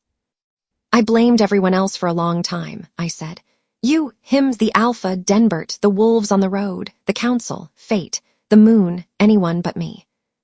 And now, my father asked quietly. I opened my eyes. Now I look at these bars and I know exactly why they're here, I said. I built them, brick by brick, lie by lie. The baby shifted under my palm like it was listening. And I hate it, I added. I hate that I'm here. I hate that I hurt him. I hate that I hurt you. I hate that I hurt the man who actually tried to take care of me even when I was making everything harder. The fact that you can say that, my father said softly, is the only reason I can sit here and not collapse. He stood, slowly, and came to the bars on the other side of me. He didn't reach through. He just set his hand flat against the iron, close enough that I could feel the warmth. We will keep living in the village, he said. We will keep the shop open. We will deal with the looks. We will answer questions we don't like. And when you get out of here, if you get out of here, you will have a place to sleep that is not made of stone. Unless you choose his castle instead, my mother added. I looked at her, startled. She held my gaze. If he still wants you, she said. If he offers you anything, kindness, a room, a seat at his table, you take it. Do you hear me? You don't spit in it out of pride. You don't say, I don't deserve this, and run back to the first man who smiles at you. Her eyes were fierce. You already did that, she said. You saw where it led. If there is a second chance in this mess, you grab it with both hands. You don't waste it. Her words hit harder than any slap. What if I don't deserve it? I whispered. My father finally reached through the bars and set his hand on my shoulder. Second chances aren't about deserve, he said. They're about what you do with them. My throat closed. I don't know how to be the woman he thought he was marrying, I said, or the one you bragged about.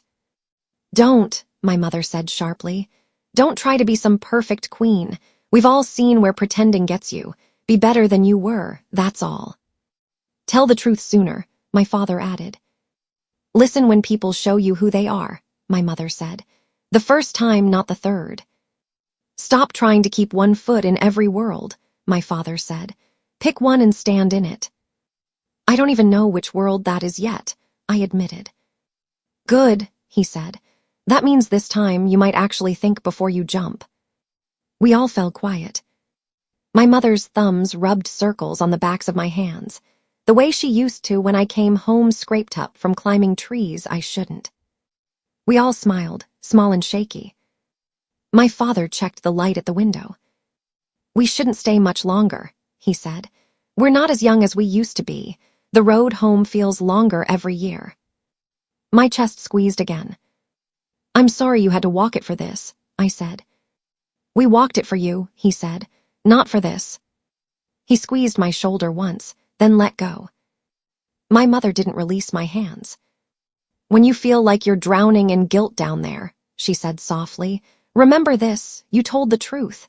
It ruined you in front of them, but it saved something inside you. I am proud of that.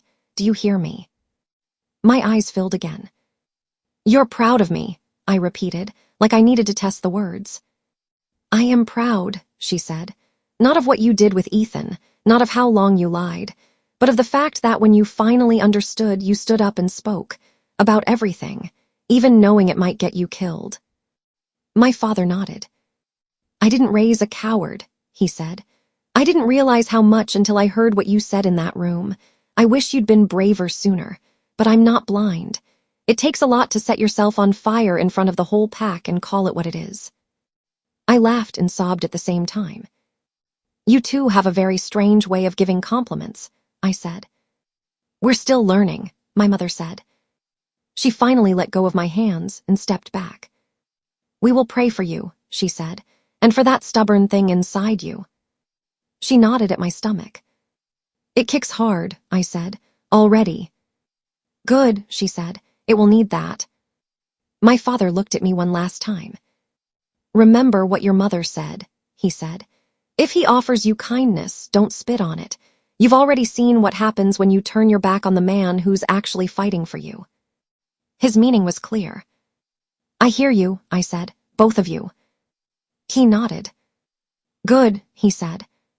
He turned toward the door. My mother hesitated for half a second, then leaned forward and pressed her forehead briefly against the bar. It wasn't a kiss. It was contact. You are still my daughter, she said quietly. Nothing you did burned that away. My chest ached so hard, I thought I might break in half. I love you, I whispered. We know, she said. That's why it hurts so much. She pulled back and followed my father out. Hale caught my eye as they passed. He didn't say anything, just gave a tiny nod, almost respectful.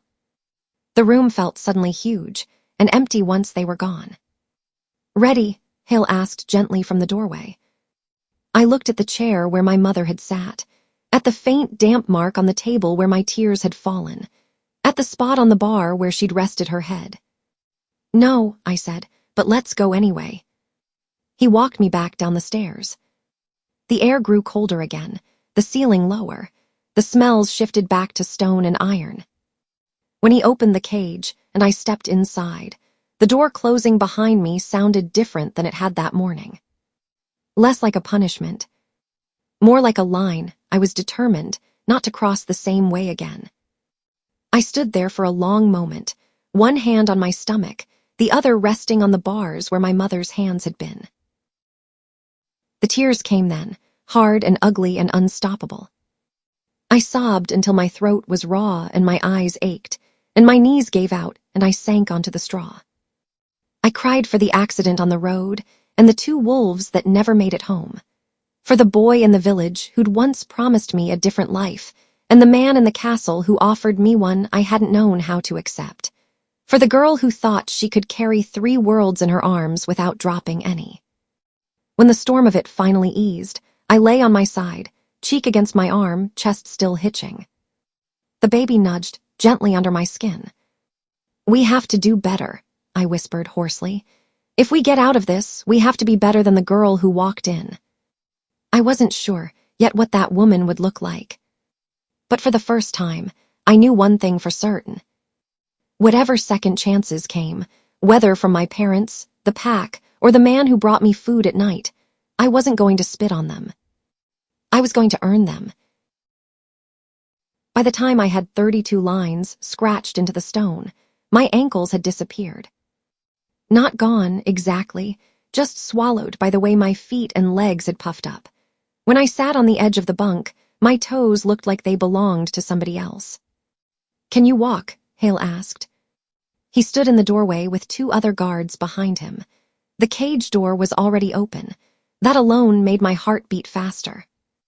I've been walking to the bucket for months, I said. Pretty sure I remember how. I pushed myself up with one hand braced on the wall, the other on my back. Everything felt heavier. The baby rolled under my palm like it was checking the supports. Hale watched me carefully, his jaw tight. The king wants you moved, he said. Upstairs, there's a room near the infirmary. My mouth went dry. Why? I asked, even though I knew. He gave me a look. You're not exactly hiding it anymore, he said, nodding at my stomach. I swallowed. Right, I said, so this is really happening. This would be easier if you didn't fight every step, he said, a little softer. I'm walking, I said. That's the opposite of fighting. He snorted, just barely. The younger guard, Tomas, the one with the shaved head, shifted from foot to foot like he wanted to help but didn't know where to put his hands. Do you need an arm, my queen? He asked. The title still felt strange in his mouth, even after all these months behind bars. I've got it, I said. If I fall, try to catch the big part, not my head. He went red. We moved. The corridor seemed longer than the first day I'd come down here, though I knew that was just my body complaining. Each step up the stairs pulled at muscles in my back and hips I didn't know I had. Sweat prickled at my neck even though the air was cool. By the second flight, I had one hand on the rail and one on Hale's forearm, whether I wanted to or not. You could have said yes the first time, he muttered. I like to pretend I don't need help for at least 15 seconds, I said. Could have fooled me, he replied, but there was no bite in it. When we reached the door near the infirmary, he stopped. Ready? He asked. No, I said honestly. He opened the door anyway. The room was simple. Not a queen's chamber, not a cell, something in between. A proper bed with clean sheets, a table with folded cloths, a big bowl and pitchers, a chair near the bedside. Curtains pulled back to let in light from a wide window. And him. The alpha stood near the window, his arms crossed, looking out over the inner court. He turned the second my boots touched the floor. His eyes went straight to me, then to my stomach, then back to my face. Thank you, he said to Hale and Tomas. They both bowed slightly and stepped back toward the hall, waiting near the door. Come sit, the alpha said to me, his voice quiet. I shuffled toward the bed. I've been sitting for 8 months, I muttered. Thought maybe today I'd stand. He didn't smile, but his eyes softened. Humor me, he said. I sank onto the edge of the mattress. It dipped under my weight in a way the bunk downstairs never did. It actually felt comfortable. Fear still curled under my ribs. What is this? I asked. Exactly, a softer cage. It's a place to give birth, he said, with clean water and proper cloth and people who know what they're doing. My fingers gripped the blanket. And then, I asked. I didn't have to say the rest. And then do they take the baby? Do they send it away? Do I go back downstairs? He studied my face for a moment. Then we will see what happens next, he said. That was not an answer. My chest tightened. You said 5 years in a cage, I reminded him. You signed it. I did, he said, and I've watched you live through almost one of them. Things change. They don't always change for the better, I said. His gaze dropped briefly to the floor, then back up. No, he said quietly, They don't. A knock on the open door cut off anything else. 2 women entered, both in simple dresses with rolled-up sleeves and aprons. One older, gray threaded through dark hair pulled tight at the back of her head, the other younger, with quick hands and sharp eyes. "Majesty," the older one said, bobbing her head toward him before looking at me. "My queen, I'm Mara, this is Lena. We'll be helping you." "Helping," I repeated. "With the baby," Lena said bluntly. "You've done the hard part already. Now you just have to do the worst part." "That's comforting," I said. She shrugged. "Better than pretending it's all flowers and songs," she said. "Lie back. We need to see how far along you are." Heat crept up my neck. I glanced at the alpha. He caught the look. "I'll step outside," he said. Panic flared. "No," I blurted. All 3 of them looked at me. I swallowed. "Don't go far." His mouth twitched like he wanted to smile and was forcing it down. "I'll be right outside," he said. "If you need me, say my name." He left, and the door closed most of the way. Mara and Lena moved like they'd done this 100 times. "Breathe," Mara said. "Whatever happens, just keep breathing." "That's a lot of faith in my lungs," I muttered. Lena smirked. "Trust me," she said. "There'll be a point where you forget too." Time got strange after that. Not the way it had when I'd tried to skip days in my head downstairs. This was slower and faster at the same time. At first, it was just pressure and discomfort. Mara's cool hands, Lena's steady voice, the rustle of cloth, the faint buzz of voices in the hall. Then the first real pain hit. It started as a tightness low in my belly, then wrapped around my back like a belt pulled too tight. I sucked in air through my teeth. "Good," Mara said. "Again." "Good," I gasped. "What part of that felt good to you?" "It means your body doing what it's supposed to," she said. "You want this to stop. You'll have to keep holding that baby inside you forever." I shut up. The pains kept coming closer together. The room shrank to the bed, the ceiling, their hands, my breath. Every time a wave rolled through me, I grabbed something, sheet, blanket, the edge of the mattress. At some point, the door opened. "Is she?" the alpha started. "Get in here," Lena snapped. "She's going to break my fingers." I didn't remember reaching for her hand, but mine was wrapped around it in a death grip. He crossed the room in 3 strides. "Take this," Lena ordered, thrusting my hand toward him. "You have bigger bones." He didn't argue. I squeezed his hand instead. His skin was warm and solid and real. The calluses on his palm dug into my fingers. It grounded me in a way nothing else did. "Breathe," he said. "I am breathing," I snapped. "If I wasn't breathing, I'd be on the floor." "That would make Mara's job harder," he said. "Don't make Mara's job harder." "Listen to the king," Mara muttered. "He's doing well for a first-timer." Another wave hit. I shoved my face into his shoulder and let out a sound that wasn't a scream but was close. His free hand came up, almost on its own, and settled at the back of my head. "You're okay," he said. "You're okay, you've survived worse." "That's not helping," I hissed. "This hurts more than—" Another wave cut me off. They told me when to push, when to stop, when to breathe like I was blowing out candles instead of trying not to shatter. Somewhere in the middle, sweat soaked my hairline, my back ached, my legs shook. "Why did people ever do this more than once?" I panted. "Because they forget," Lena said, "and because they like what causes it." If I'd had the strength, I would have laughed. The alpha's thumb brushed my knuckles, barely there. "You're doing fine," he said quietly. "Better than half my warriors when they break an arm." "I'd trade," I said through clenched teeth. "No, you wouldn't," he said. Another set of contractions hit, stronger, closer, relentless. The world narrowed to the rush of blood in my ears, their voices, his hand, the sensation of my body trying to turn itself inside out. "Again," Myra said. "One more strong push."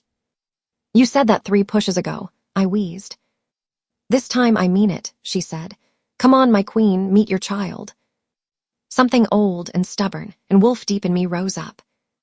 I dug my heels into the mattress, squeezed his hand so hard he grunted, and pushed. For a second, everything burned. Then something gave. There was a rush, a strange emptying, a cry that wasn't mine. A thin, sharp wail cut through the room. My whole body sagged. Good, Mara breathed. Good, we have you. They moved fast. Cloth, water, the soft murmur of their voices. The wail turned weaker, then stronger again. My head lolled toward the side. Is that, I started. Mara turned, her arms full of something wrapped in clean white. Yes, she said, and for the first time her face softened. Your baby. My chest expanded in a way that had nothing to do with air. She stepped in close and lowered the bundle into my arms. I'd imagined this 100 different ways downstairs. In some, I felt nothing but panic. In others, I felt nothing at all. What I felt in that moment was everything at once. The baby was warm and heavier than I expected. A small, wrinkled face, a scrunched-up mouth, eyes squeezed shut, tiny fists pushing against the blanket like it already wanted to get out. My vision blurred. Hi, I whispered, because I didn't know what else to say. The baby made a sound that wasn't quite a cry and wasn't quite a sigh. My arms curled tighter. For a second, I forgot about the stone upstairs, the bars downstairs, the council, the past, all of it. Then fear slid back in like a shadow. How long, I rasped, before they come to take? No one is taking anything yet, the alpha said. I'd almost forgotten he was still there. He was standing right by the bed, close enough to touch. His shirt was damp where I'd grabbed him. His hair was mussed. His knuckles were red where I'd squeezed. His eyes were on the baby, not me. What is it? He asked quietly. Boy or girl? Again, Myra said. One more strong push. You said that 3 pushes ago, I wheezed. This time I mean it, she said. Come on, my queen, meet your child. Something old and stubborn and wolf deep in me rose up. I dug my heels into the mattress, squeezed his hand so hard he grunted, and pushed. For a second, everything burned. Then something gave. There was a rush, a strange emptying, a cry that wasn't mine. A thin, sharp wail cut through the room. My whole body sagged. Good, Mara breathed. Good, we have you. They moved fast. Cloth, water, the soft murmur of their voices. The wail turned weaker, then stronger again. My head lolled toward the side. Is that, I started. Mara turned, her arms full of something wrapped in clean white. Yes, she said, and for the first time her face softened. Your baby. My chest expanded in a way that had nothing to do with air. She stepped in close and lowered the bundle into my arms. I'd imagined this 100 different ways downstairs. In some, I felt nothing but panic. In others, I felt nothing at all. What I felt in that moment was everything at once. The baby was warm and heavier than I expected. A small, wrinkled face, a scrunched-up mouth, eyes squeezed shut, tiny fists pushing against the blanket like it already wanted to get out. My vision blurred. Hi, I whispered, because I didn't know what else to say. The baby made a sound that wasn't quite a cry and wasn't quite a sigh. My arms curled tighter. For a second, I forgot about the stone upstairs, the bars downstairs, the council, the past, all of it. Then fear slid back in like a shadow. How long, I rasped, before they come to take? No one is taking anything yet, the alpha said. I'd almost forgotten he was still there. He was standing right by the bed, close enough to touch. His shirt was damp where I'd grabbed him. His hair was mussed. His knuckles were red where I'd squeezed. His eyes were on the baby, not me. What is it? He asked quietly. Boy or girl? Something flashed in his eyes. You let me worry about them, he said. You worry about breathing. Back to breathing, I muttered. Mara stepped closer. Majesty, she said to him, if you're summoning the council, do it soon. She needs rest, but she also needs this settled. Dragging it out won't help anyone. He nodded. Send a runner, he told Hale, who was still in the doorway. Council Hall, half an hour, all members. Hale bowed and left. The alpha looked at me again. You don't have to speak, he said. Not if you don't want to. You've done enough burning for one lifetime. I'm done staying quiet while other people decide who I am, I said. Something like pride flickered across his face. Then speak if you feel like it, he said. But know this is my call, not yours. I put you in the cage. I'm the one who opens it. A shiver ran through me that had nothing to do with the draft. He stood carefully, the baby in his arms. Rest, he said. I almost laughed. How? I asked. We're about to drag 8 men who hate me into a room with my newborn. We'll try, he said. Then we'll see who still hates you when we're done. He carried the baby over to the cradle someone had set near the bed. I hadn't even noticed it. He laid him down with surprising care, adjusting the blanket around him. The baby squirmed once, let out a soft protest, then settled. The alpha stood there for another heartbeat, just watching his tiny chest rise and fall. Then he straightened. I'll be back, he said. He left before I could answer. The council hall looked different from a bed. Mara insisted on putting me in a chair near the head of the long table instead of letting me stand. My legs were unsteady and my head still light. Lena fussed with the blanket wrapped around my shoulders, muttering about drafts. The baby slept in my arms, tucked against my chest. His tiny fingers curled around the edge of the cloth, gripping nothing. I couldn't stop staring at him and at the door at the same time. You don't have to hold him if you don't want to, Mara said quietly. We can take him back to the room. No, I said too fast. He stays with me. She nodded, backing off. The alpha stood at the head of the table, hands flat on the polished wood. He was in a fresh shirt now, but his hair was still slightly out of place. It made him look more like a man and less like a carved statue. One by one, the council members filed in.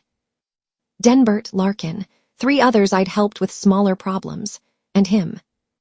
The vengeful counselor. His name was Heroth. I'd heard it 100 times now, but in my head he was still the man with the burning eyes. Those eyes landed on me as soon as he walked in. They dropped to the bundle in my arms. His jaw clenched. This is unusual, he said. We do council business without infants present, usually.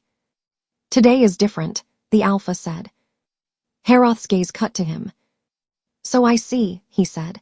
We passed judgment already, my king. 5 years caged, child to be sent away. Why are we here?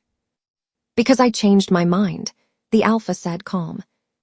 A buzz went around the table. Denbert's eyes narrowed, but he didn't speak yet. The alpha straightened. When we sentenced Warren, he said, nodding once at me, we did so in anger, fear, disgust, all understandable. A few of them shifted, ashamed and defensive at once. We saw a queen who slept with a servant, he went on, who lied to us, who killed a man in our house.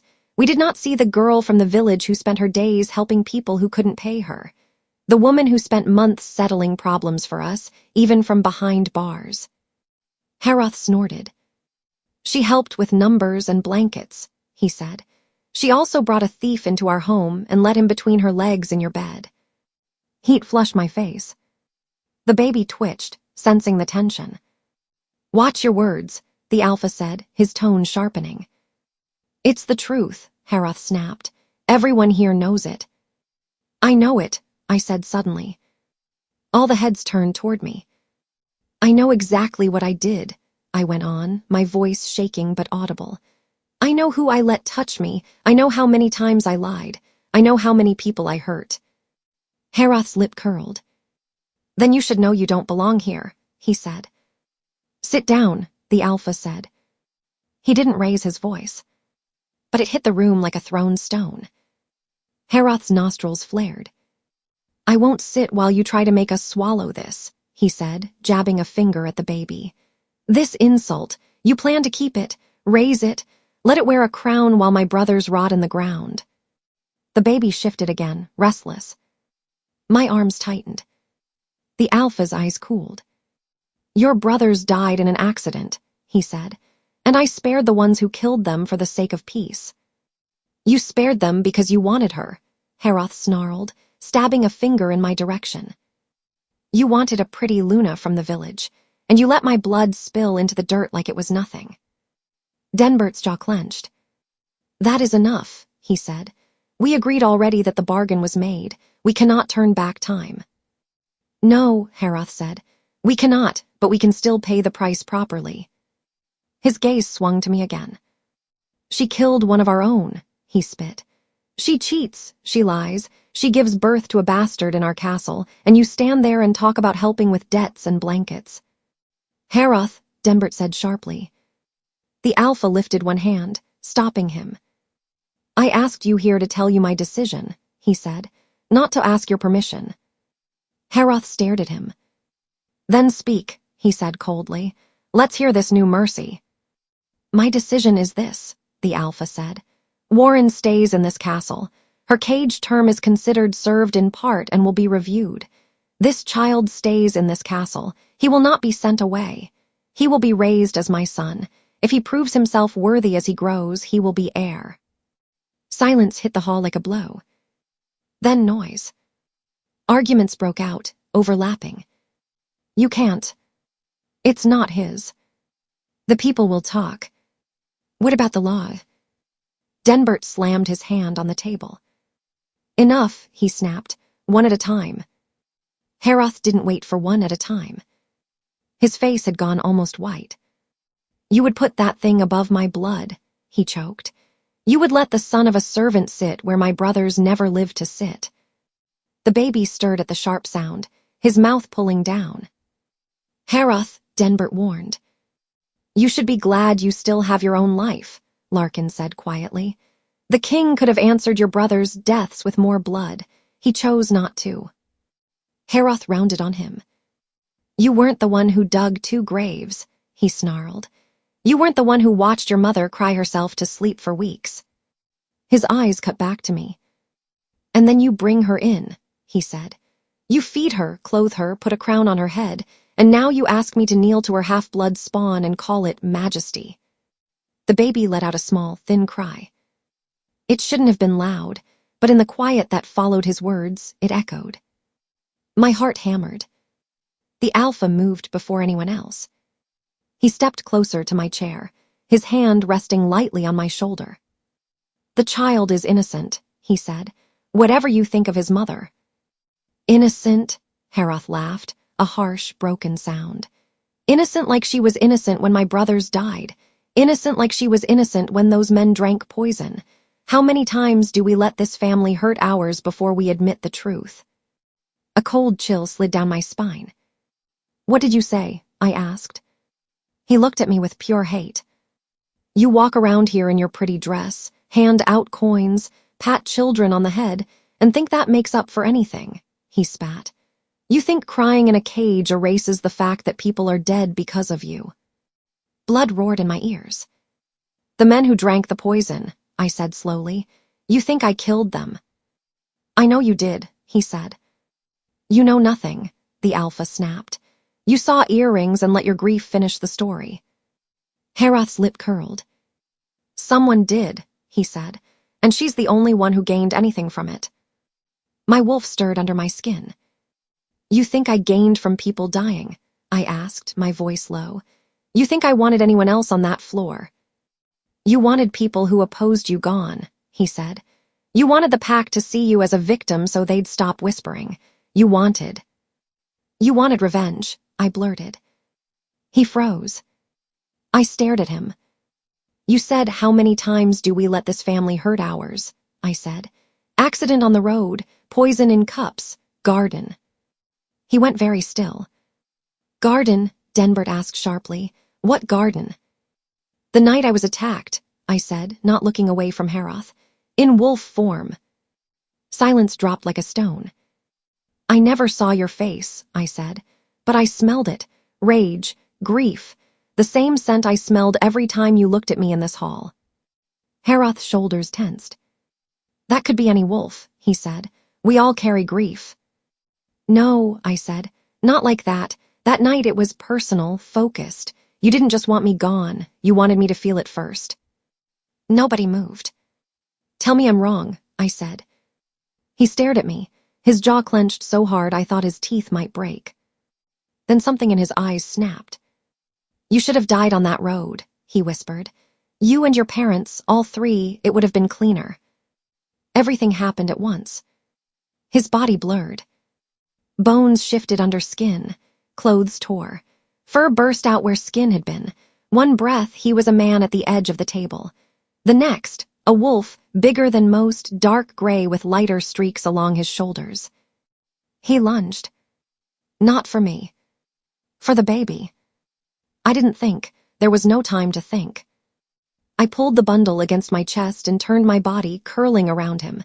My chair tipped. My back slammed into the floor. Pain shot through me. A snarl tore through the hall, huge and deep. The Alpha's wolf hit Heroth midair. They crashed sideways, rolling, claws scraped on stone, teeth snapped, fur flew. The sound of it shook my bones. Someone cried out, chairs scraped.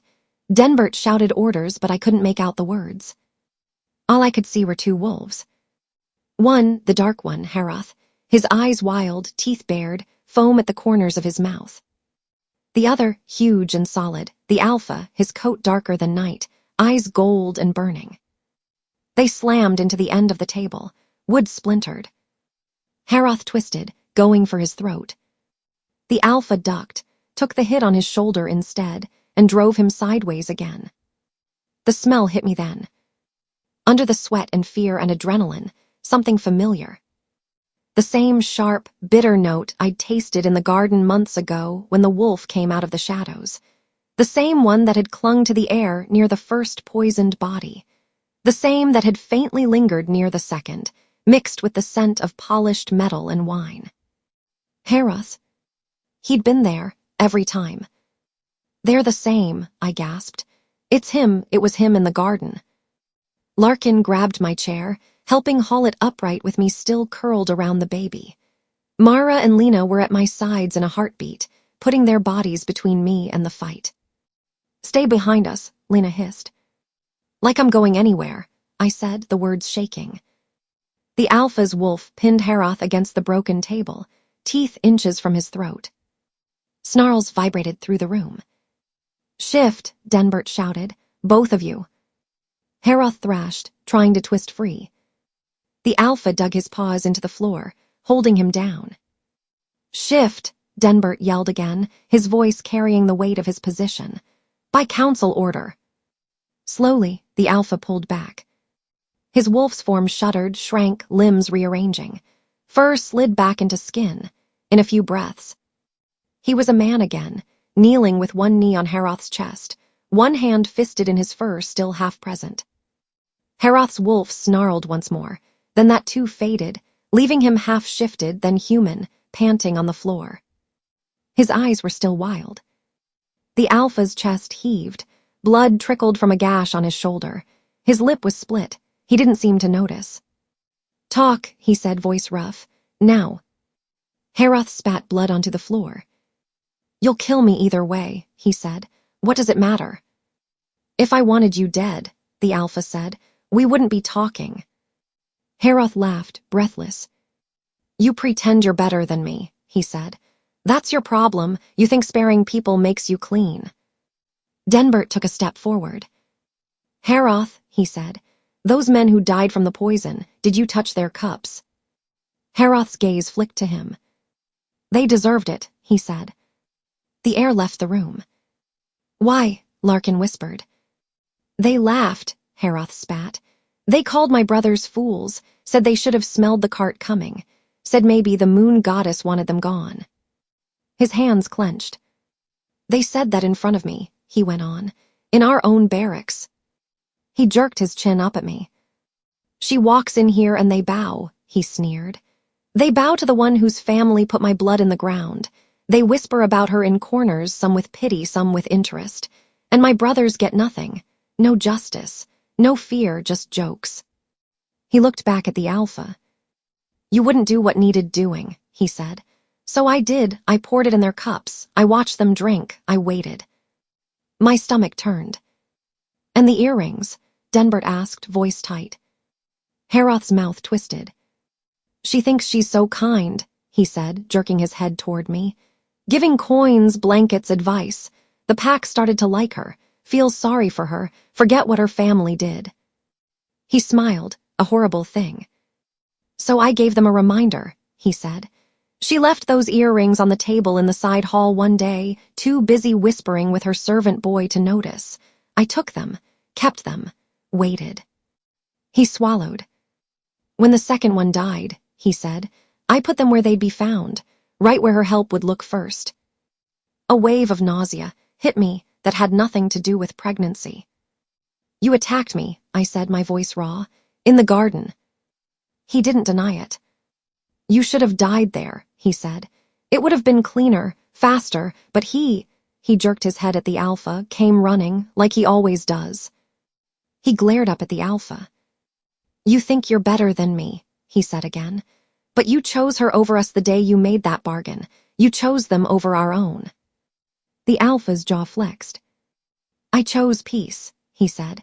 I chose not to turn one accident into a war. You chose her, Heroth hissed.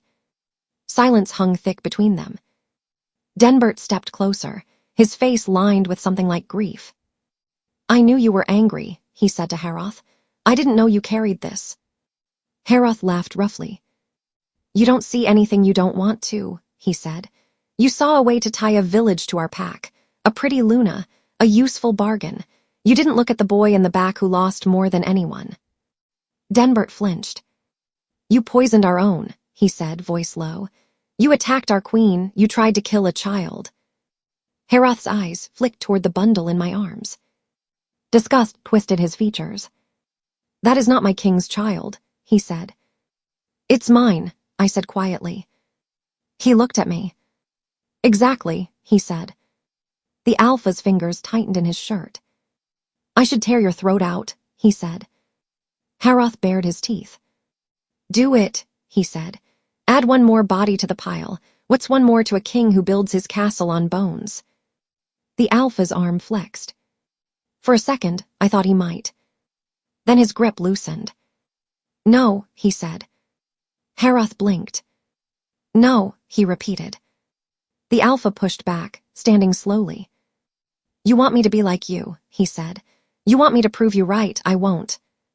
He looked at Denbert, then at the rest of the council. Heroth has confessed to poisoning 2 pack members and attacking the queen and child, he said, voice steady. By our laws, that's enough to end his life. I choose not to. Murmurs spread.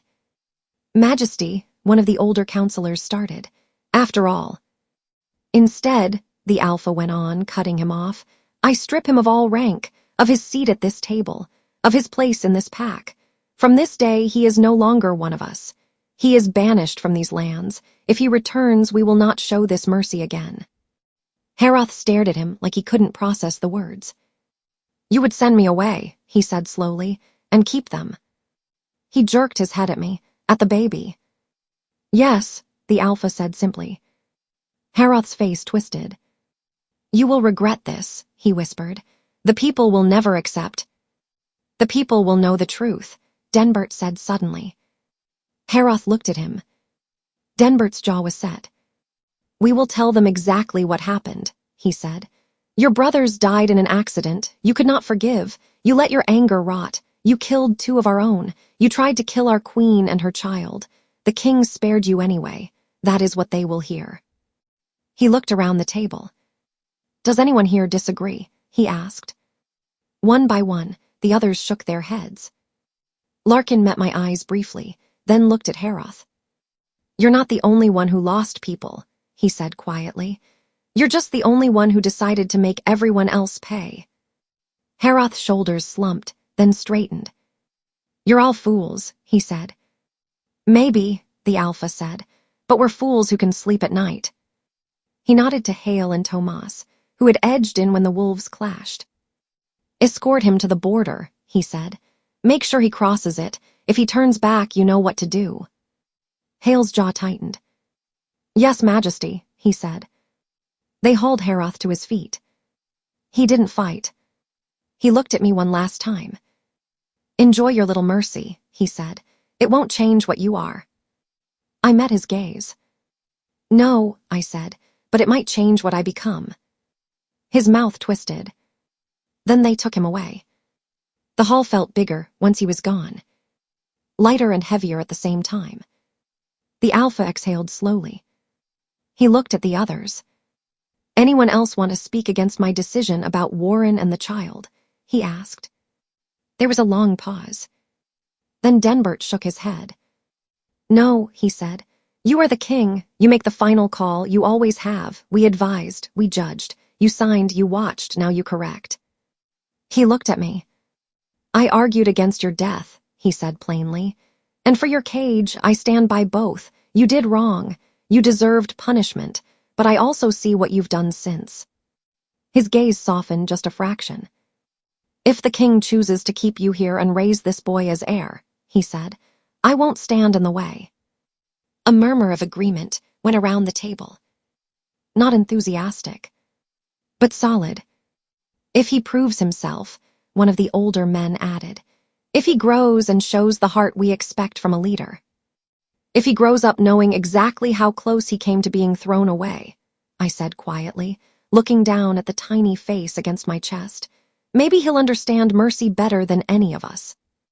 No one argued with that. The alpha let out a breath I hadn't realized he was holding. "Then we're done here," he said. "Warren goes back to her room, not the cage. The child stays with her. We will review the rest of her sentence when she's healed." He looked at me. "Agreed?" he asked. It still stunned me that he was asking. "Yes," I said softly. "Agreed."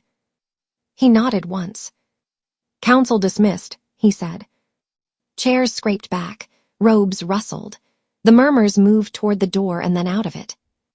In a few minutes, it was just us. Me, him, the baby, Mara and Lena hovering at a respectful distance. My arms ached from holding the child, but I didn't want to let go. The alpha stepped closer. "You all right?" he asked. I laughed, a raw little sound. "I gave birth, watched you fight a wolf, found out the man who's hated me for months also tried to kill me and framed me for murder, and then heard you tell a room full of people that my son might be their next king," I said. "So, no, but also, yes, I don't know." He huffed out something that was almost a laugh. "That's fair," he said. Silence settled between us, not as sharp as before. I looked over at the broken end of the table, the splintered wood, the faint smear of blood where his shoulder had hit. "Does it hurt?" I asked, nodding at it. He followed my gaze. "I've had worse," he said. "You." "Everything hurts," I said, "but in a weird way it feels right, like my body, reminding me I did something big."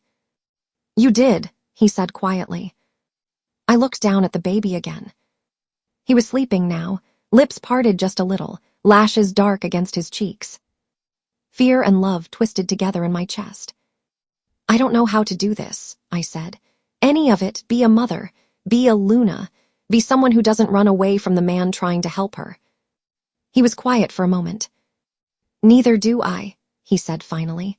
"I don't know how to be a father to a boy who isn't my blood, or how to be a husband to a woman who broke me and then tried to fix herself." My eyes met his. "But we can learn," he said, "if we choose to." My mother's voice echoed in my head. "If there is a second chance in this mess, you grab it with both hands." I tightened my hold on the baby. "I'm tired of choosing wrong," I said. "Then don't," he said simply. I let out a shaky breath. "Okay," I said. It wasn't a promise, not yet. But it was something. He nodded. "Let's get you back to your room," he said softly. "A real one this time, with a door that locks from the inside instead of the outside." My heart stuttered. "All this and you still trust me with a lock?" I asked. He held my gaze. "I trust the woman who chose to burn herself in front of my council when she could have kept quiet," he said. "And I trust the mother who threw her body over her child when a wolf flew at her." He shrugged one shoulder. The rest we'll see, he said. I looked down at the boy in my arms, at the little life that had pulled all our sins and second chances into one small, fragile body. The last external threat was gone. The council had spoken. The killer was banished. The baby was safe for now. But as we moved toward the door, my legs still unsteady, my mind buzzed with a new fear. Now that the wolves outside were dealt with, I still didn't know if I could really build a life with the one standing beside me. That answer was still ahead, beyond the corridor, beyond the room with the clean bed, beyond the first night where the door locked on our side. For the first time, I wanted to find out. I woke up to the sound of someone breathing.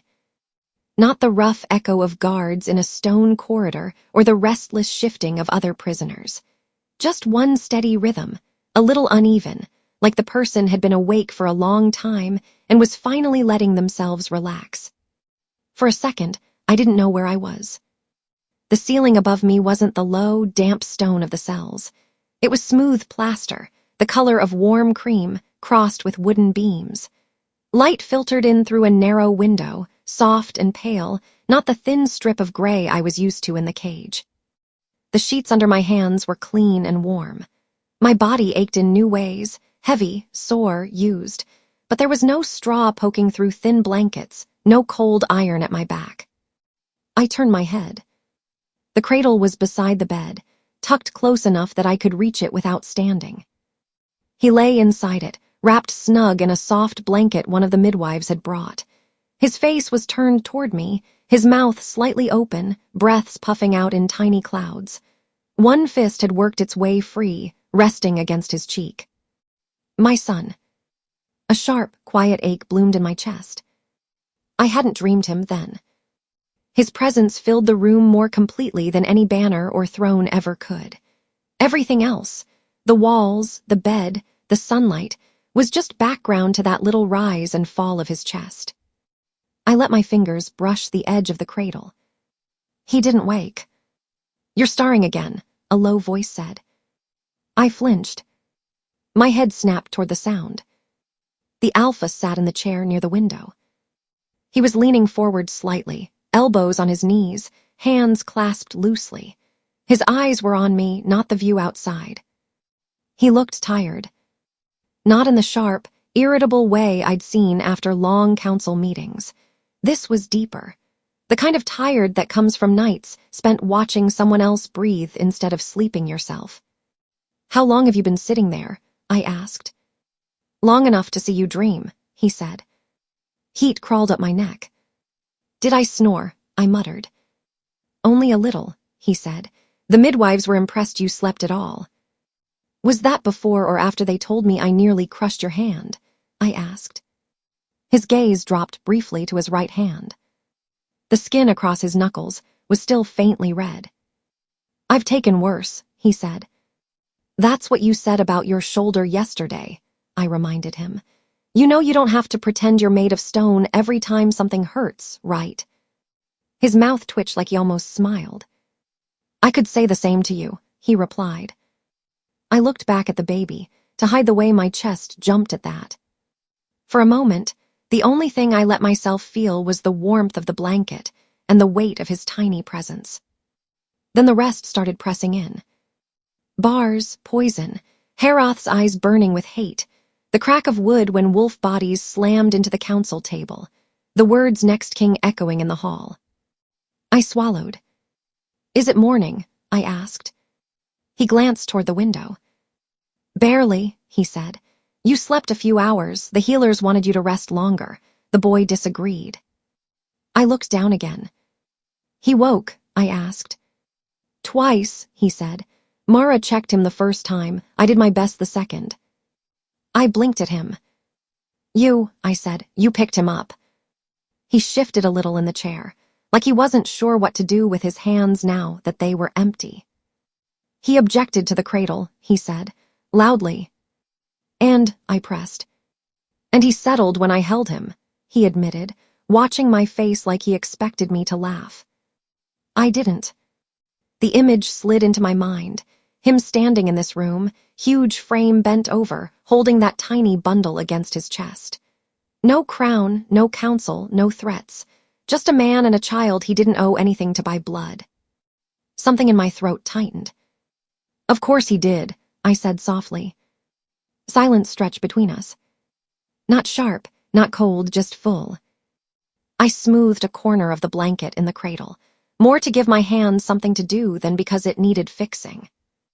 You didn't have to do that, I said. He frowned slightly. Do what? He asked. All of it, I said, my voice a little rougher than I meant it to be. Sit in a chair all night, hold him when he cried, move me out of the cage, stand between me and Heroth, fight your own counsel, claim a child that isn't yours. His jaw shifted. And yet I did, he said. That's what I don't understand, I blurted. He waited. Why didn't you just destroy me? I asked. At any point, when you found out about Ethan, when you knew about the baby, when I killed him, when I stood in front of the council and told them every awful thing I'd done. Why am I still here? Why are we still here? There it was. The pool of questions that had been sitting under my ribs since the moment he'd offered me two options, and I'd picked the one that hurt. The alpha leaned back a little, his eyes never leaving mine. For a while, he said slowly, I thought about it every day. My stomach dropped. Good, I said weakly. That makes me feel better. You asked, he reminded me. You said you wanted the truth. I do, I said. I just thought maybe you'd start with something softer. You were always secretly my favorite, or I forgave you the moment you stepped into the castle. I didn't, he said. I was angry, I was disappointed. In you, in myself, in the council, in the way everything had turned into a pile of bad choices stacked on top of each other. He rubbed a hand over his face, like he was trying to wipe away memories. I forced that marriage, he said. I agreed to Denbert's bargain before I even looked at you. I saw your parents' faces, saw the fear in them, and I let that decide. I didn't ask you what you wanted. I didn't care then whether you loved anyone else. You were thinking about your pack, I said automatically. I was thinking about avoiding war, he corrected. That's not the same as caring about everyone involved. My fingers tightened on the blanket. I told myself it was fine, he went on. That plenty of Luna bonds start cold and grow, that you'd come around, that whatever you felt for Ethan would fade once you saw the life here. He let out a humorless breath. Instead of trying to know you, he said, I stayed away. I drank in that chair. I talked to you about patrols and grain, not about anything that mattered. I watched you go through the motions beside me and told myself it was enough. My mind flashed back to those first nights, him sitting by the window with a bottle, me staring at the canopy, counting cracks instead of breaths. And then, I asked quietly. And then I saw you outside the council, he said, talking to people, listening, fixing things I didn't even know were broken because no one wanted to bother me with small problems. He looked over at the cradle, then back at me. I watched you sit in that chair, he said, nodding toward where I'd listened to petitions and turn complaints into solutions. I watched you give away your own jewelry to cover debts. I watched you order blankets for men who would have stood freezing and never complained because they thought that was their duty. He shrugged slightly. I told myself it was just guilt, he said, that you were trying to make up for what your parents did by being useful, but then you kept doing it. In the cells, with no crown, no title, no bed, you still listened, you still helped. His eyes met mine again. I knew about Ethan, he said. Early, that soldier came to me and told me he'd seen the two of you. I could have pulled you into this room, shouted, ordered you to stop, killed him, taken your child. I didn't. Why? I whispered. Because I'd already taken enough, he said simply. The words landed like stones, and then dissolved into something else. I thought, he went on, if there was any chance you could still be happy, I would give it to you, even if it meant you left. So I asked Hale to test you, to offer you a way out, to see what you would do. And I told him no, I said. You did, he said, which was confusing, so I watched more, listened more. I saw the way you looked at your parents at that dinner. The way you argued with your mother and still hugged her when she left. The way you carried guilt like a second skin, but refused to let it stop you from showing up for other people. His expression shifted, something softer creeping in. When you stood in front of the council yesterday, he said, and called my protection a lie, I wanted to drag you out of the room and lock you back in that cell. Sorry, I muttered. He shook his head. And I've never been more proud, he finished quietly. My breath caught. I gave you an easy story, he said. You could have taken it. You could have let them think Ethan tried to force you and that you had no choice. You could have shaved off the ugliest parts of what you'd done and walked away with your name mostly intact. He leaned forward. You didn't, he said. You burned it down. You told them you betrayed me. You told them you were carrying his child. You told them you planned to run. You didn't ask for mercy. You asked for a cage. I swallowed. I didn't want to live my whole life on a lie, I said, my voice small. And that, he said, was the first time I believed you might actually want to live your life here at all. Tears pricked the back of my eyes. I don't deserve this, I said. I know, he said. A laugh slipped out of me, wet and shaky. Wow, I said. You could have lied right there, just once. You said no more lies, he reminded me, from either of us. I wiped my face with the heel of my hand. I spent a lot of time blaming everyone else, I admitted. My parents, you, Denbert, the pack, the moon goddess, Ethan.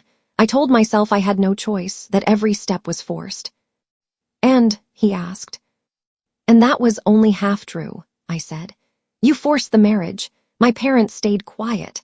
The council chose the bargain, but I chose not to tell them about Ethan. I chose to keep seeing him after the wedding. I chose to go to his room. I chose to lie to you when you asked where I was.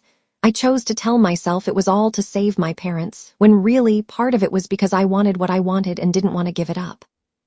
The words hurt coming out, but they also loosened something in my chest. I killed him, I said softly. No accident. No poison slipped without looking. I picked up that pot and I swung it because I was angry and hurt and tired of feeling used. I thought I was making the world fair again. I was. I was just adding another wrong to the pile. Silence settled over us. The baby sighed in his sleep, fingers twitching. I keep saying I'm sorry, I whispered. To you, to my parents, to the pack, to him even now. But I don't know if I've actually forgiven myself or if I even should. He studied me for a long moment.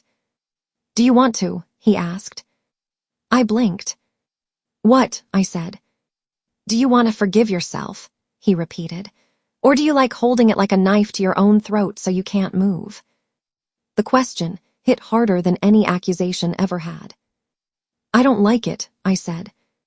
But it feels right, he said, because it hurts, and you think you deserve to hurt.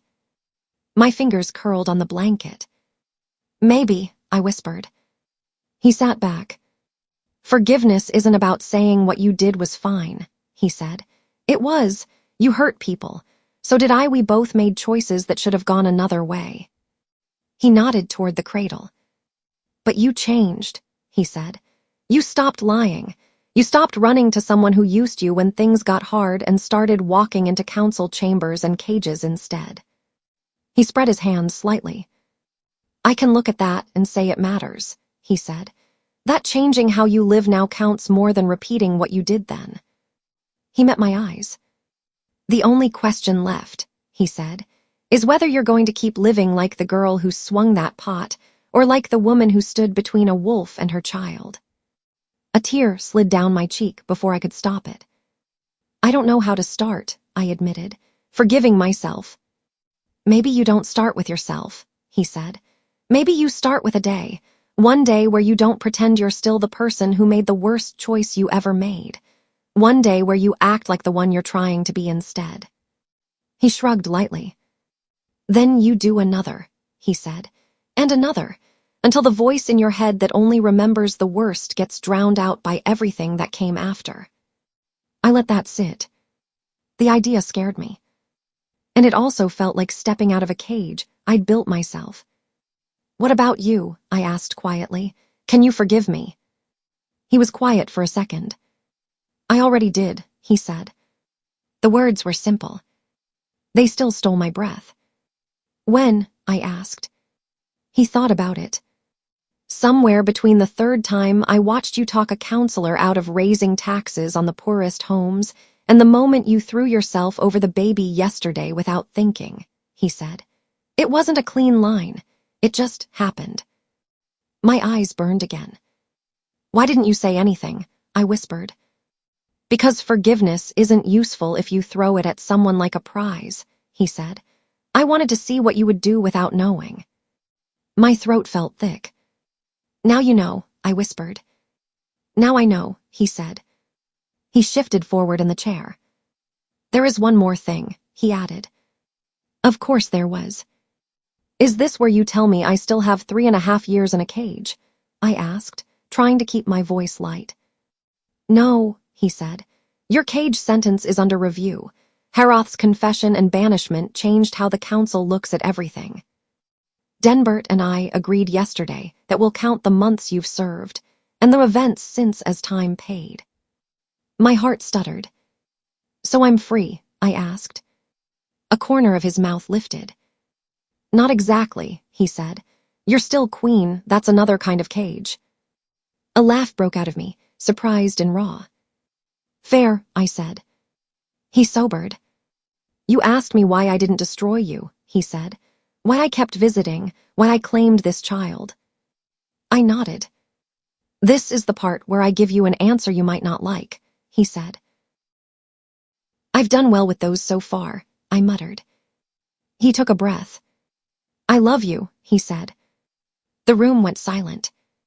Even the baby seemed to pause between breaths. I stared at him. "What?" I croaked.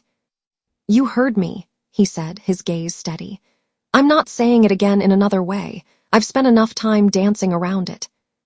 My heart hammered so hard I felt it in my fingertips. I swallowed. "Since when?"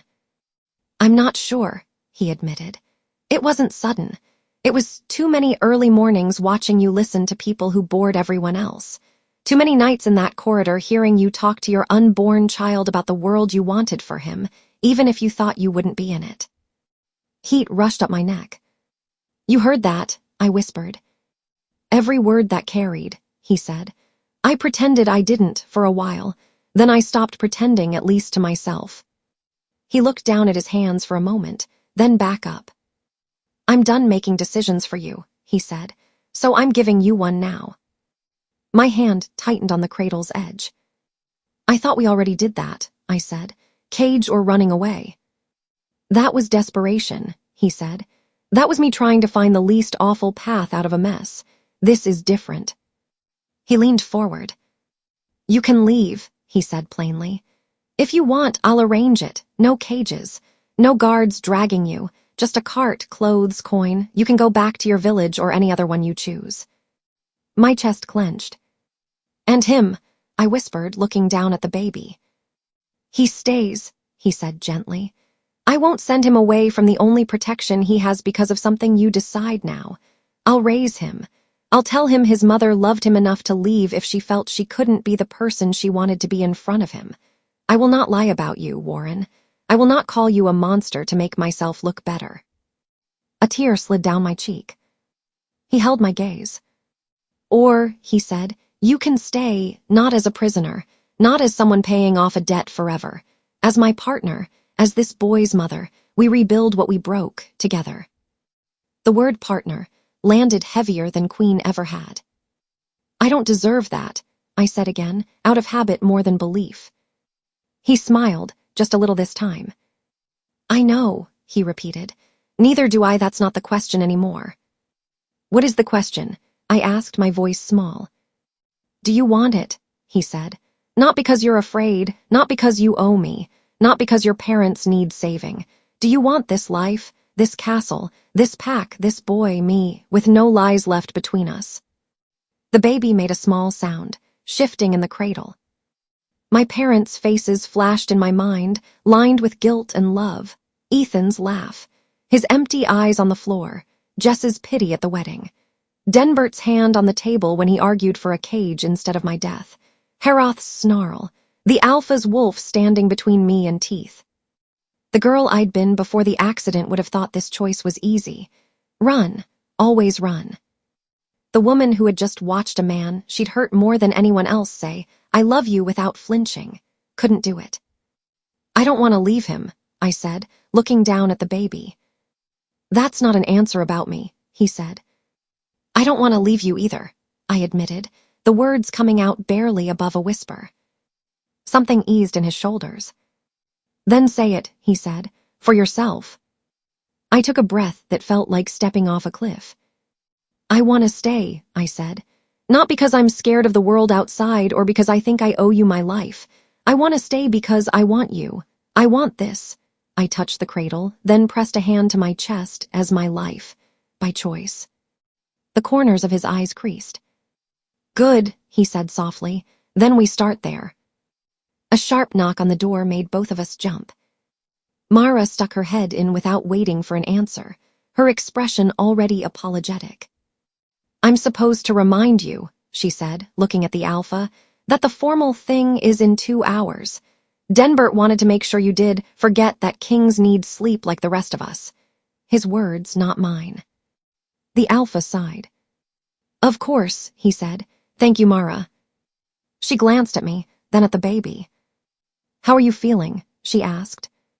"Like someone took me apart and put me back together wrong," I said, "but better than I thought I would." She smiled. "That's most of motherhood," she said. "We'll get you bathed and in something that doesn't smell like sweat and fear." "Great," I said. "I've always wanted to be presentable while people decide if they accept my bastard heir." Mara snorted. "From what I heard yesterday," she said, "that part's already decided. Today is just for show." Her eyes softened. "And for you," she added, "so you can see with your own eyes that some of the people who used to whisper now bow." My throat tightened. "Jess will be there," the alpha said suddenly. I blinked. "She came with the other villagers when they heard about the ceremony," he said. "She stayed the night with some of the kitchen women. I saw her early this morning. She asked if she could see you." "Jess?" The woman who'd stood at the edge of my wedding and said, "Why are you marrying him when you love Ethan?" The one who'd looked at me with pity and worry and a little anger, but had kept my secret anyway. "Okay," I said quietly. "I want to see her." Mara clapped her hands. "Then let's get to work," she said. The next 2 hours passed in a blur of warm water, clean cloth, and steady hands. They didn't fuss with jewels or heavy gowns. Mara announced that if anyone tried to put me in something that weighed more than my own child, she'd chase them out with a broom. We settled on a soft dress in deep blue that didn't press anywhere it shouldn't. Lena braided my hair loosely and stuck a simple silver pin in it. "You look like a queen who did something," she said, stepping back. "Not a painted doll." "I'll take that," I said. The alpha came back in, just as I was easing myself into the chair, by the cradle to catch my breath. He stopped in the doorway. His eyes moved from my face to the dress to the baby, then back up. He didn't say anything for a second. "Too much?"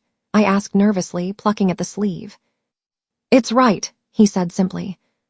Heat crept up my neck again. "Are you ready?" he asked. "No," I said. "Take me anyway." He smiled, an actual smile this time, small but real. "As you wish," he said. The room they chose for the ceremony wasn't the big council hall. It was a smaller chamber with wide windows and a lower ceiling. Sunlight poured in, catching dust in the air. A few banners hung on the walls, old ones faded around the edges. There weren't many people, just enough. Denbert stood near the front, looking more solemn than usual.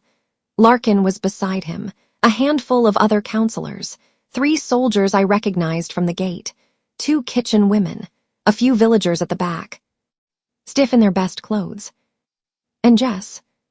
She stood a little off to the side, hands clasped in front of her, eyes already shining. My parents were there too. My breath caught when I saw them. My mother's hair had more gray in it than it had at the wedding. My father's shoulders seemed a little more stooped, but they were upright, dressed neat, hands twisted together.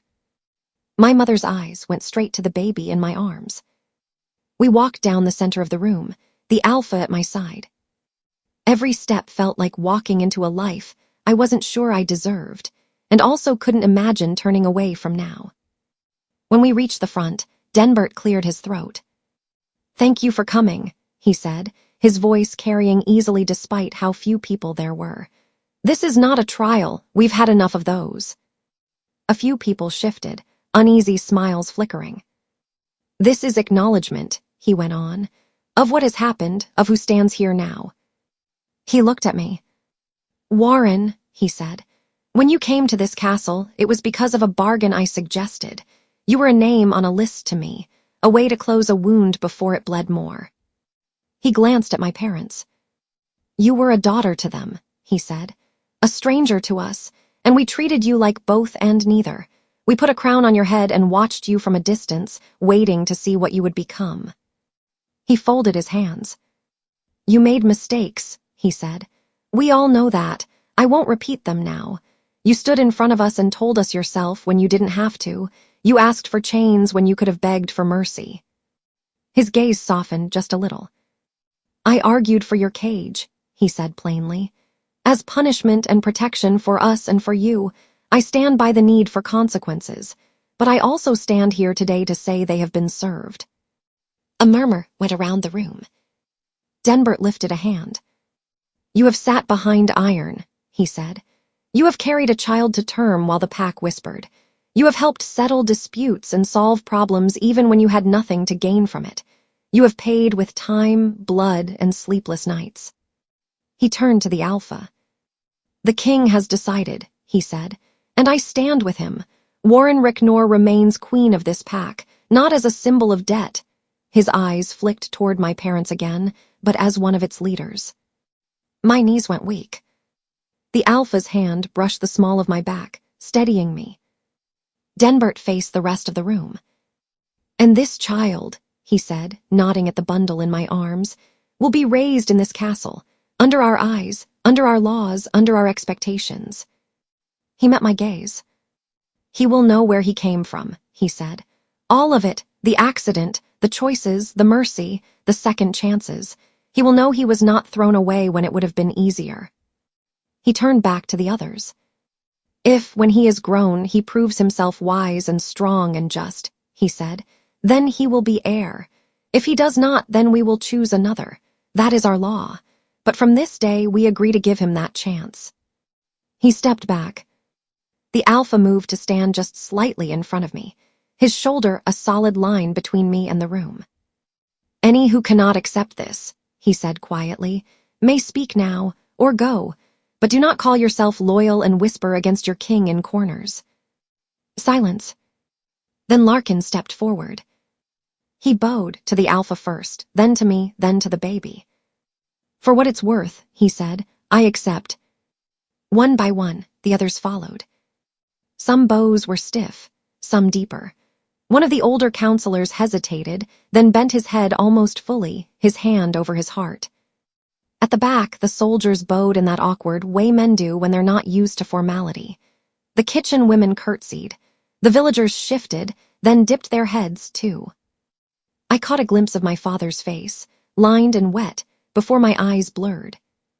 Jess moved when the others stepped back, threading her way through the small crowd until she was right in front of me. Up close, she looked exactly the same and years older all at once. The lines around her mouth were deeper, but her eyes were the same sharp, kind ones that had watched me kiss a servant behind the market once and said nothing. "My queen," she said softly. I let out a wet laugh. "Please don't call me that," I said. "You've seen me fall in the mud too many times." She smiled. "I've seen you make worse messes than that," she said. "Still counts." Her gaze dropped to the baby. "He's beautiful," she said simply. My throat tightened. "Thank you," I whispered. She looked back up at me, her eyes bright. "Do you remember what I asked you at your wedding?" she said. "Yes," I said. "Why are you marrying him when you love Ethan?" I was right to ask, she said. You were right to answer what you did for your parents, and for a long time after, you were wrong about a lot of things. That's generous, I murmured. A lot of us were wrong, she corrected. About you, about him. She flicked a glance toward the alpha, about what any of this was going to look like. She reached out and laid a hand gently on my arm. I'm glad you're still here, she said, and that you're choosing to be. The word choosing settled over me like a blanket. Thank you, I said again, and meant more than just for the compliment. She squeezed my arm, then stepped back, letting my parents move forward. My mother didn't speak at first. She just reached out and touched the baby's cheek with a careful fingertip. His nose wrinkled. He has your mouth, she whispered. Poor boy, I said. Her lips trembled between a laugh and a sob. I'm proud of you, my father said quietly. I looked up at him, startled. You're proud I killed a man and ended up in a cage? I asked, trying to keep it light and failing. I'm proud you stood up and told the truth when it would have been easier to hide, he said. I'm proud you're standing here at all. My mother nodded, tears spilling over. We will go back to the village, she said. We will tell people what we saw today. We will tell them our daughter is still our daughter, and that she has a son who will be a better man than both of us put together. Her hand squeezed my arm. Don't waste this, she said softly. This second chance, this kindness, this love, don't waste it trying to prove you're still broken. I could only nod. They stepped back. The alpha's hand stayed at my back. When the last formal words were said and the room began to thin, he leaned in and murmured, ready to go home. The word home used to mean the village house with the crooked door and the chipped dishes. Now it meant a room in a stone castle with a cradle by the bed, and a man who had just told an entire room he loved me with his actions, even if he hadn't repeated the words. Yes, I said quietly, I'm ready. Night came softer this time. No torches in a corridor, no echo of clanking keys. Just the low crackle of a fireplace in the corner, shadows shifting gently on the walls. We moved the cradle closer to the bed. The baby lay on his back, arms spread, little chest rising and falling.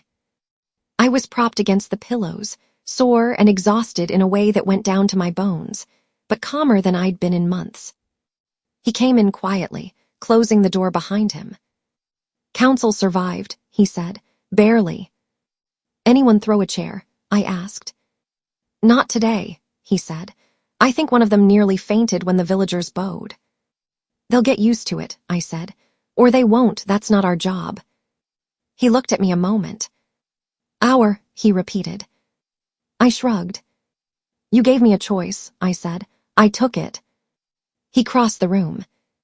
For a second, I thought he was going to sit in the chair by the window like he always had. He didn't. He stopped beside the bed. May I? He asked. It took me a heartbeat to realize he meant sit. Of course, I said, shifting to make room. He sat carefully, leaving enough space that our shoulders just barely brushed. For a while, we didn't talk. We just listened to the fire, to the baby's quiet breaths, to the hum of the castle settling around us. What are we going to call him? I asked eventually. He glanced at the cradle. You haven't already named him in your head 10 times, he asked. I've been busy, I said. You know, giving birth, confessing crimes, watching wolves fight over my body. He made a low sound that might have been a laugh. Do you have any names you hate? He asked. Anything that sounds like you picked it from a war story, I said. No blade or fang or blood something. He huffed. That was my whole list, he said dryly. Of course it was, I said. We were quiet for a second. What about Rowan? I said. He tilted his head. Why? He asked. There was a tree near my parents' house, I said. Big, right in the center of the village. People tied little scraps of cloth to it when they were hopping for something. Children, good harvest, safe travel, it was always full of color. I smiled a little at the memory. I used to sit under it with Ethan, I admitted. Before everything, I thought maybe that would ruin it for me, but when I picture it now, I just see hope. He was quiet for a long moment. Rowan, he said slowly, it suits him. You're not just saying that, I asked. If I hated it, I'd tell you, he said. No more polite lies, remember. Right, I said. Rowan it is then. We both looked at the cradle at the same time. Welcome to the world, Rowan, I murmured. As if he'd heard his name, he shifted and let out a tiny, half-hearted fuss. The alpha was on his feet before I could even start to move. I've got him, he said. He lifted the baby with one arm, practiced now, cradling his head without thinking about it. Rowan's cries quieted a little as he adjusted to the new warmth. I watched them. A man who'd once chosen revenge as his first language, now choosing mercy. A child who should have been the easiest to discard, now held like something precious. A life that could have ended a dozen different ways, now starting over in a room with a bed, a cradle, and a fire. He walked a slow circle near the hearth, murmuring something too low for me to hear. My chest felt too full. When Rowan settled again, he came back to the bed and sat, arranging the baby carefully in the crook of his arm where I could see both their faces. I shifted closer without thinking. My shoulder pressed fully against his this time. We sat like that for a while. Just breathing. Just existing. I don't know how to be good at this, I said quietly. Neither do I, he said. We'll make mistakes. We already have, I said. We'll make new ones, he corrected. Different ones, better ones maybe, the kind you learn from instead of just regret. My hand moved, almost of its own accord, to rest lightly on his forearm. His skin was warm under my fingers. He didn't pull away. Thank you, I said. For what? He asked. For not destroying me when you could have, I said. For not pretending you were perfect, for giving me a real choice, for loving a boy that isn't your blood. He was quiet for a moment. Then he shifted Rowan gently into one arm and turned just enough to face me more fully. Come here, he said softly. I hesitated only a second. Then I moved. I slid closer until our knees touched, until my shoulder fit under his. My head found the space near his collarbone without thinking. His free arm came around my back, careful and solid.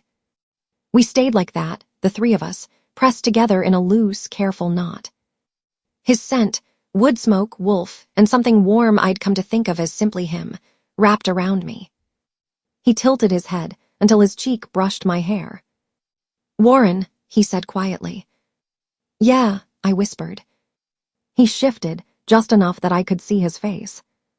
Then he leaned in and kissed me. It wasn't drunk or desperate or angry.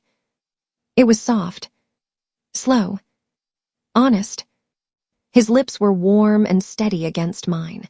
There was no rush, no grabbing, just a question he'd already asked with words and was now asking again with touch. I answered. I kissed him back, my hand sliding up to rest against the side of his neck. I felt his heartbeat under my fingers, strong and real. When we broke apart, he didn't move far. Our foreheads touched. Rowan chose that moment to let out a small, impatient sound. We both laughed quietly. I think someone has an opinion about all this, I said. He'll have plenty, the alpha, my husband, my king, the father of my son said. We'll listen. He shifted Rowan into my arms. I took him, settling him against my chest. His tiny hand grasped weakly at my dress, fingers curling. I looked down at him, then up at the man beside me. One life behind me, accidents, bargains, lies, and a cage. One life ahead, hard days, harder work, too many expectations, and a boy who'd grow up watching everything we did. For the first time, the weight didn't feel like punishment. It felt like something I could hold. Something I wanted to. I leaned my head against his shoulder. Rowan breathed against my collarbone.